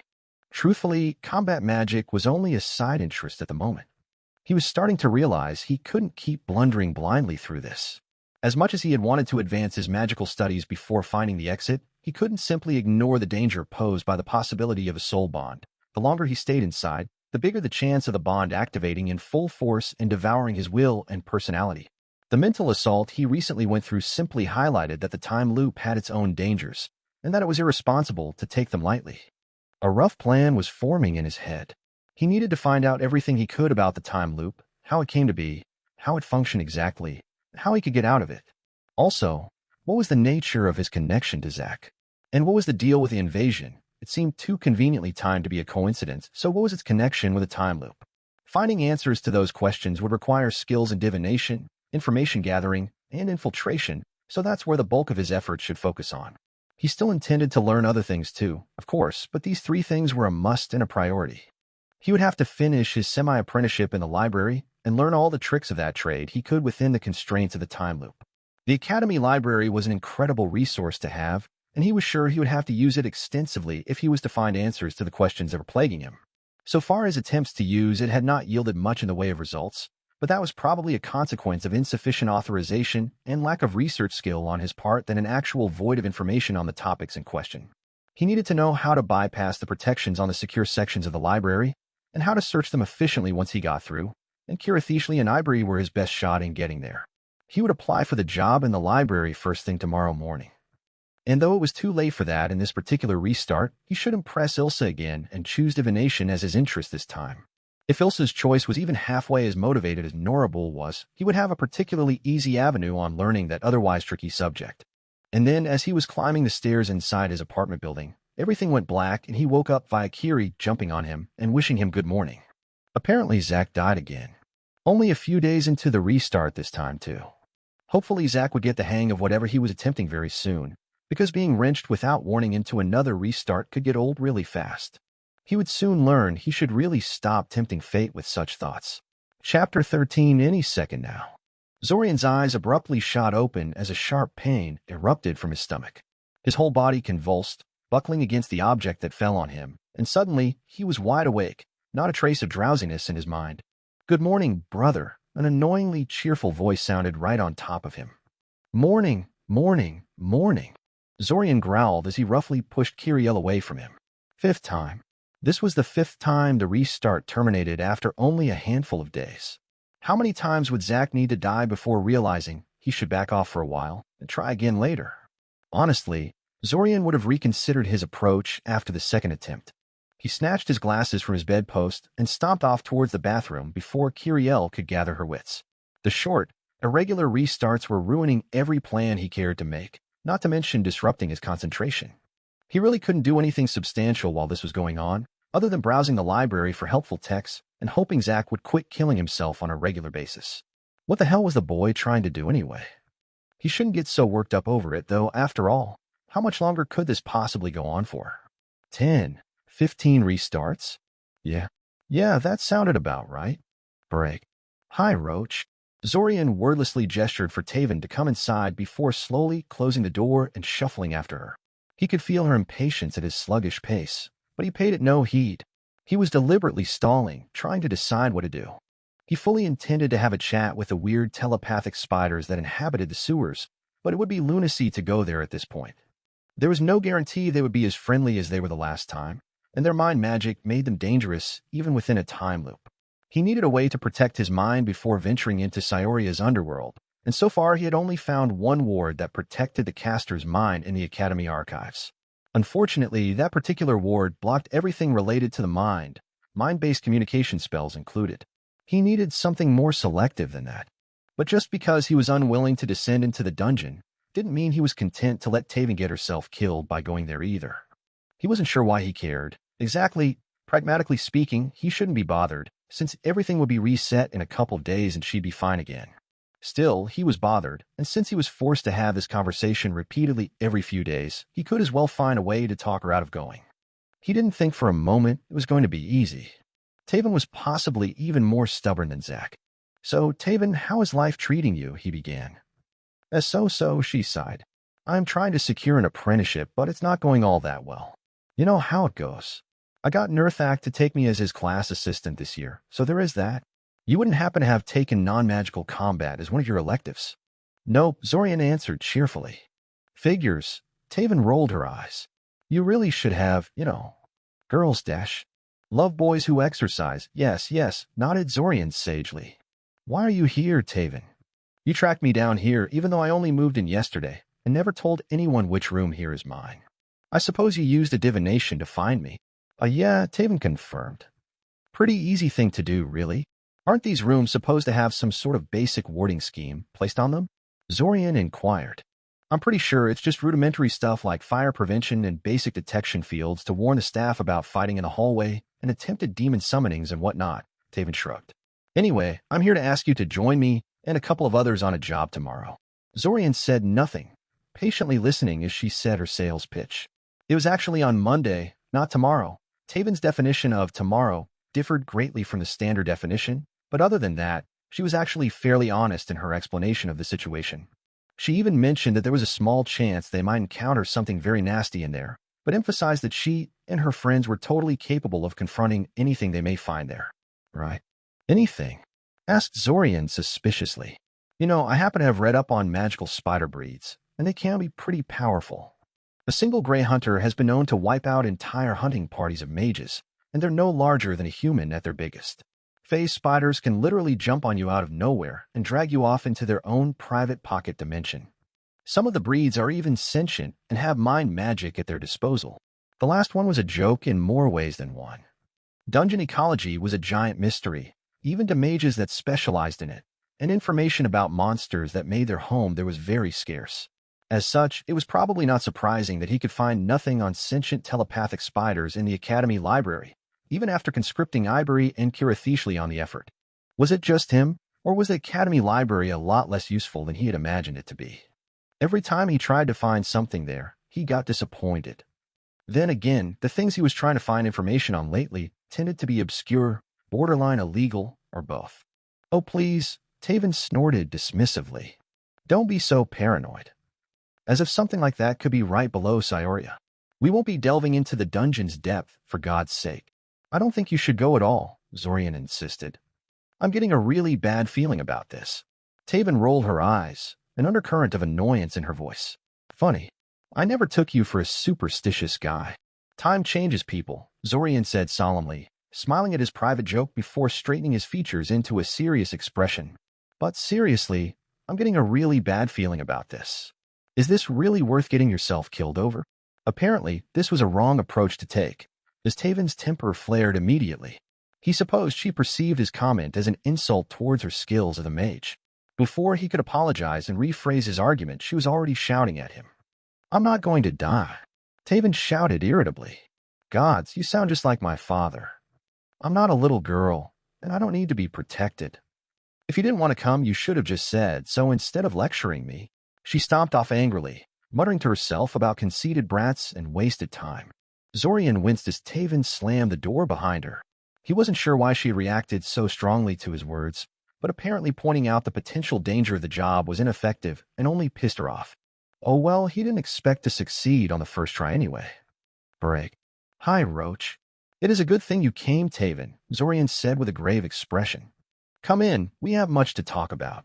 Taven raised an eyebrow at his behavior before shrugging and sauntering inside. Zorian tried to project a serious, ominous presence about himself, but it seemed to amuse her more than anything. So, I gather you wanted to see me then, she asked. I guess you're lucky I decided to drop by then. Not quite, Zorian said. I knew you would come today, just as I know you're here to conscript me into joining you for a sewer run. It's not a dash, Taven began, only to get interrupted by Zorian before she could gather steam. A sewer run, Zorian repeated, retrieving a pocket watch guarded by some very dangerous spiders from the top layer of the dungeon under the city. Who told you that? Asked Taven after several seconds of bewildered pause. How could they possibly know? I told nobody where I'm going or why I'm visiting you. Nobody told me, Zorian said. I had a vision about this meeting and about what will happen should you descend into the tunnels. Well, it was true in a way. A vision? Taven said incredulously, disbelievingly. Zorian nodded gravely. I have never told you this before, but I have prophetic powers. I receive visions of the future from time to time, seeing glimpses of important events that will affect me personally in the days ahead. It wasn't completely implausible. People like that did exist in the world, though their powers were quite a bit more limited than what he had at his disposal thanks to the time loop. From what he understood, their visions were less of a detailed recording of the future and more of a general outline of some upcoming event. The future was always changing, always uncertain, and trying to get a clear image of it was like trying to grasp a fistful of sand. The more you squeeze, the more things slip past your fingers. Unfortunately, while being prophetic was not impossible, Taven clearly wasn't buying his claim. Oh really? Taven said challengingly, crossing her arms in front of her chest. "And what did this vision of yours tell you about the job?" "That it will be the death of you," said Zorian bluntly. "And me as well, should I choose to follow you down there." "Please, Taven, I know it sounds ridiculous, but I'm serious about this. The visions are rarely as clear as they were this time around. I won't go down into the sewers, and you shouldn't either." As seconds ticked past in silence, Zorian began to think she would actually listen to him. This impression was destroyed when she suddenly started laughing. "Oh, Roach, you almost had me there," she wheezed, breaking into uncontrollable chuckles after every couple of words. "Visions from the future. Roach, you have the funniest jokes. I miss that quirky sense of humor of yours. Remember that one time you pretended you were asking me out?" How Zorian stopped himself from physically recoiling at that, he would never know. She just had to mention that, didn't she? He forcefully pushed away the memories of that particular evening, determined not to dwell on it. "Yeah," said Zorian emotionlessly. "What a funny guy I am. Why was he trying to save her again?" "So," she said, finally getting her giggles under control. "How did you know I was coming?" Break. "Hi," Taven began, only to stop when she saw his vacant, hollow expression. "Whoa, Roach, what the hell happened to you?" Zorian kept staring off into space for a few more moments before shaking his head, as if to clear his thoughts a little. "Sorry," he said in a subdued voice, motioning her to get inside. "I just had an extremely vivid nightmare tonight, and I didn't get much sleep." "Oh," Taven said, collapsing on his bed like usual. "What about?" Zorian gave her a long look. "Actually, you were in it." Taven stopped fooling around and gave him a shocked look. "Me? Why the hell would I be in your nightmare? You think a beautiful girl like me would automatically make for a pleasant dream. Now I got to know what it was about. I was walking through the sewers with you and some other two guys I never met," began Zorian in a haunted tone, "when we were suddenly set upon by a swarm of giant spiders. There were so many of them. They just swarmed over us and started biting, and..." He took a couple of deep breaths, pretending to be on the verge of hyperventilating, before finally calming down. "I'm sorry, it was so real, he said, giving Taven the most vacant stare he had. After a few moments, he looked down on his trembling hands and balled them up into fists in a very visible motion. "The feeling of their fangs sinking into my skin, the poison coursing through my veins like liquid fire, they didn't even kill us in the end. They just wrapped us in spider silk and dragged our paralyzed bodies off to their lairs to feed upon later. Such a horrid, vivid vision. I don't think I'll ever look at a spider in the same light again." Taven shifted nervously where she sat, looking extremely uncomfortable and vaguely ill. "But it was just a nightmare," Zorian said in forced cheer. "To what do I owe this visit, anyway? Is there something you wanted to talk to me about?" "And no," Taven blurted out, a nervous laugh escaping her lips. I just stopped by to have a chat with one of my friends, that's all. How has life been treating you anyway? Aside from the whole nightmare thingy." She found an excuse to leave in a matter of minutes. He would later find out she went into the sewers anyway and never came back. "Break. Spiders?" asked Zorian, doing his best to appear alarmed. "Taven, don't you listen to rumors from time to time?" I've been pretty busy lately," Taven chuckled awkwardly. "Why, what do the rumors say?" "That there are some mind magic using spiders prowling the city sewers," Zorian said. "Word is the city is trying to root them out, but the creatures are evading them thus far. They've been trying to suppress the information, since it would make them look incompetent and all that." "Wow, good thing I talked to you then," Taven said. "I never would have thought to put a mind ward on myself before going down otherwise." "You're still going down there?" Zorian asked incredulously. "What makes you think this mind ward of yours is enough?" "Mind magic is a subtle thing," Taven said. "It uses tiny amounts of mana in very sophisticated ways, which makes it easy to counter with brute force. So long as you know in advance you're going to face a mind mage, it's easy to make yourself effectively immune. Trust me, now that I know what to expect from those crawlies, I won't fall for their tricks." Zorian opened his mouth to protest, but then reconsidered. Was Taven right? Maybe he was looking at things from the wrong perspective. He was trying to get Taven to survive, which didn't necessarily mean stopping her from going into the sewers. I guess he finally conceded. "But I won't be going with you." "Oh, come on," Taven protested.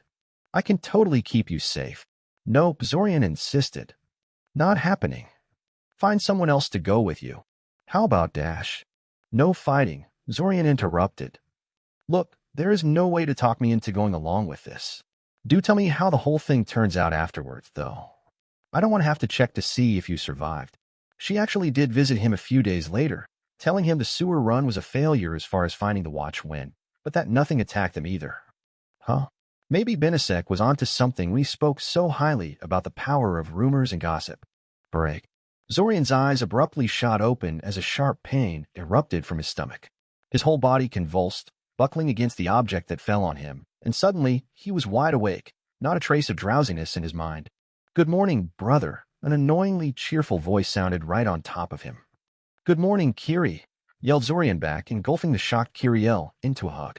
"Oh, what a wonderful, wonderful day this is. Thank you for waking me up, Kiri. I really appreciate it. I don't know what I would do without my wonderful little sister." Kiri wriggled uncomfortably in his grasp, not used to receiving such a gesture from him and unsure how to react. "Who are you, and what did you do to my brother?" she finally demanded. He just hugged her tighter. "Break. Something I can do for you, Sonny?" asked Kieran. "The class has been dismissed, in case you haven't noticed."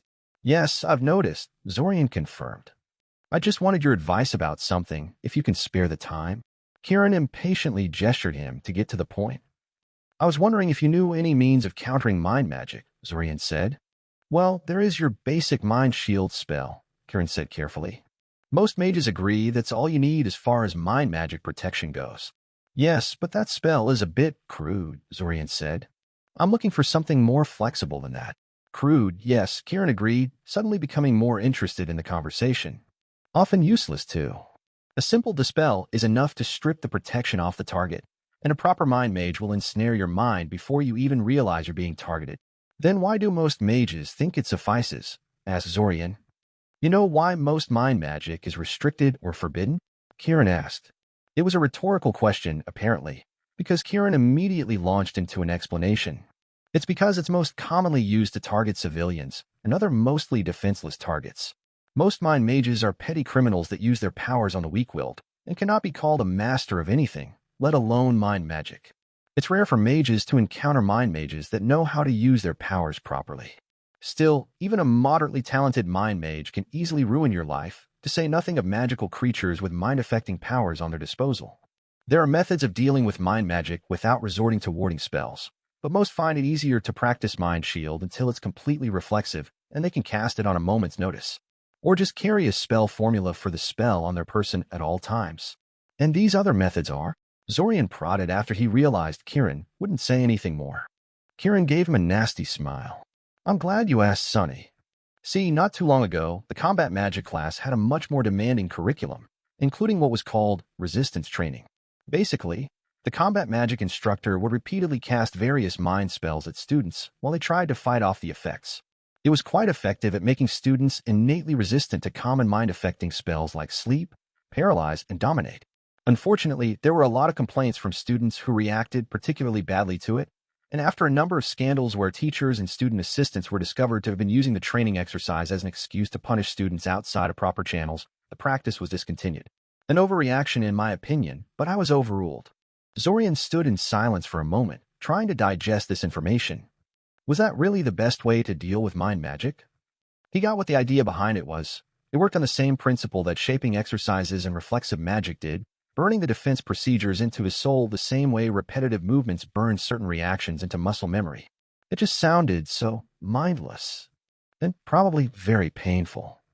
That's when he noticed Kieran was giving him a very predatory look. "How about it, Sonny?" Kieran asked. "You think you have what it takes to go through it?" "I've been wanting to revive the practice for some time now, to be honest. I promise I'll go easy on you." He lied. The very first spell he cast on Zorian was the Nightmare Vision spell. Whatever the spiders had to say, it better be worth it. Break. Zorian's eyes abruptly shot open as a sharp pain erupted from his stomach. His whole body convulsed, buckling against the object that fell on him, and suddenly he was wide awake, not a trace of drowsiness in his mind. "Good morning, brother," an annoyingly cheerful voice sounded right on top of him. "Morning, morning, morning." Zorian took a deep breath and focused on the image of what he wanted to achieve until it was so real he felt he could almost touch it. Billowing streams of mana erupted from his hands. Invisible to the naked eye, but easily felt by his senses, a mage could always feel his own mana, especially while in the process of shaping it. In little more than a second, everything was ready, and he set the effect loose on the little pest lying on top of him. Nothing happened. Zorian opened his eyes and let out a long, frustrated hiss. This was no structured spell he had been attempting, but pure unstructured magic. Specifically, he had been trying to levitate Kiriel off of him by using the basic levitation exercise. He knew such an attempt would be much harder to accomplish than levitating a simple pin over his palm, but nothing? That tickled, Kiriel said. Were you trying to do something? Zorian narrowed his eyes at her. Okay, that was a challenge. Break. What can I do for you, Mr. Kaczynski? Ilsa asked. Normally I'd assume you are here to complain about Svim, but you haven't even had a single session with him yet. Zorian smiled brightly. That was the one bright spot in this series of short restarts. They always happened before Friday, so he didn't have to deal with Svim while they lasted. Actually, I'm here to ask for advice on a personal project, Zorian said. Do you know a training regimen that will allow me to lift a person telekinetically without casting a structured spell? Ilsa blinked in surprise. As in using pure shaping skill? Why would you ever have a need for that? I sort of ran out of shaping exercises after mastering everything in Impoten's expanded basics, said Zorian. It seemed like an interesting project. All 15 of them? Ilsa asked incredulously. Instead of answering, Zorian decided to demonstrate. He picked up a particularly large and heavy book from Ilsa's table and made it spin in the air above his palm. Spinning a book like that was actually much harder than spinning a pen, because a book was a lot heavier than a pen and had a tendency to snap open unless a mage used magic to force the cover shut while it was being levitated. That particular trick was something he was taught by Ivory. Of all people, she claimed that being able to keep a book shut while levitating, it was a must-have for some of the spells she intended to teach him. Unfortunately, it took a couple of weeks for Ivory to warm up to him and decide to teach him seriously, and he didn't have that in these short restarts. He made the book glow ominous red after a while. Using pure shaping skills to spin a book in the air while keeping it shut and making it glow with colored light was a pretty impressive showing from a third year, and should be ample evidence of his skills. Ilsa took a deep breath and leaned back in her chair, obviously impressed. Well, she said, your shaping skills certainly aren't lacking. Still, hovering a person without a spell is not really something there is a manual on. Nobody does it as far as I know. If they have a need for on-the-spot levitation, they just carry an appropriate focus on their person at all times. Rings usually, since they're small and unobtrusive. I really would recommend you focus on something else if you want to hone your shaping skills further. The number of shaping exercises in existence is virtually endless, and the Academy Library has quite a collection of them. Stone crumbling and north finding exercises are extremely useful, for instance, but they're typically not taught to most students due to time constraints. Stone crumbling and north finding, asked Zorian. Stone crumbling consists of placing a pebble on your palm and then causing it to disintegrate into dust. That's a flawless result, however, and most people are satisfied if they can get it to fall apart into sand-like grains. It's a useful exercise for those who plan to heavily focus on alteration spells, since the first step when restructuring matter is nearly always to break apart the existing state. North finding is an exercise for diviners, involving the use of a dummy compass to locate magnetic north. Those of sufficient skill don't even need the compass. They simply feel where the north is at all times. Those do sound useful, agreed Zorian. I'll definitely try to learn those. Still, are you sure you can't help me with my people levitating problem? Ilsa gave him an annoyed look. You're still not ready to give up on that? Why are so many talented students so intent on wasting their time on useless pranks? Zorian was about to object, but then realized she was right. He was essentially trying to prank Kiriel. Ilsa reached out and snatched the book out of the air, causing Zorian to blink in surprise. He was still levitating it. After a second of introspection, he realized that yes, he kept the book in the air throughout the entire exchange. He stopped spinning it and it no longer glowed, but apparently levitating an object over his palm was so easy for him now that he barely even registered doing it. Huh? His pondering was cut off when Ilsa threw the book on the table, where it hit the wood with a deafening boom. She smirked at his surprise and gestured him to pay attention. Like I said, there is no manual for this, she said. And I never tried something so foolish either. So keep in mind that this is all pure speculation on my part, all right? Zorian nodded eagerly. The first thing I would do if I were in your place would be to stop relying on hands to levitate things, Ilsa said. Focusing the magic through your hands makes the process way easier. Yes, but only for a certain category of tasks. In a very real way, levitating an object over your palm isn't true, non-structured magic. The palm provides a reference point for the effect, which both guides it and limits it. If you mastered everything in Impoten's book, You are familiar with fixed position levitation? Zorian took a pen from a box full of them next to him and made it float above his palm. After a second, he moved his hand left and right, but the pen remained hovering in the exact same spot in the air he left it in, stubbornly refusing to follow the movements of his hand. A flawless demonstration, Ilsa praised. But let me ask you this. Does it not appear to you that fixed position levitation achieves its goal in a kind of convoluted, roundabout way? Why do you need an advanced shaping exercise to achieve something a simple levitate object spell can do as a matter of routine? Before he could answer, Ilsa reached out and twisted his palm sideways. The pen instantly fell to the table. Because using your hand as a reference point limits what you can do with the mana you're shaping, Ilsa said, leaning back. Even though the pen appeared independent of your hand, it was only an illusion. A pretty baffling one, too. Why would you bother? You basically put a limiter on the mana flow, making it dependent on the position of your palm, and then try to subvert that very same limiter to decouple it from your palm. The book Ilsa threw on the table to catch his attention suddenly rose into the air. Ilsa didn't make a single movement, but he knew she was responsible. Not the least because she was grinning at him. Look, she said. No hands.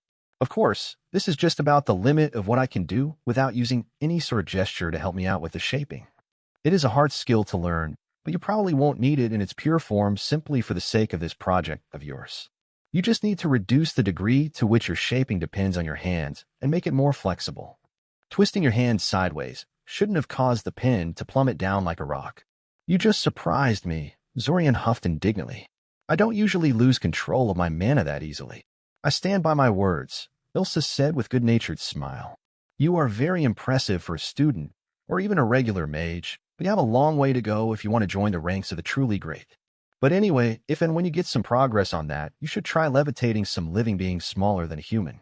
Much smaller. Try insects for a start, then progress on mice and so on. All in all, it should only take you, about 4 years or so. If she thought he would be discouraged by that, she was sorely mistaken. Not only did he have his doubts about the accuracy of her predicted timetable, he really didn't have anything better to do at the moment. I guess I better get started then, was all he said. Break. Zorian's eyes abruptly shot open as a sharp pain erupted from his stomach. His whole body convulsed, buckling against the object that fell on him, and suddenly he was wide awake, not a trace of drowsiness in his mind. Good morning, brother, an annoyingly cheerful voice sounded right on top of him. Morning, morning, morning. Zorian stared blankly at the ceiling above him, at a loss for words. That prediction he had made? He lost track of how many restarts had passed in the meantime, but the number was way bigger than 15. And nothing had changed since then. Rare was a restart that lasted more than 3 days, and none of them went on for more than 5. Whatever Zack was doing, it was lethally hard, and Zack was too much of a stubborn ass to give up any time soon. Zorian, are you all right? Come on, I didn't hit you that hard. Up. Zorian ignored Kiriel, who was currently pinching his side with ever-increasing vigor, staring at the ceiling while suppressing so much as a twitch. The pain was negligible compared to a couple of particularly nasty pain spells Kieran used on him during one of their resistance training sessions. Thankfully, Kieran never used any of them more than once per restart. Kiriel slapped him a few times and then pretended she was going to punch him in the face. When he didn't react to that, her fist stopped just before it would impact with his face. Zorian, Kiriel said, actually sounding somewhat concerned. Seriously, are you okay? Slowly, mechanically, Zorian turned his head to meet Kiriel's eyes, keeping his expression as blank as possible. After a few seconds of silent staring, he slowly opened his mouth and screamed at her. She recoiled at the sudden outburst and let out a girlish scream of her own as her retreat caused her to tumble off the bed. He watched for a few moments as Kiriel began to turn red from rage, and then he could no longer restrain himself. He started laughing. He kept laughing even as Kiriel's little fist started to rain down blows on him. Break. Zorian's eyes abruptly shot open as a sharp pain erupted from his stomach. His whole body convulsed, buckling against the object that fell on him, and suddenly he was wide awake, not a trace of drowsiness in his mind. Good M-dash. With an inarticulate yell, Zorian flipped Kiriel on her back and mercilessly started tickling her. Her shrieks reverberated through the entire house until Mother came up to his room and made him stop. Break. Good morning, brother. Morning, morning, morning. A short silence ensued, broken only by the rustling of Zorian's blankets as Kiriel shifted impatiently on top of them. Kiri, he finally said, I think I'm starting to hate you. He was exaggerating, of course, but God's, was this becoming annoying as hell. Amusingly, Kiriel actually appeared concerned by his proclamation. "I'm sorry," she said, hurriedly wriggling herself off the bed. "I was just dash." "Whoa, whoa, whoa," interrupted Zorian, fixing Kiriel with a mock glare. "My little sister apologizing. That doesn't happen." "Who are you, and what did you do to Kiriel?" Kiriel's appeared dumbfounded for a moment, but her expression quickly grew stormy as she realized what he was implying. "Sure," she huffed, childishly stomping her foot for emphasis. "I do too apologize. When I'm wrong." "When you're backed into a corner," corrected Zorian. "You must want some pretty big favor out of me if you're this desperate to remain in my good graces." "What's the story?" He really did want to know, too. She gave no indication she wanted something from him all those times he had been through this, yet it must be pretty important to her if she was willing to apologize to get it. That didn't make much sense. Kiriel wasn't really a shy girl, and had no problems with making her wishes known in the past. For a moment, he was tempted to conclude he misinterpreted the situation, but then Kiriel looked away and started mumbling something intelligibly. "What was that?" he prodded. "Mother wants to talk to you," Kiriel said, still avoiding his eyes. "Yeah, well, Mother can wait," said Zorian. "I'm not going anywhere until you tell me what you want from me." She pouted at him for a moment before taking a big breath in preparation. "Please take me with you to Scioria," she said, folding her hands in front of her in a pleading gesture. "I've always wanted to go there, and I don't want to go to Koth with Mother and—" Zorian tuned her out, shocked at the revelation. How could he have been so blind? He knew there was something strange about the ease with which he could convince Mother not to make him take Kiriel with him, but he didn't want to question a favorable outcome and so ignored it. Of course, it was easy. She didn't want him to take her either. It was Kiriel who wanted to go. Mother was just making a token attempt so she could tell Kiriel she tried and failed. No wonder Kiriel always seemed so sullen on the way to the train station. "Zorian, please." He shook his head to clear his thoughts and smiled at Kiriel, who was looking at him with bated breath and hope in her eyes. Now, how could he say no to that? That it would ruin Mother's schemes was simply a bonus. "Of course I'll take you with me," he said. "Really? So long as you behave, Y-dash." "Yes, yes, yes," Kiriel yelled happily, jumping around in excitement. He could never understand this boundless energy she had. He was never that exuberant, even as a child. "I knew you'd say yes. Mother said you'd refuse for sure." Zorian looked away in embarrassment. "Right," he said lamely. "Shows what she knows. Shall I assume then that you already have Mother's permission for this plan?" "Yeah," Kiriel confirmed. "She said she was fine with it so long as you agree." Oh, that diabolical woman, saying no, but making him take the blame for it. Looking back at it, the plan was almost magnificent in execution. She even gave him a lecture on proper attire and family honor to put him into a foul mood before springing the question. With a sigh, he put on his glasses and got out of bed. "I'm going to the bathroom." A second later, his brain caught up with what he said, and he froze. Looking back at Kiriel, he was surprised to see she wasn't trying to race him to his destination, and was instead looking at him in confusion. "What?" she asked. "Nothing," Zorian said before walking out of the room. He supposed the only reason she did that in your average restart was to make him confront Mother as soon as possible. A poor move, since it only made him more annoyed at her, but she was only a kid and probably didn't think things through all that well. It was going to be an interesting restart. Chapter 14, The Sister Effect. After telling Kiriel to pack her things for the trip, a task she immediately set off to accomplish, he filled his room with multicolored orbs of light and went down to the kitchen to face Mother. The light show was something he did in every restart, since he wasn't sure Ilsa would agree to arrange additional tutoring for him unless she stumbled on it. Not that it did him much good, since these short loops he was stuck in ceased too soon for him to gain anything from it, but he kept doing it regardless. Just in case. Who knew? Maybe this particular restart would be the one where Zack stopped dying so soon. Mother studied him like a hawk as he descended down the stairs, looking for any flaw in his appearance she could criticize. He knew from experience that she would find something to complain about, but he didn't really care. He was dressed well enough to avoid a protracted lecture about family honor, and that was all that mattered. For a while, he had tried to use his time loop-given foreknowledge to appear perfect, but that hadn't worked on her. Talk about high standards. Maybe she really was deliberately trying to annoy him to make sure he'd refuse to take Kiriel with him? Sitting at the table, he pushed the cold porridge to the side and started eating apples instead, ignoring Mother's annoyance at spurning her food. After she had realized he wasn't going to say anything, she released a dramatic sigh and launched into one of her long-winded monologues, dancing around a real issue she wanted to talk to him about, the possibility of him taking Kiriel with him to Scioria. Now that I think about it, Mother said, finally deciding to get to the point, I never told you I'm going to Koth with your father to visit Dang, did I? You want me to take Kiri with me to Scioria? Zorian guessed. What? She blinked, surprised for a second. Then she shook her head slightly and sighed. She told you, she concluded. Yup, Zorian confirmed. So much for picking the right moment like we agreed upon, Mother said. I guess I should go and comfort her. Why would she need comforting? Zorian asked. I said yes. She was ecstatic. She's in her room right now, packing her things. She looked at him like he had suddenly started reciting classical poetry. Zorian didn't know whether to feel guilty or annoyed. Was it really that weird for him to agree to this? Before he had enrolled into the academy, he had spent more time with a little imp than anyone else in the family, Mother included. He was more of a parent to Kiriel than she and Father ever were.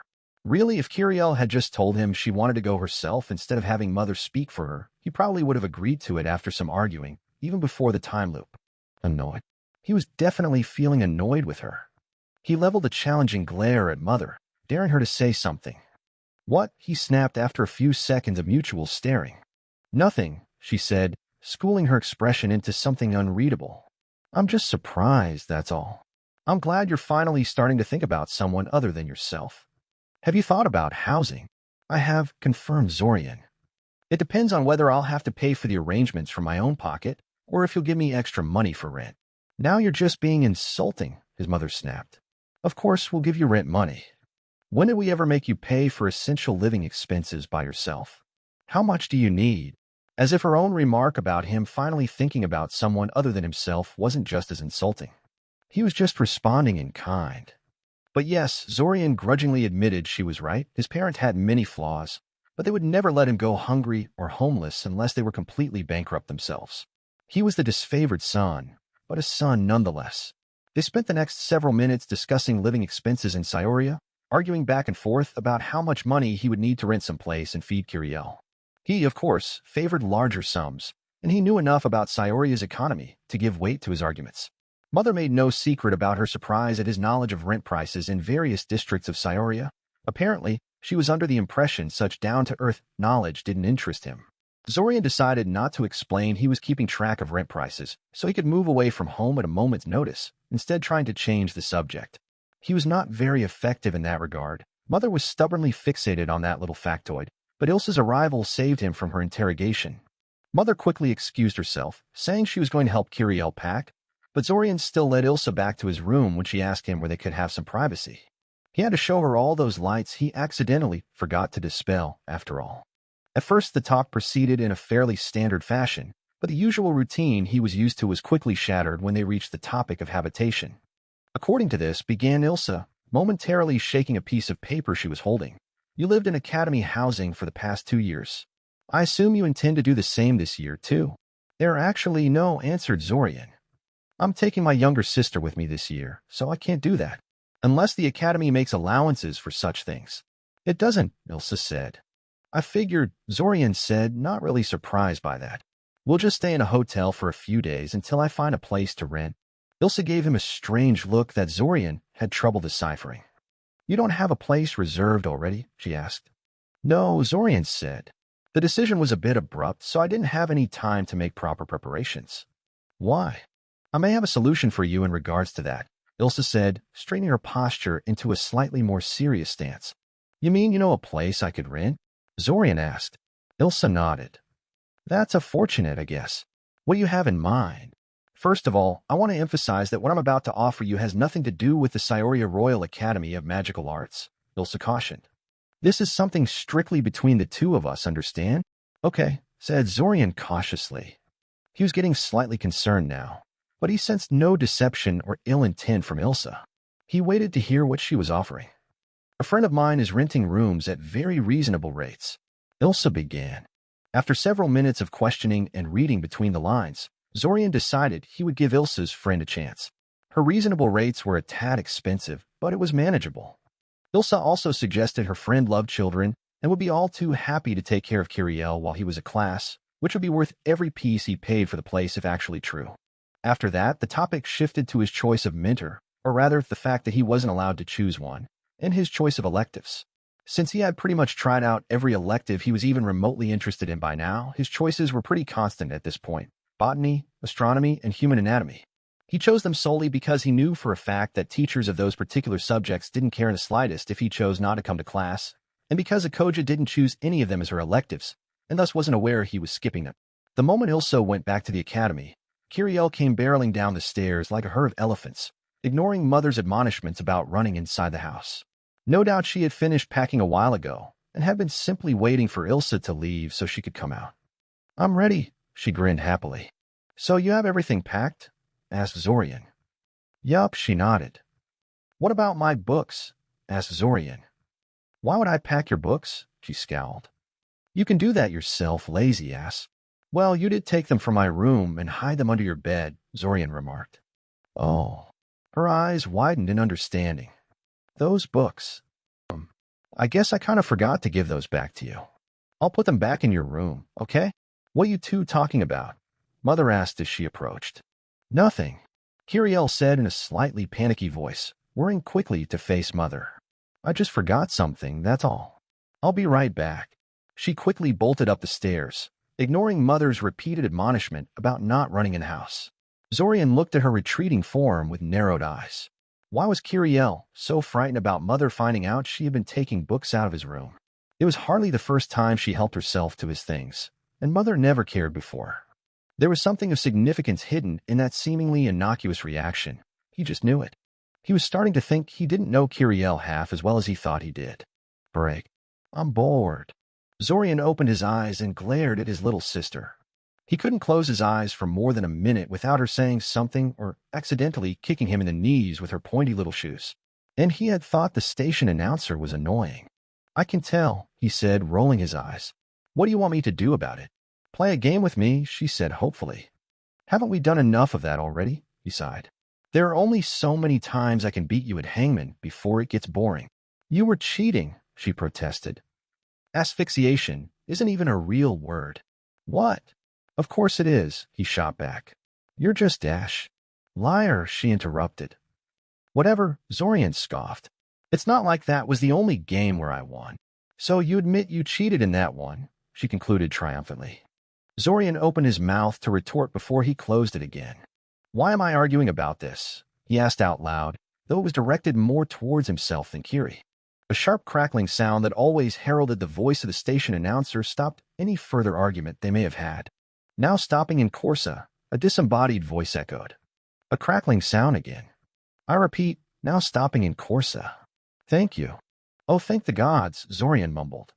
Not only did arriving in Corsa mean 3/4 of the journey was over, it also meant someone was going to join them in their compartment, thus giving Kiriel someone else to annoy. Someone other than Ivory, though he purposely avoided his usual compartment to ensure she and Kiri would never meet, since he had a suspicion a conversation between them wouldn't end well. Kiri didn't like Fortov any more than Zorian did, and she was a lot less tactful about it. "So many people," Kiri remarked, watching the throng at the train station through the window. "Are those all students like you?" "Most of them, yeah," Zorian said, "though not all of them go to the same school as I do. There is more than one academy in Scioria." "I thought mages were rarer than this," she said. "Mom says you need to be really smart to be one." "Do you think I could be a mage too one day?" "Sure," he shrugged. "Really?" she asked, a mixture of excitement and suspicion radiating from her voice and posture. Zorian supposed she half expected him to use his agreement as a setup for a mean-spirited joke or something along those lines. "Yes," he confirmed. "I don't see why you couldn't. You seem to be doing well enough in school from what I heard, so I don't see why your intelligence would be a problem. And it's not like our parents can't afford to send you somewhere, even if it isn't Scioria." Kiriel didn't answer, choosing instead to look through the window in silence, and pointedly refusing to look him in the eye. He was just about to ask her what's wrong when the door to the compartment slid open, distracting him. "Bjorn Ivorin," the boy introduced himself. "Can I sit here?"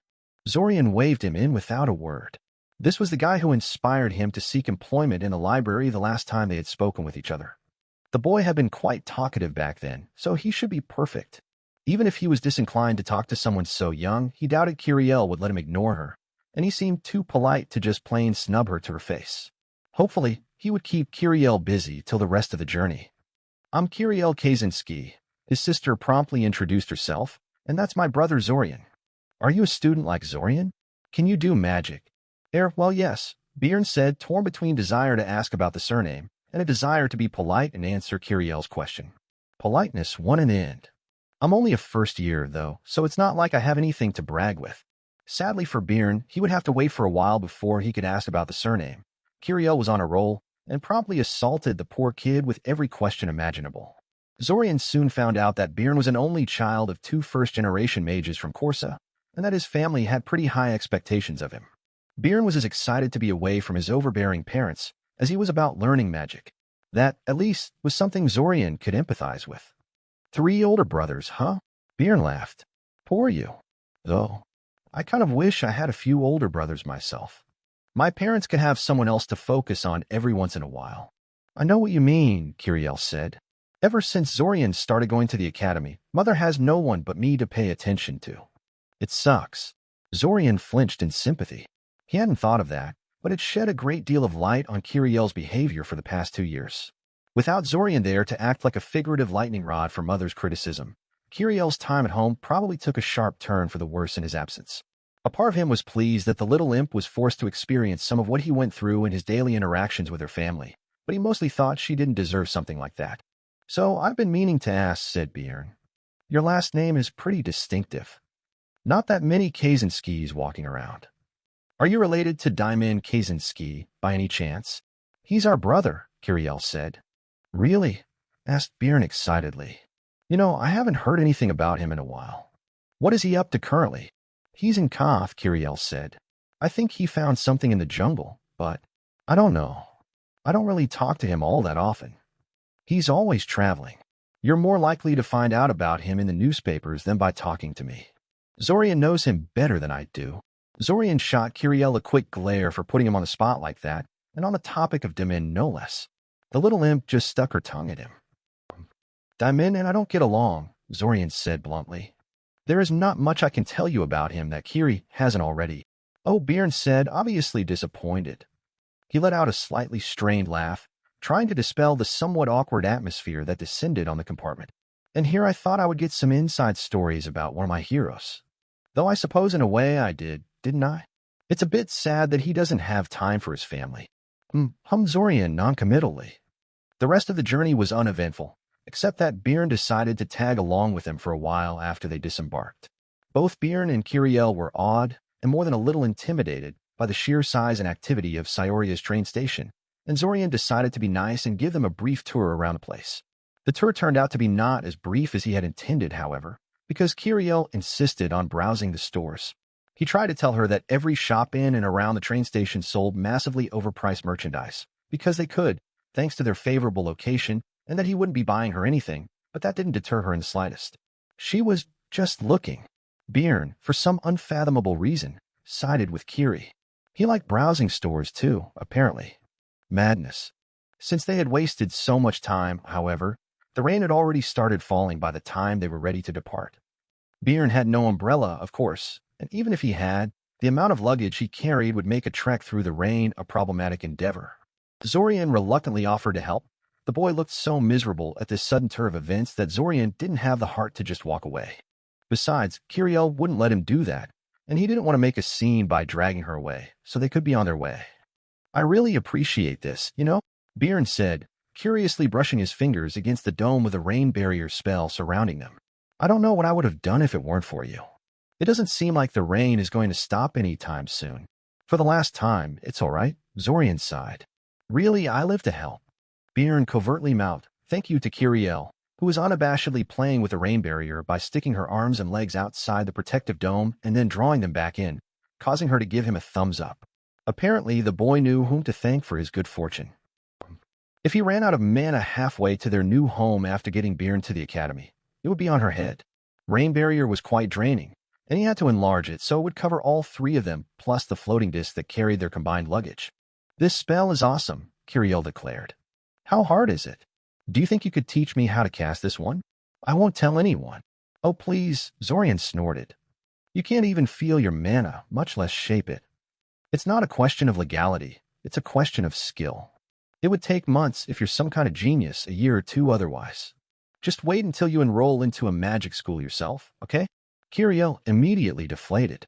In the end, they managed to deposit beer into the safety of the Academy's own rain wards without issues before going their own way. In fact, they nearly made it to their destination before Zorian ran out of mana, causing the rain barrier to wink out of existence. Emphasis on nearly. He hoped Ilsa's friend wasn't sensitive about people bringing water into the house. Break. You should have waited. Honestly, what possessed you to walk around in this horrid weather? Kids these days think they're invincible. Zorian rolled his eyes at his host's scolding, not hiding his reaction in the slightest since she was busy rummaging through a set of drawers and wasn't really facing him. The rain would have continued throughout the entire night, though he couldn't exactly tell her how he knew that, so waiting it out hadn't been an option.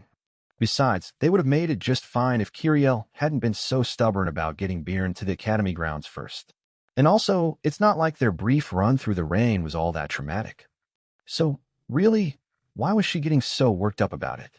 His thoughts were interrupted by a towel hitting him in the face. There. You can use that to dry your hair, she said. I'll go see if your sister needs any help. You just hope she doesn't get sick from this, or you'll be hearing from me about this, you hear? She's not a sugar cube, Zorian mumbled. She's not going to fall apart just because she got a little wet. Either that was spoken too softly for her to hear, or she decided to ignore him. But either way, she just walked past him and left the room. Unconcerned, Zorian sat down on a nearby chair, studying the place they were in. Their landlord, one a.k.a. Karashka, with a lively middle-aged woman that quickly ushered them in when she found them, soaking wet on her doorstep. She hadn't even asked for their identities before she had done that. It took an introduction by Zorian until she realized they actually had a reason beyond getting out of the rain when they knocked on her door. Zorian was tempted to deliver his own scolding to the woman about naivete and letting strangers into the house, but unlike some people, he chose not to be difficult. She seemed nice enough, all things considered. At the very least, she didn't appear to be one of those landlords that tried to bleed their tenants of everything they could part with, though it was hard to be sure this soon. The part that irked him a little was that Amaya seemed to consider them living at her place a done deal already. He only agreed to check the place out, nothing more. Once Amaya returned with Kiriel, who had changed her clothes and mostly dried her hair at this point, and seemed completely unaffected by the fact she had been running through the pouring rain less than an hour ago, they started talking. Zorian had to steer the conversation back to the topic of their state every once in a while, since both Amaya and Kiriel were content to let the conversation wander around if he let them. He also had to kick Kiriel a few times under the table to get her to shut up. Ilsa had told him never to broach the topic of marriage and husbands in front of Amaya for some unspecified reason. Zorian liked it when people respected his privacy, so he was content to do the same of Amaya, and had warned Kiriel to abide by the rule as well, something she evidently had problems with, due to her tendency to babble. Their arrangement was not exactly to his liking, in all honesty. Amaya's house clearly hadn't been designed for rent. It was a normal, if large, family home that had a bunch of empty sleeping rooms on the second floor. Zorian and Kiriel would be getting one of them, and they would be sharing the rest of the house facilities with Amaya and two other tenants that were scheduled to arrive in the next few days. That was a lot less privacy than he was comfortable with. Not to mention that their room only had one bed, meaning he would have to sleep together with Kiriel. Zorian had actually spent a few nights with Kiriel when she had been younger, and knew for a fact that Kiriel was a restless sleeper and a cover hog, so he had big issues with that. Thankfully, they were the only tenants at the moment, so Amaya allowed him to claim an additional room for himself at no extra charge, with a stipulation that he move back in with Kiriel when she found a proper tenant for it. Zorian decided to quietly look into other places to rent tomorrow, just in case. Break. Despite his novel living arrangements and Kiriel's presence, the next few days were fairly standard. He applied for the job at the library. He went to talk to Ilsa about advanced instruction and chose divination as a discipline he was interested in. He practiced various shaping exercises whenever he had some free time, concentrating mostly on the north-finding one since that exercise was supposed to help with divinations. Taven tracked him down despite his change of residence, and Zorian notified her about the rumors about mind magic using giant spiders running around the sewers to make sure she'd survive the encounter. Despite his misgivings, he decided not to leave Amaya's place, since Amaya did a masterful job of keeping Kiriel happy and off his back. For her part, Kiriel was remarkably well-behaved. She spent a lot of her time drawing things. He didn't even know she liked to draw. She never did it at home as far as he knew. Maybe the trip had inspired her to take up a hobby? In any case, once those first couple of days had passed, everything just went off the rails. For one thing, the restart hadn't ended at that point and instead just kept going, which was noteworthy by itself. More importantly, however, he was once again asked by Ilsa to greet Kale and his daughter at Sayoria's main train station, only to find out that Kale had also rented a room at Amaya's place. For pretty much the same reason that he had, too, Ilsa had recommended the place. So now he was living in the same house with his little sister, a teenage Morlock and his daughter, and a landlord that didn't really act like a landlord. He was finally going to meet his divination instructor. Svim will be throwing marbles at him again come next Friday. Ilsa apparently visited her friend's house on a regular basis, and Amaya invited Taven to eat with them next Sunday while she was trying to talk Zorian into following her into the sewers. Clearly, this was not going to be your average restart. I still feel like I'm taking advantage of you, Kale said, pouring a fistful of blue powder into a transparent glass container. And I still can't imagine why, Zorian said, not taking his eyes off the tiny blue mushrooms he was currently grinding into more powder. I stock your lab with ingredients, and you let me be your assistant while you do your work. You get to save a little money on reagents, and I get some practical alchemical experience. What on earth is predatorial about that? Here. He thrust the powdered mushrooms to the white-haired boy, who sighed in defeat and went back to work. Zorian took the time to look around the workshop without being too blatant about it. Kale's workshop was pretty amazing considering it was really just a basement that Amaya donated to the boy, so he could convert it to his purposes. Setting it up was the first thing Kale did after moving into the place, with Amaya being surprisingly unconcerned about a mere academy student working with dangerous magical concoctions right under her home. Ilsa assured me Kale knows what he's doing, she said. Well, he probably did, but still. As for equipment, it was loaned to Kale by the academy authorities. According to Kale, it was rather outdated, but the Morlock couldn't afford to be picky and was lucky to get anything at all. I just don't think the price of restocking my workshop is worth whatever experience you're going to get, Kale said, pouring boiling water into the powder-filled container and adding some weird little black balls that Zorian didn't recognize. In fact, considering how good you are at this, I should probably be paying you for the help. Don't worry about it, Zorian repeated, hoping this time it would stick. He couldn't exactly tell the boy that his savings account would spontaneously refill when the loop restarted, so it was hard to explain why money wasn't too important for him. Overall, his interaction with Kale was a lot friendlier this time around. Grudgingly, he had to admit Kiriel had a lot to do with it. She hit it off with Kana pretty quickly, despite the other girl being practically a baby, which seemed to put Kale at ease with both of them. After that, the two of them discovered they got along pretty well, and Zorian decided to help the Morlock with his alchemy and learn something at the same time, which led to their current situation. This whole situation is terribly strange, Kale said after a minute of silence. Not in a bad way, though. Kana is the happiest I have seen her in a while. I really am grateful to your sister for everything she has done for her, by the way. To be honest, I'm not sure how long it's going to last, Zorian admitted. For now, she finds Kana cute, and probably finds it pleasing to have someone pay attention to her with such rapt attention. She tends to get bored really quickly, though. And in any case, she's only in Sayoria temporarily, while my family is off visiting my brother in Koth. Well, that's too bad, Kale sighed. Then he smirked at Zorian. Though I suppose you'll be relieved when she finally leaves. Well, who knows, Zorian said. We'll see how things go. She's not so bad right now, so maybe she won't be a total pest like she usually is. I'm hoping some of your daughter's attitude will rub off on her in time.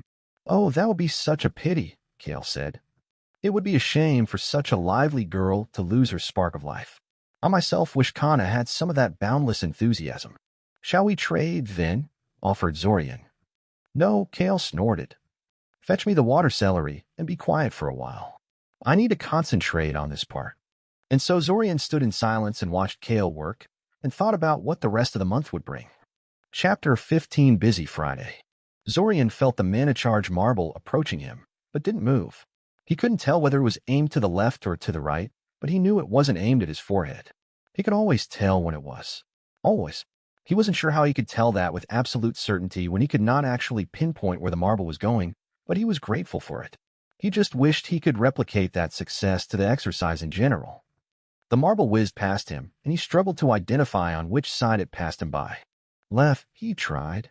Wrong, Svim said in a disinterested tone. Again. Another marble was thrown towards him. This one wasn't aimed at his forehead either. Not that surprising. Really, Svim stopped doing that when he realized Zorian could identify those with perfect accuracy. It wouldn't do to give Zorian free points, after all. Right, he said. Wrong, Svim immediately responded. Again. Zorian frowned behind the blindfold. Did it just seem that way, or was he actually getting worse at this as time went by? Something was very wrong here. At the beginning of the session, he was getting more than half of them correctly, but now he was constantly getting it wrong. He'd have thought he guessed correctly every once in a while, through statistical inevitability if nothing else. There were only two possibilities. That's why, when Svim threw the next marble, Zorian quickly wrenched the blindfold off to see what the deal was. The marble flew straight over his head. That son of a bitch. I didn't say you could take the blindfold off, Svim calmly said, as if Zorian didn't just catch him red-handed. That's cheating, Zorian protested, completely ignoring Svim's remark. Of course, I couldn't guess correctly if you're not even going to abide by your own rules. You're not supposed to guess, Mr. Kaczynski, Svim said unapologetically. You're supposed to sense. I was sensing, Zorian ground out. If you were, you would have realized what was happening far sooner, and you would not have needed to take off the blindfold to identify the problem, Svim said. Now stop wasting your time and put the blindfold back on so we can continue. Zorian cursed Svim mentally, but did as he was told. As much as he hated to admit it, Zorian had to admit there was a lot of truth in Svim's words. He had been mostly guessing over which shoulder the marbles were going, relying on gut instinct instead of a clear perception of its location. But it was hardly his fault. He couldn't reliably track a fast-moving object through its faint mana emissions. According to books, that was a highly advanced skill that took years to master. Honestly, asking a student to master this sort of thing in their third year was completely unreasonable. But completely in character for Svim, he supposed. At least he no longer had to worry about being hit in the head anymore. The rest of the session was typical, which is to say repetitive and boring. Then again, what part of school wasn't boring at this point? He had been stuck in a time loop for little over a year now, and feigning attention during classes was starting to get hard. He was tempted to take a page out of Zach's book and go wander somewhere else for a few restarts, but he couldn't. For one thing, it would be irresponsible to waste time like that when he could be working on skills he needed to get to the bottom of this. For another, he didn't want to attract attention to himself. The memory of their interaction was probably still fresh in Zach's mind, and there was a possible third party to consider. Completely blowing off classes would be completely out of character for him, and would raise a lot of eyebrows. He was already playing it close by taking Curiel with him and skipping almost a quarter of his classes to do his own thing, but those changes were at least easily explainable. If his current course of action didn't produce results, he'd have to drop the masquerade to preserve his sanity, but that wasn't an immediate concern. He had more pressing problems to worry about, so he put off that issue for later, when and if it became relevant. His session with Svim done, he went to the library to report to Kirathishli. Normally, he didn't go to work on Fridays, since dealing with Svim tended to kill his mood very fast, but he was feeling just fine today. He was getting used to the irritating man's antics, it seemed. Zorian, Kirathishli greeted. Good timing. We just got a new shipment today, and Ivory had to go home early. Okay, Zorian said slowly. He was about to ask what kind of shipment arrived, but then he decided it was a stupid question. It was a shipment of books, of course. What do you want me to do? Just unpack the books out of their boxes and separate them into rough categories, answered Kirathishli, pointing in the direction of a small mountain of boxes. I'll inspect them in more detail later to see what to do with them. You don't know what to do with them? Asked Zorian, baffled. Why did you order them, then? I didn't, Kirathishli said, shaking her head. Someone donated their personal library to the Academy. It happens from time to time. Sometimes people leave their books to us in their wills, or people who inherit them don't have a use for them and can't sell them. A lot of old books are only useful as historical curiosities, and sometimes not even that. Most of the books in these boxes will be disposed of, to be honest. Oh, asked Zorian, opening one of the boxes and pulling out one of the books stacked inside of it. It was a manual about cultivation of plums. The cover said it was published 20 years ago. I'm surprised by that. I distinctly remember you saying that librarians should preserve everything they can rather than pick and choose what they think is good or useful. Oh, shut up, Kirathishli grouched, taking a half-hearted swipe at him that he dodged. It's an ideal to be followed, not an unbreakable law. There is only so much space in the library, no matter how big it appears. And besides, most of these books are duplicates of ones we already have. Stop being a wise ass and get to work. Zorian threw himself to the task, unpacking box after box. Kirathishli gave him a huge book that contained list after list of the most common books they received in these sorts of deliveries, and told him to use it to separate the obvious duplicates from the rest. Using the book manually to find the matches would be a total nightmare, of course, especially since the letters were in a really tiny print in order to cram as many words as possible on every page, but Zorian knew it was designed with something else in mind. One of the spells he learned from Ibury in the previous restarts involved making a list of terms you wanted to search for, and then connecting the list via divination spell to a target book you wanted to search. It sounded a little pointless to him back then, but now he realized it was made with precisely this sort of thing in mind. And the huge, densely packed reference book was probably made with the spell in mind, in turn. Nearly 2 hours and 20 hastily scribbled lists later, he had separated the duplicates from the rest of the books, and was in the process of leafing through one of the spellbooks he had found in the boxes when Kirathishli finally returned from wherever she had disappeared after giving him his assignment. His rapid progress surprised her, seeing how she had no idea he was so well-versed in library magic, and she apparently also found it a little disappointing. "You're no fun," she sighed dramatically. "I wanted to show you that trick when I came back, after you spent 2 hours painstakingly searching for matches in that monster of a book. The expression on your face would have been priceless." Zorian simply raised an eyebrow at her, but otherwise stayed silent. Kirathishli showed her maturity by sticking her tongue at him like a 5-year-old, before eyeing the book he was leafing through. "Found something interesting?" she asked. "Not really," Zorian said, snapping the book shut. "There was nothing particularly interesting in it anyway. I sort of hoped I would find a book on powerful ancient magic and the like, but no such luck." Kirathishli snorted. "Even if you did find something like that, it would do you little good. Contrary to what various adventure novels may have led you to believe, ancient magic is almost always inferior to what we have available now. Those spells that are lost are usually lost for a good reason, generally for being too impractical, requiring ingredients or conditions that no longer exist, or because they would be considered massively unethical in modern age. For example, you'd be hard-pressed to find participants for orgy ritual magic these days, and her one volcanic spells relied on conditions present in one particular volcano that hasn't been active for more than 200 years. Zorian blinked. "Oh, well, that's disappointing." "Quite," Kirathishli agreed. "And even when those spells can be cast without issue, they tend to be infuriatingly inflexible and long to cast. Mages of old didn't have the sort of shaping skills modern mages have, so they compensated by making their spells long and hyper-specialized. There were hundreds of color-changing spells, for instance, but most of them differed only in which color the spell changed the affected objects into.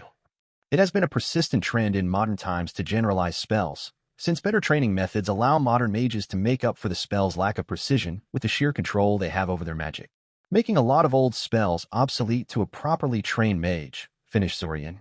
He had always known that most history books presented a heavily idealized image of their ancestors. Their portrayal of the desertification of northern Mycena, he refused to call it cataclysm, as if it was some natural occurrence beyond Icosian control, and subsequent exodus to Altazia was proof enough that they were given a sugar-coated version of history. But he hadn't realized Icosians were also crappy mages in addition to being short-sighted assholes.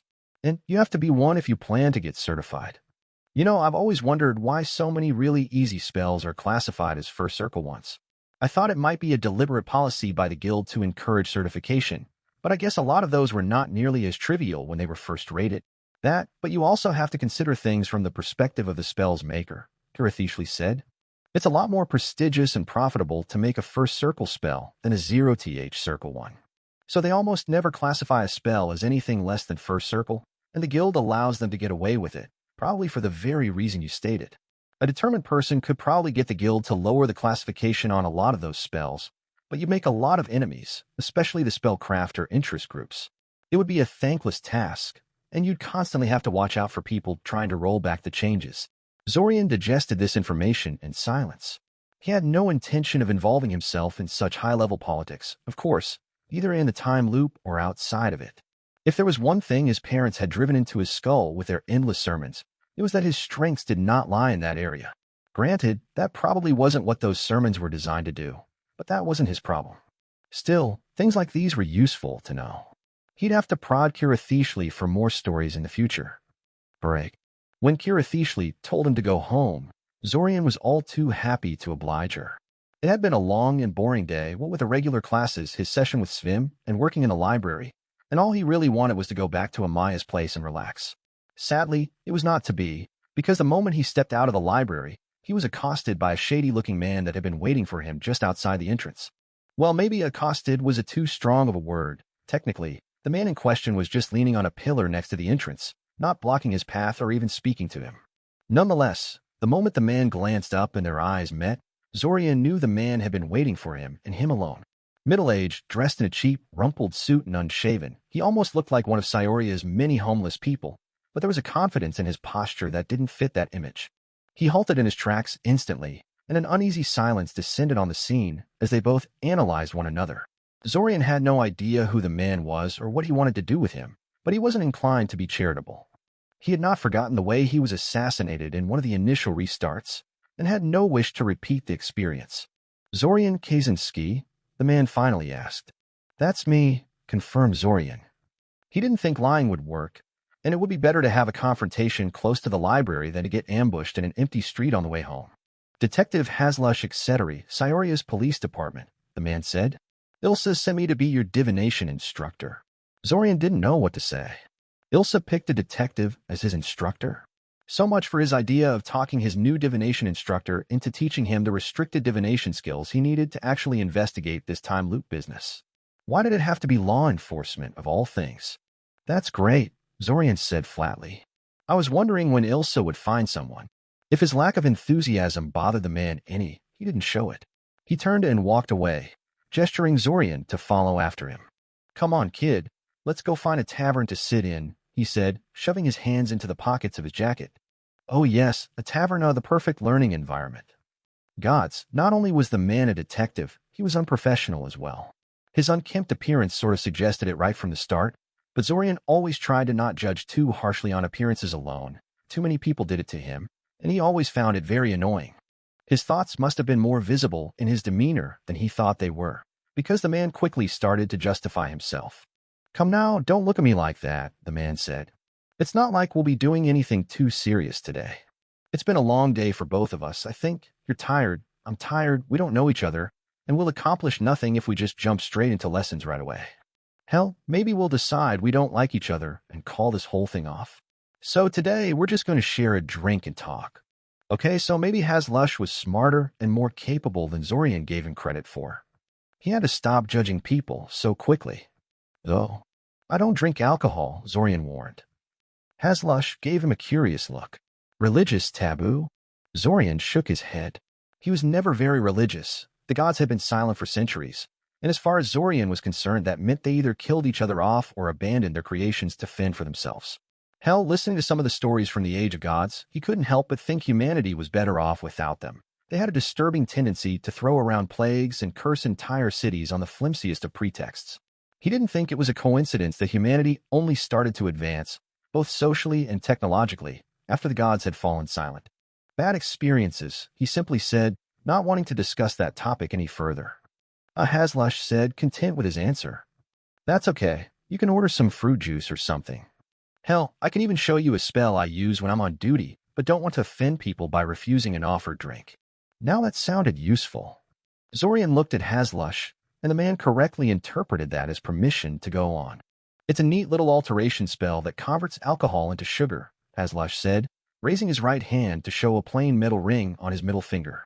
"I have it imprinted into this ring so I don't have to visibly cast it. Visibly casting a spell on your drink is often resented even more than outright refusing it, believe it or not.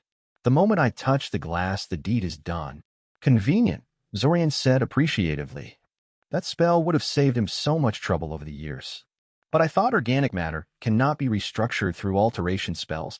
"Usually not, but that's because most of them are impossibly complex and poorly understood, not because organic compounds are somehow impossible to replicate," Haslush said, studying various tavern signs as they walked. Apparently, he wasn't merely looking for the closest one. Both ethanol and glucose are fairly simple molecules, and quite well understood, so there is no difficulty in converting one into the other. He suddenly stopped in front of a nearby sign, studying it for a moment before turning to face Zorian again. "I think this is a nice place. What do you think?" Zorian's experiences with taverns were very limited and generally unpleasant, so he simply gestured Haslush to go in before following after him. It wasn't as bad as Zorian had feared. The insides of the tavern were dark, and the air was a bit stale, but the tables were clean and the noise was manageable. Haslush picked an out-of-the-way table in the corner and cast a long, complicated spell on it after they both ordered a drink. Probably a privacy ward of some kind.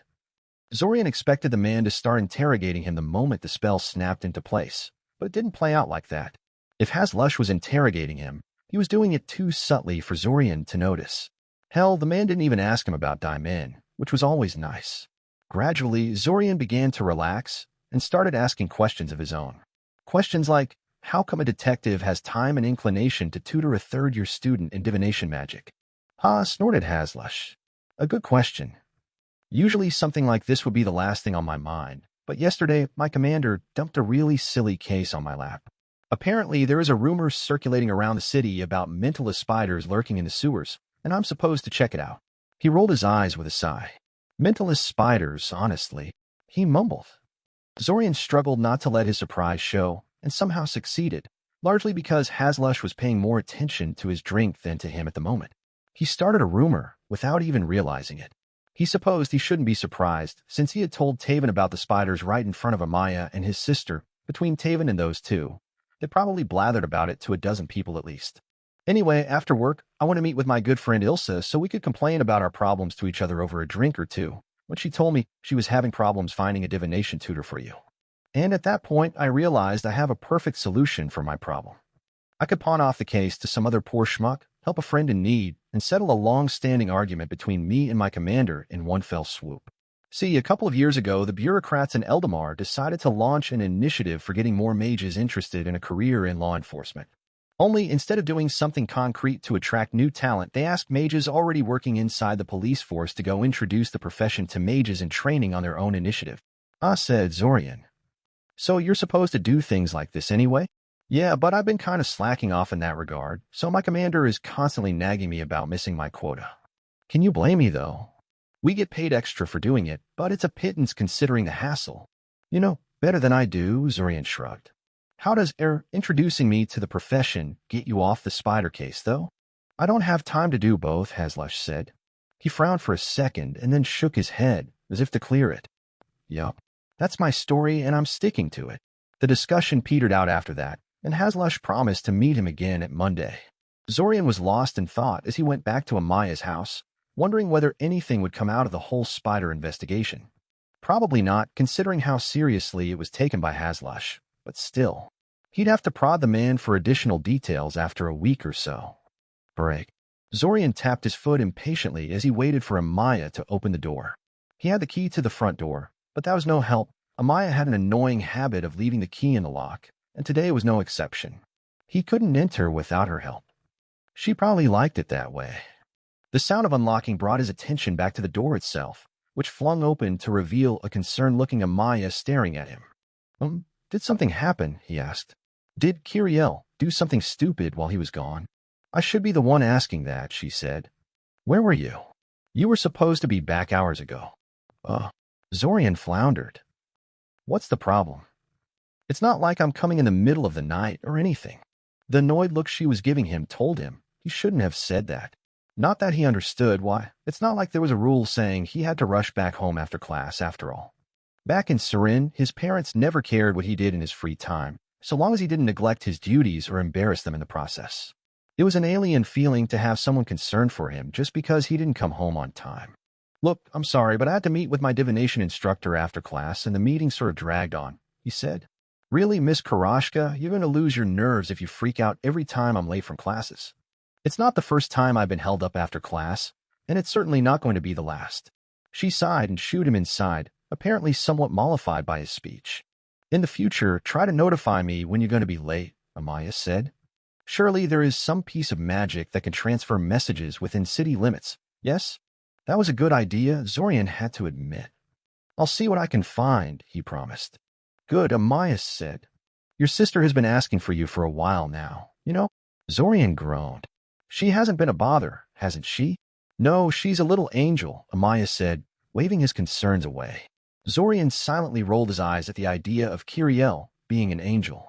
If Kiriel was so nice, then why did Amaya want him to come home so badly? She spent most of the day drawing, playing with the magic cube you gave her, and talking with Kana. Or should that be talking at Kana? I swear that child is far too quiet. I have to talk to Kale about it one of these days. It's not normal for a child to be so withdrawn. Zorian quietly nodded, pleased that the cube he made was such a success. It was nothing special, just a simple stone cube with a bunch of light-emitting sigils arranged into a childish puzzle. He found a design in one of the books Nora recommended to him back when she had been tutoring him in spell formulas and decided making one would be doubly useful. It would give him some practical experience using spell formula and give Kiriel something to pass the time with. Sounds like she had fun today, Zorian remarked. What did she need me for then? Amaya gave him a strange look. You're her big brother. She doesn't need a special reason to miss you. And the real reason, Zorian pressed. Kana dozed off and your toy ran out of mana and went inert, Amaya finally admitted after a second of silence. Zorian nodded. He noticed the design had very little in the way of mana storage, but he wasn't feeling confident enough to redesign it while creating the cube. There was a reason why the cube had such rudimentary mana reserves. After all, large concentrations of mana tended to explode if handled inappropriately, and the cube was meant to be practice for beginners. Beginners that could totally botch things during the first couple of tries. Considering how many problems he had with simply recreating the design on the stone cube, he felt he had made the right choice when he had decided not to mess with the base design. He would simply make more of them if Kiriel still wanted to play with one. It was good practice, anyway. She's in her room, I guess. No, she's in your room, reading your books, Amaya said casually. Zorian's eye twitched, resisting the urge to march straight into his room and throw Kiriel out. In reality, he was lucky to have a room to call his own at all. Amaya still hadn't found anyone willing to rent the other room in the house, and Zorian was grateful for it, since it meant he could keep the room for himself. Unfortunately, his ability to keep Kiriel out of it was completely non-existent. Kiriel had no inhibitions about coming and going there whenever she pleased, and Amaya was even less inclined to stop her than their mother had been back in Siren. She seemed to find Kiriel's behavior natural, and the little imp knew it. She knew she could get away with just about everything, since Amaya liked her better than she did him, and she exploited it to the hilt. That's why, when Zorian loudly entered the room, she completely ignored him. She was lying on his bed with an open book in front of her, her feet comfortably resting on his pillow. As he watched her, she reached towards the plate of biscuits Amaya had brought her, intent on scattering even more crumbs over his bed sheets. Hey, she protested. Those are mine. Get your own biscuits. Zorian ignored her and studied the plate full of biscuits he had snatched away from his demonic little sister. You know, originally I just wanted to get your attention and stop you from making an even bigger mess than you already have, but they do look kind of tasty. No. Kiriel wailed as he opened his mouth, threatening to swallow a handful of biscuits at once. She seemed reluctant to leave his bed to get them back, though. She probably knew he wouldn't allow her to claim her spot back easily should she ever relinquish it, clever little imp that she was. Tell you what, he said, closing his mouth and putting the biscuits back on the plate. I'll give you your biscuits if you get rid of all the crumbs you put on my bed. Kiriel immediately swept her hands over the sheets a couple of times, pushing all the crumbs to the floor in front of the bed. Her task done, she flashed him a cheeky smile. Ha, said Zorian humorlessly. Now go get a broom and do it properly. I'll eat a biscuit for every minute this mess remains in a room. He punctuated his words by shoving one of the biscuits into his mouth. They were quite good, actually. Kiriel let out a cry of protest and jumped off the bed in a huff. She unsuccessfully tried to retrieve her plate of biscuits, but when she realized she couldn't make him give it back, and when he ate a second one, she instead ran off to get a broom and a dustpan. Apparently, she also complained to Amaya because several minutes later she showed up with another plate of biscuits, so he didn't have to steal from his little sister. Whatever. Sadly, even after he recovered his bed from Kiriel's clutches, she still returned to his room. Currently, she was sprawled over his chest, having collapsed atop of him when he closed his eyes for a second. Why are you still here, Kiri? Zorian sighed. Kiriel didn't answer at first, being too busy climbing over Zorian's body like he was an inanimate object that didn't feel pain and discomfort. Once she lay firmly on the bed with him, having wriggled sufficient free space for herself, she spoke. I'm bored, she said. Your puzzle broke, by the way. It didn't break, Zorian said. It just ran out of mana. I can make you a new one tomorrow if you want. Okay. A short silence descended between them, and Zorian closed his eyes to take a little nap. Zorian, Kiriel suddenly prompted. Yes. Zorian asked. What's a Morlock? Zorian opened his eyes and looked to the side, fixing Kiriel with a curious expression. You don't know what a Morlock is? He asked incredulously. I just know they're these white-haired, blue-eyed people, Kiriel said, and that people don't like them very much. And that Kale is one. But Mother never wanted to tell me what the deal with them is. She didn't, huh? Mumbled Zorian. No, confirmed Kiriel. She said a young lady like me shouldn't talk about those kind of things. In the interest of avoiding an argument, Zorian refrained from making a snide comment about whether or not Kiriel qualified as a lady. Not even a derisive snort. Someone should give him a medal for self-control. Basically, Zorian said, they're a race of underground humans, though most of them don't live underground anymore. The disappearance of the gods hit their civilization hard, and the other denizens of the dungeon have largely driven them out to the surface. Icosian settlers sort of helped the process along by kicking them while they were down and burning down a couple of their more prominent settlements. Oh, Kiriel said, but that doesn't explain why people don't like them. Sounds like they should be angry at us more than we should be at them. And Kale doesn't look like he hates us. Kale is probably totally ignorant of his ancestral culture. I understand a lot of Morlocks are. And the reason people don't like them is that the old Morlocks had some pretty barbaric customs. They liked sacrificing people to their gods, and seem to have been cannibals, said Zorian. Cannibals? Kiriel squealed. They ate people. Why? Hard to say, Zorian shrugged. Icosian settlers were more interested in condemning them for their practices than understanding why they did what they did. Well, yeah, they ate people, Kiriel said. That's evil and disgusting. Don't tell me they're still doing that. Don't be ridiculous, Zorian scoffed. The authorities would never let them get away with something like that. Oh, said Kiriel. That's good. Is that why people don't like them? They're afraid the Morlocks are going to eat them. It contributes, Zorian sighed. I lost count of the number of rumors I've heard about Morlocks supposedly kidnapping children off the street to eat them, or whatnot. But there is more to it. The Morlocks had their own brand of magic, which is currently banned just about everywhere, but a lot of Morlocks still practice it. The guild calls it blood magic. Sounds sinister, Kiriel remarked. It does, doesn't it? Zorian said. There is no official information about what blood magic actually is, but most people think it has something to do with sacrifice. The story is that Morlocks could use a ritual killing of a person or animal to power their spells. Modern Morlocks can't exactly kill a bunch of people at whim, but supposedly they still engage in animal sacrifice, both for magical and religious reasons. Kiriel snuggled in closer to him, shuddering. I'm glad Kale and Kana aren't like that, she said. Me too, Kiri, said Zorian, patting her on the head.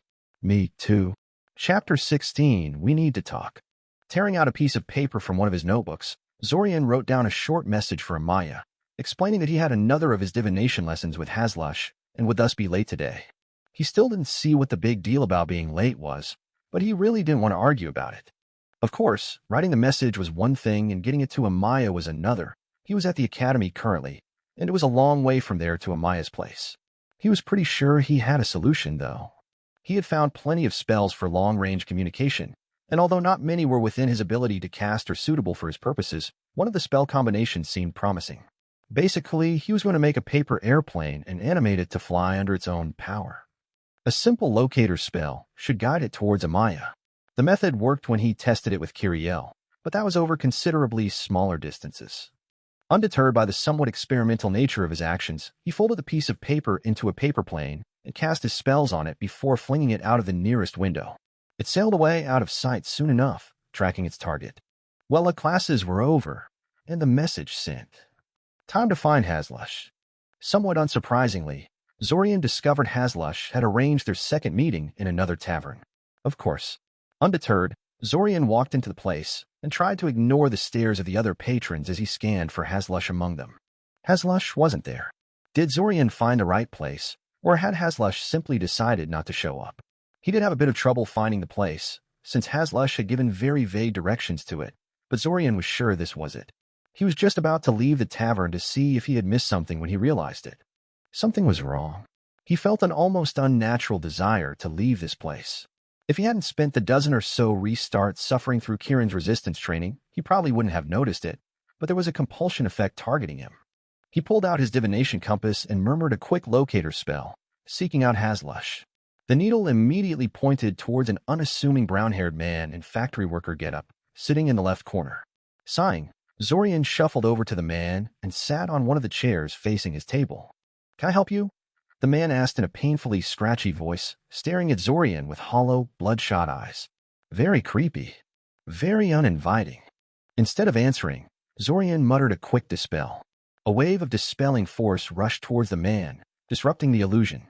The creepy man melted away to show Hazlush pouting at him like a little kid. I must say, I didn't expect that, Haslush said. I figured you'd enter and leave the tavern at least 3 times before you figured it out. I dare say you just broke the betting pool. Only 2 people voted for you getting it right away.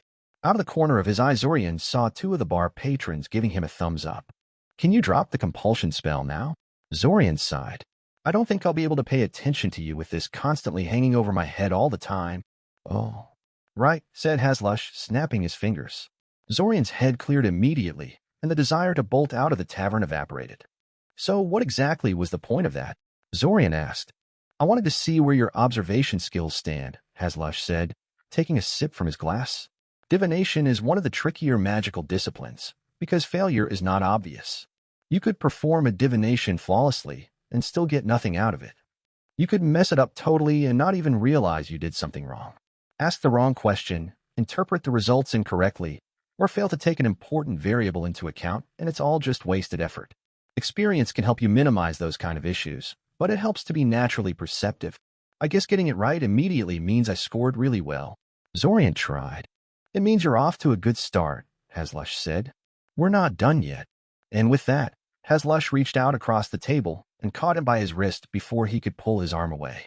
All sights and sounds around Zorian instantly disappeared, his surroundings replaced by an inky, silent void.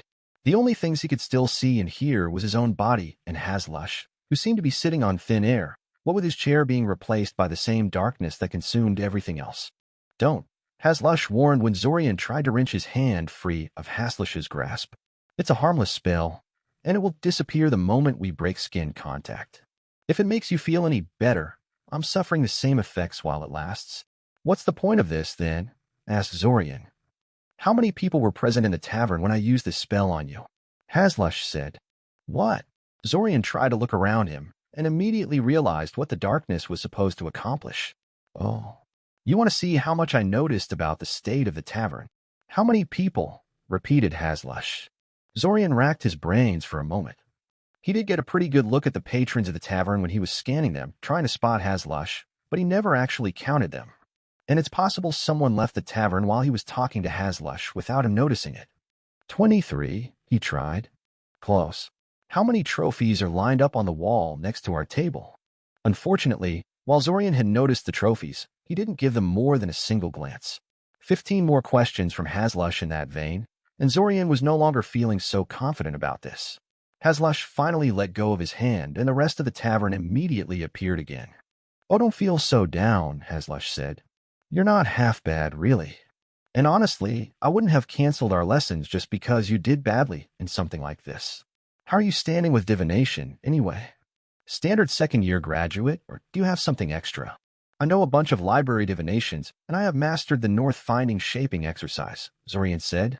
What, North-Finding exercise already? Asked Haslush in surprise. Personally, Zorian felt that exercise was very easy. Well, there goes the homework I intended to give you after today's session.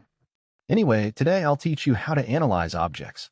He reached into the pockets of his long coat and placed a number of objects on the table in front of them. A sealed envelope, an old pocket watch, a locked box, some kind of giant nut, a spell rod, and a fancy-looking glove. Analyzing objects is something I do a lot, so I figure it's a good thing to start with. Identifying what the object does, finding out who handled it last, what kind of magics and protections are placed on it. You can make an entire career out of it, and some do, Haslush said. I hear you're interested in a job at the Spell Forges, so this is bound to be rather useful for you. So what do I do? Asked Zorian. Now I teach you the spells you'll need, and you practice on these, Haslush said, pointing at the various objects on the table. It was a very productive session after that, and it got Zorian thinking. Based on a man's various comments, Haslush was clearly somewhat high in Sioria's police hierarchy. Maybe he could do something useful with the information about the invasion without tipping off the organizers. It might be worth dying once or twice to find out. I really must thank you, Mr. Etc., Zorian said. You are a lot better at this than I initially gave you credit for. It's fine, Haslush said. I actively cultivate a somewhat unflattering facade. It helps people relax around me. So what are you trying to butter me up for anyway? Zorian sighed. How should he put this then? Could you put up some privacy wards first? Zorian asked. Haslush raised an eyebrow at the request, but nodded in agreement soon afterwards. He quickly set up some sort of spells over their table, and then waited expectantly. He would have to get the man to teach him some of those protective spells in one of the restarts. I have heard there is a plot to smuggle war trolls into the city during the summer festival, after bombarding the city with artillery magic during the fireworks launches, Zorian said. Haslush immediately sat up straighter, so at least it seemed he wasn't going to get dismissed out of hand. Now, he just had to make sure he doesn't get carted off to the police station. And I don't suppose you'll tell me where you heard that? Asked Haslush suspiciously. Can't, Zorian confirmed. It seemed reliable to me, though. I see, Haslush sighed. He poured some more alcohol into his glass and took a sip. I hate the summer festival, you know. Virtually all buildings have their warding schemes loosened while it lasts. The huge amount of visitors makes it hard to spot troublemakers in time, and the mayor and other big heads want all sorts of stupid things done in preparation for it. It's a perfect time for criminals and terrorists of all stripes to go wild in the city. Huh? Zorian didn't actually know that until now. So how are these people going to smuggle in goddamn war trolls of all things, and what are they trying to accomplish? Through the dungeon, said Zorian. As for the purpose, I honestly don't know. Anything else you can tell me? Haslush asked. Not really, no. Then I have just one more question, Haslush said. Why are you telling this to me, of all people? There are some very high-placed people involved in this, and I'm not sure who I can trust, Zorian said. You seem like a fairly influential person who is unlikely to be involved. Also, I'm hoping you won't drag me off to a cell for questioning. He didn't actually know whether high-placed people were involved or not, of course, but he felt it was a good bet they were. He failed to see how an invasion of this kind of magnitude could be organized without the cooperation of some very influential person inside city administration. I'm tempted, Haslush admitted. But all you'd really have to do is claim it was all a prank, and I'd pretty much have to let you go. The Mage Guild was founded because mages didn't trust civilian law enforcement to judge them fairly, and they guard their privileges jealously. They would get you out within days and perform their own investigation. You'd get a slap on the wrist for being stupid, and I'd spend the next year being punished by my bosses for falling for a childish trick and getting the Mage Guild angry at us. Zorian fumbled. Haslush sounded more than a little bit bitter. He didn't know Scioria's police force harbored such resentment towards the Mage Guild. It's fine, Haslush said. I'm not angry at you. I guess I'll do some investigating, and we'll talk more about it after our next session. You try finding out more from these mysterious sources of yours. Zorian left the tavern in a good mood, though was somewhat dampened by fear of assassins. Hopefully Haslush would be discreet in his investigation. When he got to Amaya's place, he was told by Amaya that she got his message, but she was still fairly unhappy with him. Apparently the paper plane rammed straight into the back of her head when delivering his message, and that was dangerous. What if it had rammed into her face and poked out her eye? Some people were never happy. Break. The house was calm, the only two occupants currently present being Zorian and Kiriel, and thankfully, Kiriel was amusing herself with doodling into her notebook instead of pestering him. That was good, because trying to levitate a snail, like Zorian was currently doing, was not at all easy. Not only was the snail alive, and thus inherently resistant to magic, but was also actively fighting the levitation effect, twisting and bending in the air in an attempt to break free of the unseen force holding it aloft. He was cheating a little. He was actually levitating the shell, which was largely immobile and much more solid than the actual snail. The real test of skill would be levitating a slug or something, but, well, he was having enough trouble with the damn snail at the moment. Poor snail, Kiriel remarked from the sidelines. Why don't you let this one go and find another one to torture? It's going to end up traumatized if you keep this up. I'm not torturing it, Zorian protested, trying to split his attention between holding the snail in the air and talking with Kiriel. It's completely unharmed. I'm not even sure if snail brains are complex enough to be traumatized. The damn thing is as enthusiastic about escaping as it was when I started this. Kiriel looked as if she was about to argue, but then just grunted and melted back into her chair. Where is he? She said after a minute of silence. I don't know, Kiri, sighed Zorian. Be patient. He isn't even late yet. Maybe we should start without him, she tried. No, we should not, snapped Zorian. The snail wobbled in the air, its eye stalks swinging wildly as it sensed its bonds weakening and redoubled its efforts. Honestly, Kiri, you can be so callous sometimes. The only reason I'm even doing this is because Kale asked me to. You should be thanking him for letting you participate. You're the one to talk about callousness, Kiriel grumbled.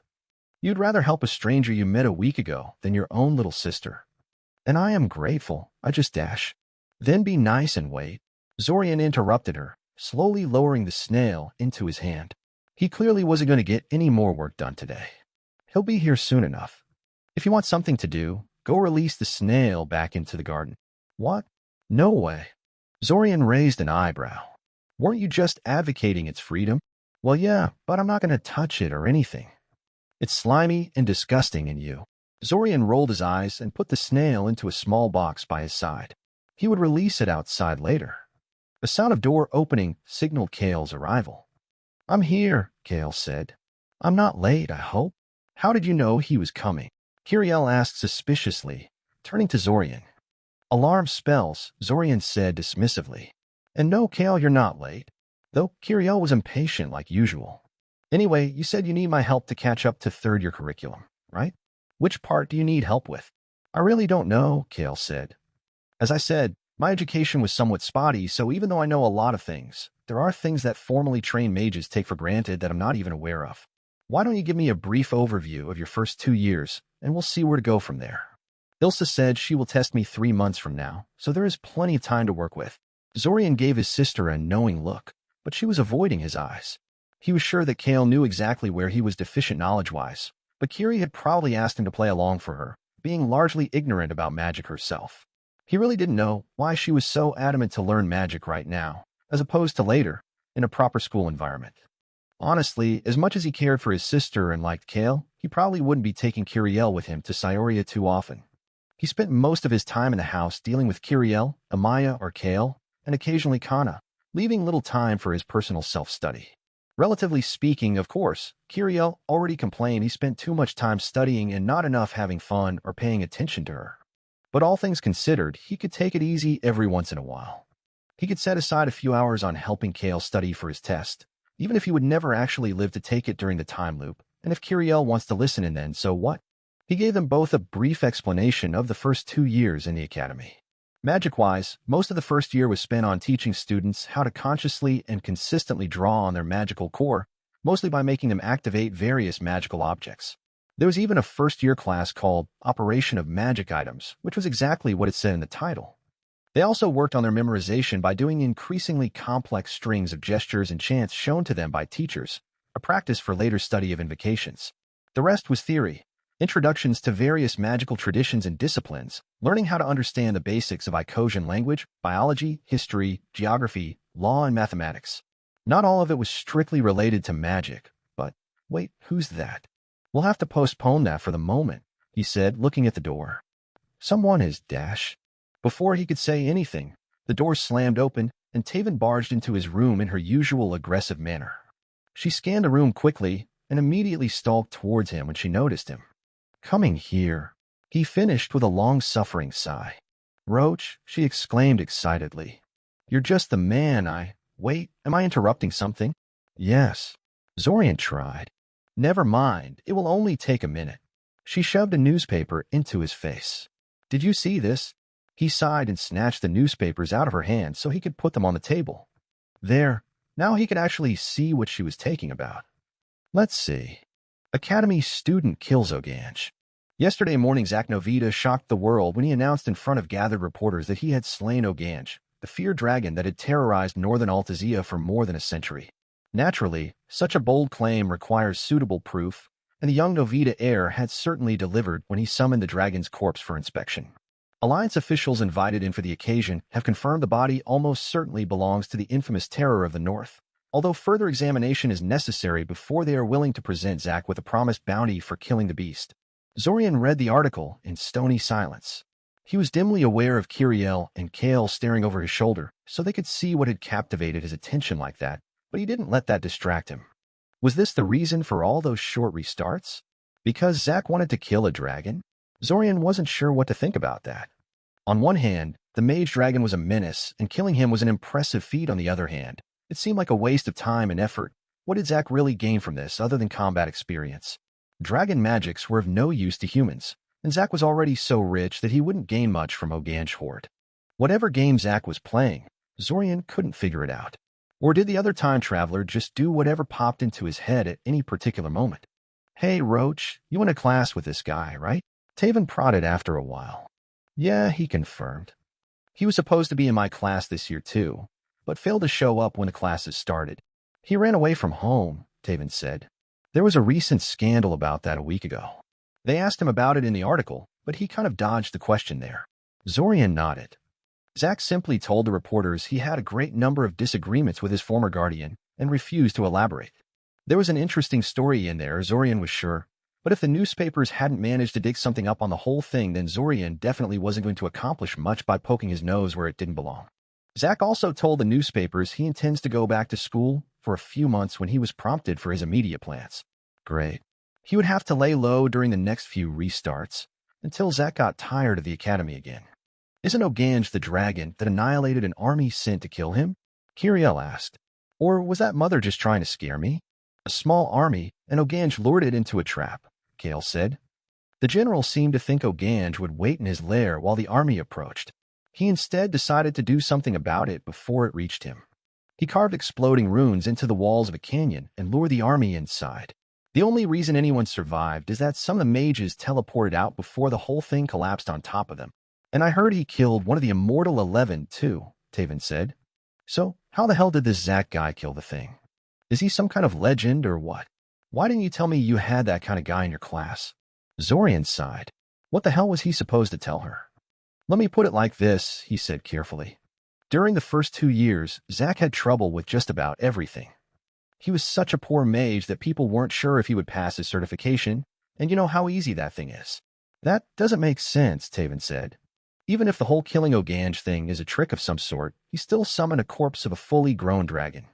Even I can't summon something that big yet. I guess everything changed during the school break, Zorian shrugged. Somehow he went from a borderline failure to amazing genius between year 2 and 3. That's totally ridiculous, Taven huffed. How would that even work? Time travel, suggested Zorian shamelessly. Like I said, ridiculous, Taven countered immediately. Are you sure he wasn't faking incompetence? I'm not sure of anything, Taven, Zorian said. And he really wasn't. Even after a whole year of being trapped inside the time loop, he still felt the entire situation was all kind of crazy. And the few things I do know are so insane, you wouldn't believe a word of it. Oh, now I just have to hear them, said Taven, crossing her arms in front of her chest defiantly. Go on, just try me. Tell, agreed Kiriel. Kale didn't say anything, but Zorian could tell he was curious as well. He could tell them about the time loop, but even if they believed him, what would that accomplish? They were no more qualified to solve this mystery than he was, and if they went around telling that story to people, they could blow his cover to Zack or possible third parties. Then again, he already told Hazlush about the invasion, so he was already playing with fire in this restart. Oh, to hell with it, as if they'd ever believe him anyway.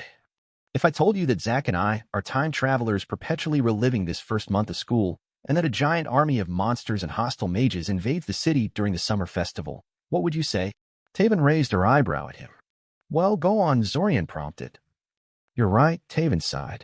I don't believe a word of it. So you're saying the things you know are that insane? At the very least, Zorian confirmed. Taven said speculatively. Sounds interesting, but you'll have to tell me those stories some other time. I kept you long enough, I think. See you around, Roach. Zorian watched as Taven left before turning back to Kale and Kiriel. So, shall we continue where we left off? They both remained silent, staring at him. He said, why are you staring at me like that? Is it true? Kiriel asked fearfully. Are you really a time traveler? Zorian opened his mouth and closed it again. What? Your friend may be too oblivious to recognize an answer couched as a hypothetical, but we're not, Kale elaborated. You really do believe that, don't you? That you're a time traveler? Ah, yes. If it's a delusion, it's a very convincing one, Zorian said carefully. The magics I learn in each iteration of this month transfer over into the next one. Insanity doesn't give the victim spells and shaping skills. I don't understand, Kiriel complained. You and me both, Kiri, Zorian sighed. You and me both. Perhaps you should explain from the start? Kale suggested patiently. Tell us what you do understand. I lived through this month before, Zorian said after taking a moment to collect his thoughts. The first time before I knew about the time loop, I did not bring Kiriel with me to Cyoria. What? Protested Kiriel. Zorian, you jerk. I lived in one of the academy-provided apartments, and I went to classes like normal, said Zorian, ignoring her. He glanced at Kale. You did too, but I didn't know you then. However, we had an extra classmate. Zack. Kale guessed. Yes, Zorian confirmed. Unlike the previous 2 years I shared a class with him, this time he was amazing. He solved every test perfectly, he had mastered hundreds of spells, and he was good enough at alchemy to impress you. Of all people. Kale raised his eyebrow at him. Yes, Zorian assured. It was like he was completely transformed during the summer break. At the time, I didn't care very much. I was curious as to how he accomplished it, but it was not my business to pry. And then the summer festival came, and everything went to hell. Artillery spells descended from the sky on the city, and an army of monsters followed in their wake. As I was running through the burning city, I witnessed Zack fighting the invaders. He was throwing high-level spells as if they were candy, fighting with a skill that no third-year student could possibly possess. He fared pretty well at first, but then a lich arrived at the scene and demolished him. He paused for a moment to consider his next words, but Kiriel evidently didn't want to wait that long. And then what? Kiriel asked. What happened next? What else? Zorian scoffed. We died. The lich cast some kind of weird spell at us, a necromantic spell, I'm told, and we were instantly killed. So, how did you go back in time then? Asked Kiriel suspiciously. I have no idea. All I know is that I was suddenly back in my bed in Scioria, with you wishing me a good morning in that uniquely charming Kiriel way. At first I thought this was something the lich did, but I would soon find out this was not an isolated occurrence. Every time I die, or at the end of the summer festival if I don't, my soul is transported back to that morning in Sirin before I take a train to Scioria. They stared at him for a few seconds, and Zorian was already becoming certain they would suddenly start laughing and mocking him when Kiriel decided to speak again. So you are a time traveler, but you can only go 1 month into the past and only until one specific day, said Kiriel carefully. Zorian nodded. She understood that a lot better than Zorian had thought she would. And you don't control any of it, except by deliberately killing yourself. Yes, Zorian confirmed. You are the lamest time traveler ever, Kiriel opinionated. And just like that, the tension was broken. Break. It had been 3 days since he had told Kiriel and Kale about the time loop, and he was honestly a little bit disappointed by their reactions. They both seemed to believe him, but neither was terribly affected. Both of them were still asking him questions about it whenever they could catch him alone, and he knew Kale was researching the topic in his free time, but they continued to go about their business as if nothing was wrong. They weren't even giving him weird glances when they thought he wasn't looking or anything. I told you already, I've only been in the time loop for little over a year, Zorian told Kiriel. I'm not even close to all-knowing, and I can't answer these questions you keep asking me. I can't believe you've been going to school all this time, Kiriel grumbled. I'd have quit after the second time. You'd have ended up mind-wiped or slave to Zack in a heartbeat, Zorian retorted. There is a reason I'm doing this slowly and carefully. A gentle knock on his door stopped their argument short. Zorian was a bit paranoid about visitors ever since he had told Hazlush about the invasion, and telling Kale and Kiriel about it only increased that. Even though he had told Kale and Kiriel not to spread the festival invasion part of the revelation to other people, he could never be sure if they had listened to him. Especially not Kiriel. He kept expecting assassins to barge into the house any day now, but his paranoia had thankfully been groundless so far. Since only Kale knocked so lightly, Zorian had a pretty good idea who it was. Come in, Zorian invited.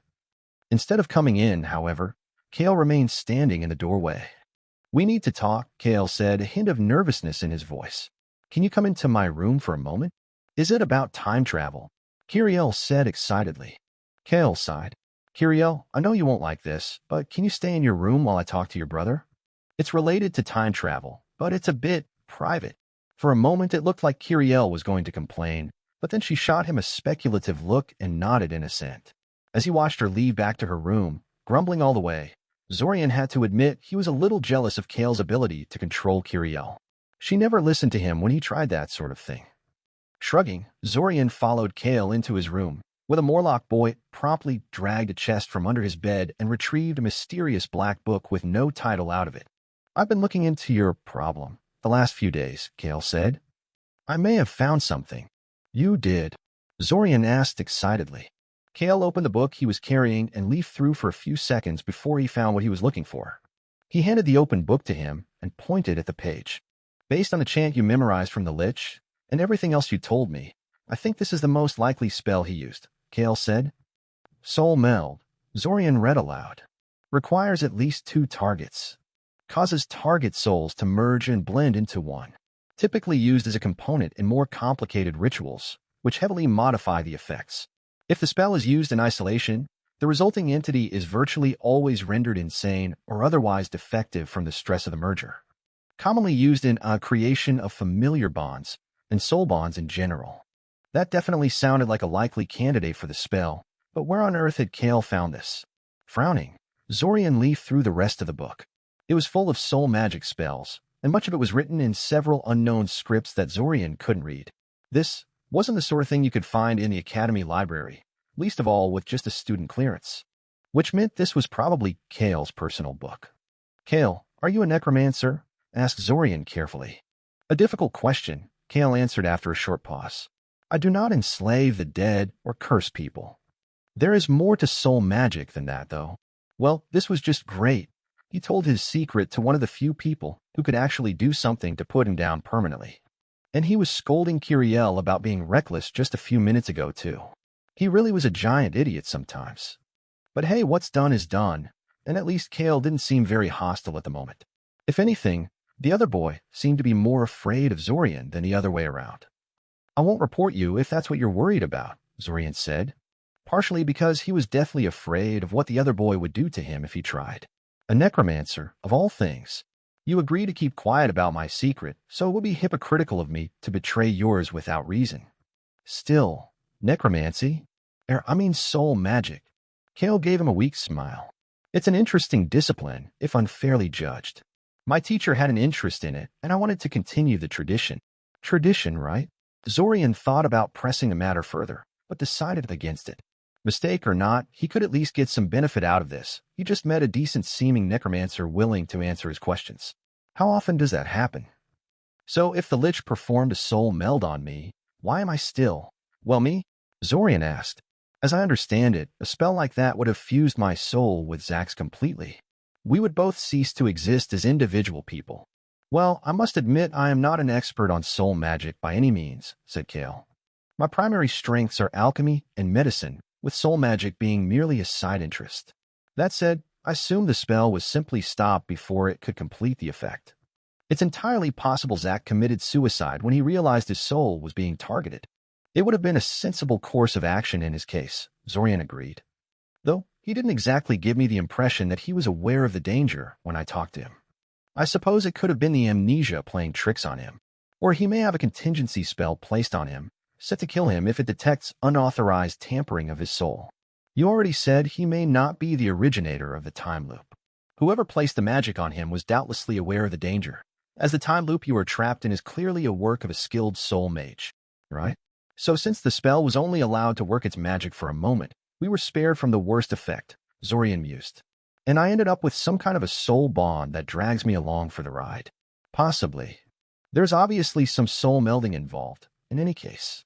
Can you find out what the spell actually did?" "Maybe," Kale said slowly. "Although this would involve spells. Soul magic spells, to be more precise. Are you sure you want to trust an evil, slimy necromancer with this?" "Yes," confirmed Zorian, rolling his eyes at Kale's dramatics. Maybe it wasn't the smartest thing to agree to, but he was honestly desperate for some answers, and he was getting an honest feeling from Kale. He was usually a good judge of character. "It is true that I am leery of soul magic, but that doesn't mean I automatically hate you now. Go ahead and cast whatever spells you need." After 15 minutes of mysterious spellcasting, which had no visible effect on him and didn't even give him an uncomfortable feeling, Kale was forced to admit he didn't get much. The only thing the other boy could tell him was that he definitively didn't have a classical soul bond with Zack. If he was connected to the other time traveler, it was through something more exotic and subtle than that. "I'm sorry," Kale said. "I thought soul magic as grand as this would be blatantly obvious, but I guess I was wrong. Maybe if I tried it on Zack." "There is no way to perform an examination on him without telling him the truth," Zorian said. "I'm not sure I want to do that yet." "Of course," Kale said. "Although I'm not sure what else I can do. I'd have to be a vastly better soul mage to help you with this. And if you're right, I just don't have the time to become one. Even if you convinced me of all this right at the start of the time loop, and I'm not sure you could do that so soon, before I got to know you a little, 1 month is not enough to get anywhere in a field like soul magic." A fumbled Zorian after a few seconds of silence. "Maybe you could teach me soul magic?" "You would be willing to do that?"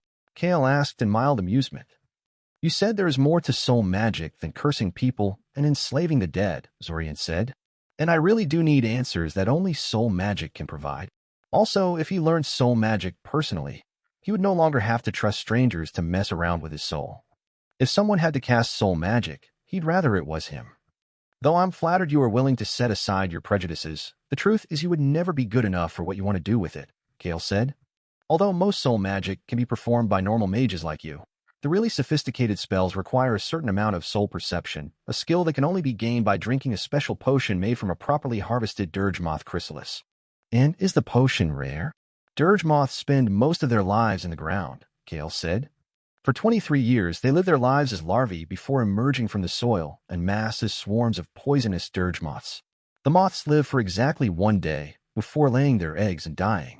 In case you're curious, the last emergence of the moth swarms was less than a decade ago. There will be no dirge moth chrysalises for at least another decade, realized Zorian.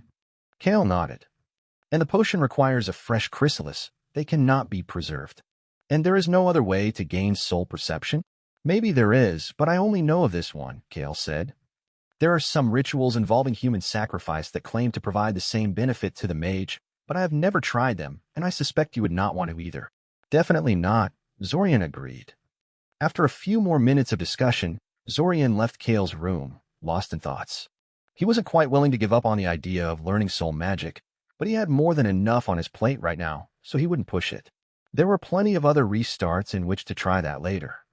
The moment he had entered the room and closed the door behind him, he felt a very familiar touch on his mind. It was not unlike the time he had ventured with Taven into the sewers, yet a lot subtler and less alien, like cobwebs brushing against the edges of his thoughts. He immediately panicked, his eyes swinging from one corner of the room to another in search of his assailant, while he tried to mentally block the presence from his mind. Despite his practice with Kieran, he found himself unable to do so. "So you are open?" A clear, confident voice resonated through his mind. Unlike the last time, there was no pain or confusing images involved, but that was somehow even more terrifying. In his last encounter, his opponent was obviously unused to dealing with humans. This one knew exactly what it was doing. Interesting. You have met one of us before. This will be easier than I thought then. There. Did the shadows in that corner move? He was about to cast a magic missile at the spot when his whole body suddenly froze and refused to listen to him. A dark shadow suddenly jumped from the patch of darkness in the corner of his room and landed on his bed, right in front of him. It was a spider, like he suspected, but it looked nothing like what he expected. The spider was relatively small for a giant spider breed, no bigger than Zorian's chest, and a lot more compact than the spindly, long-legged varieties that people usually associated with spiders. Racking his brain, Zorian identified it as a type of jumping spider. As the creature turned around to face him, Zorian suddenly found himself staring at a pair of giant, solid black eyes that gave the spider a surprisingly human-like face. There was another pair of smaller eyes on its forehead, for the lack of a better word, but the two big ones kept drawing Zorian's attention. The other thing he noticed, of course, was a pair of giant fangs that looked like they could pierce his skull with ease. "Greetings, Zorian Kaczynski," the spider spoke telepathically. "I've been wanting to meet you for a while now. You and I need to have a long talk." Chapter 17, Sympathy for the Spider. For a moment, silence reigned, both literal and mental, as Zorian stared into the unblinking eyes of his adversary. Zorian wasn't one of those people who had a phobia of spiders, but it was hard not to be intimidated by a creature that could read your thoughts and have you completely at its mercy due to induced paralysis. He couldn't even try to physically overpower the effect. Since the paralysis was a purely mental one, he was quite literally locked out of control of his own body. The situation wasn't completely hopeless. As a mage, Zorian was resistant to mind reading almost by default. The ability to clear away stray thoughts and emotions and otherwise discipline their mind was a must for any aspiring mage. That said, controlling your thoughts for long periods of time was tiresome. It was only a matter of time until a stray thought escaped him and he slipped an important secret to the blasted spider. And resistance to mind reading would do him no good if the creature grew frustrated with his resistance and decided to take a metaphorical sledgehammer to his mind. In the end, the spider decided to speak first, or rather, communicate telepathically to him first, as that appeared to be its only method of talking to him. It made sense, really. The spider had no recognizable mouth from which to speak out of. "You're untrained," the spider opinionated. "It's a pity. I would have loved to trade techniques with a human psychic. I suppose it's to be expected, though, considering the unhealthy attitude towards mind magic your species has." "What? Why the confusion?" You cannot possibly be ignorant of the gift, the spider said, torn between bafflement and amusement at the thought. See, right there. You just sense my emotions. What do you think that is, if not empathy? Zorian's brain froze for a moment. Him, an empath? That was ridiculous. He was neither social nor pleasant enough to be empathic. What a strange chain of thought, the spider mused. Arania like me are all open, yet there are plenty of loners and unpleasant individuals among us. I'm sad to say that some even use their empathy to purposely promote discord within the web. Zorian's mind was momentarily aflame with possibilities before he forcibly reined himself in and shoved those trains of thought into the back of his mind. Focus. This was a horrible time for getting distracted. He had a far more serious issue to think about. You must be mistaken, Zorian thought back, knowing that the spider would pick up on his thought. It's far more likely you accidentally attached some of your emotions to the telepathic message you sent me. There is no need to be insulting. The spider immediately sent back.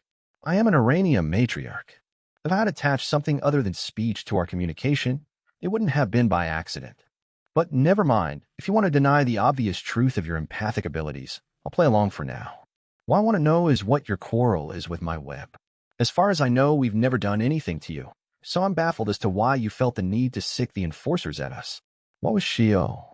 The warning he gave Taven to watch out for telepathic spiders and the subsequent search for the creatures by the enforcers. Right. Of all the things he had been worried about during this past week, having the spiders track him down for setting enforcers at them had never even entered his mind. Funny how these things worked. I'm not sure if you'll believe me, but I never intended to send the enforcers after you, Zorian sent.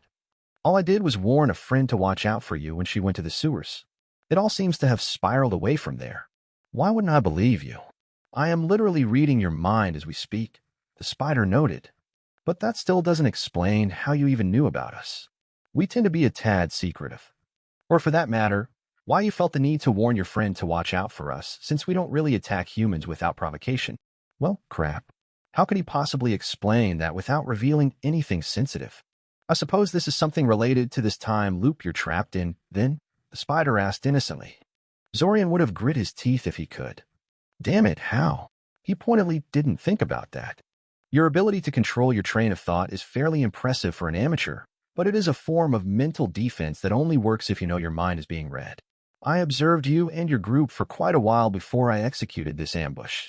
And while you are open, and thus hard to read covertly, your friend and sister are virtually defenseless against my powers. They didn't even notice while I was trawling through their memories, much less when I skimmed their surface thoughts. Zorian felt like slapping himself for such an obvious oversight. Of course, sharing his secrets with the likes of Kiriel would come back to haunt him. A secret is only as secure as its weakest link. He considered the situation for a moment before giving a mental sigh. It was hopeless. The spider had completely outmaneuvered him and currently had him over the barrel. The creature seemed reasonable enough, but he would have almost preferred that it was murderous. He could recover from death easily enough, but the things a skilled mind mage could do to him would linger with him on subsequent restarts. Your insistence on viewing me as an uncompromising threat despite no hostile moves on my part is honestly getting rather tiresome. The spider sent, and Zorian detected a distinct note of annoyance in her bearing. Zorian idly wondered how the esteemed matriarch would describe her current ambush and her gross violation of his friend's privacy, if not as hostile. I came here to talk, not fight. The enforcers hadn't even managed to track us down, much less dispatch any of us, so there is no reason for hard feelings on my part. This isn't a revenge run. It's an attempt to defuse a situation before it spirals out of control. I know our kind looks frightening to your eyes, but please stop thinking of me as some slavering beast out to eat you, or some sadist intending to torture you into insanity for absolutely no reason. We're no worse than humans, really. I'm not sure that sets me at ease. Humans can be pretty horrible, Zorian noted. But I see your point. So what now? The enforcers will get tired of their search quickly enough and leave you alone, and I have no intention of taking any further action against you and your web. Problem solved, then. Well, yes, the spider agreed. But in the process of confronting you, I found something 100 times more interesting than a human kid with a grudge. You don't really think I'm going to just ignore the whole time loop business, do you? I was kind of hoping you would actually, admitted Zorian. It's not really your concern, Dash. Oh, I beg to differ, the spider interjected. I just found out I'm being effectively memory wiped in regular intervals. I am greatly concerned. Zorian racked his brain for a response that could dissuade her from getting involved, but gave up after a couple of seconds. He was getting an impression of resolve and stubbornness from the spider, and had a feeling all of the arguments he could marshal were doomed to fall on deaf ears. He didn't know how he could read a giant spider's body language, but apparently he could. Maybe there was something to her claim of him being empathic. Look, Zorian tried. If we're going to have a serious conversation about this, I would really appreciate if you released me from paralysis. This is very uncomfortable, and I'd be a lot friendlier if I weren't frozen like this. I don't trust you that much, the spider told him bluntly. All you have to do is scream, and things could get uncomfortably messy. I'm not going to do that, Zorian assured. That would just put my sister and friends in danger. I'm sure you could handle anything anyone in this house could throw at you. Well, I'm not. I've lived too long to underestimate mages, the spider said. Tell you what, though. Why don't I simply let you go for now and leave? Later, when you calm down a little, you can descend into the city tunnels and track me down for a nice friendly chat in neutral territory where we both feel a lot safer. That has sounded like a great idea, actually. Well, except for the question of why. Why would you bother tracking me down when you can just pretend this never happened and ignore my existence entirely? The spider surmised. Well, for one thing, I can tell you're interested in what I mean by you being open, no matter how hard you try to hide it. You will never get a satisfactory answer unless you seek me out. Secondly, there is a reason why I accepted the idea that you're trapped in a time loop without dismissing you as crazy. I have important clues that could help you solve this puzzle and break out of the loop, but I'm not sharing them until I get something in return. I'm sure we can agree on a fair price. And finally, working with me isn't just going to be an unnecessary chore like you seem to think. I am a leader of a shadowy group of mind-reading spiders that have their feelers throughout the entire city. Surely you can see how a group like that could be useful in making sense of this event. Zorian swallowed heavily as he finally realized the seriousness of the situation he was dealing with. Her group was that big and organized? He knew the spider before him was a representative of a larger group since she introduced herself as an Arania matriarch, but he thought it was just a loose pack consisting of a dozen spiders or so at best. Suddenly, the pitch-black eyes staring at him seemed a lot more threatening than they were just a moment ago. Gods, what had he gotten himself into? I'm glad we were finally able to understand one another, Zorian Kaczynski. Rest now, and we will talk when you're less tense. Zorian suddenly felt a smothering blanket of telepathic force press itself gently but firmly against his mind. He tried to resist, but the mental attack seemed to ignore his mental defenses entirely. Despite valiant efforts, Zorian soon blacked out. When he woke up a few minutes later, he was alone in the room, and there was no trace of giant spider anywhere in the house. Break. Afterwards, Zorian thought long and hard about the matriarch's offer, and ultimately decided he really didn't have much choice. He somehow doubted she would patiently wait for him if he ignored her for too long, and raising a fuss about her actions would attract unwanted attention to him and might cause the matriarch to retaliate out of spite. And since she knew about the time loop, she was bound to pick something that would haunt him beyond the confines of this particular restart. Of course, there was also the fact that some of the things she said during their brief exchange interested him greatly. The potential benefits of hashing out a deal with her were simply too great to ignore. That said, he had absolutely no intention of rushing to the damn spider at the earliest opportunity. That would just make him seem desperate. Let her wait for a while. It was a good idea to do some preparations before confronting the matriarch, anyway. First of all, he needed to know more about these Arania he would be meeting with. His previous searches for information about the spiders left him empty-handed, but now he was armed with an actual name of the species, and his search was much more successful. He found plenty of descriptions, though they were of much poorer quality than he had hoped. Apparently, Arania were considered semi-mythical due to their rarity, and there were many conflicting reports circulating about them. Everyone agreed they were sentient and magical in nature, but from there the details diverged wildly. Depending on the author, all sorts of powers were attributed to them, from the ability to assume human form to the ability to manipulate shadows and other crazier abilities. Zorian could see three possible explanations for this. 1. The Arania had a dizzying number of subspecies, all with a wildly different appearance and abilities. 2. The authors were making stuff up. And 3. The Arania were mages in a human sense, armed with a flexible spellcasting system capable of producing a wide variety of effects. Knowing his luck, it was definitely number 3, the most worrying of possibilities. A group of one-trick ponies limited to mind magic was a dangerous foe, but one that could be countered with enough preparation. A group of mages utilizing a completely novel spellcasting system whose limitations he was unfamiliar with, that was practically the definition of unpredictability. Still, the Arania he had met never gave any indication of knowing any magic beyond the mind-based one, so maybe this group specialized in the field or something. Having a way to deal with their mind-affecting abilities was certainly a must before going off to confront them. One of the books also suggested Arania were vulnerable to light-based attacks, being nocturnal in nature and lacking eyelids. It sounded plausible to Zorian, and he was pretty sure his spell formula skills were sufficient to cobble together some flash grenades. A few more general defensive measures, and he should be set. Well, as set as a mage of his own caliber and resources could possibly be, it wasn't much, but it would hopefully buy him enough time to flee if things turned sour. The other thing he was trying to puzzle out was the matriarch's claim that he was an empath. The idea seemed so wrong to him.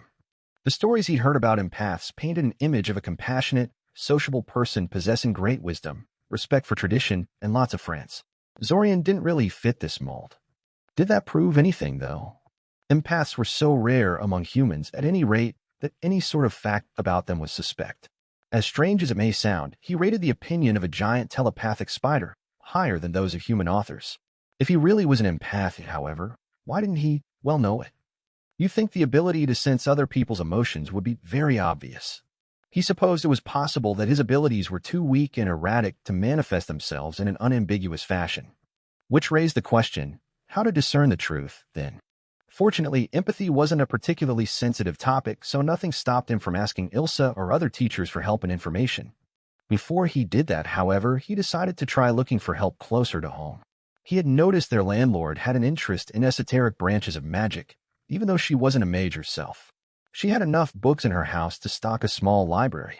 It wouldn't hurt to ask, he supposed, and Amaya was a lot more approachable than anyone else he could reach.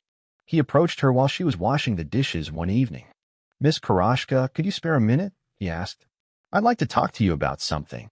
"I told you to call me Amaya," she said, halting her task long enough to give him a mild glare. "And, of course, I can talk to you, but I have to finish this first. Pull up a chair and wait till I'm done." Instead of doing that, however, Zorian moved to help her with her task. She'd be done quicker with him helping her out, and it was a cheap way to score some points with her before asking for help. She seemed momentarily surprised by his gesture, but recovered her composure quickly and continued on as if his action was totally expected. Once they were done, Amaya sat down at the kitchen table and motioned for Zorian to join her. "So," she began, "what exactly is weighing so heavily on the mind of my grumpiest tenant that he would come to me for counsel? The way you've been avoiding me this whole time, I almost thought you hated me." "I don't hate you, Miss Amaya," finished Zorian, correcting himself after seeing her cross look. "I've just been pretty busy, that's all. Kiriel kind of monopolizes all of my free time here." "She is quite a handful, isn't she?"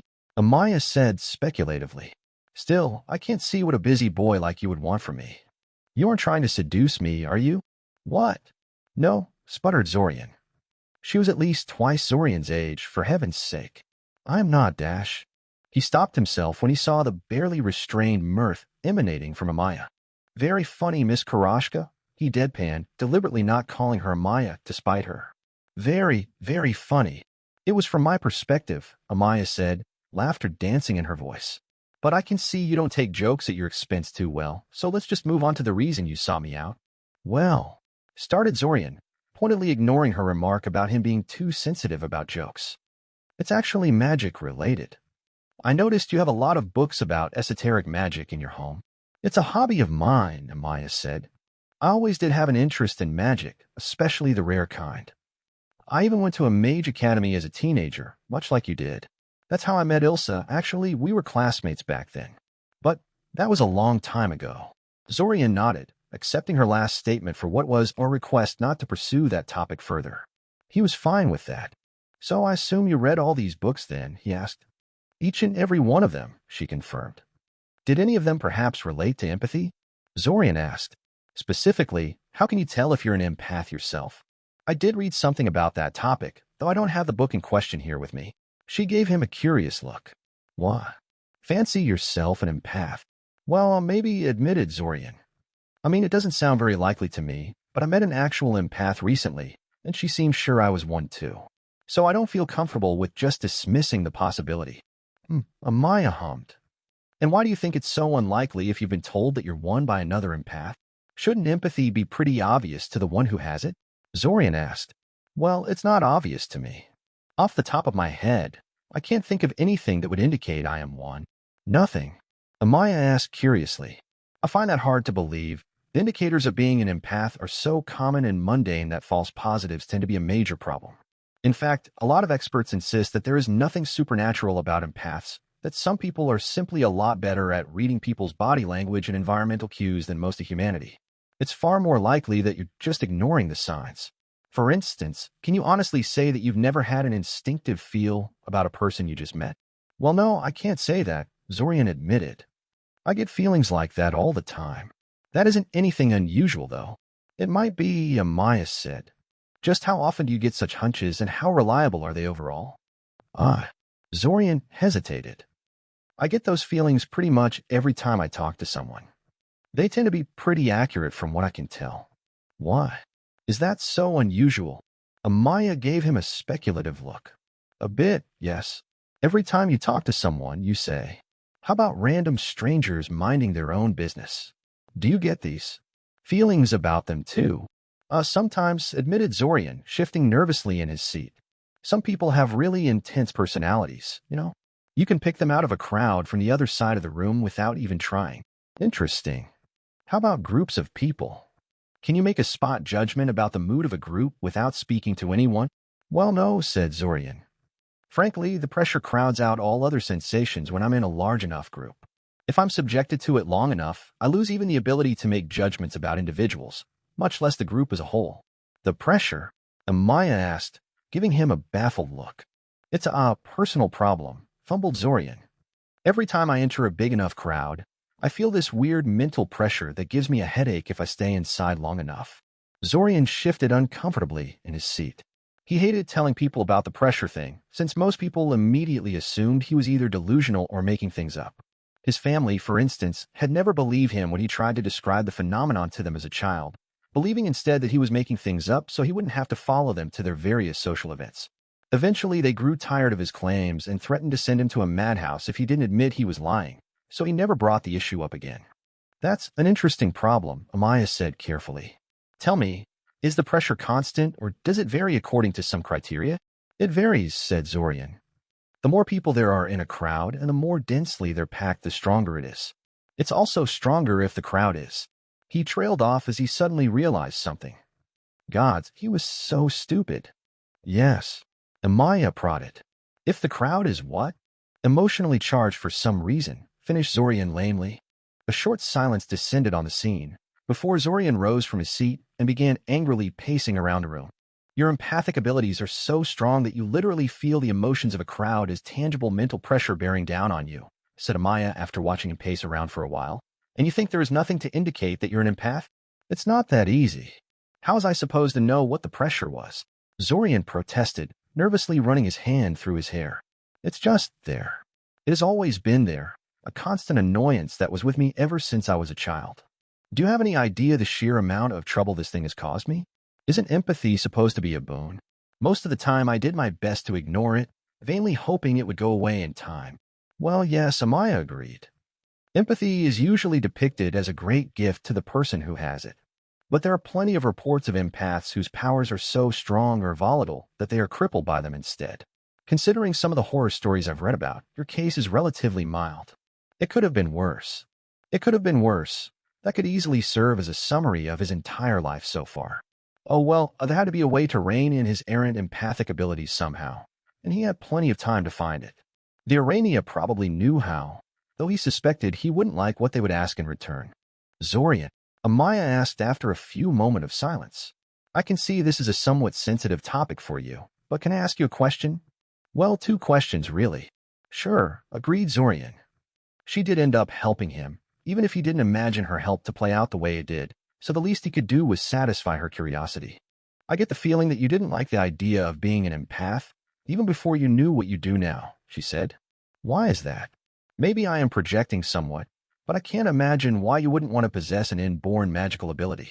I hope you don't think you're a freak just because dash. No, it's nothing like that, Zorian quickly assured. I know a lot of civilian-born students react badly to anything that may make them abnormal, but I'm not like that. No, the real reason I didn't like the idea of being an empath is far more stupid than that. Actually, I'm kind of embarrassed to even admit it, so can we just move on? No, Amaya said, a smirk on her face. This I definitely got to hear. Zorian rolled his eyes. Served him right for admitting it was embarrassing. Oh well, it's not like she'd remember this conversation once the loop reset. All right, but you can't tell this to anyone, okay? Amaya mimicked, sealing her mouth shut. It's because empathy is usually portrayed as a feminine ability, one reserved for girls and girly men, admitted Zorian. Nodded Amaya.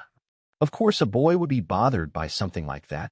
I'm not sexist or anything, Zorian hastily added. But I already receive a lot of comments about my supposed lack of masculinity, and they're annoying enough as it is. I really don't want to see how bad they would get if they had this sort of proof. His family was the worst offender in that regard, especially his father, but he would keep that little tidbit to himself. I won't tell anyone, Amaya said. And if it makes you feel any better, there is no evidence that empathy manifests itself more often in women than it does in men. I figured, Zorian said. Very few magical abilities are gender-specific, unless they're artificially designed to be that way. And I also think those people have no idea what they're talking about, Amaya said with a supposedly innocent smile that had a hint of mischievousness behind it.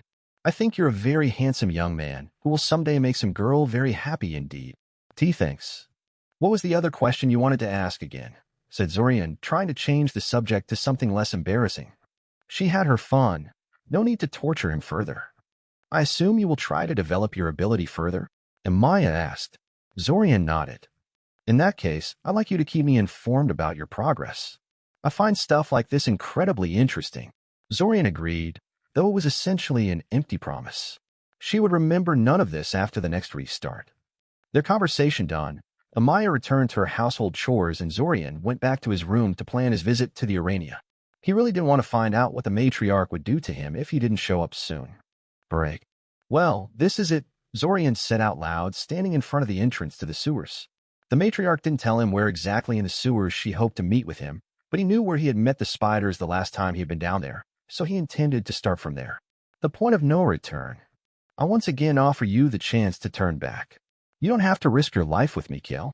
He gave a pointed look to the Morlock following after him, trying to use his newly found, newly recognized, empathic abilities to gauge the other boy's mood. Sadly, the boy's emotions were too well controlled at the moment, and his control over his empathy sucked. Regardless of how Kale truly felt about this trip, he was clearly determined to see it through. Why, Zorian didn't know. When he told Kale about the Urania matriarch's ambush and the resulting conversation, he did it because he wanted to have someone to bounce ideas from, and Kale seemed like the best choice. He already knew about the time loop, and he was clearly very intelligent, not because he had wanted Kale to come with him. Kale, on the other hand, insisted that coming alone on such a meeting was the height of idiocy, and that Zorian needed a partner to cover him. Zorian reluctantly agreed, not entirely comfortable with risking someone else's life in this thing, no matter how logical it was. Kale seemed amused that Zorian cared more about his safety than his own, considering that Kale would be restored to normal once the loop restarted and Zorian might not be. But Zorian's moral sense had yet to adapt to the implications of the time loop, and he was horribly bothered by the idea of leading Kale to his death in the tunnels and leaving his daughter all alone in the world, even if it was only for a week or so. I told you to drop it, Kale sighed. I'm definitely going with you. If nothing else, then so this Urania matriarch and I can have a conversation about ethical uses of mind magic. All right, Kale was still kind of bitter that the spider searched through his memories in her quest to piece together what Zorian's motives were. Finally, they descended into the tunnels, Zorian leading the way. He chose his way carefully, occasionally leaving a magical trap behind them in the form of stone cubes covered in spell formula. If they had to flee, the traps should be able to surprise any pursuers by backtracking where the traps were. Most of them simply erected a force field to delay the attackers, but a couple had more aggressive effects. At the very least, it should force the pursuers to slow down in order to deal with the cubes and give them enough time to reach the surface. Kale, meanwhile, was their anti-mentalist support. He had put a mind shield spell on himself and would remain under the spell's effects constantly. If the meeting at any point turned sour, Kale would immediately cast the spell on Zorian as well. Kale seemed sure that the spiders had a method of communicating with humans other than telepathy and suggested that they both use the spell right from the start, but Zorian knew he had to keep his mind open if he wanted these talks to be in any way productive. His instincts, which Zorian now recognized as his uncontrolled empathic abilities, were telling him that Urania placed great significance on mind-to-mind communication. Shutting them out completely would be seen as an insult, even if they did happen to have alternative methods of communicating.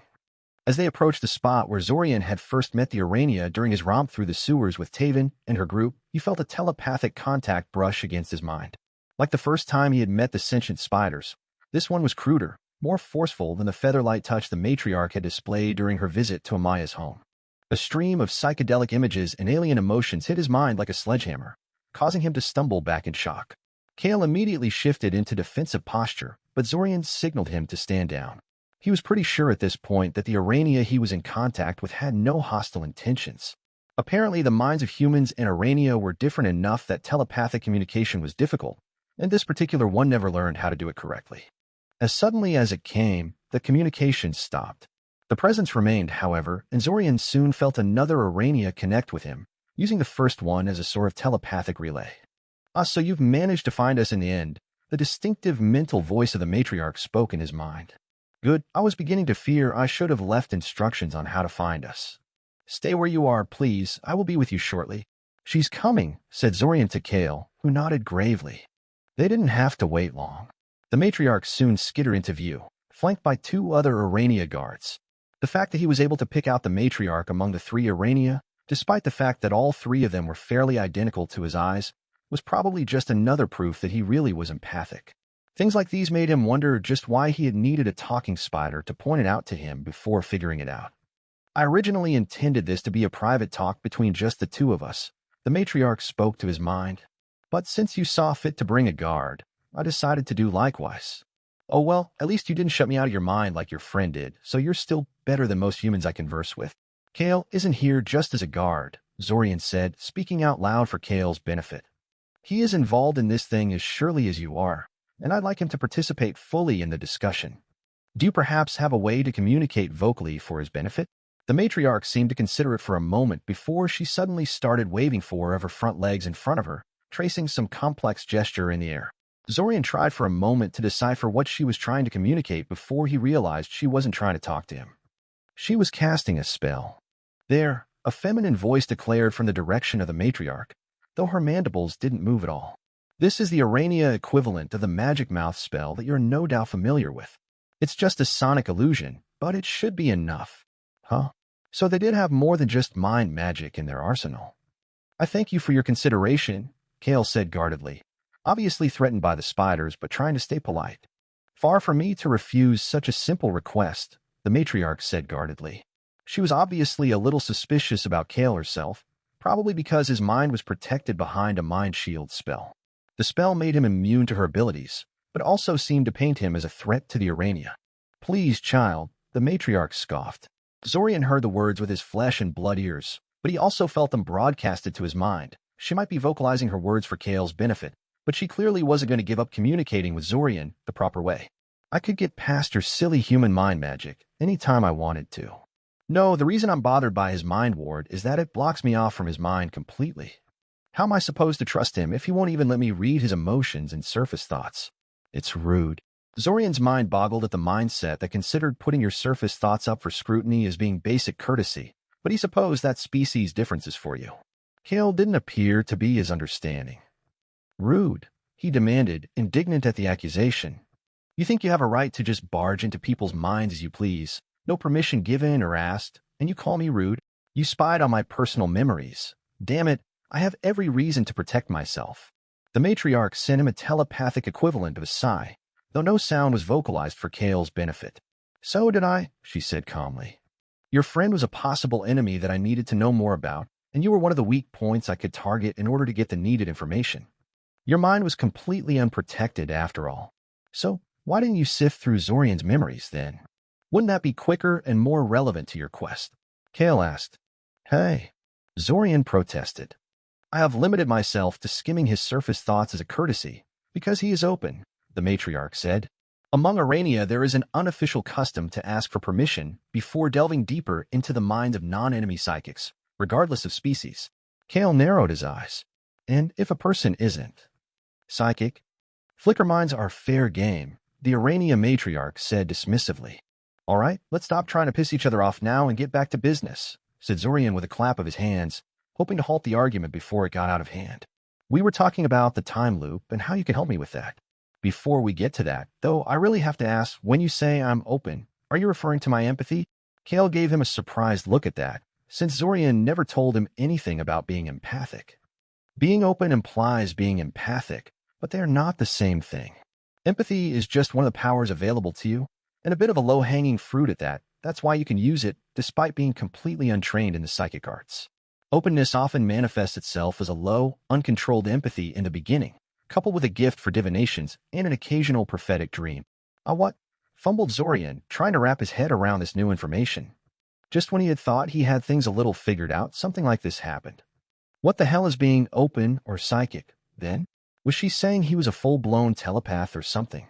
You could be that with enough training, yes, confirmed the matriarch. I can teach you more about it, provided we come to some kind of mutually acceptable agreement about this time loop business. And what exactly do you want from Zorian in that regard? Asked Kale suspiciously. Why, my dear Kale, the same thing you want from him as well, the matriarch said with a hint of mockery. I want to in on this time loop. For a moment Zorian wondered what she was talking about, but then his eyes widened as he understood what she meant. You want to keep your memories with each restart? To loop around with me and Zack? Asked Zorian incredulously. Kale shifted uncomfortably in his spot, refusing to look at him in the eye, while the Urania matriarch stared straight back at him without a hint of shame on her face. I guess I can see why you would want that, said Zorian hesitantly. I mean, I'm not too happy about my situation, but even I can see that I'm benefiting massively from it. But you seem to have gotten the wrong idea, both of you. He glanced at Kale, but the Morlock was still avoiding his eyes. He probably thought Zorian would be angry at him for wanting to take advantage of him, but Zorian wasn't really angry, just confused. The thing is, I don't know how to bring anyone into this loop. I don't even know how the details of how I got sucked into it, much less how to replicate it. I can't bring you into it. We didn't get the wrong idea, Zorian, Kale sighed. We're not stupid. We know you can't do it now. We know you won't be able to do it by the time this time loop ends. He gave the matriarch a weak glare. Or at least I know. Maybe the great Urania matriarch knows something this poor Flickermind doesn't. I agree with the Morlock, the matriarch said, refusing to rise to Kale's provocation. It is highly implausible that you'd be able to bring us into the time loop as you are now. You've completely lost me at this point, Zorian complained. What do you want, then? My idea was to store memory packets in your mind, allowing your soul to ferry them when the time resets itself, the matriarch said nonchalantly. It's not quite as good as having your entire soul sent back, but it would be good enough for my purposes. And I would agree to that. Why? Asked Zorian suspiciously. That sounded like it would require some serious messing with his mind. Far more than he was comfortable with, in any case. I'm sure I can find something to tempt you with, the matriarch said, punctuating her message with a mental shrug. You need information about the loop that I have. You want to learn how to control your empathy. You need my help in countering the invaders. Need I go on? Zorian sighed and turned to Kale instead of answering her. I wanted to connect you with some people and have you figure out with their help how your connection with Zack works. Then you could apply that knowledge to bring me into the time loop, said Kale. It would probably take quite a few restarts, and I don't have anything nearly as tempting as our esteemed matriarch over there. But on the other hand, it is something that will definitely help you learn more about this time loop in the process. Left unsaid was that those people Kale wanted to connect him with were probably all necromancers, and that having them mess around with his soul was every bit as dangerous as letting the Urania screw around with his mind, and possibly more so. I see, sighed Zorian. Well, I'll set aside Kale's proposal for now, since that's not what we came here to discuss. That's fine with me, Kale said quickly. I still have a lot to think about in that regard. Right, said Zorian. Then let's move on to the details of the matriarch's proposal. Just out of curiosity, do you have a name? If we're going to do business, especially so sensitive, I'd like to know who exactly I'm talking to. The matriarch didn't answer verbally. Instead, she sent a short burst of telepathy containing the same sort of psychedelic jumble of images and concepts that the less skilled Urania bombarded him with in the initial greeting. Thankfully, this particular burst wasn't painful, just confusing, probably because it was so relatively short. After mentally dissecting the chaotic message in his head, he realized this was the name he asked for. Translating the concepts into something appropriate for human communication proved a bit of a challenge, however. Spear of Resolve striking straight at the heart of the matter, questioned Zorian curiously. As good an approximation of my real name as any, said the matriarch. And yes, I know that's too unwieldy to use in human conversation. Your language is very crude, so it's hard to translate Uranian names into it without ending up with such overdramatic-sounding drivel. You can just continue calling me matriarch, and I won't hold it against you. Kale snorted derisively at the matriarch's swipe against human speech, but didn't say anything. Zorian, for his part, was considering how to proceed. All right then, said Zorian. You told me that there is a reason why you took the time loop seriously. Why don't you tell us what you mean by that? Before the matriarch could answer, a loud roar pierced through the relative silence of the tunnel, quickly followed by several more similar ones. Color drained out of Zorian's face as he realized the identity of the creatures that produced the roar. A band of war trolls were coming their way. Chapter 18, The Pact is Sealed. He should have known, really. Every time he got even slightly closer to getting to the bottom of this mess, some complication sprang up to hamper his progress. It was uncanny.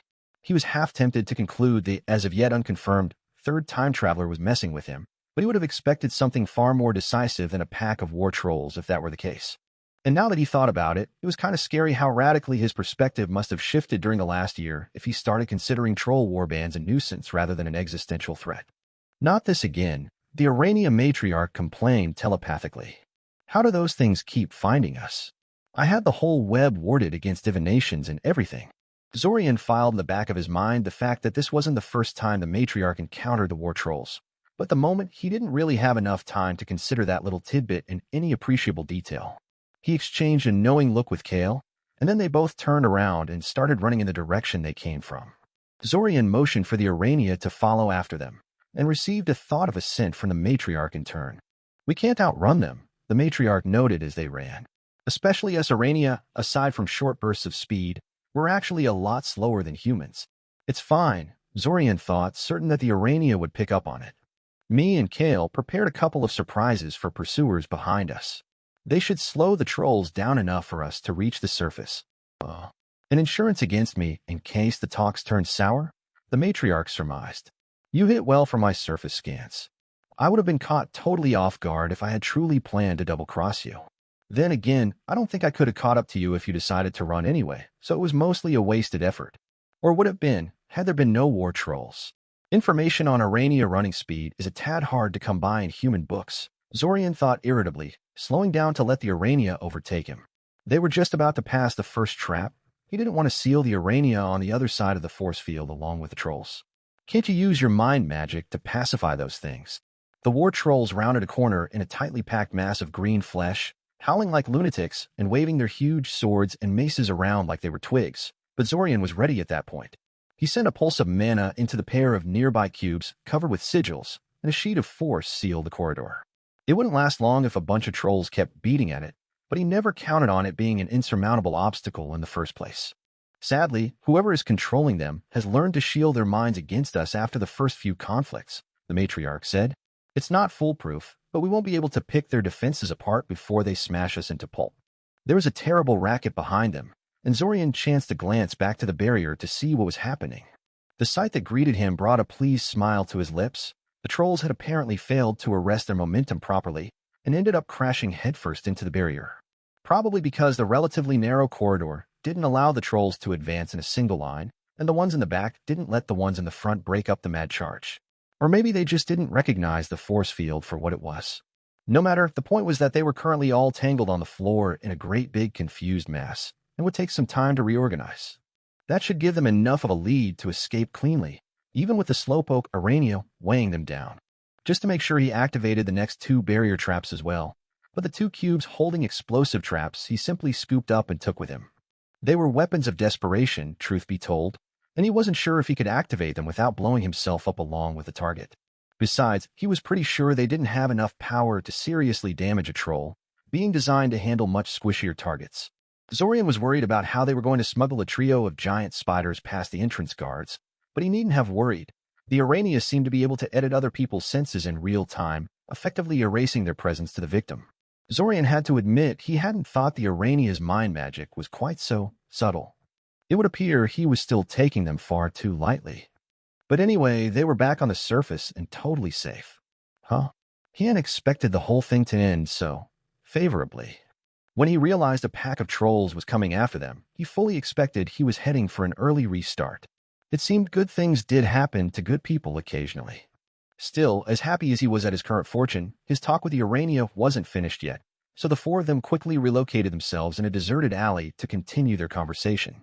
We should be safe enough to talk here, the matriarch said in her magically assisted voice. I can't sense the presence of any minds that don't belong here. Not even those blasted cephalic rats. The what? Asked Zorian. Another psychic creature we've recently come to share this city with, the matriarch groused. They look much like regular rats, except the top of their head looks like it has been sawn off, leaving their brains visible. Oh, Zorian said. I actually saw something like that once, back in my original live-through of this month. I never went down that street in any of the subsequent restarts, though. Probably for the best, the matriarch said. It is likely they are working for the invasion forces. They only appeared recently, and the trolls started harassing us when we tried to exterminate them. Are the rats intelligent? Asked Kale. You seem to be implying there's some kind of spies, yes? They are psychic, like us, the matriarch said. Their minds are telepathically linked to one another, forming a collective intelligence. Individually, they are little more than particularly cunning rats, but the more of them grouped together, the smarter they get. And the stronger their telepathic abilities become. They're small enough to get anywhere, and the death of any particular rat is inconsequential. Each one acts as a relay for the full power and intelligence of the entire swarm. They're almost perfect spies, better than even us Arania. As I said, we tried to get rid of them before they could muscle in on our territory, but we failed to account for the fact that they weren't working alone. Crap, Zorian said. With those things running around the city, it's no wonder the invaders are so well informed. They could be pulling information straight out of people's minds without anybody realizing it. All they need is to find one person that is privy to sensitive information and whose mind is unprotected, and they can blow a hole in the whole system. Yes, the matriarch confirmed. Arania can do something similar, but not nearly to the same extent. We're too big to move as freely through human settlements as cephalic rats do, and our individual members are not as expendable as individual cephalic rats. They can get into many places where we can't, especially warded ones. Giant spiders trip defensive wards in ways that a couple of funny-looking rats do not. Zorian frowned as he suddenly realized something. With these cephalic rats on the loose in the city and working with the invaders, there was no way the invasion organizers remained ignorant of the time loop in every single restart. Zorian himself had not advertised the situation much, but Zack did. Sometimes very visibly and explicitly, if Zack hadn't been speaking in hyperbole when Zorian talked to him. So whoever was controlling the cephalic rats knew about Zack being a time traveler in at least some of the restarts, and never did anything about it. Zorian found that difficult to explain. Did they just refuse to believe what their agents on the ground were telling them? That sounded uncharacteristically sloppy considering how well the invaders seemed to be organized otherwise. An interesting point, the matriarch said, breaking him out of his thoughts. I'm beginning to understand why you're so reluctant to deal openly with this Zack. But we're getting distracted here, dancing around the real issue. You heard my offer, Zorian. I have been very generous about my information thus far, but I'm afraid I'm going to have to put my foot down now. I want a straight answer. Will you let me send a memory packet through you or not? Zorian sighed. What a difficult question. He needed what the matriarch was offering, but he really didn't trust her with this. And really, how could he? Mind magic was only a hair's breadth better than soul magic in terms of abuse potential, and that was only because mind magic had well-established counters whereas soul magic did not. You're asking a lot, Zorian complained. I offer a lot, the matriarch countered. And besides, I'm taking as big of a risk here as you do. I have no guarantee that you will actually track me down in each restart and alert me to the memories I stored inside your mind. What stops you from playing along for a few restarts until you've gotten everything you wanted from me, and then meticulously avoiding contact with me for the rest of the time loop? Nothing. I have taken a leap of faith and decided to trust you. Is it so wrong to expect a similar commitment from you in turn? A short silence descended on the scene as Zorian digested her words in his head. He supposed there was some merit in what she was saying, though he wasn't quite buying the idea that she was risking as much as he was. His risk was more final and immediate than hers. Oh well. No pain, no gain. Fine, he said. I agree to your terms. Break. You are a braver man than I, Kale told him as they slowly walked back to Amaya's place. Zorian absent-mindedly rubbed his forehead instead of giving him a proper answer. He didn't feel noticeably different after the Urania was finished with the procedure, to be honest. Kale was worried about possible dormant command spells that the matriarch may have implanted along with the memory packet, but I actually had a reason to think it might not be as dangerous as it sounded, Zorian finally said. Oh, Kale prompted. Yeah, I researched the limitations of mind magic before we went to talk to the matriarch, both the classical spellcasting type and the telepathic abilities of magical creatures known to use them. I even asked Ilsa and our combat magic instructor for advice. I probably made them really suspicious of what the hell I'm doing, but whatever. Anyway, everyone seems to agree that even expert mind mages can't just rewrite someone's brain on a whim or in a stealthy manner. It takes a great deal of time, and you basically have to knock the victim unconscious, or they will be fully aware of what you're trying to do to them and fight it with everything they got, physically and mentally. If the matriarch tried to do something truly terrible to me, we would have known quickly enough. I'm not really sure I could have done much for you, even if I noticed the deal had gone bad, Kale said. I do have some modest combat skills, but I doubt they'd be enough to fight off 3 giant spiders that are all within jumping distance of me. It doesn't matter, said Zorian, reaching into his pocket to retrieve one of his 2 unspent explosive cubes.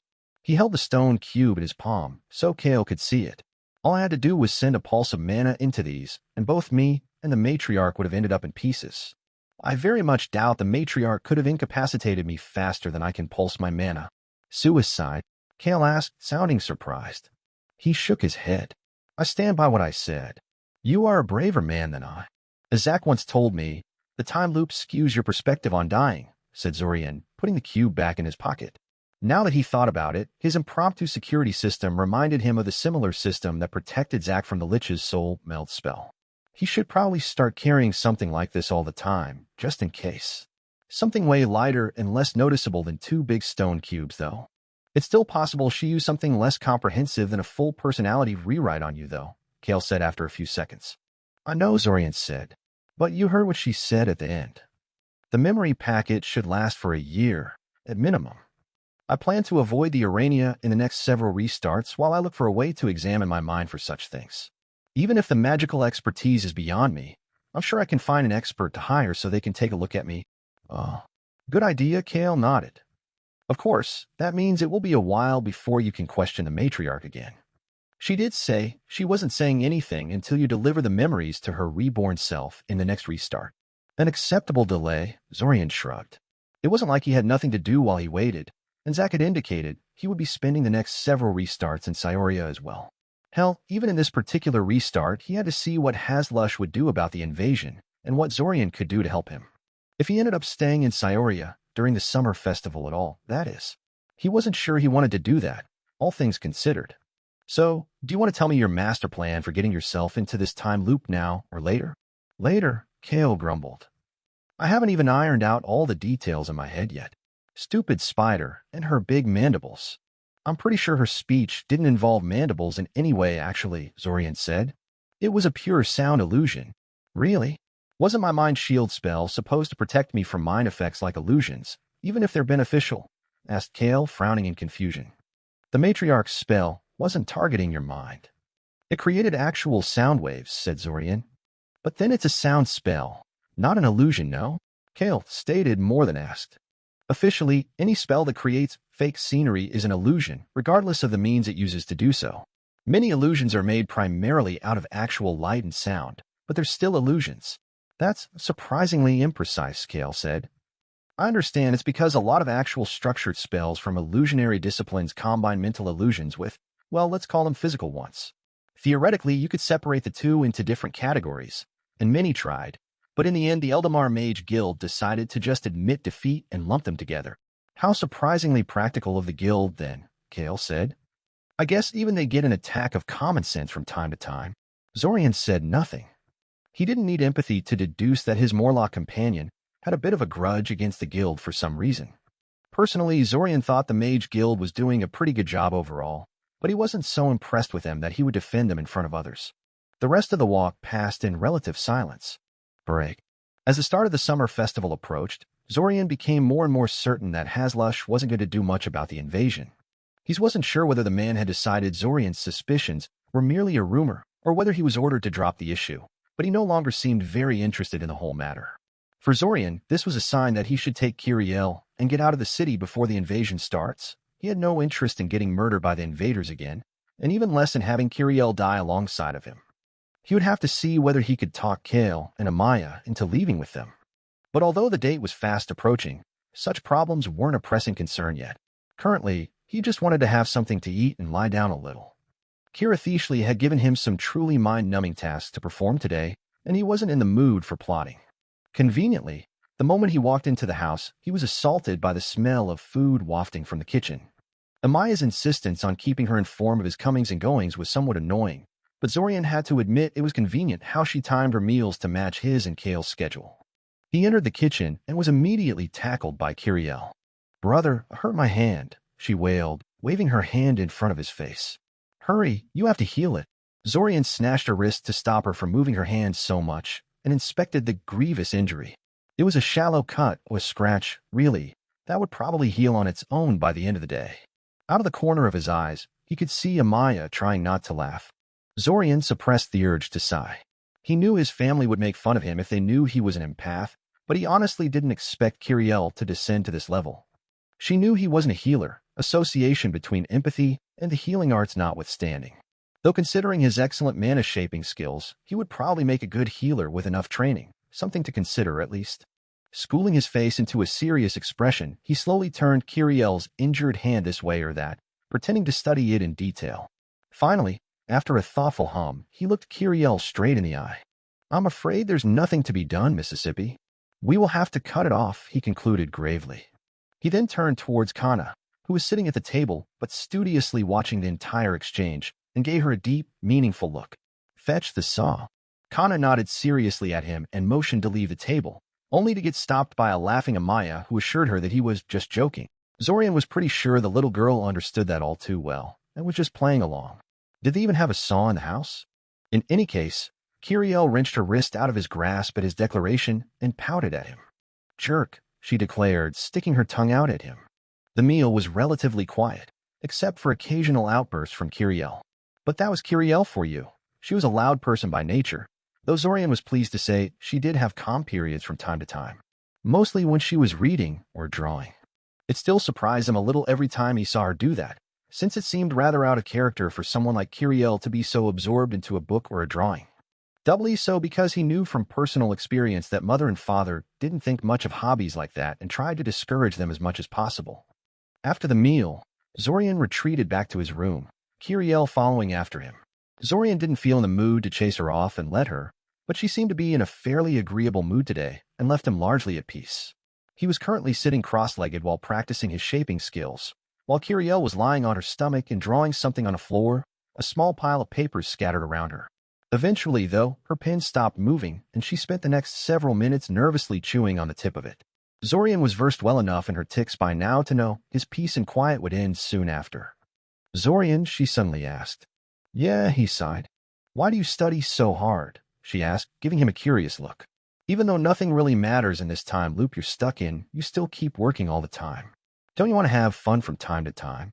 "You're wrong," Zorian said. "First of all, everything matters. You are what you do, and if I were to start doing stupid things just because there is seemingly no consequence for them, those actions would eventually come to define me. Secondly, I actually find studying fun. Well, maybe not all of it, but you get the idea." There was a short silence, but Kiriel seemed reluctant to continue the conversation, even though she clearly wanted to say something. Zorian decided to help her out. "Why do you ask? Is there something you would rather be doing?" Kiriel's eyes darted between him and the pile of drawings on the floor several times, before she finally reached a decision. She scooped up the papers into a neat stack and promptly plopped into Zorian's lap. "Can you look at my drawings and tell me what you think?" she asked excitedly.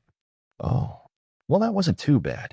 He never paid much attention to her drawings, especially since she tended to hide them whenever he tried to get a better look, but from what he had glimpsed, they were pretty good. Hell, he was feeling in a good mood, so he wouldn't even mock her too much. Damn. Zorian watched and listened in silence, and Kiriel animatedly showed off the fruits of her labor, explaining what the drawings represented. Not that she needed to do so, because the drawings were frighteningly realistic. She wasn't just good, she was freaking amazing. Zorian could swear he was looking at drawings of a professional artist rather than some childish drawings of his little sister. One of the drawings was a very detailed scene of Sioria's cityscape that was so chock full of little details that Zorian was shocked Kiriel actually had the patience to put them down to paper, never mind draw them properly. "Kiriel, those are absolutely amazing," he said honestly. He'd intended to make a few jabs at her skill at first, but he honestly couldn't see anything remotely worth mocking in these. Why on earth is mother not bragging to everyone about having a budding little artist for a daughter? Kiriel shifted uncomfortably in his lap. Mother doesn't approve of me drawing. She won't buy me any supplies, and she yells at me whenever she catches me doing that. Zorian gave her a baffled look. What? Why on earth would she do that? Mother was close-minded and status-obsessed, but not actively malicious or anything. He picked up Kiriel's stack of drawings and leafed through it again, stopping at a very nice portrait of Byrne, the boy he and Kiriel interacted with on the train to Scioria. Kiriel had never even seen the boy after that day, yet she was able to create a very faithful rendition of him, presumably by working from memory alone. Wait, he said suddenly. Is that why you keep stealing my notebooks and writing supplies? Oh, I thought you didn't even notice, she admitted. Since you never complained about it to Mother. Thanks for that, by the way. Well, he never said anything because he thought Mother wouldn't do anything about it, even if she knew. But hey, all was well that ended well, and he certainly wasn't going to tell Kiriel the truth and destroy whatever gratitude he just earned. What about the books, then? I suppose she disapproved of those, too. Zorian guessed. Yeah, Kiriel said, clutching her drawings close to her chest. She won't buy me any. She says a lady shouldn't waste time with such things. That he actually expected, truth be told. Mother didn't like it when he spent his time reading, so he imagined she would be none too happy to see her darling daughter picking up such a hobby. Still didn't explain why she didn't want Kiriel to draw, though. Well, that's Mother for you, said Zorian. She seemed to be getting rather upset, and Zorian could totally understand. It would appear her situation had more similarities to his own than he had ever dreamed about. Don't worry about it. It was the same with me at first. She'll lay off once she sees she can't bully you into submission. It's not the same. Kiriel suddenly snapped at him. Now what? Kiri, you don't get it. It's not the same because you're away from home most of the year, and she can't do anything to you while you're away. You and Diamond and Fortov are here, learning magic and doing whatever you want, and I'll never get to do that. She buried her head in Zorian's chest, her tiny little fingers digging painfully into his arms. It's not the same because I'm a girl. Zorian wrapped his arms around Kiriel, rocking her gently to calm her down while he digested what she was telling him. Finally, a realization hit him. Traditionalists in Surin often held a view that educating female children was a waste of time and money. Hell, some of them even went against the law and refused to send their daughters into elementary school to learn how to read and write. It didn't help that mage academies tended to be rather expensive, even lower quality ones. They aren't going to send you to a mage academy, Zorian concluded out loud. Kiriel shook her head, her face still buried in his chest. They say I don't need it, she said, sniffing sadly. They already have a marriage arranged for me for when I turn 15. Well, isn't that nice for them, said Zorian coldly. You know what, Kiri? You're right. It's not the same. I had to defy Mother and Father all by myself. You, on the other hand, have me. Kiriel peeled her face from his chest and gave him a searching look. You never wanted to help me before, she accused. Every time I asked you to teach me magic, you blew me off. I didn't know what you were dealing with, Zorian shrugged. I thought you were just impatient. Didn't want to waste my time on something you were going to learn in due time anyway. But rest assured, if Mother and Father don't change their minds over the years, you will always have a teacher in me. She stared at him for a few seconds before she snatched one of his arms by the wrist and gripped it in an oath-making position. Promise? She asked. Zorian squeezed her hand tighter, eliciting a yelp from her. Promise, he confirmed. Break. 2 days before the summer festival, Kale finally laid out his plan to Zorian. It was a lot less concrete than the Matriarch's one, and basically involved talking to a number of individuals that Kale thought might know something about soul magic or time travel. None of them were in Scioria, though, and would require Zorian to basically blow off school in order to travel across the country, and in some cases even across borders. The Morlock also hinted that he knew a couple of individuals living in the Great Northern Forest, but he admitted it might be a bad idea to visit those until he could actually defend himself properly. Zorian memorized the names and locations, but it would be a while until he could visit any of them. The end of the restart was totally uneventful. He, Kiriel, Kale, and Kana boarded the train heading out of Scioria on the night of the festival and spent the last remaining hours playing card games to pass the time. Amaya refused to go with them, which was fairly unsurprising, given the suddenness of their request and the sketchy nature of their warnings. And then, like always, Zorian woke up in Surin, Kiriel wishing him a good morning. He didn't take her with him this time, which turned out to be a good idea, as Zach did indeed come to class in that particular restart. The other time traveler tried to strike up a conversation with him, but Zorian was determined to avoid him and gave him a cold shoulder. After a few days, Zack seemed to admit defeat and gave up, but Zorian could see that the other boy was watching him way more closely than he did most people. Zorian's freedom to act as he saw fit was consequently somewhat limited, and he mostly amused himself with honing his shaping skills, combat magic, divinations, and spell formula. Taven was not informed of the rumors behind giant telepathic spiders in the sewers, as he didn't want to meet the matriarch just yet. An entire restart passed in this fashion. And the next one. And the next. In total, it took 6 restarts before Zack stopped approaching him at the start of each restart and otherwise pay attention to him. Despite this, Zorian was pleased with what he had accomplished. He had spent 3 of the 6 restarts learning from the ever-enthusiastic Norable, the other 3 restarts were spent learning from Hazlush, and had gotten skilled enough at spell formula to create a lighter, more inconspicuous version of his explosive suicide switch. It was still a cube, though a much smaller one made of a combination of wood and stone. He made 2 of them in each restart now, and attached them to his key so they would appear as an ornament. He had also found a mage specializing in mind magic, and had him inspect his mind for implanted compulsions and other nasty surprises. Sadly, the man was rather baffled by the memory packet, and couldn't confirm it only contained memories. He did confirm, however, that it was currently dormant, and also that no other magical effect was currently active in his mind. If there was some kind of trap in the memory packet, it had yet to activate. The 7th restart saw Zack still in class, but he appeared to have finally given up on Zorian as a lost cause. It was time to get down to business. Chapter 19, Tangled Webs. One thing Zorian found interesting about the restarts was that small, seemingly inconsequential choices exerted incredible influence on what happened in the restart. Conversely, actions that he felt should throw everything out of whack often tended to have muted or even non-existent effects. Case in point, the last time he had gone into the sewers to meet the matriarch, convincing Ilsa to grant him an access permit to enter the sewers had been trivial. Thus, when Zorian marched into Ilsa's office a few days after the beginning of classes, after he realized Zack had decided to give up on befriending him in this particular restart, he expected the request to be easily granted. He was wrong. No matter how much he reasoned and pleaded, Ilsa refused to allow a newly minted mage like him to risk his life in the underworld. He tried to demonstrate his, at this point, rather advanced combat magic skills, but Ilsa wasn't interested and simply shooed him out of her office. It took nearly an hour for Zorian to calm down and realize what the difference was. Last time he came with Kale, a self-taught genius mage who was also a single parent and had probably dealt with danger before in his life. If Kale thought Zorian was ready to go down into the tunnels beneath the city and was willing to accompany him to boot to make sure he was safe, then that was good enough for Ilsa. This time he came alone, though. No Kale, no permit.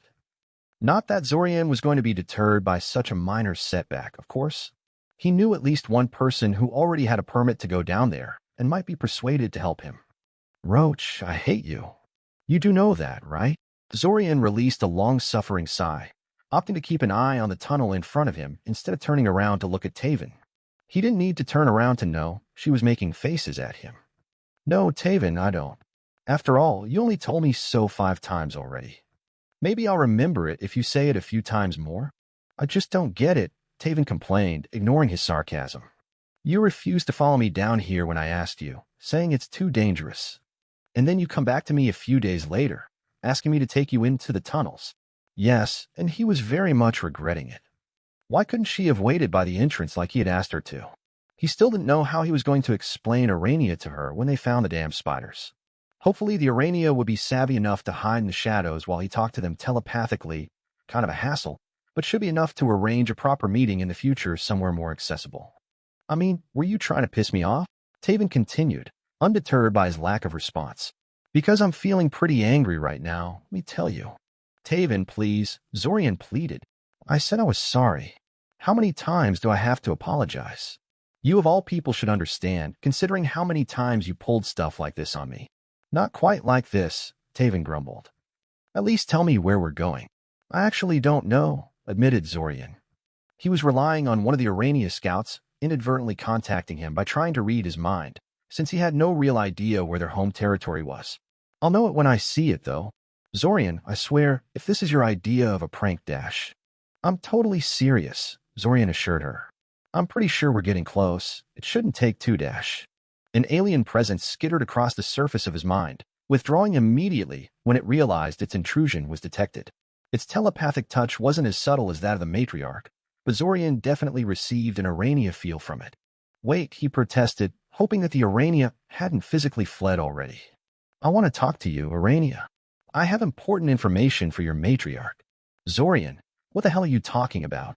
Taven asked, thoroughly baffled at his actions. And who are you talking to anyway? There is no one here. Zorian said nothing, choosing to wait in silence for a while. Seconds passed in utter silence as Zorian patiently waited for a response from the spider. Taven seemed to be torn between feeling irritation at his behavior and agitation at the potentially dangerous situation. Eventually, the Urania decided to reinitiate contact by stepping into the open right in front of him and Taven. Taven gasped in shock at the appearance of the huge hairy spider and immediately moved to draw her spell rod, only for Zorian to snatch her by her wrist and motion her to stand down. She gave him a baffled look before glancing at the spider in front of them. The Urania stood motionless, observing them silently with its huge pitch-black eyes but not making any threatening gestures. Taven seemed to realize that the spider was no threat at the moment and relaxed, moving her hand away from the spell rod attached to her hip. Zorian, she began, radiating a mixture of anger and worry at him. I'll explain later, I promise, Zorian said with a sigh before turning to deal with the Urania. And you? Couldn't you have been a little more discreet? Why couldn't you have stayed in the shadows and contacted me telepathically? The Urania reconnected to his mind and sent a burst of amusement at him. If you wanted to speak to me telepathically, why haven't you called out to me telepathically to begin with? Aren't you psychic yourself? Zorian grimaced. Only it was that easy. Finding information about mind magic from his fellow mages was like pulling teeth, since the Mage Guild took a very dim view on mind magic of any sort, no matter how benign. Nobody could tell him what being psychic meant, much less teach him how to telepathically contact someone. He did track down a spell that allowed a mage to establish a telepathic connection with someone, but the spell was painfully crude. It worked only on other humans. The target had to be willing and able to lower their spell resistance, and the link only allowed word communication devoid of emotional and other connotations. I'm untrained, admitted Zorian. I don't know how to contact someone telepathically. I only know how to piggyback answers on a connection someone else made. He wondered about that, actually. Nobody taught him how to do that, yet the concept seemed to come naturally to him. Is this what it meant to be psychic? Perhaps being psychic simply meant he was some sort of instinctive mind mage with inborn skills in the field. That's so sad, the Urania said. You are incomplete. But I suppose it could always be worse. You could be a flicker mind like your friend there.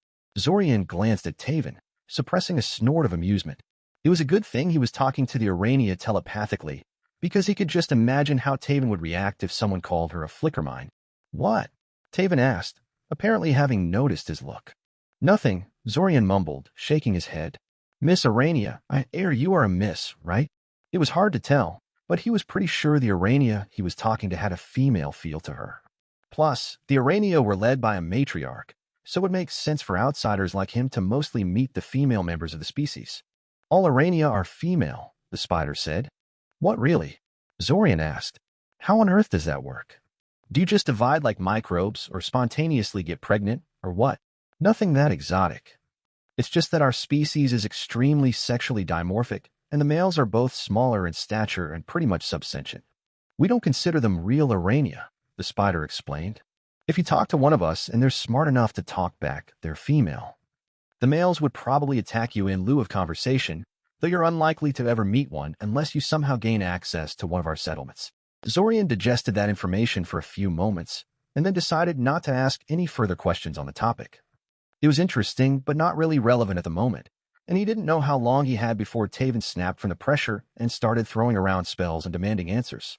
She wasn't exactly a paragon of patience. I'm sorry to be inconsiderate, but I really need to speak to the matriarch, Zorian said, doing his best to reproduce and send the weird Urania the Spear of Resolve concept that the matriarch said was her name instead of calling her the matriarch. Hopefully, this would help convince the Urania to take him seriously when he told him about memory packets from another timeline. I have been listening to your conversation with watchful eyes that miss nothing of importance for a while now, Zorian Kaczynski, the familiar presence of the matriarch announced. Having the ability to throw your mind to any location inhabited by one of your subordinates must be really convenient. It is, confirmed the matriarch. No. How about you introduce yourself and tell me how you know my real name? Then we can move on to this important information you have for me. I am Zorian Kaczynski, mage in training, Zorian said. And the reason I know your real name is that you told it to me yourself, right before you shoved a memory packet into my mind and told me to give it to you later. I don't remember that, the matriarch said hesitantly. I know, Zorian said. If you had been able to retain the memory of that encounter, you would not have bothered with putting the memory packet inside my mind. That's quite a claim, the matriarch said after a short silence. How do I know that you're telling the truth? This could be a trap. You could be related to the people that have been sending trolls at us all this time. Honestly, I have no idea how to prove the truth of my words to you, Zorian said. Your other self was sure you'd have a way to prove the authenticity of the memory packet, even without additional proof, and didn't tell me anything I could convince you with. I see, the matriarch said. She was silent for a few seconds as she thought it over. Give me access to your mind so I can see this memory packet for myself. Of course, Zorian said, offering no resistance when the matriarch delved deeper into his mind. He turned to his companion, who seemed to be at the end of her wits as she watched his silent stare down with the giant spider. Taven, I'm communicating with the spider telepathically. Everything should be fine, but if I fall to the floor and start screaming in the next few minutes, feel free to blast it to oblivion. He still had his suicide cubes with him, but it never hurt to have precautions. Taven immediately nodded at his words, and Zorian saw the Urania in front of him twitch her legs uncomfortably at the implied death threat. The matriarch said nothing, too absorbed in her work. Several minutes later, the matriarch's presence retreated from his mind. I need to think about this, the matriarch said in a daze. Come back in 3 days and we'll talk. Wait, protested Zorian. I need a way to get down here without going through any of the official entrances. Otherwise, I will need to bring Taven here every time I want to come down here, and I'm not sure she'll want to talk to me after this. Zorian was immediately blasted with a mental image of the local section of the tunnel system, along with 8 different ways to access it from the surface without going through any checkpoints. While people weren't kidding when they said the local underworld had more holes than a sponge. In any case, that was apparently the end of his conversation with Urania, because the spider in front of him promptly leaped into the darkness and disappeared, leaving him alone with Taven. He cast a weary glance at said girl, only to flinch at the frown she was giving him. Okay, now that the spider is gone, I guess you can explain to me what on earth I just took part in. Start talking, she commanded. Stupid Urania and their indiscretion. What the hell was he going to tell Taven now? Before we get to that, I would like to point out that if you had waited for me at the entrance like I asked you to dash. Zorian. Just saying, said Zorian lightly. Okay, here's the thing. I'm an empath. Do you know what that means? Not really, Taven said slowly. It means I can sense other people's emotions, said Zorian. And sadly, the ability is currently an instinctive ability. I have no conscious control over it, and it often causes problems for me, so I have been looking for help in mastering it. Sadly, I have found no one willing to help me on the human side, so broaden my horizons. The spider you saw was an Urania, a sentient, telepathic species of spiders that I hope to talk into teaching me how to control my powers. Taven stared at him for a few moments, opening her mouth at one point only to simply close it soon afterwards. And what did they say? She finally asked. They'll think about it, Zorian shrugged. Taven shook her head in disbelief and started walking toward the exit, motioning him to follow. Let's get out of here, Monster Charmer, she said. We should discuss things somewhere else. Somewhere I can sit down and have a drink. He followed. Break. True to her words, Taven led him into an open-air tavern so they could sit down and relax while they talked. Well, so she could sit down and relax, Zorian didn't find the experience all that fun, especially since she made him pay for her drinks out of his own pocket. Strangely enough, Taven accepted most of his explanation without complaints, finding his decision to seek help from a species of monstrous spiders ballsy, rather than reckless and stupid, but things degraded from there. She was displeased that he had originally planned to meet with the Urania without backup and wanted to know whether he had done things like that before, and who had watched his back if he had. That kick-started a heated argument about the wisdom and necessity of going solo, and his ability to fight his way out should things ever go sour. Zorian honestly didn't know whether she was upset because he was putting himself in danger, or that he hadn't invited her along with him. Probably the latter, since she quickly started insisting he should take her with him next time he went into the sewers to meet the Urania matriarch. She'd only get in the way and try to get him to spill his secrets to her, so he refused. Taven didn't like that at all, but seemed to realize nothing would be gained by pressing the issue directly. Instead, she switched tracks and suggested she should help him develop his combat magic. Zorian knew this was a trap, that she simply wanted to wipe the floor with him in a friendly spar in order to show him how overmatched he was against a serious opponent and thus be more amenable to take her along like she asked. But he agreed anyway. He was curious how long he would last against her, and he had nothing to lose except perhaps his pride. That was how he found himself facing Taven in her family training hall, fingering his rod of magic missiles and trying to decide how to approach this practice spar. The training hall was, according to Taven, heavily warded to protect people inside from spell damage, but usage of lethal spells was still not recommended. Sadly, while the ban on lethal spells was totally sensible for a spar, it completely eliminated a lot of his arsenal. He never really put much thought towards battles that weren't the kill or be killed sort, so his spell choices tended towards the destructive end of the scale. "I see you invested into a spell rod," Taven said with a confident smile. "Must have cost you quite a few pieces." Left unsaid, but heard loud and clear, was the implication that the money was wasted. Zorian had no chance in hell of overwhelming Taven's defenses with magic missiles, and they both knew it. That's why he didn't even intend to try. Getting into a battle of attrition with someone who had bigger mana reserves than he did was a fool's game. The prominently displayed spell rod was a deception, intended to give Taven the wrong idea about his opening moves. His real ace in the hole was the shielding bracelet hidden under his right sleeve. "I made it myself," Zorian said. "So it didn't cost me anything." "Really?" Taven said, surprised. "I had no idea you were that good at spell formula. I mean, I knew you were interested in them, but you have your talent for combat, and I have mine," Zorian said smugly. He was quite pleased with himself for getting so good at spell formula. Not only was this something he had been interested in since before the time loop, it was also something that could easily ensure his financial independence once he found a way out of the time loop. Spell formula were widely known to be a difficult field to master, and experts in the field were well paid for their services. Zorian was already good enough that he could start taking commissions today if he was so inclined, and would only get better as he went through the restarts. Whatever. In the end, you were overmatched even in the equipment department, despite your fancy self-made spell rod, said Taven, stretching her hand to the side of her and causing a staff mounted on the nearby wall to fly straight into her palm. He knew it was a spell staff even before Taven channeled a burst of mana into it and caused a series of glowing yellow lines to light up across its surface. "Show off," he said. He was definitely learning how to do that himself one of these days. "Ready?" Taven asked, pointing the staff threateningly towards him. "Ready," confirmed Zorian, twirling the spell rod in his hand. Taven reacted immediately, sending a small missile swarm consisting of 5 magic missiles at him. She was fast, far faster than him, and Zorian could see in her face that she considered herself already victorious. "You are way too presumptuous, Taven," he thought, raising the hand that held the spell rod in order to erect a shield in front of him while throwing a vial full of white liquid at her with his other hand. The missile swarm crashed into Zorian's shield like a hammer. If Taven had been facing old Zorian, the one that existed before the time loop, then this would have been the end. Any shield he may have erected to defend himself would have been sloppily done and would have broken like glass under the onslaught. But she wasn't. She was facing Zorian, the time traveler, who had spent quite a lot of time repeating this month. Almost 2 years by his count. In the grand scheme of things, 2 years was not a huge amount of time. Nonetheless, that was still 2 years of continual combat magic practice, most of it focused on a handful of spells, including shield. His shield spell was nearly flawless. The plane of force was practically invisible when not under strain, and Zorian could overcharge it a great deal to strengthen it further. The shield held. The missile swarm crashed against it ineffectually, causing the nigh-invisible surface to turn opaque under the strain but doing little else of note. Before Taven could collect her wits and try another attack, Zorian sent a mana pulse at the vial flying towards her.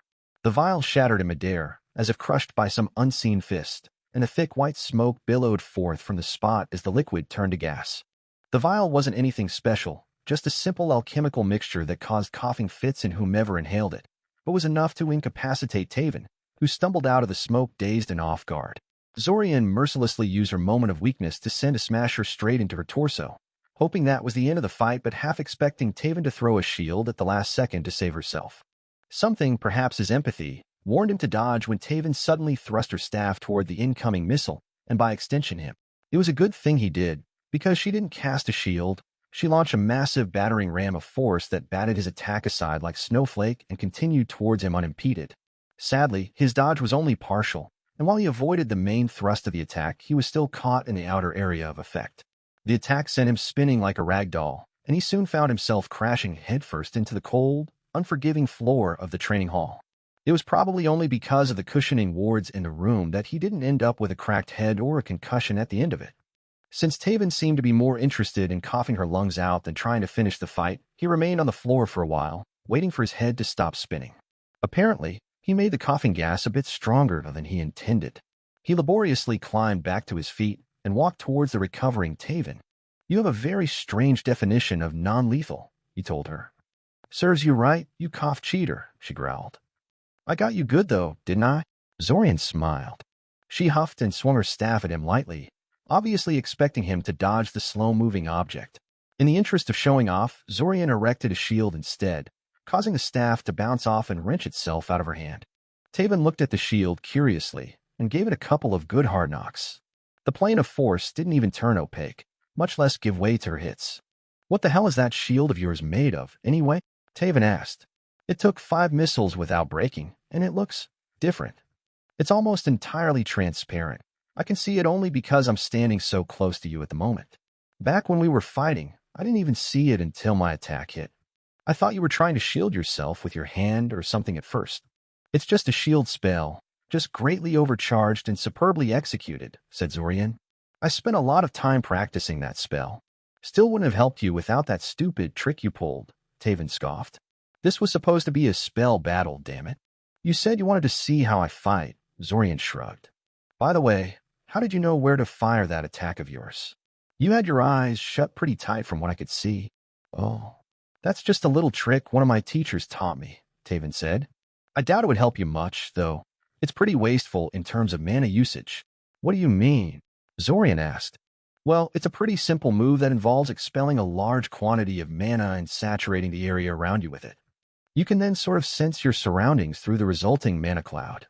The information you gain is very rudimentary, but you can easily spot concentrated mana constructs like that magic missile you threw at me. I actually didn't know where you were, even with the aid of the mana cloud, but I figured that if I aimed in the direction from which the attack came from, I'd probably catch you as well." That sounded awfully familiar.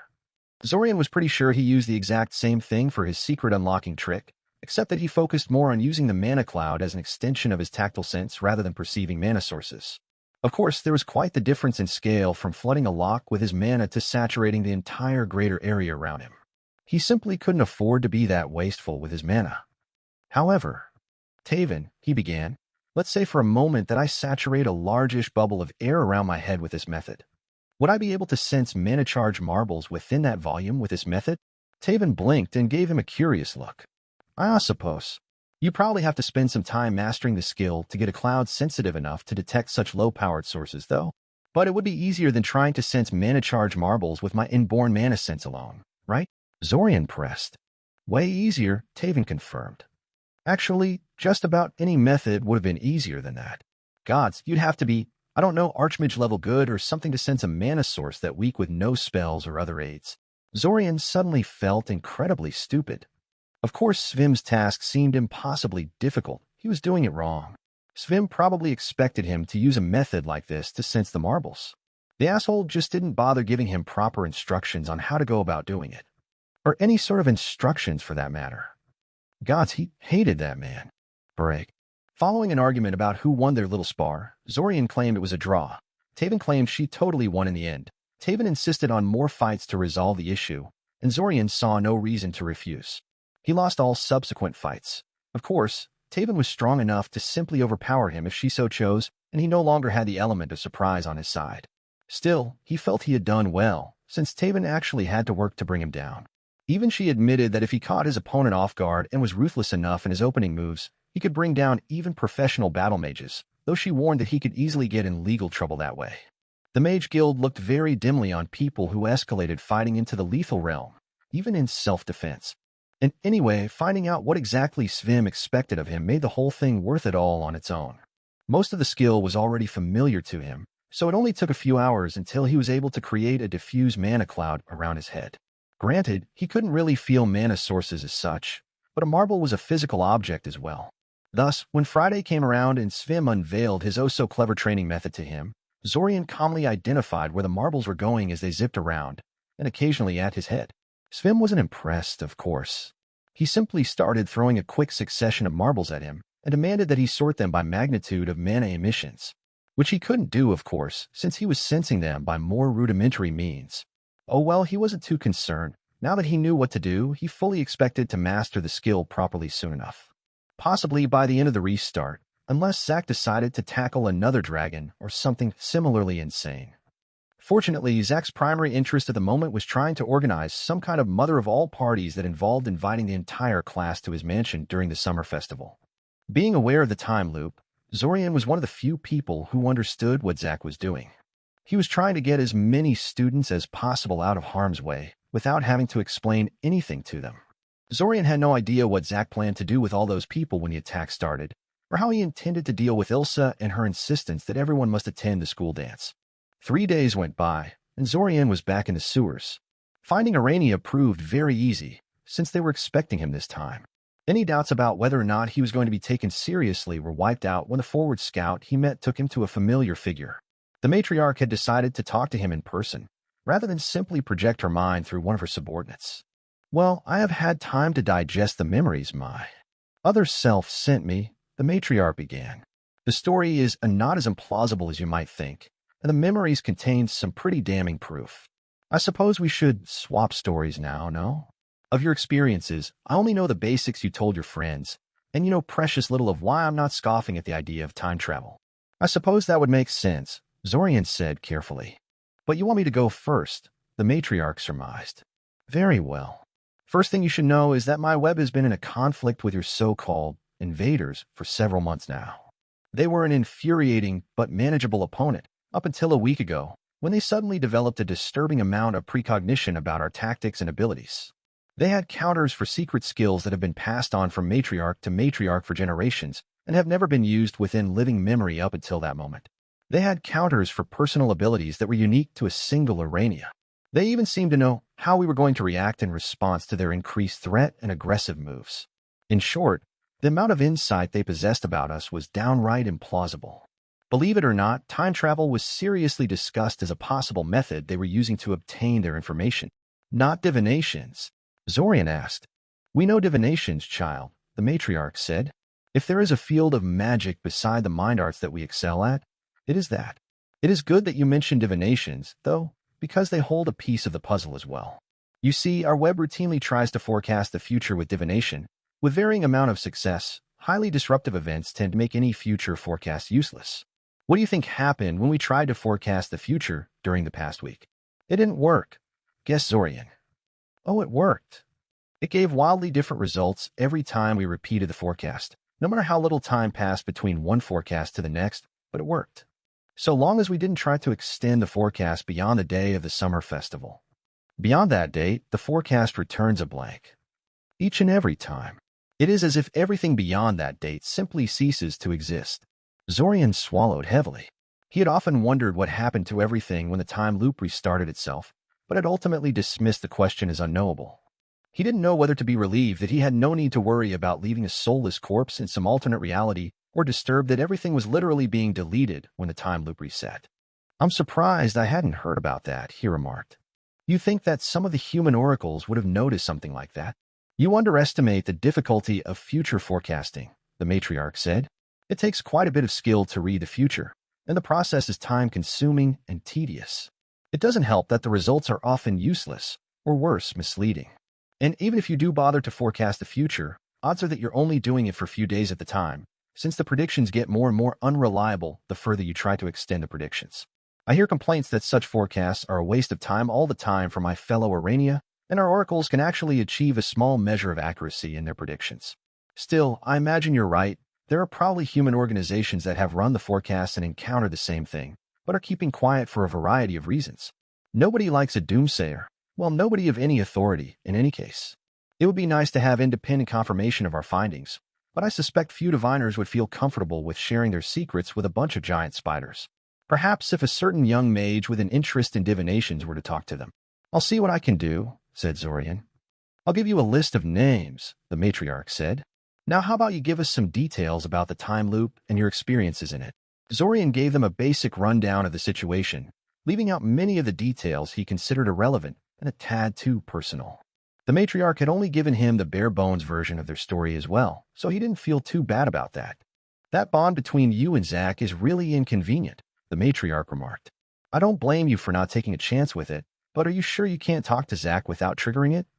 Who knows what useful things the boy knows about this whole thing? Surely if you inform him of your fears, he will agree to keep his distance. Zorian wasn't nearly so sure. He knew Zach meant well, but he always did have problems with patience and self-control, and none of his previous encounters with the boy convinced him he'd changed all that much in that regard. Zach would have probably found another time traveler immensely fascinating and kept pushing at the boundaries until the soul bond either activated fully or was shown to be harmless. I'm surprised you haven't already ripped the knowledge from his mind, Zorian remarked. Isn't he a flicker mind? He isn't psychic, but he does have some skill in shielding his mind, the matriarch said, not at all ashamed to admit she had already tried to steal his memories. Not well, but enough that I can't do more than read his surface thoughts. Now stop dodging the question. Zorian sighed. Everything I found out about soul bonds suggests that there probably isn't any bond between me and Zach. Soul bonds tend to be really obvious to even basic detection spells. My divination instructor in one of the previous restarts showed me a spell for detecting soul bonds, and I used it in school a few times. Every student with a familiar is clearly connected to their partner, and the two soul-bonded twins are also clearly bonded to each other. There is absolutely no link between me and Zach that I can see. There is no way an accidental side effect of an offensive soul mutilation spell has such sophisticated effects when even properly created soul bonds light up easily on detection spells. Curious, the matriarch said. What is it, if not a soul bond, though? Kale thinks that when the soul merge was terminated by our deaths, the link between us was cut rather than carefully untangled. As a consequence, a piece of Zach's soul ended up fused to mine, and the reverse is probably true for Zach.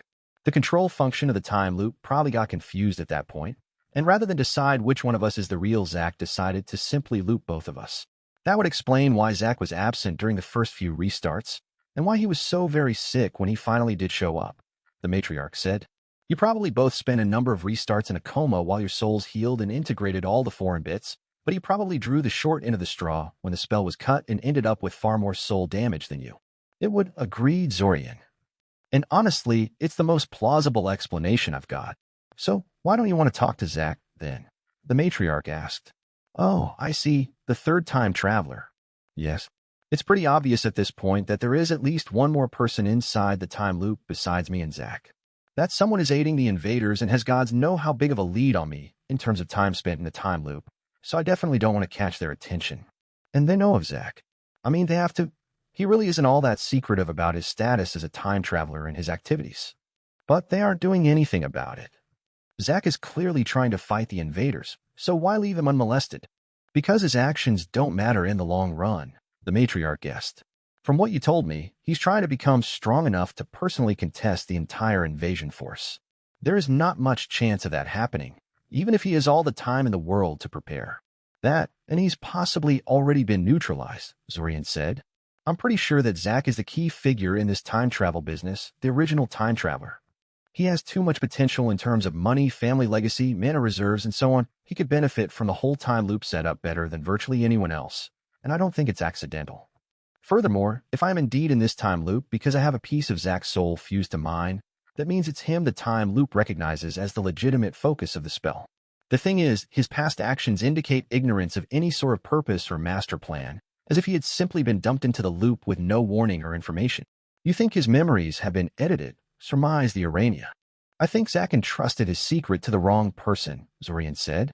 They couldn't just get rid of Zach. As I said, he's the key to this spell, but they could eliminate him as a threat. Shift his attention in a harmless direction, and so on. But I'm not Zach. I am not integral to this time loop in any way, and can be disposed of at whim.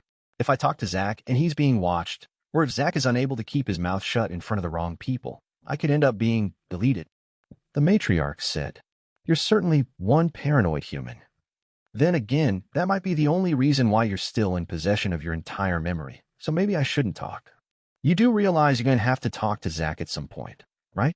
Hopefully not before I identify the third time traveler, Zorian said. Then we should make it a priority to track him down, the matriarch said. How? Zorian asked. I don't even know where to start. It could be anyone.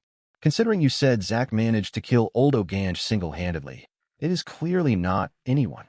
He wasn't always that strong, though, Zorian pointed out.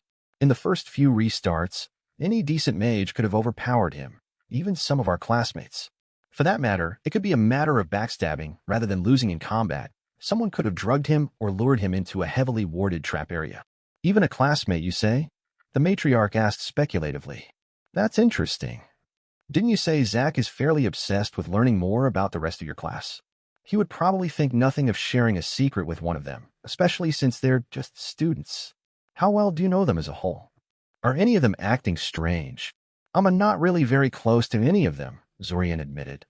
I don't think I would know if they started behaving strangely, so long as they didn't go completely out of character. I can think of a few that I'm sure aren't time travelers, but try to investigate, the matriarch said. It would be terribly embarrassing if it turns out the third one was hiding in plain sight all along, no? Try to see if you can connect any of them with the invaders as well. The matriarch gave Zorian a list of human diviners that might know more about the irregularities related to future forecasting, and they both agreed to meet in another 3 days. Zorian was a bit annoyed that the topic of his empathy and getting it under control never came up, but he supposed the matriarch wanted to see how useful to them he was before investing their time to teach him their, possibly secret mind arts. It was nice having someone on his side in this whole tangled mess. He just hoped he wasn't making the same mistake with Urania that Zach did with the person behind the invasion. Chapter 20: A Matter of Faith. Zorian didn't like temples. Partially it was due to his bad experiences with them as a child, but mostly due to his inability to understand the reverence with which the priesthood spoke of the vanished gods they were supposed to be venerating. Virtually every story he had read or heard about the Age of Gods made the divinities sound like gigantic jerks, so why would anyone want them back? Nobody could ever give him a satisfactory answer to that question, least of all his parents, who were religious only so long as the neighbors were watching. The temple in front of which he was standing at the moment did nothing to dispel that unease. The large, dome-like building on the outskirts of Scioria was larger and far more imposing than any other temple Zorian had previously been in, despite being described as one of the smaller ones in Scioria. Still, the Urania matriarch had claimed this temple housed the best human future forecaster in the city, so his unease would have to be set aside for the sake of accomplishing the mission. He hesitantly stepped towards the heavy wooden doors that served as an entrance to the temple, warily glancing at the huge stone angels that flanked the doorway. Lifelike and grim-faced, the angels appeared to gaze down on him as he approached, judging him and finding him lacking. Try as he might, Zorian couldn't completely dismiss his unease with the statues, since there was a very real possibility they were guardian golems or some other sort of security. He was just about to open the door and walk inside when he noticed a series of images carved into the door and paused to study them. Although the carvings on the door were fairly stylized and disjointed, he recognized instantly what they were about. They formed a crude sort of comic, depicting a familiar story of how the world was created according to Icosians, and by extension, most religions drawing their traditions from them. According to Icosians, the world was originally a swirling, shapeless chaos, inhabited only by the 7 primordial dragons. One day, the gods descended from the higher planes of existence and killed all of them save one. This last one they refashioned into the material world that humans now inhabit, turning her body into dirt and stone, her blood into water, her breath into air, and her fire into magic. The vast networks of tunnels stretching beneath the surface of the world are dragon veins, now empty of blood that had been turned into the seas but still flooded with magic emanating from the heart of the world, the fiery, still beating heart of the primordial dragon that rests somewhere deep underground. Far from being content with her fate, the world dragon still rages against her bounds, giving birth to natural disasters like volcanoes and earthquakes. Unable to strike back against the gods themselves, the dragon takes her anger out on their favored creations, humans, by utilizing her heart, the one thing the gods have not seen fit to take away from her. Pieces of it continually flake off from the main mass, giving birth to horrifying monsters whenever they hit the ground, at which point said monsters begin their ascent to the surface to terrorize mankind. And so on. Zorian didn't believe there was much truth in the old story, but the whole thing was pretty horrifying if one took it at face value. With gods like that, it was no wonder the old faiths were steadily losing converts to new religions that popped up after the gods disappeared. Can I help you with something, young man? Zorian wrenched himself from his musings to look at the man who spoke to him. He found himself facing a young, green-haired man in priestly robes. The man's relaxed posture and friendly smile set Zorian at ease, but he couldn't help but wonder about that green hair. As far as Zorian knew, the only people who naturally had green hair were members of House Reed, and it seemed rather out of character for one of them to go into clergy. That particular house was infamous for their links to crime syndicates.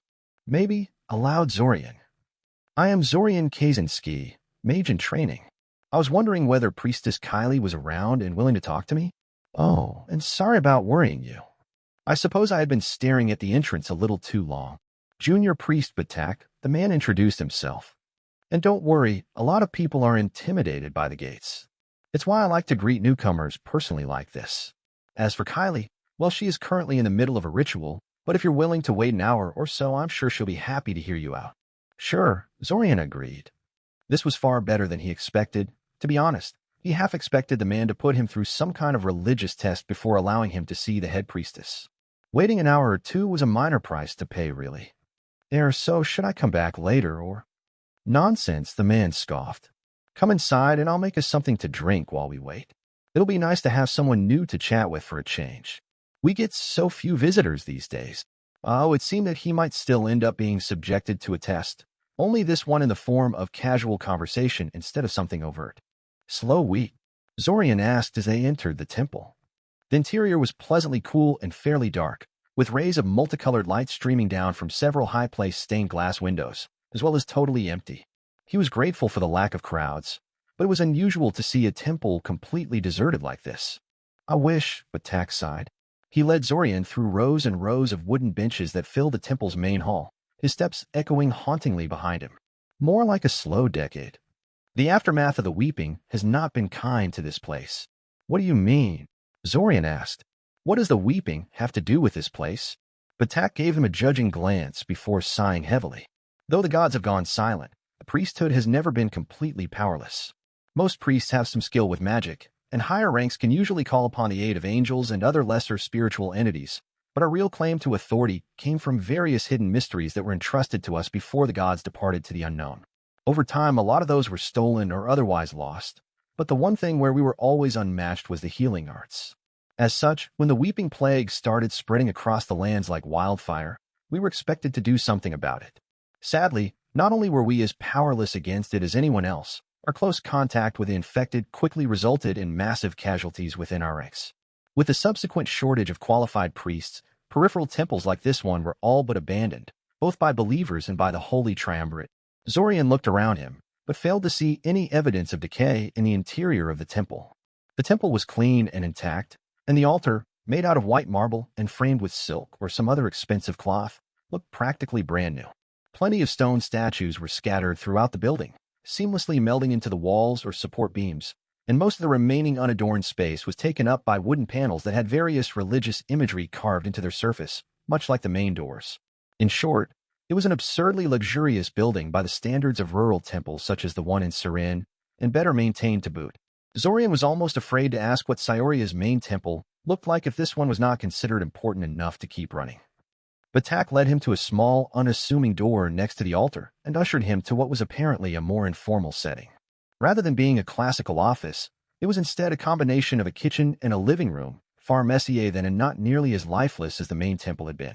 Batak immediately started preparing some tea and started peppering him with questions. The questions were fairly standard. Who he was, what he did, where he was from, who his family was, that sort of stuff, so Zorian felt comfortable answering them honestly. Strangely enough, Batak didn't ask him a single question about his religiosity, something Zorian was glad for. Zorian, in turn, asked a couple of questions about Batak and Kylie, trying to understand what they were even doing here if the temple was abandoned. Batak was all too happy to enlighten him. Apparently, the church leadership didn't feel comfortable with simply demolishing the temple, or worse, leaving it to the mercy of the elements and looters. A perfectly understandable sentiment. In Zorian's opinion, not only would it be a shame to consign such a majestic building to oblivion, it would also be a blatant admission of weakness from the church. In the end, Batak and Kylie were assigned to the temple, ostensibly to keep the temple running, but in reality more to keep it presentable and ward off thieves and squatters. Finally, after he finished his cup of tea, Batak finally decided he had danced around the issue long enough. So, said Batak, you never did tell me why you're here, Mr. Kaczynski. Do you think you could perhaps tell me what you need to speak with Kylie about, or is this too sensitive for the ears of a mere junior priest? Zorian thought about it for a second before deciding it probably wouldn't hurt to tell the man why he came. Future forecasting wasn't illegal or anything after all. Well, began Zorian. For a start, I heard that Priestess Kylie is skilled at forecasting the future through divinations. Batak stiffened slightly, but quickly forced himself to relax. His smile did slip off his face, however. She is, he said.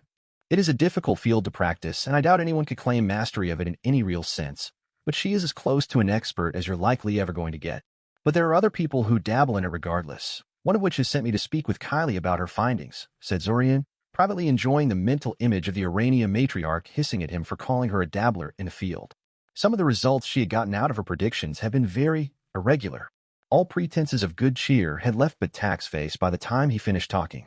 Silence stretched into uncomfortable seconds. Zorian was starting to wonder if talking about the topic was somehow taboo, or if he had otherwise insulted the man somehow when the junior priest spoke again. And these irregularities, when exactly do they appear? How far did your mysterious backer project her predictions before they went haywire? It was at this point that Zorian realized, Batak already knew. He was no more a mere junior priest than Zorian was just an innocent messenger. There is only one real irregularity, and it appears on the day of the summer festival. Specifically, the prediction returns a blank beyond that date, almost as if the whole world disappears after that point. But you already knew that, didn't you? Asked Zorian rhetorically. Instead of answering him, Batak spat out a very unpriestly curse and started pacing around the cramped room in agitation. I'll take that as a yes, Zorian sighed. Batak stopped pacing to give him a wary look. After a few moments, the priest visibly forced himself to relax. I'm sorry, said Batak. I didn't mean to be rude. It's just, well, it's probably best if I go and fetch Kylie now, so we can discuss this together. Isn't she doing a ritual at the moment? Zorian pointed out curiously. He knew it was a very bad idea to stop magical rituals halfway through. But maybe the ritual Kylie was performing was purely religious in nature? Well, sort of, Batak said sheepishly. I don't think she'll be terribly bothered if I interrupt her. Not for this, in any case. Please wait here while I go get her. As Zorian watched Batak hurriedly leave, he couldn't help but wonder why Batak was so spooked out by the termination date they uncovered. Zorian was certainly spooked, but that was because he knew exactly what was causing it. But to Batak and Kylie, it shouldn't look terribly unusual. Much like soul-related magics, the field of future prediction was very poorly understood, and strange, never-encountered events probably weren't unheard of.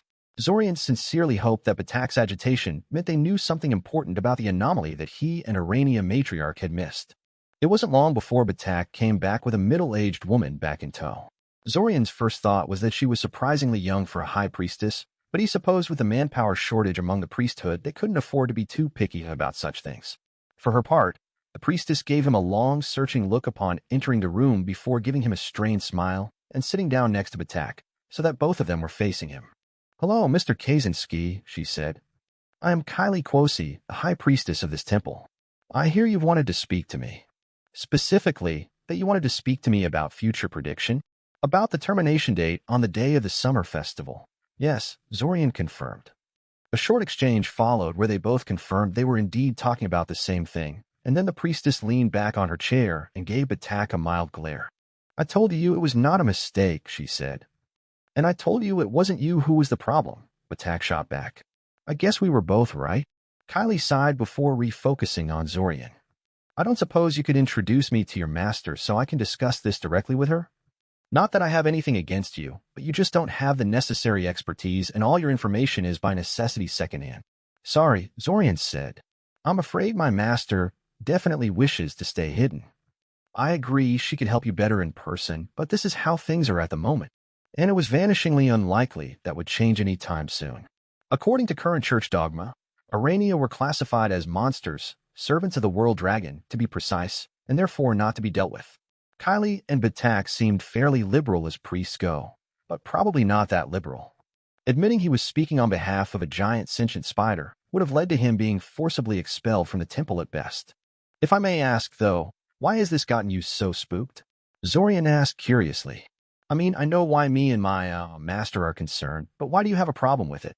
The priestess looked at him curiously. And why are you concerned, if I may ask? Trade, offered Zorian, suppressing a smile in favor of a most innocent expression he could manage. Hook, line, and sinker. The priestess shared a silent look with Batak, somehow communicating without words with her fellow priest. Apparently, they knew each other quite well if they could manage that. Maybe they were lovers? If Zorian remembered correctly, priests were forbidden to have relationships with each other, and thus had to look for romantic options outside the church hierarchy, but wouldn't be the first time such rules were ignored. In any case, after a few seconds, they seemed to reach a decision and turned again towards him. "We will share our concerns with you, but only if you go first," the priestess said. "And be warned, I can tell when people lie to me. It is a supernatural ability and has never failed me before, so please don't waste my time with lies and half-truths." Well, that was kind of inconvenient. Zorian didn't detect any attempt at barging into his mind, so whatever ability she had probably wasn't mind-based in nature. Was she instinctively divining the truth of his statements, peering into his soul? He supposed she could be bluffing, but he somehow doubted it.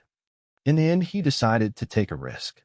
He fired off a couple divinations to make sure they weren't scryed and that there were no cephalic rats around, and then started to speak when they returned negative.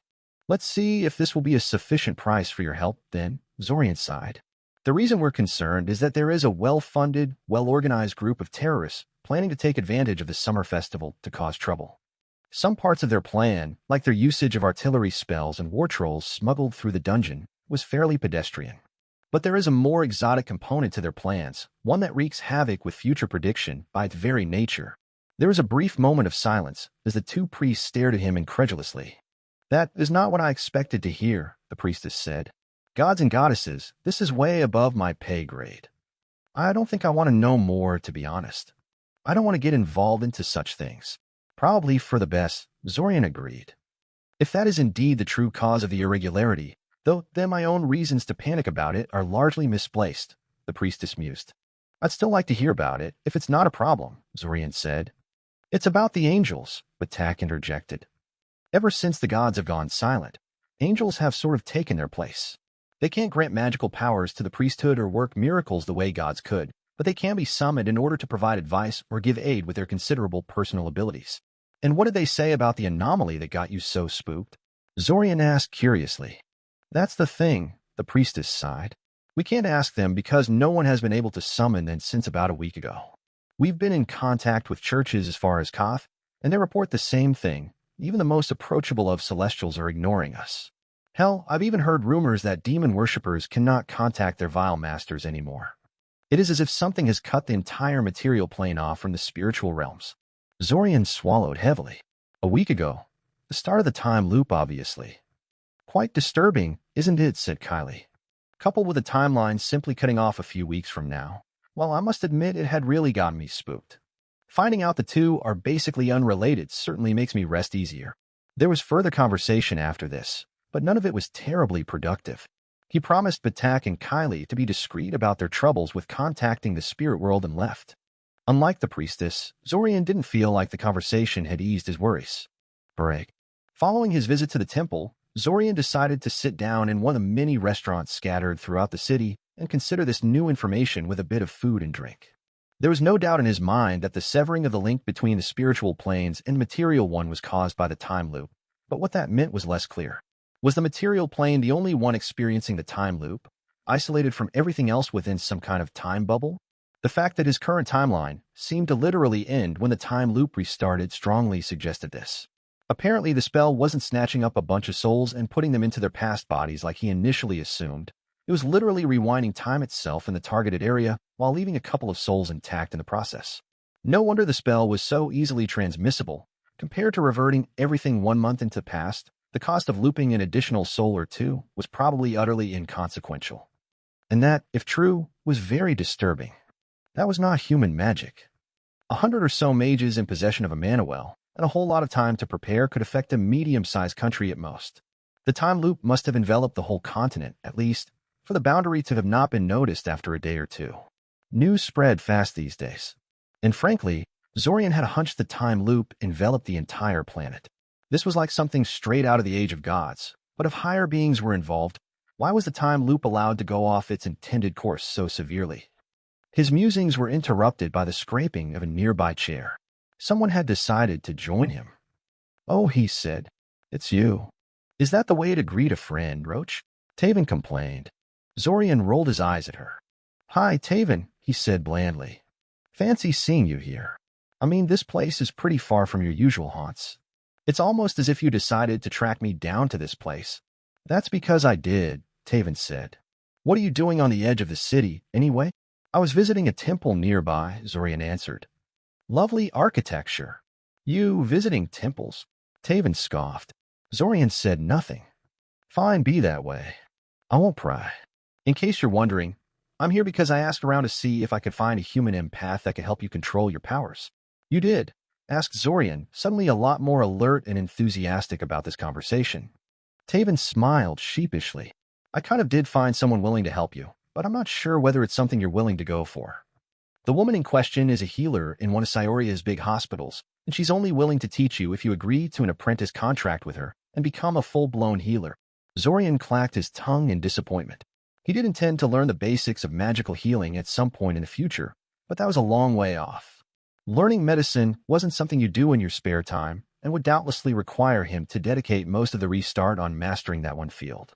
He had too many things on his plate as it was. No, that doesn't work for me at all, Zorian sighed.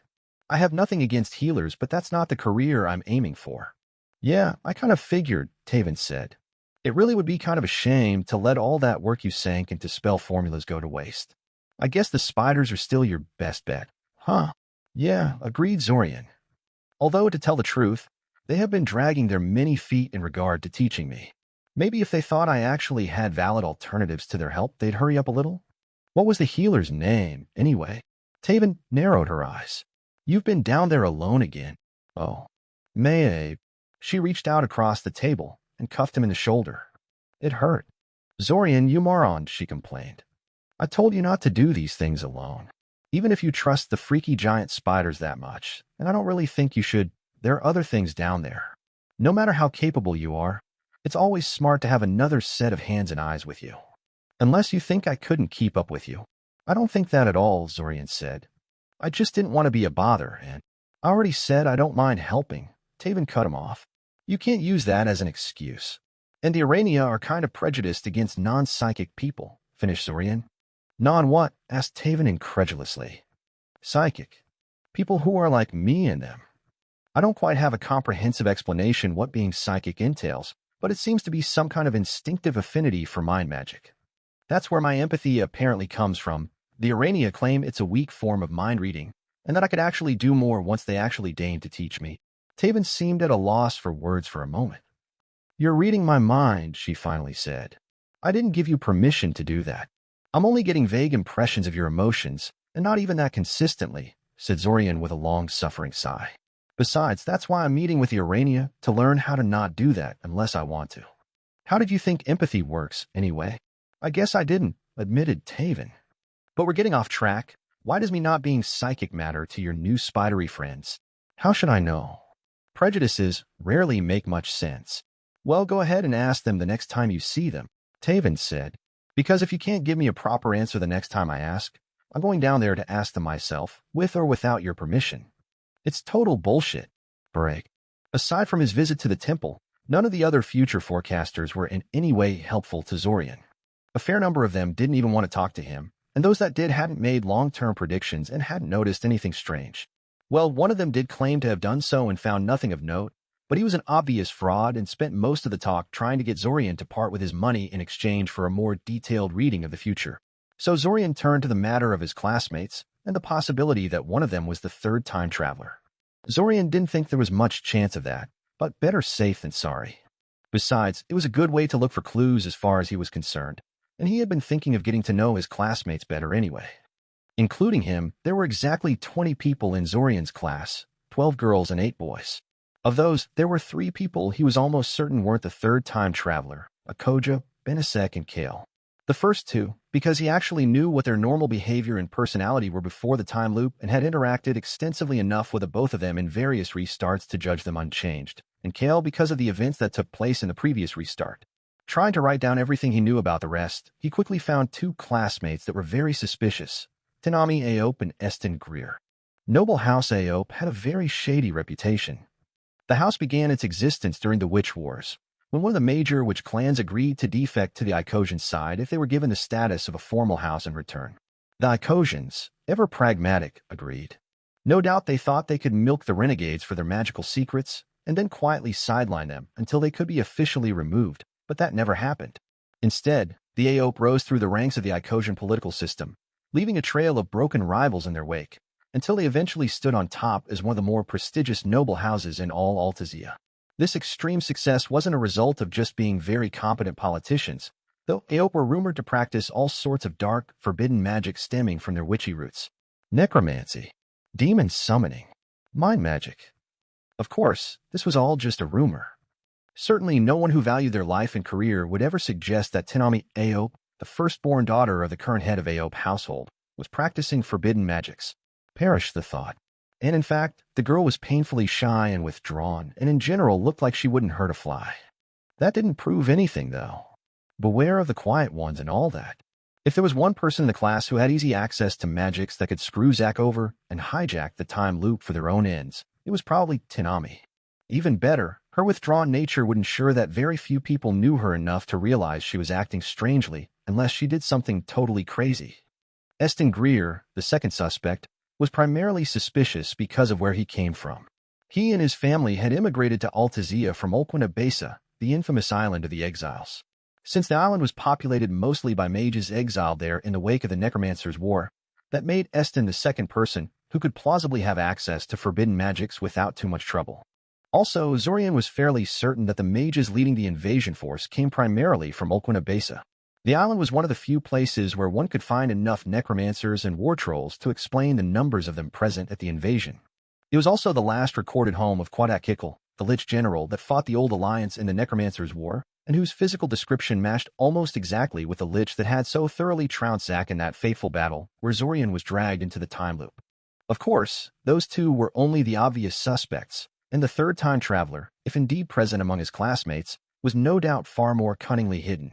Realizing he didn't know enough about people in his class to really make a judgment, Zorian decided to seek the aid of the one person who could no doubt tell him something about everyone. "Hello, Benisek," Zorian said, sitting next to the chubby, talkative boy. "Can I ask you to do me a favor?" "Sure," Benisek said. "What do you need?" "I need basic information about everyone in our class. What's the latest gossip about them, and so forth." Break. "Well, that is certainly an interesting turn of events," the matriarch remarked. "A confirmation of the cutoff point in the timeline and another clue as to the true nature of this time loop is far more than I had hoped for. I must admit I hadn't actually expected you to find anything useful among human diviners, but there you go.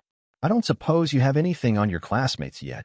"Not really," Zorian responded. "I'm only starting with the investigation. Truthfully, this is bound to be a task spanning numerous restarts, so you shouldn't expect quick results."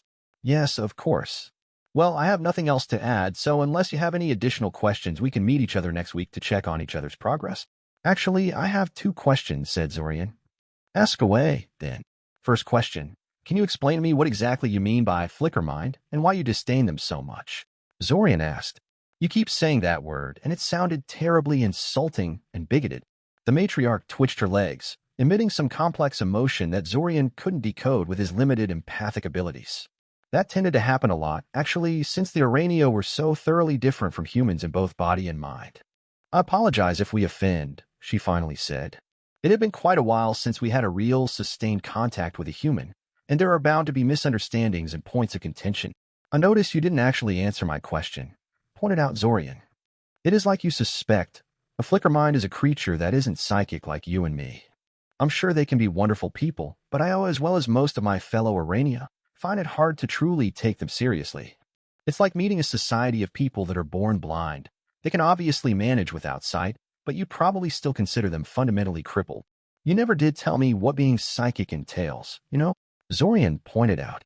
"Everything, from the smallest grain of sand to the very gods themselves, is connected through the great invisible web that suffuses all creation," the matriarch said. "Psychic people are open to these connections and contact the minds of others, or even the universe itself, to perform what you humans call magic." "That explanation sounds almost religious," said Zorian. "The great invisible web does feature prominently in our spirituality," the matriarch admitted. "What was the other question you wanted to ask me about?"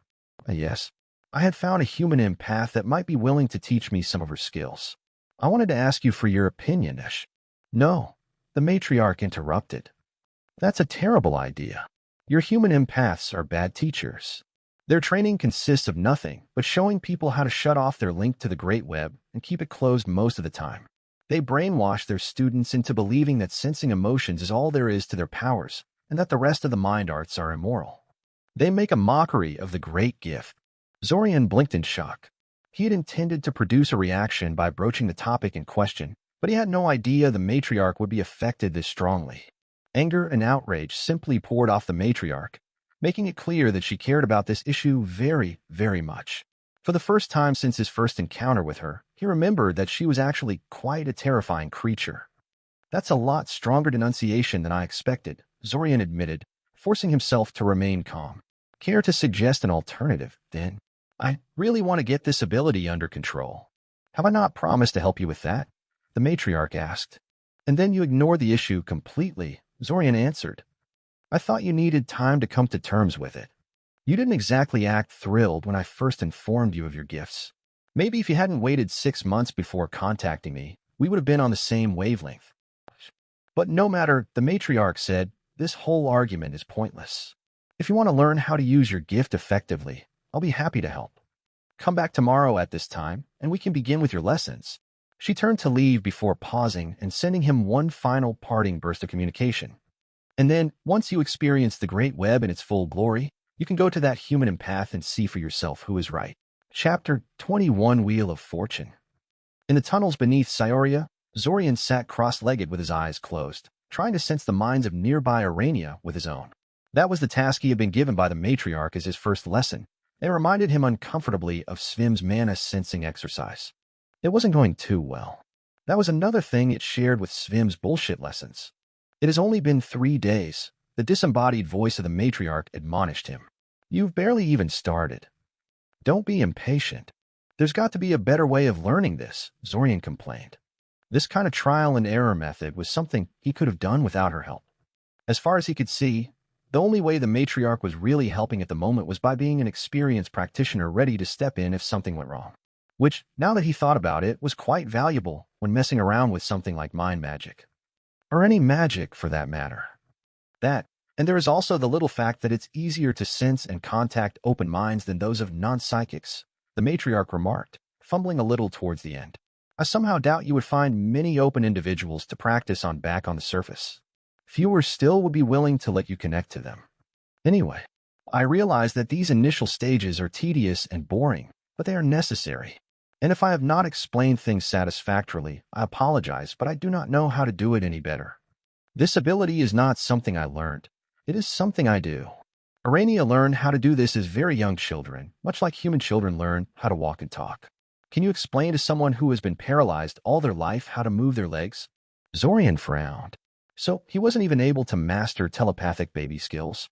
Wonderful. Just wonderful. Taking a deep breath to calm himself, he tried to consider the task in front of him and how to solve it. Yes, the matriarch insisted he should just keep trying until he eventually succeeded by sheer weight of effort. But he was a mage, damn it. Mages did things smarter, not harder. Being psychic meant being a natural mind mage. For all that the matriarch kept bringing in her weird Arania spirituality into it, that's what it all boiled down to. A psychic could read thoughts and emotions, trawl through people's memories, hijack their senses and motor control, communicate with them telepathically and gods know what else, but all of it was mind-related. Even the matriarch admitted that Arania used modified human magic for things like her speech spell and the rest of their non-mentalist magical arsenal. Divinations were the key, he felt. If psychic powers were mind-based, why do they also enhance divinations? Not all divinations, the matriarch remarked from the sidelines, apparently following his train of thought. Only the ones that put information directly into your mind.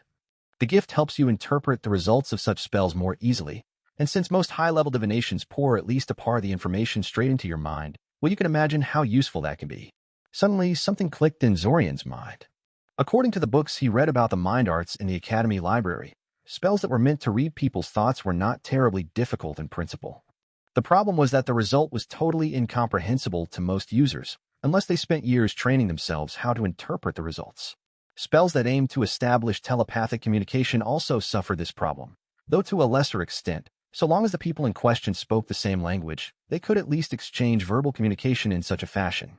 In other words, human mind spells were remarkably like a divination that tried to simply dump its output into the mind of the caster, which wasn't something most mages were equipped to handle. Taking it all together, it seemed obvious to Zorian that one of the defining powers of a psychic was their ability to make sense of information entering the mind directly, whether it was other people's thoughts or something more exotic like divination results. The immediately interesting part was that it was a passive skill. Using it wasn't something he had to specifically activate, it was a state of being. So if he wanted to sense the minds of nearby Arania, perhaps he should stop trying to push his power out towards his surroundings and concentrate inward. He took a deep breath, visualized the results as motes of light around him, and then just opened his mind. Blazing suns erupted all around him, including a couple in places where he hadn't expected there would be any Arania to begin with. Apparently, the matriarch brought more guards with her than she had openly displayed to him. Your first success, the matriarch remarked, her telepathic probe breaking his concentration and causing the entire vision to burst like a dream. Well done. Things should go a lot faster from now on. I congratulate you on your fast progress, but I have to be honest and admit I have no idea how fast humans usually progress in this. Perhaps things would have gone faster if you had actually told me I was doing things wrong, Zorian said with annoyance. Why didn't you tell me I was supposed to concentrate inward instead of outward? I did. It's not my fault if you dismissed it as pointless Iranian superstition, the matriarch said airily. And I actually didn't know that the problem lay there in particular. I suppose my tendency to respond to your thoughts makes you think I can understand them in totality. Yes? The truth is less impressive, I'm afraid. Telepaths like you and me labor under many of the same limitations that plague human mind magic. It's just that we advance much faster in the field and don't need a structured spell to use our abilities. Unless you structure your thoughts into actual speech, the most I get from you from my surface scans is a very fuzzy image of your current emotional state and your general intentions. This is doubly true because you're human and I'm an Arania, two radically different species that don't even share the same general body plan, much less mentality. So language and species do matter to a psychic, Zorian remarked. I was wondering about that. It's usually not a big problem, since most creatures tend to think in words when they engage in conscious thought, the matriarch said. So long as two creatures speak the same language, they can freely engage in telepathic conversation, no matter how different their underlying thoughts. If they don't share a language, well, admittedly, not all is lost. Psychics can potentially communicate with completely alien minds. It involves structuring your thoughts into general concepts that are hopefully broad enough to be understood by the recipient, but not so broad as to be meaningless. Unfortunately, this method is very crude and tends to be both painful and disorienting to the target. I believe you experienced it already when you met one of the less human-savvy Iranias in one of the previous restarts. So it's not just because you're more powerful that you speak with me so easily? Asked Zorian. No. I took the time to learn human language, mentality, and culture, as did a number of other Irania that occasionally interact with humans. However, our web is extensive enough that most Irania can remain largely ignorant of human ways while they go on about their business, which is why most of my guards are silent around you. Trust me, they aren't usually this withdrawn, but if they tried to talk to you, they just give you a headache. Does that mean that mental attacks are easier than communication? Zorian asked curiously. I mean, if botched telepathic communication is practically a mental assault to begin with, it shouldn't take much to simply fry a creature's brain and be done with it. It's called a mind blast, and it's the simplest telepathic attack there is, the matriarch said. It's also the simplest one to defend against. You should really stop worrying about me attacking you. Aren't the explosives you constantly carry in your pocket enough to reassure you? They help, Zorian said. But in this particular case, I wasn't alluding to the possibility of hostilities between us. I was just curious. Well, good. Anyway, we should get back to developing your mind sense before we get too off track, the matriarch said. You made your first successful stab at it, but it is far too shaky to be usable at the moment. You need to be able to sense minds around you instantly, without having to sit still with your eyes closed, and preferably while doing something else entirely. Zorian sighed. He was definitely getting flashbacks to Svim on this break. The rest of the month was fairly unremarkable, and mostly spent on honing the mind sense and trying to sense the intensity of magic sources through a mana cloud. Though the matriarch refused to teach him anything until he got his mind sense relatively mastered, he already noticed her lessons gave him some rudimentary control over his empathy, enough that he could keep it shut with enough concentration, but not enough to focus it on specific people or otherwise refine it. That alone made the lessons useful, since it should make social events infinitely more bearable for him. And speaking of social events, Zach had been increasingly pushy about bringing him to his summer festival party. After the boy kept bugging him a few times, Zorian relented. Yes, it would bring him uncomfortably close to the other time traveler for the evening, but he was curious about how his empathy suppression would fare in a live situation and also how Zach's mansion looked from the inside. Besides, he was trying to get to know his classmates better, and this was a good opportunity to chat up some of them without looking completely out of character. Is it really okay for me to come with you? Taven asked as she walked beside him. For the last time, Taven, yes. Zach made it clear that the more people we invite along with us, the better, Zorian said. Not surprising if you knew what Zach was trying to achieve. Look, if you don't want to come, Dash. Oh no, I totally do. It's not every day you get a chance to attend a party at the Novita mansion. It's just that I find it a bit strange, that's all. I'm kind of surprised you agreed to come, though isn't this sort of thing an anathema to you? It's either this or attending the official dance organized by the Academy, Zorian said. My only real choice is to pick my poison. Ah, I see, Taven nodded. I guess that in that case, this does appear to be a better option. Zorian glanced at Taven from the corner of his eye, feeling slightly guilty. The truth was that his main reason for inviting her along was to personally see how she would fare against the invaders. He knew she was a lot better than him at combat magic, but probably not all that much better, and he wanted a comparison point that wasn't as ridiculous as Zach or an experienced battle mage like Kieran. Then again, this was Taven. She probably ended up fighting the invaders in every restart anyway, just not where he could see her. At least this time, she would have the advantage of fighting alongside a combatant of Zach's caliber. They barely knocked on the door before Zach came along and ushered them inside. He probably knew they were coming the moment they stepped through the outer gate. Now that Zorian thought about it, it would make sense to have some kind of detection field woven into the ward scheme that protected this place. I'm glad you decided to come, Zach told him as he led them towards the dining hall, where the party was apparently supposed to take place. Considering how you behaved towards me lately, I half expected you to ignore your promise to come and stay in your room. I don't know what you're talking about, Zorian said curtly. For one thing, Zach hadn't even bothered him all that much in this particular restart. Was the other time traveler trying to bait him into unmasking himself, or had he simply spent so much time in this time loop that he was having trouble sorting events according to which time loop they happened in? Oh, what's going on here? Taven asked, looking between them uncertainly. Is there something I should know, or... Zach glanced towards her before turning towards Zorian and giving him a thumbs up. New girl, huh? Man, you have a new one every time I see you. I wouldn't have pegged you as that kind of guy. What? Asked Zorian and Taven simultaneously. Zorian was honestly baffled for a moment, but then realized what Zach was mixing up his restarts again. Akoja, Ivory, and Taven. Zach had seen him with all three of them in various restarts. But that was totally different. None of them were even interested in him. Zorian is a man-whore, Taven asked in a worryingly calm voice. I am not. Zorian denied hotly before focusing his anger at an amused-looking Zach.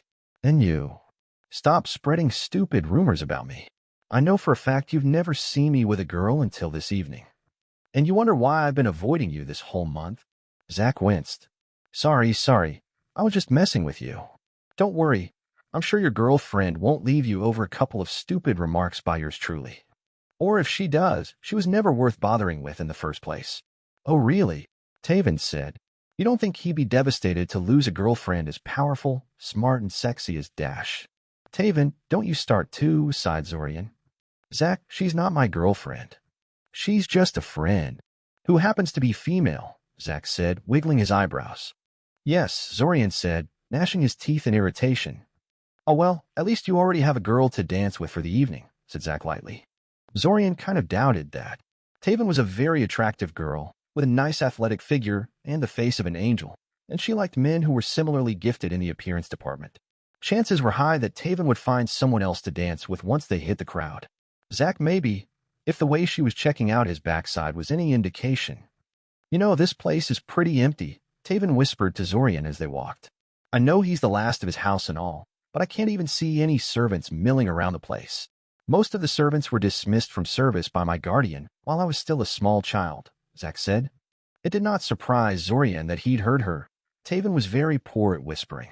Since my parents died while I was still a baby, he had free rein to do what he felt was necessary to keep House Novita standing until I was old enough to take over. As part of that, most of the maintenance staff and other contractors were found to be unnecessary and fired. And you don't agree with his actions? Zorian guessed. He could definitely detect an undercurrent of hostility when Zach talked about his guardian, which fit in with the fact that he regularly brutalized the man at the beginning of a lot of restarts.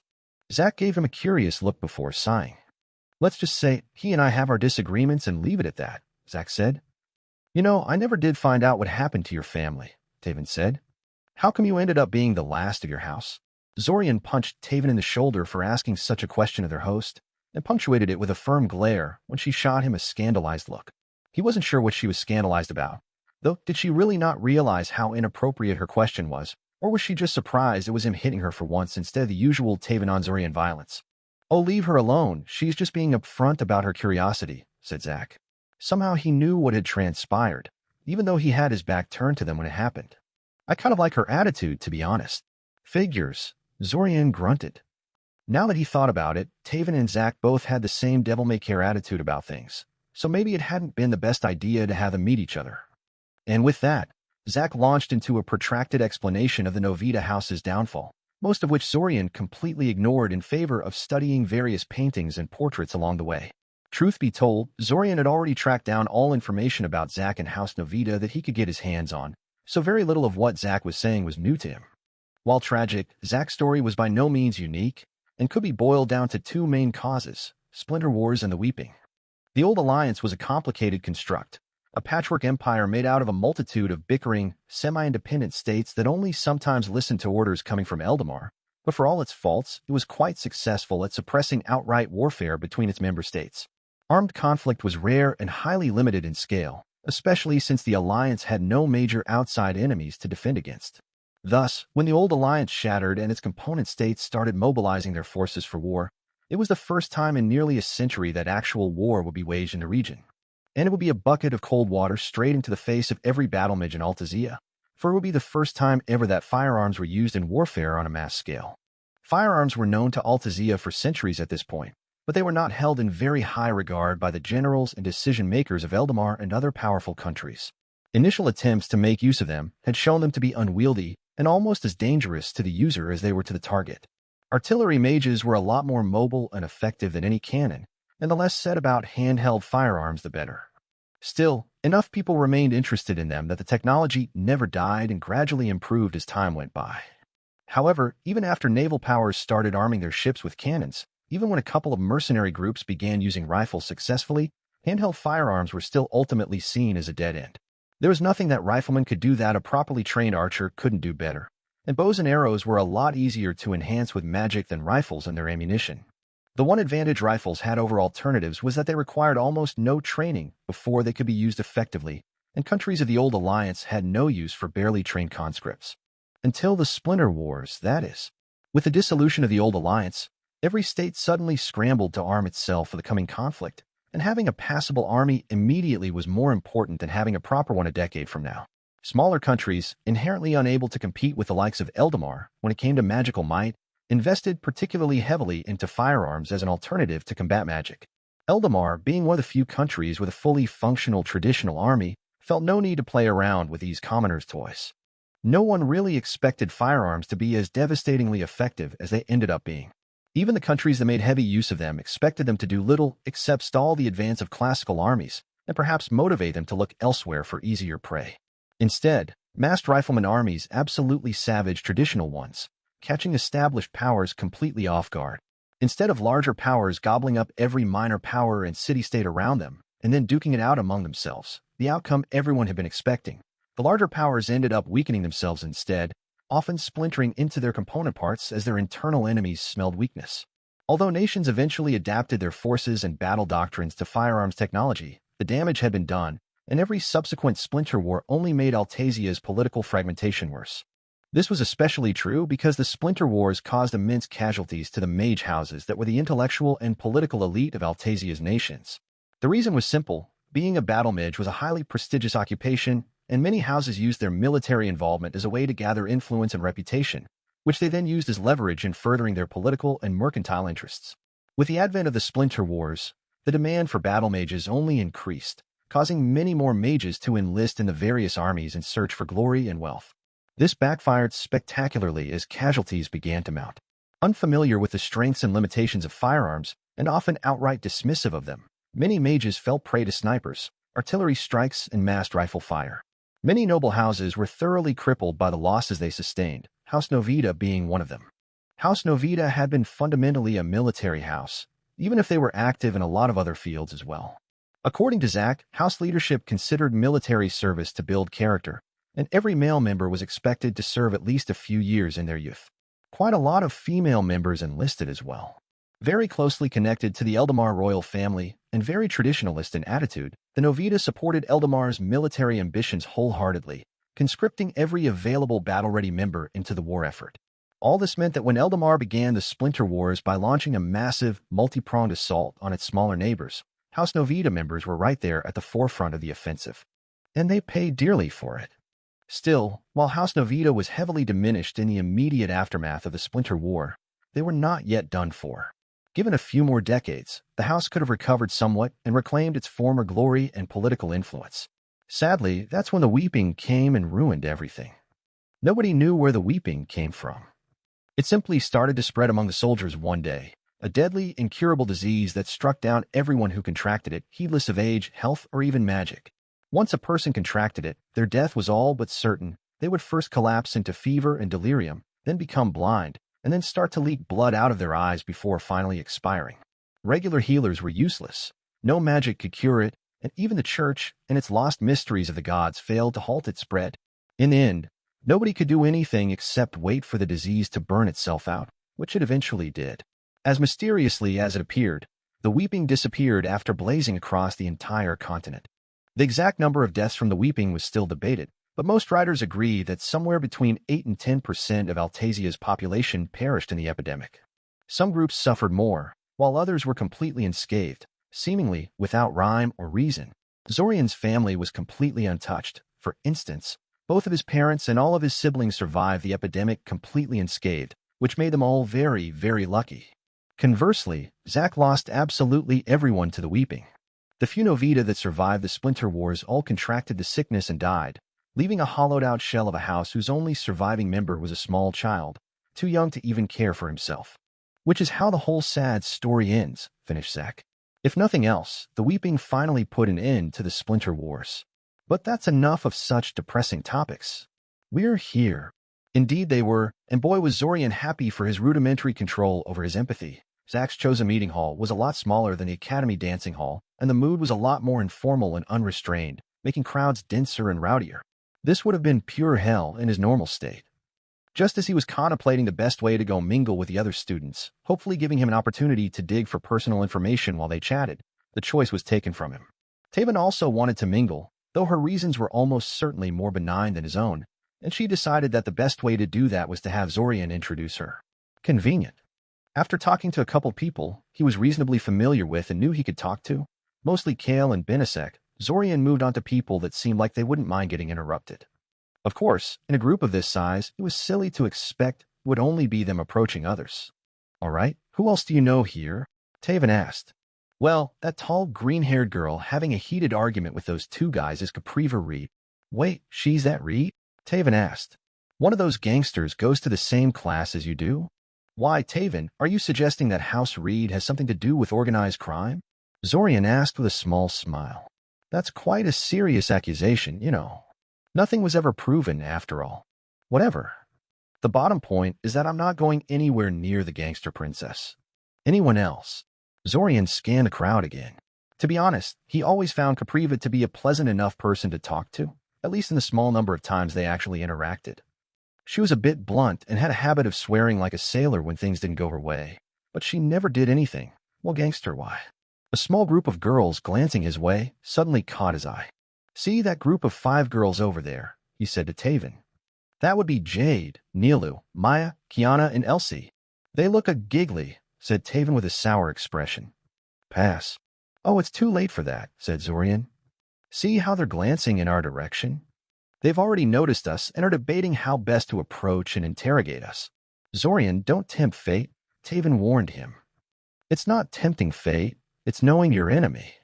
They just saw one of their classmates walking around with a girl they know nothing about. There is no way those 5 would let that go without investigating, said Zorian. Even as the group of girls he spoke of shared a nod and marched over in their direction. See, what did I tell you? They're already coming this way. Taven gave him a quiet groan, but then quickly schooled her face into a pleasant facade as the girls approached. Zorian understood her perfectly. He wasn't particularly looking forward to the upcoming conversation, but he knew it was coming the moment he had entered the room, so he was prepared for it. And while he didn't really think any of those 5 was the third time traveler, he had promised to himself he wouldn't skip over any candidates without giving them at least a cursory scrutiny. This was going to be a long evening. Break. True to his prediction, once the introductions were done and the actual dancing had started, Taven found herself some tall, handsome older student and left him to find someone else on his own. Whatever, he didn't like dancing anyway. He promptly used his expert skills at avoiding attention to retreat to the periphery of the dancing throng, seeking some out-of-the-way corner where no one would bother him. He quickly noticed he wasn't the only one who had that idea. Tanami Aope seemed to have already found one such corner, and was looking pretty awkward, actually. Ho-hum. Somehow he doubted she really wanted to be left alone, with a face like that. "Hello, Tanami," he greeted, causing her to jerk in shock at being addressed. She fumbled. "Zorian, right?" "That's me," confirmed Zorian. "Care for a dance?" Oh. But didn't you already come with a girlfriend?" "Won't she mind?" Tanami asked. Zorian pointed towards the spot where Taven was dancing with her partner. "Also, Taven is just a friend, not a girlfriend." She said, fidgeting uncomfortably. Zorian wordlessly offered his hand to her. Okay dang," she said, grabbing Zorian's offered hand with surprising forcefulness and dutifully following him onto the dance floor. In the next 30 minutes, Zorian tried to engage Tanami in conversation with only mild success, and he suspected it was only because of these highly specific circumstances she was willing to open up even a little to him. She really was a very shy girl, and he somehow doubted she was secretly the third time traveler pretending. Her awkwardness seemed quite real, and surely a time traveler as old as Zack would have grown out of that by now. "So as a hobby, you raise spiders?" asked Zorian curiously. "Tarantulas," she corrected insistently. "But, I kind of like spiders of all sorts. I know it's weird, but—" "Nonsense," countered Zorian good-naturally. What could possibly be weird about a shy, delicate-looking girl breeding big, hairy arachnids the size of a human hand? Spiders are really quite amazing creatures. Though I prefer jumping spiders myself, those two giant eyes at the front somehow make them more human-like and relatable for me." Tanami gave him an incredulous look before frowning. "You're making fun of me," she accused. "Nope," Zorian countered with an easy smile. "In fact, there is a particularly large colony of jumping spiders that I visit on a regular basis. It's amazing what you can learn by observing the natural world." Tanami narrowed her eyes at him and launched into a series of increasingly esoteric questions about spiders. Since Zorian had spent a great deal of time investigating various spider species as part of his research into Urania, he actually knew how to answer most of her questions. He then tried to turn the tables on her by asking her about magical varieties of larger, more monstrous varieties of spiders, gambling that her interest mainly extended to the smaller, cuddlier breeds. He gambled wrong. Not only did she know more about spider monsters than he did, she also knew a great deal about monster species that only looked like a spider, such as various kinds of spider demons, and about monsters with spider-derived traits. He wondered what would happen if he introduced her to the Urania, and decided he would definitely do so in one of the restarts. It was bound to be amusing, if nothing else. "I see it didn't take you long to find a new girl once your lovely day for the evening left you," Zack said behind him, causing him to jerk in surprise. He glared at the boy in response, wondering why he didn't sense him coming. He usually always. All right, he'd shut off his mind for the evening so the combined feelings of the throng wouldn't overwhelm him. The fact he managed to keep it closed with no conscious effort while being absorbed into his conversation with Tanami was an encouraging sign for his developing mental abilities. "Why are you here, Zack?" Zorian sighed. "I'm the host," Zack said. "It's my job to check up on the guests and see if they're having any issues with the service and whatnot. Though in this case, I just wondered if you wanted to see the fireworks or not." Oh yes, Zorian definitely wanted to see the fireworks, and immediately said so. Thus, he and Tanami joined a sizable group of people in the garden, where they would have an unobstructed view of the sky. Zorian paid more attention to Zack than to the sky, though. If the matriarch's plan went along as planned, Zack was bound to have an interesting reaction. Zorian had shied away from acting against the invaders, and not just because he was too weak to contribute much. The fact was that trying to sabotage the invasion was bound to get the attention of the third time traveler leading it, and Zorian didn't want to advertise his existence. So instead, he limited himself to gathering information about the invaders and waiting until he was strong enough to survive hostile attention. The Urania had no intention of doing the same. However, the invasion forces seemed to spend most of the month leading up to the invasion, wiping out the Urania as a coherent force, and the matriarch had no intention of sitting on critical information for the sake of deception. Fortunately, there was no way for the invasion leaders to connect the Urania to Zorian, and the matriarch agreed with him that he shouldn't get involved, arguing that he was far too useful as a scout and memory carrier to risk revealing himself recklessly. So 3 days ago, he and the matriarch sat down to discuss a plan of action. Zorian had observed the progress of the invasion from various points in the city during the last few restarts, and he was convinced that the best and easiest way of derailing the invasion was to prevent the initial artillery barrage that preceded the invasion proper. This was especially true because he knew exactly where they were firing from. Triangulating the location of their firing positions was absolutely trivial when you were tracking a brightly shining projectile moving relatively slowly across the sky. Unfortunately, he never managed to get close to one of those firing points to see what kind of defenses they had. Since he was killed both times he attempted to defeat, the matriarch agreed that assaulting those positions before they could fire was likely to be the best way to strike a critical blow to the invaders, and the plan was put in motion. The fireworks started, and not a single artillery spell accompanied them. The look of increasing bafflement on Zack's face was priceless. "What's wrong, Zack?" Zorian asked innocently. "You act like you've never seen fireworks before." No, I mean I did, it's just never mind," Zack sighed. Zorian shrugged and turned to Tanami, offering her a hand. "What do you think of going back inside for another dance?" Yes, she agreed enthusiastically. "Let's." Slowly, the people got tired of exploding lights in the sky and streamed back inside, leaving a frowning Zack staring alone at the sky. Break. Zorian's good mood was short-lived. While the invaders were indeed hard hit by the lack of their initial bombardment, the invasion wasn't called off, and they appear to have made Zack's mansion one of their primary targets, probably because that's where Zack was and they were specifically targeting him. Perhaps if the students had witnessed the artillery spells hitting the city, Zack could have used that to assume control and organize some kind of proper defense, but as it was, the attack caught them all completely unprepared. Not even Zack, with all his mighty magic, could stop the flood of invaders gaining entry into the mansion, after which several groups of students were isolated from the main group containing Zack. Zorian was in one of those. He, Tanami, Taven, Briam, and 4 other students he didn't know had ended up barricading themselves in one of few untouched rooms in the mansion, desperately trying to keep the invading forces at bay. The 4 unknown students were almost entirely useless, but the other 3 were worth their weight in gold. Briam had summoned his trusty fire drake to his side the moment he realized they were under attack. Taven knew how to cast some kind of incredibly destructive fire vortex that actually made the invaders reluctant to continue their attack for 10 whole minutes, and Tanami, well, she was clearly no stranger to fighting and behaved completely differently in a combat situation than she did in normal interaction. She didn't know any fire spells, but she did know how to fire some kind of purple beams that caused even the biggest of war trolls to collapse on the ground screaming. The beams did no obvious damage, so he assumed they were simply pain spells, but that was useful enough on its own. Tanami didn't spam those beams mindlessly, instead concentrating on causing pileups, breaking up charges, and interrupting enemy spellcasters. "Zorian, I really hope you'll be done soon, because this position is rapidly becoming untenable," Taven shouted. Zorian ignored her, carefully inscribing the last set of explosive runes on the walls of the corridor behind them. "You didn't rush this sort of task, unless you fancied blowing yourself up before the enemies even got to you." A minute later, he finished the set and rose to his feet, his knees cracking painfully from the long period he spent crouching. "Done," he shouted. Everyone retreat through the corridor.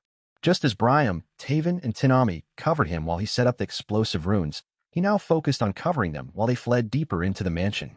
Technically, one of the unknown boys helped him in this endeavor, but he wasn't very good at it. His only offensive spell was Magic Missile, and he was firing them at the war trolls charging on them, who could soak such hits easily and keep going, instead of at the rogue mages supporting them, who were a lot more vulnerable and had to concentrate on spellcasting.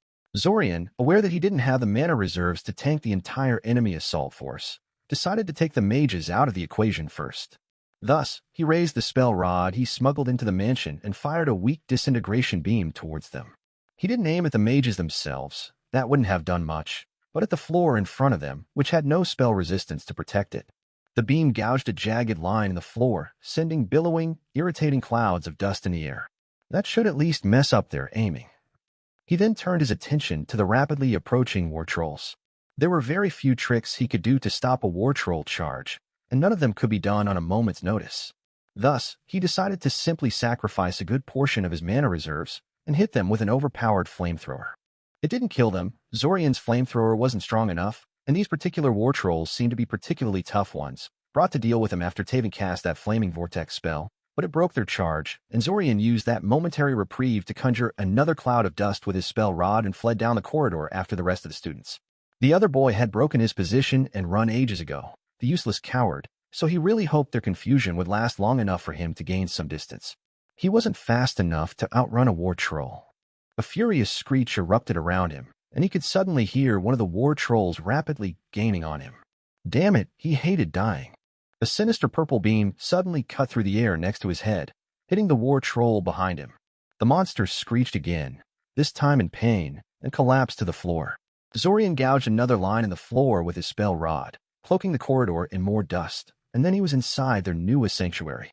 Thanks, he said, breathing heavily. You're welcome, Tanami said, fiddling with the silver amulet she was wearing and watching the dust cloud covering the corridor for any sign of movement.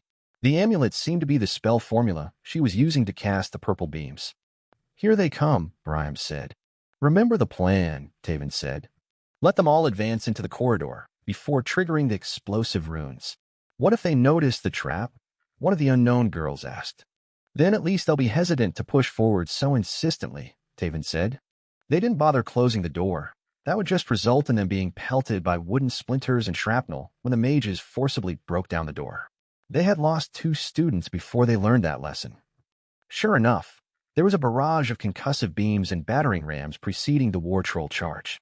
After Brian and Taven repelled the initial charge with a fairly anemic defense, the mages moved into the corridor to provide support, sensing that victory was near.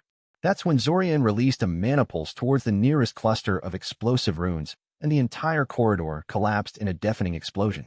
A huge plume of dust and gravel rushed into the tiny room they currently occupied, but Taven was ready and immediately created a largish bubble of clear air to stop them from choking to death.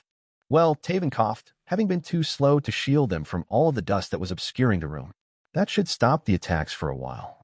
Still, we have a bit of a problem. This room is a dead end. The only exit is this corridor and the window to the outside. The outside is swarming with enemies, Zorian said. We don't have much choice, though, do we? Brian asked rhetorically. We can't stay here. How are we going to get down? One of the unknown girls asked. We're on the 2nd floor. We can't just jump out of the window. All right, how many of you know how to cast the floating disc spell? Asked Taven, raising her own hand. Zorian was the only one who raised his own hand to match. Fine, that will have to do, I suppose. Okay, Zorian, I'm going to go first and get these 4 deadweights down, and you follow after me with those 2. Hey, one of the deadweights complained. Sorry, but I call it like I see it, Taven said pitilessly. Let's go, before even more of these assholes converge on our position to see what the explosion was all about. And so Zorian created a large floating disc of force outside the window and jumped on it, closely followed by Brian and Tanami. At first it seemed like everything would go flawlessly. There were no enemies waiting for them at the bottom. Taven had successfully touched down, and his disc was not giving any indication of failing under the combined weight of people standing on it. Then a flock of iron beaks suddenly appeared from around the corner, and Zorian swore angrily. There was really nothing he could do to deal with a flock of iron beaks, and Brian and Tanami weren't much better. There were about 50 of them, so even if he could snipe a couple off the sky, it wouldn't mean a thing. Tanami probably couldn't make that pain beam of hers home in on a target, and iron beaks were very agile flyers. As for Brian, his attack options seemed to be strictly limited to his fire drake, and there was no reason for the flock to approach close enough to be caught in its fire breath when they could just rain their iron feathers on them from distance. He fired off a homing piercer anyway, and noticed out of the corner of his eye that Taven had launched a small swarm of 7 homing magic missiles. 8 iron beaks fell, but it was a drop in the bucket, and then it was the iron beaks' turn. The air in front of them blurred, and a cloud of glittering feathers was launched at them. Faced with the choice of trying to tank several hundred magical iron feathers and trying to survive a fairly dangerous fall, Zorian knew which one he wanted to chance. He immediately dismissed the floating disc, and all 3 of them promptly plunged towards the ground. This would probably be the end of this particular restart. Knowing his luck, he was going to break his neck when he hit the ground, but on the bright side, he managed to evade the deadly feathers. As he tumbled through the air, his eyes briefly met with those of Briam's fire drake, and he couldn't help but think it was glaring at him. It was hard to tell when that thing was angry, though, since it always looked pretty pissed off to Zorian. Suddenly, just before they were about to hit the ground, their fall was halted and they touched down on the ground as gently as a feather. Before Zorian could ask what happened, a huge swarm of flaming missiles erupted from somewhere behind him, annihilating the entire iron beak flock. You know, Zorian, Zack said behind him, sometimes I wonder if you have a death wish. How do you get yourself into these kind of situations? You're almost as bad as me. I don't know what you're talking about, mumbled Zorian, climbing to his feet and helping Brian and Tanami rise as well. Strangely enough, they didn't seem angry at him for what he'd done. shaken by the experience, but not angry. Maybe they didn't know he dismissed the disc on purpose? Well then, I'm glad to see another group of survivors, but we should really get going, Zack said. It's not safe staying out in the open like this. Come, I know a place where we'll be reasonably safe. Zorian looked around him. A surprising number of students had survived the attack and were dutifully following after Zack. Actually, they probably survived precisely because they were following after Zack. In any case, Zorian and his group decided there was no harm in joining the group. It's not like they had a better idea anyway. They didn't get far before the attackers returned in force. Zorian heard Zack swearing something about bad luck and scoffed. This was no bad luck. The attackers were clearly tracking his movements and targeting him directly. Did Zack even take any precautions to make sure it took something more than a couple of easy divinations to track him down? Knowing Zack, probably not. But Zorian had other things to worry about, because while Zack was occupied with another flock of iron beaks, a giant brown worm erupted from the ground and started wreaking havoc right in the middle of the student throng. Zorian had only met those things 4 times so far in the various restarts, and he already hated them. They could move through Earth almost as if it was water, and their hide was utterly impervious to physical force. They weren't particularly vulnerable to fire either. Zorian watched impotently as the worms single-handedly shattered student formations, sending them scattering in panic, so they could be picked off one by the winter wolves circling the throng. Tanami apparently didn't want to just watch. She fired one of her purple beams at the worm and finally achieved some results. Namely, she got the worm to scream out in pain before immediately swinging its toothy maw in her direction, its murderous attention now firmly focused on her. Oh.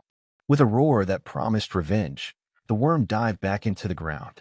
Zorian immediately closed his eyes and tried to block out the sounds of battle, focusing on his mind's sense, trying to track its movements.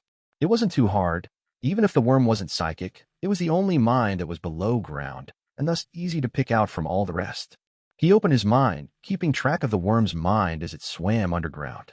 Tanami seemed rooted to the spot, aware that she couldn't separate too far from the group lest she be picked off like the rest of the students that made that mistake, and therefore couldn't really escape the worm.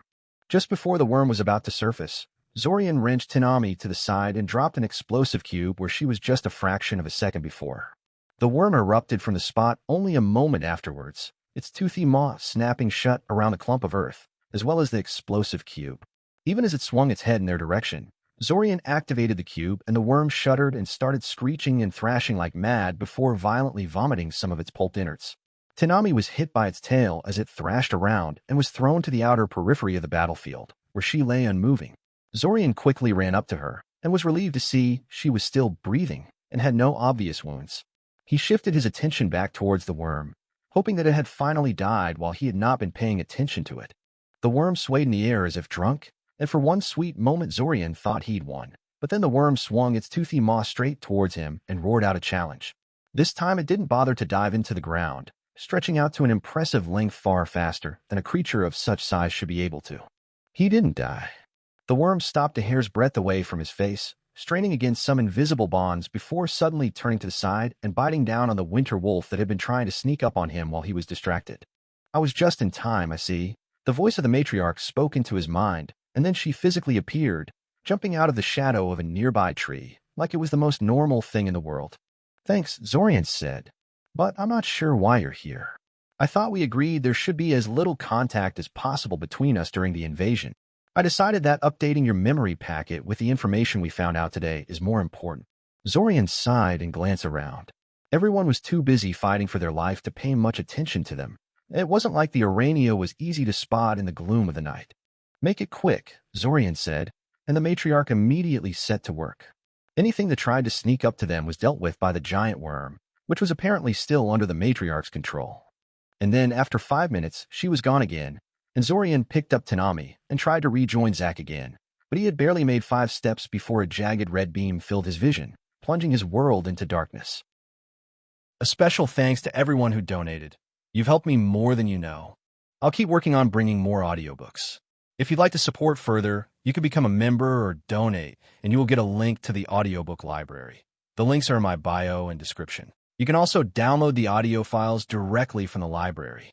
Making videos takes a bit more time because of rendering, but I'll keep pushing forward. Once again, thank you for listening to LightVerse Recap,